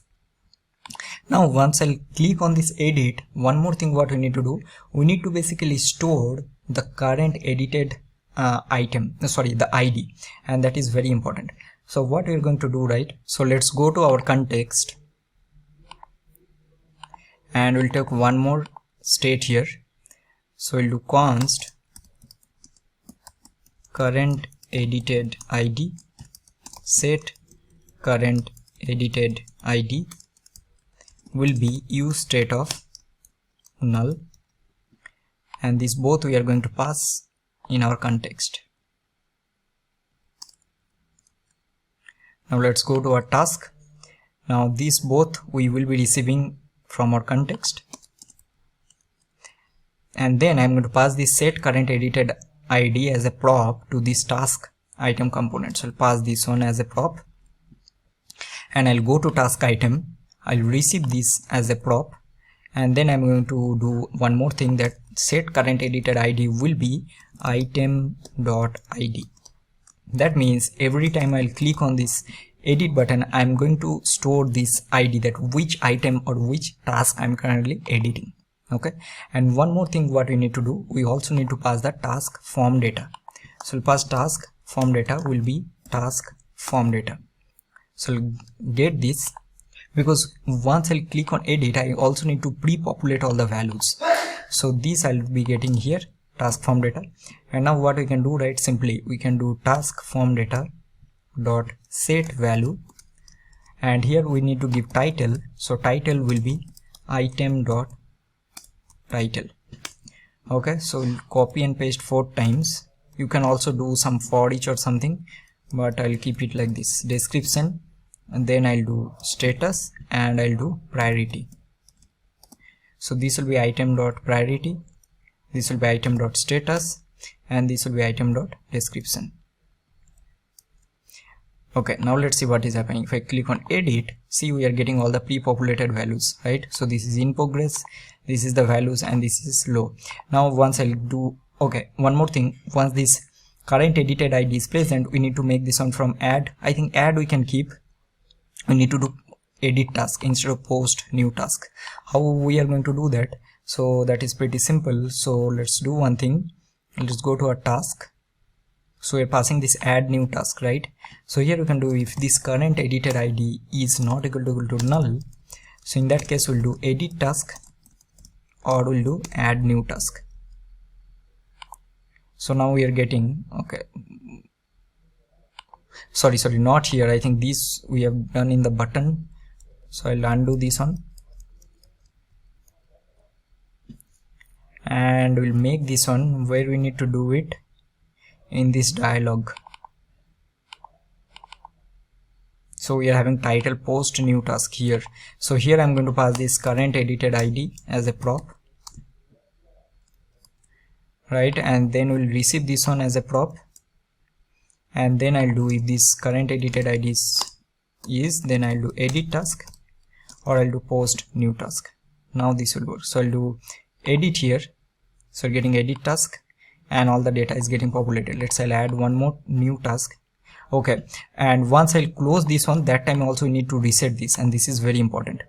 So that we can do very easily. So what we can do, right,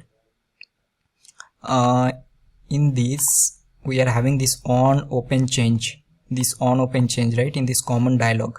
So here I'm going to pass this on open change, and this is very important. So this I'm going to pass instead of this set so dialog. Okay, now from where we are calling this, from this add new task. So I will do on open change. So I'll do two things here. So first I'll do set so dialog will be this will be false, and also we need to do one more thing, and that is we need to check if this current edited ID is not null. So if current edited ID is true, so in that case what we'll do, right, we need to also reset this form data. So we'll do task form data dot reset, or else we'll do nothing. So now let's see what is happening. So if I click on site, add new task, it's getting resetted. If I click on edit, this time it's coming. Now if I click on close and open one more time, you can see it's getting resetted. But this also we need to do. So this edit task is not getting changed. The reason is because we need to make this set current edited ID as, so this also we need to pass. So we'll pass this set current edited ID here as a prop in this add new task. Save it, and now we'll be receiving this one also, and then I'm also going to do set current edited ID as null. Save it. Now let's see, if I click on edit, we are getting edit task. Click outside and click on here, we are now getting post new task. Awesome. So now everything is done. So what you're going to do, right, in this handle submit where we are adding a new task, so instead of calling add new API task API, when we will be doing edit, we need to call the edit API. But how we are going to do that? And this logic also you have done, we will be able to easily check it using this current edited ID. So if this is not null, so in that case what we are going to do, we will be calling the edit call API. So we'll do, what is the name of that service that we have given? So we'll go to services, update task API, not editor. So we'll do update task API. So we'll do update task API, and here we need to pass the form data. So what we'll do, right, so here we are going to, so here we need to pass the data. So data will be your get data, right? We also need to pass the ID. So ID will be current edited ID, and also you need to pass the user ID, which will be nothing but your user dot ID. Okay, these three things we need to do. And if this is successful, that time again what we'll do, we'll do set current edited ID as null. That means the edit is successful, so that time we'll again make this one as null. So let's see what is happening. So I'll try to edit this one, and let's say I'll give my name, and let's say I'll do add, getting changed to this one, right? Now I'll do new one added, new added. So I'll add, let's do this one Todo, and priority low, add, we're getting new added. Click on edit. So I'll do edited, and I'll do this one also edited, and let's add. So it's now edited. Refresh this, we are getting only 2. All right, log out, and now see, I log in with this, I'll do sign in, we are getting 2. But if I sign in with a different account, let's say I'll do Sangam1, so this user don't have any task added. So if I go do sign in, I think this is a wrong user, so I'll give this one. So I'll do sign in. So you can see we are getting no task added because this user don't have any task added. But I will add this one. So task added by Sangam1. Paste it. Status will give to do this one. Add. So you're getting only one task. Now I'll log out and I'll add Sangam. I'll sign in. So you're getting only 2. But if I now sign in with Sangam1, that time we'll be getting only 1.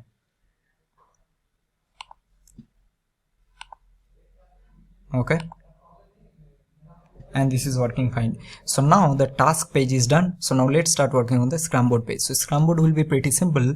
What we're going to do, right, whatever task I will be adding there, so those tasks I will be able to see in my board or Scrum Board, and then I'll be able to move it from to do to in progress to blocked, from blocked to review, and review to done, and we will be able to drag and drop. But one very interesting is that we are not going to use any third-party library package, so we are going to use normal HTML5 drag and drop API, and let's see how we are going to do that, because I think that will be very helpful for your interview purposes also. So sometimes we'll get this kind of questions that implement drag and drop without using any third-party library package. Okay, so that is the reason I decided not to use any other library packages for that. So let's start working on that part. Alright everyone, so let's start working on the Scrum Board page. So the first thing what we are going to do, right, in this page we will be basically rendering the list of tasks that is added by the user. Okay, so that is the first thing what we are going to do.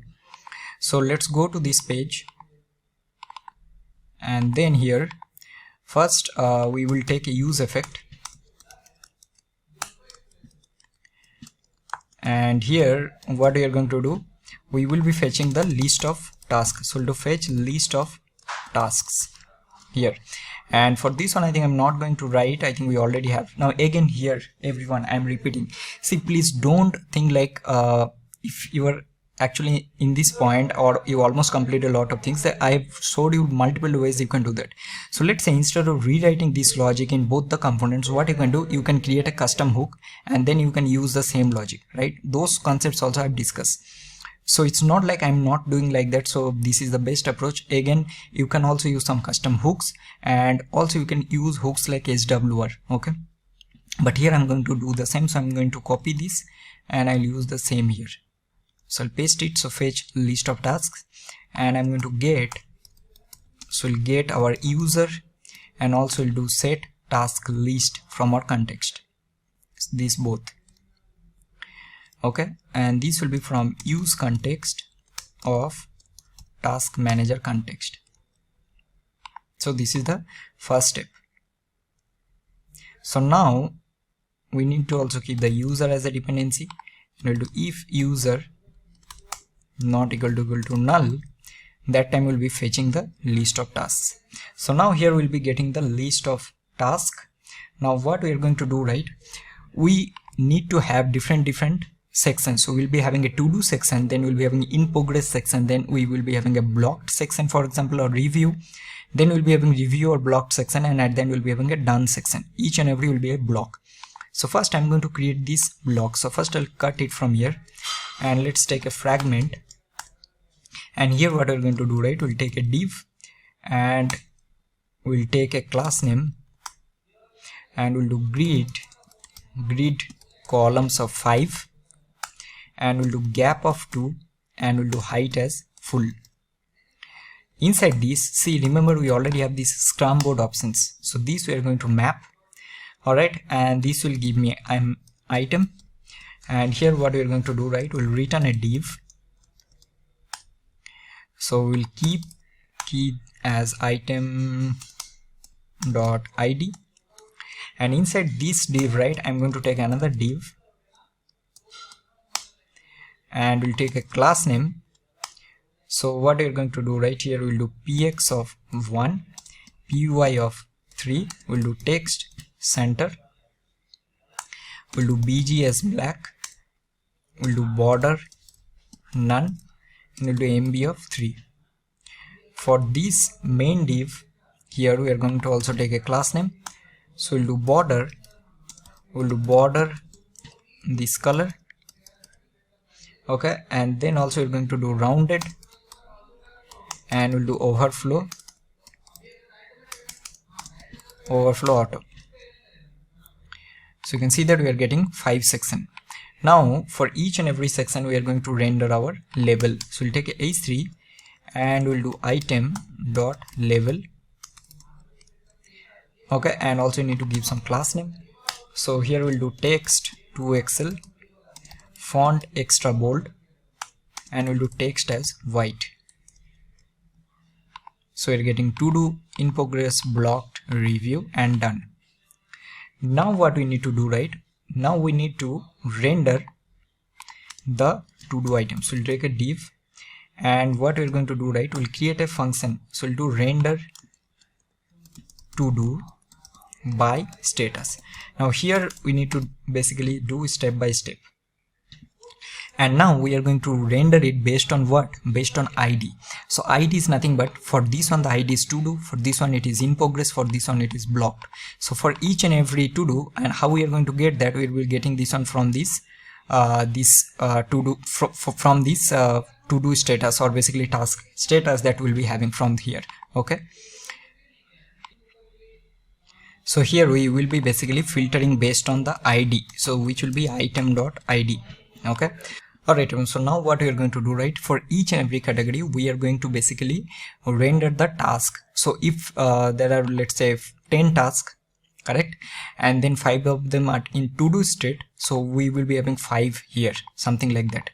So to do this one, what we are going to do, right, we'll take another div here, and I'm going to create a method, and this will be render task by task status, and we need to filter it based on the ID. So we'll do item.id of. Okay, we are going to see what exactly we'll do. We'll give a class name of padding of 3.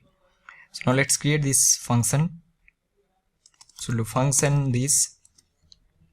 Now here the first thing what we'll do, right, we will take that all the status. So we'll do task statuses, and here we will take all the ID. So we are having to do as a status, and first time we will be having empty, then we will take in progress, which will be having empty, then we'll be having a blocked, empty, then we'll be having review, which will be also empty, and then we'll be having done, which will be also empty for the first time. Now these all are nothing but, if I go to the Scrum Board options, you'll see these all are the keys, the ID. So to do, in progress, blocked, review, and done. So now we have these task statuses. So now what we will do, right, so we already have our task list.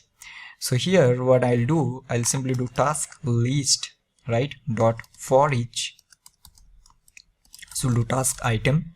Now here what we are going to do, simply, so we'll take these task statuses. Alright, now this task item will be having a status. Now what status is that? Basically this status is nothing but this status that we are having, right? So we'll do task statuses of task item dot status. So task items of status, if it is to do, so task statuses of to do will be this part where we will be pushing that task. If it is in progress, it will be coming here, then we will be pushing in this array. If it is blocked, we'll be pushing here, review, and then done. Okay, this is exactly what we are doing. Now here we are going to do dot push, and what exactly we are going to push, we'll be pushing a div element, and here we will be rendering our common card. First we are going to implement the structure, so we'll do common card, and here we need to pass our title. So what will be title? So title will be our task item dot title, then we will be having description, so we'll do task item dot status. Alright, and I think that's it. So now let's save it and let's see what we are getting. So if I save here, okay, we are getting some error. Let's see. Task list dot, oh my god, this will be for each. Still we are getting error. Okay, let's see what is the error. Cannot read property of to do of undefined. Okay, item dot id. Okay, so here it is giving some error. I think we are not returning our task statuses. So here we need to also return it. So we'll return this. So now we are getting this, but we are not getting any data here. So let's log this task statuses and let's see what we're getting. Save it.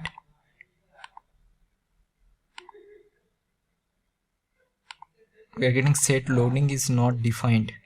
Okay, here we are getting, okay, let me just remove this for now.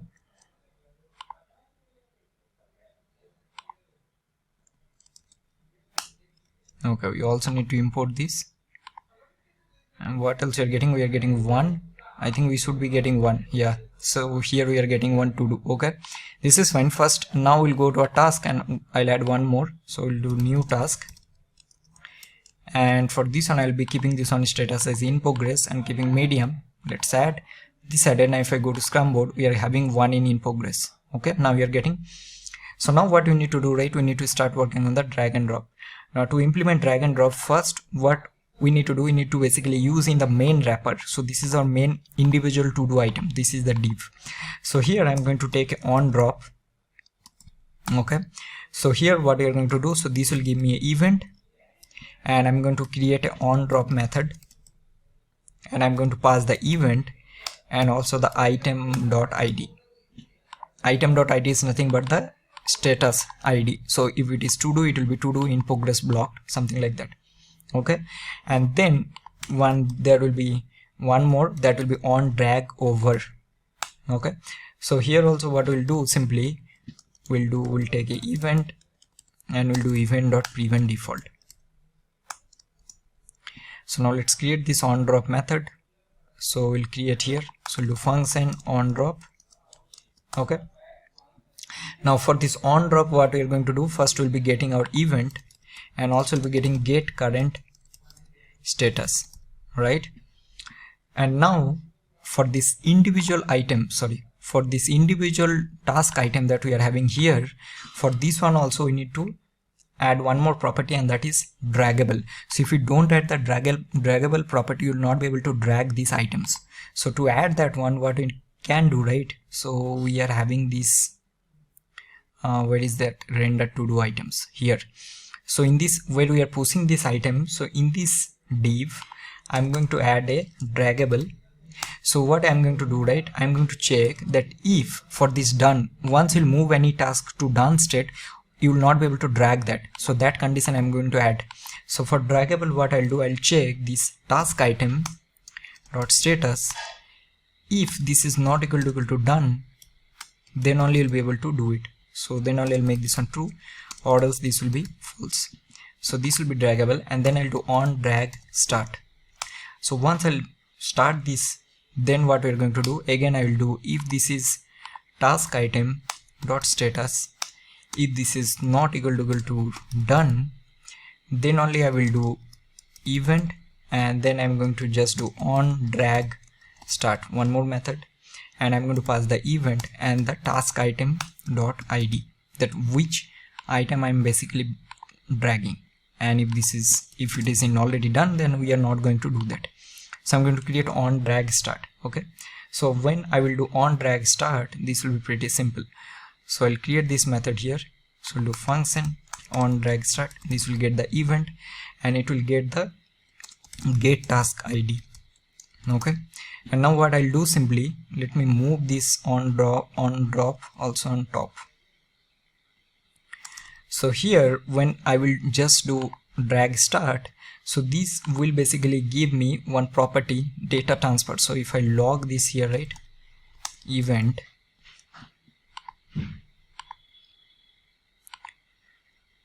so if I do drag start, see there is a event that we are getting, right? So this will give me event dot data item, data transfer, and then we will be basically able to set data. So we'll just do event dot data transfer, and here we are going to do set data, and I'm going to pass here a ID which will be the get task ID. Okay, so on drag start we are going to set this property attribute, and once drag over, then that time what we are going to do, first we are going to get this ID from this data transfer. So how we are going to get that? So do const get draggable dragged task ID, that which we are currently dragging. So in that case what we'll do, event dot data transfer dot get data, and here we'll be getting based on this ID. So this is the ID. So here we'll be getting the ID of the task, and then what we need to do, we need to find the current task. Let's say in this part we are having 10 tasks, right? So we need to get the current task, which task we are currently dragging, something like that. So we'll do let find current task, and this will be, so we are having task list dot find, so this will be item, and how we are going to check that, so item dot id dot toString, so this will be equal to this get draggable task id, correct? And here now what we're going to do, we'll do find current task, and here we'll do like, so we'll destructure the find current task, and then we'll update the status. So status will be get current status. Now I'm going to again explain what we have done. So for example, let's say first I'm start dragging this item from to do to in progress. So once I'll do on drop, that means when I'm dropping this one into in progress, I'll be getting this get current status, correct? So what I'm trying to do, so I'm finding this task and then I'm changing the status to the current status. So for example, let's say if the previous one was in to do and I'm moving this one to in progress, I'm changing the status from to do to in progress, okay? And then what we're going to do, we'll do update task by status. So we're going to call this method and we're going to pass this find current task, okay? And then what we're going to do, we'll simply, so here we'll create this method. So we'll do async function, and here I will do this update task by status. So this will get the task, and then I'll do simply, so here what we can do, right, we can simply call the update task. So we'll do await update task API, and here we'll be getting get task, and also we are going to basically call the fetch list of products or list of tasks. So means when I'll be moving this one from to do to in progress, that time I need to update this one as well as I need to show this to do in the in progress. So these both the API call we need to do. Now let's save it. Now let's see what is happening. So try to move this one here. It's moving right here. Now we are having only 2 in progress. Refresh this page. So we're getting 2. Let's move this on to blocked. It's going to the blocked, and if I go to network, and if you see that what is happening, so I'll move this on from block to review, and that time you notice we are first calling the update task, and there we are updating this status as review, and then again we are calling the list of tasks. This is exactly what we are doing. So move this one, and now once I'll do to done, right, now you'll see not be able to drag it, correct? And also let's do some styling so that user will be able to understand that this is now in done state. So how we can do that? So we remember we have passed this extra style text styles. So here we'll do, if this is in done, so if this is in done state, right, so what we can do, we'll pass a underline, or else this will be empty. Save it. Not underline, I think that will be line through.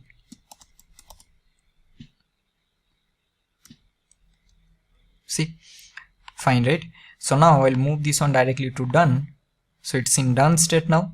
And also let's give some this, what we can do, right, we'll give some class here.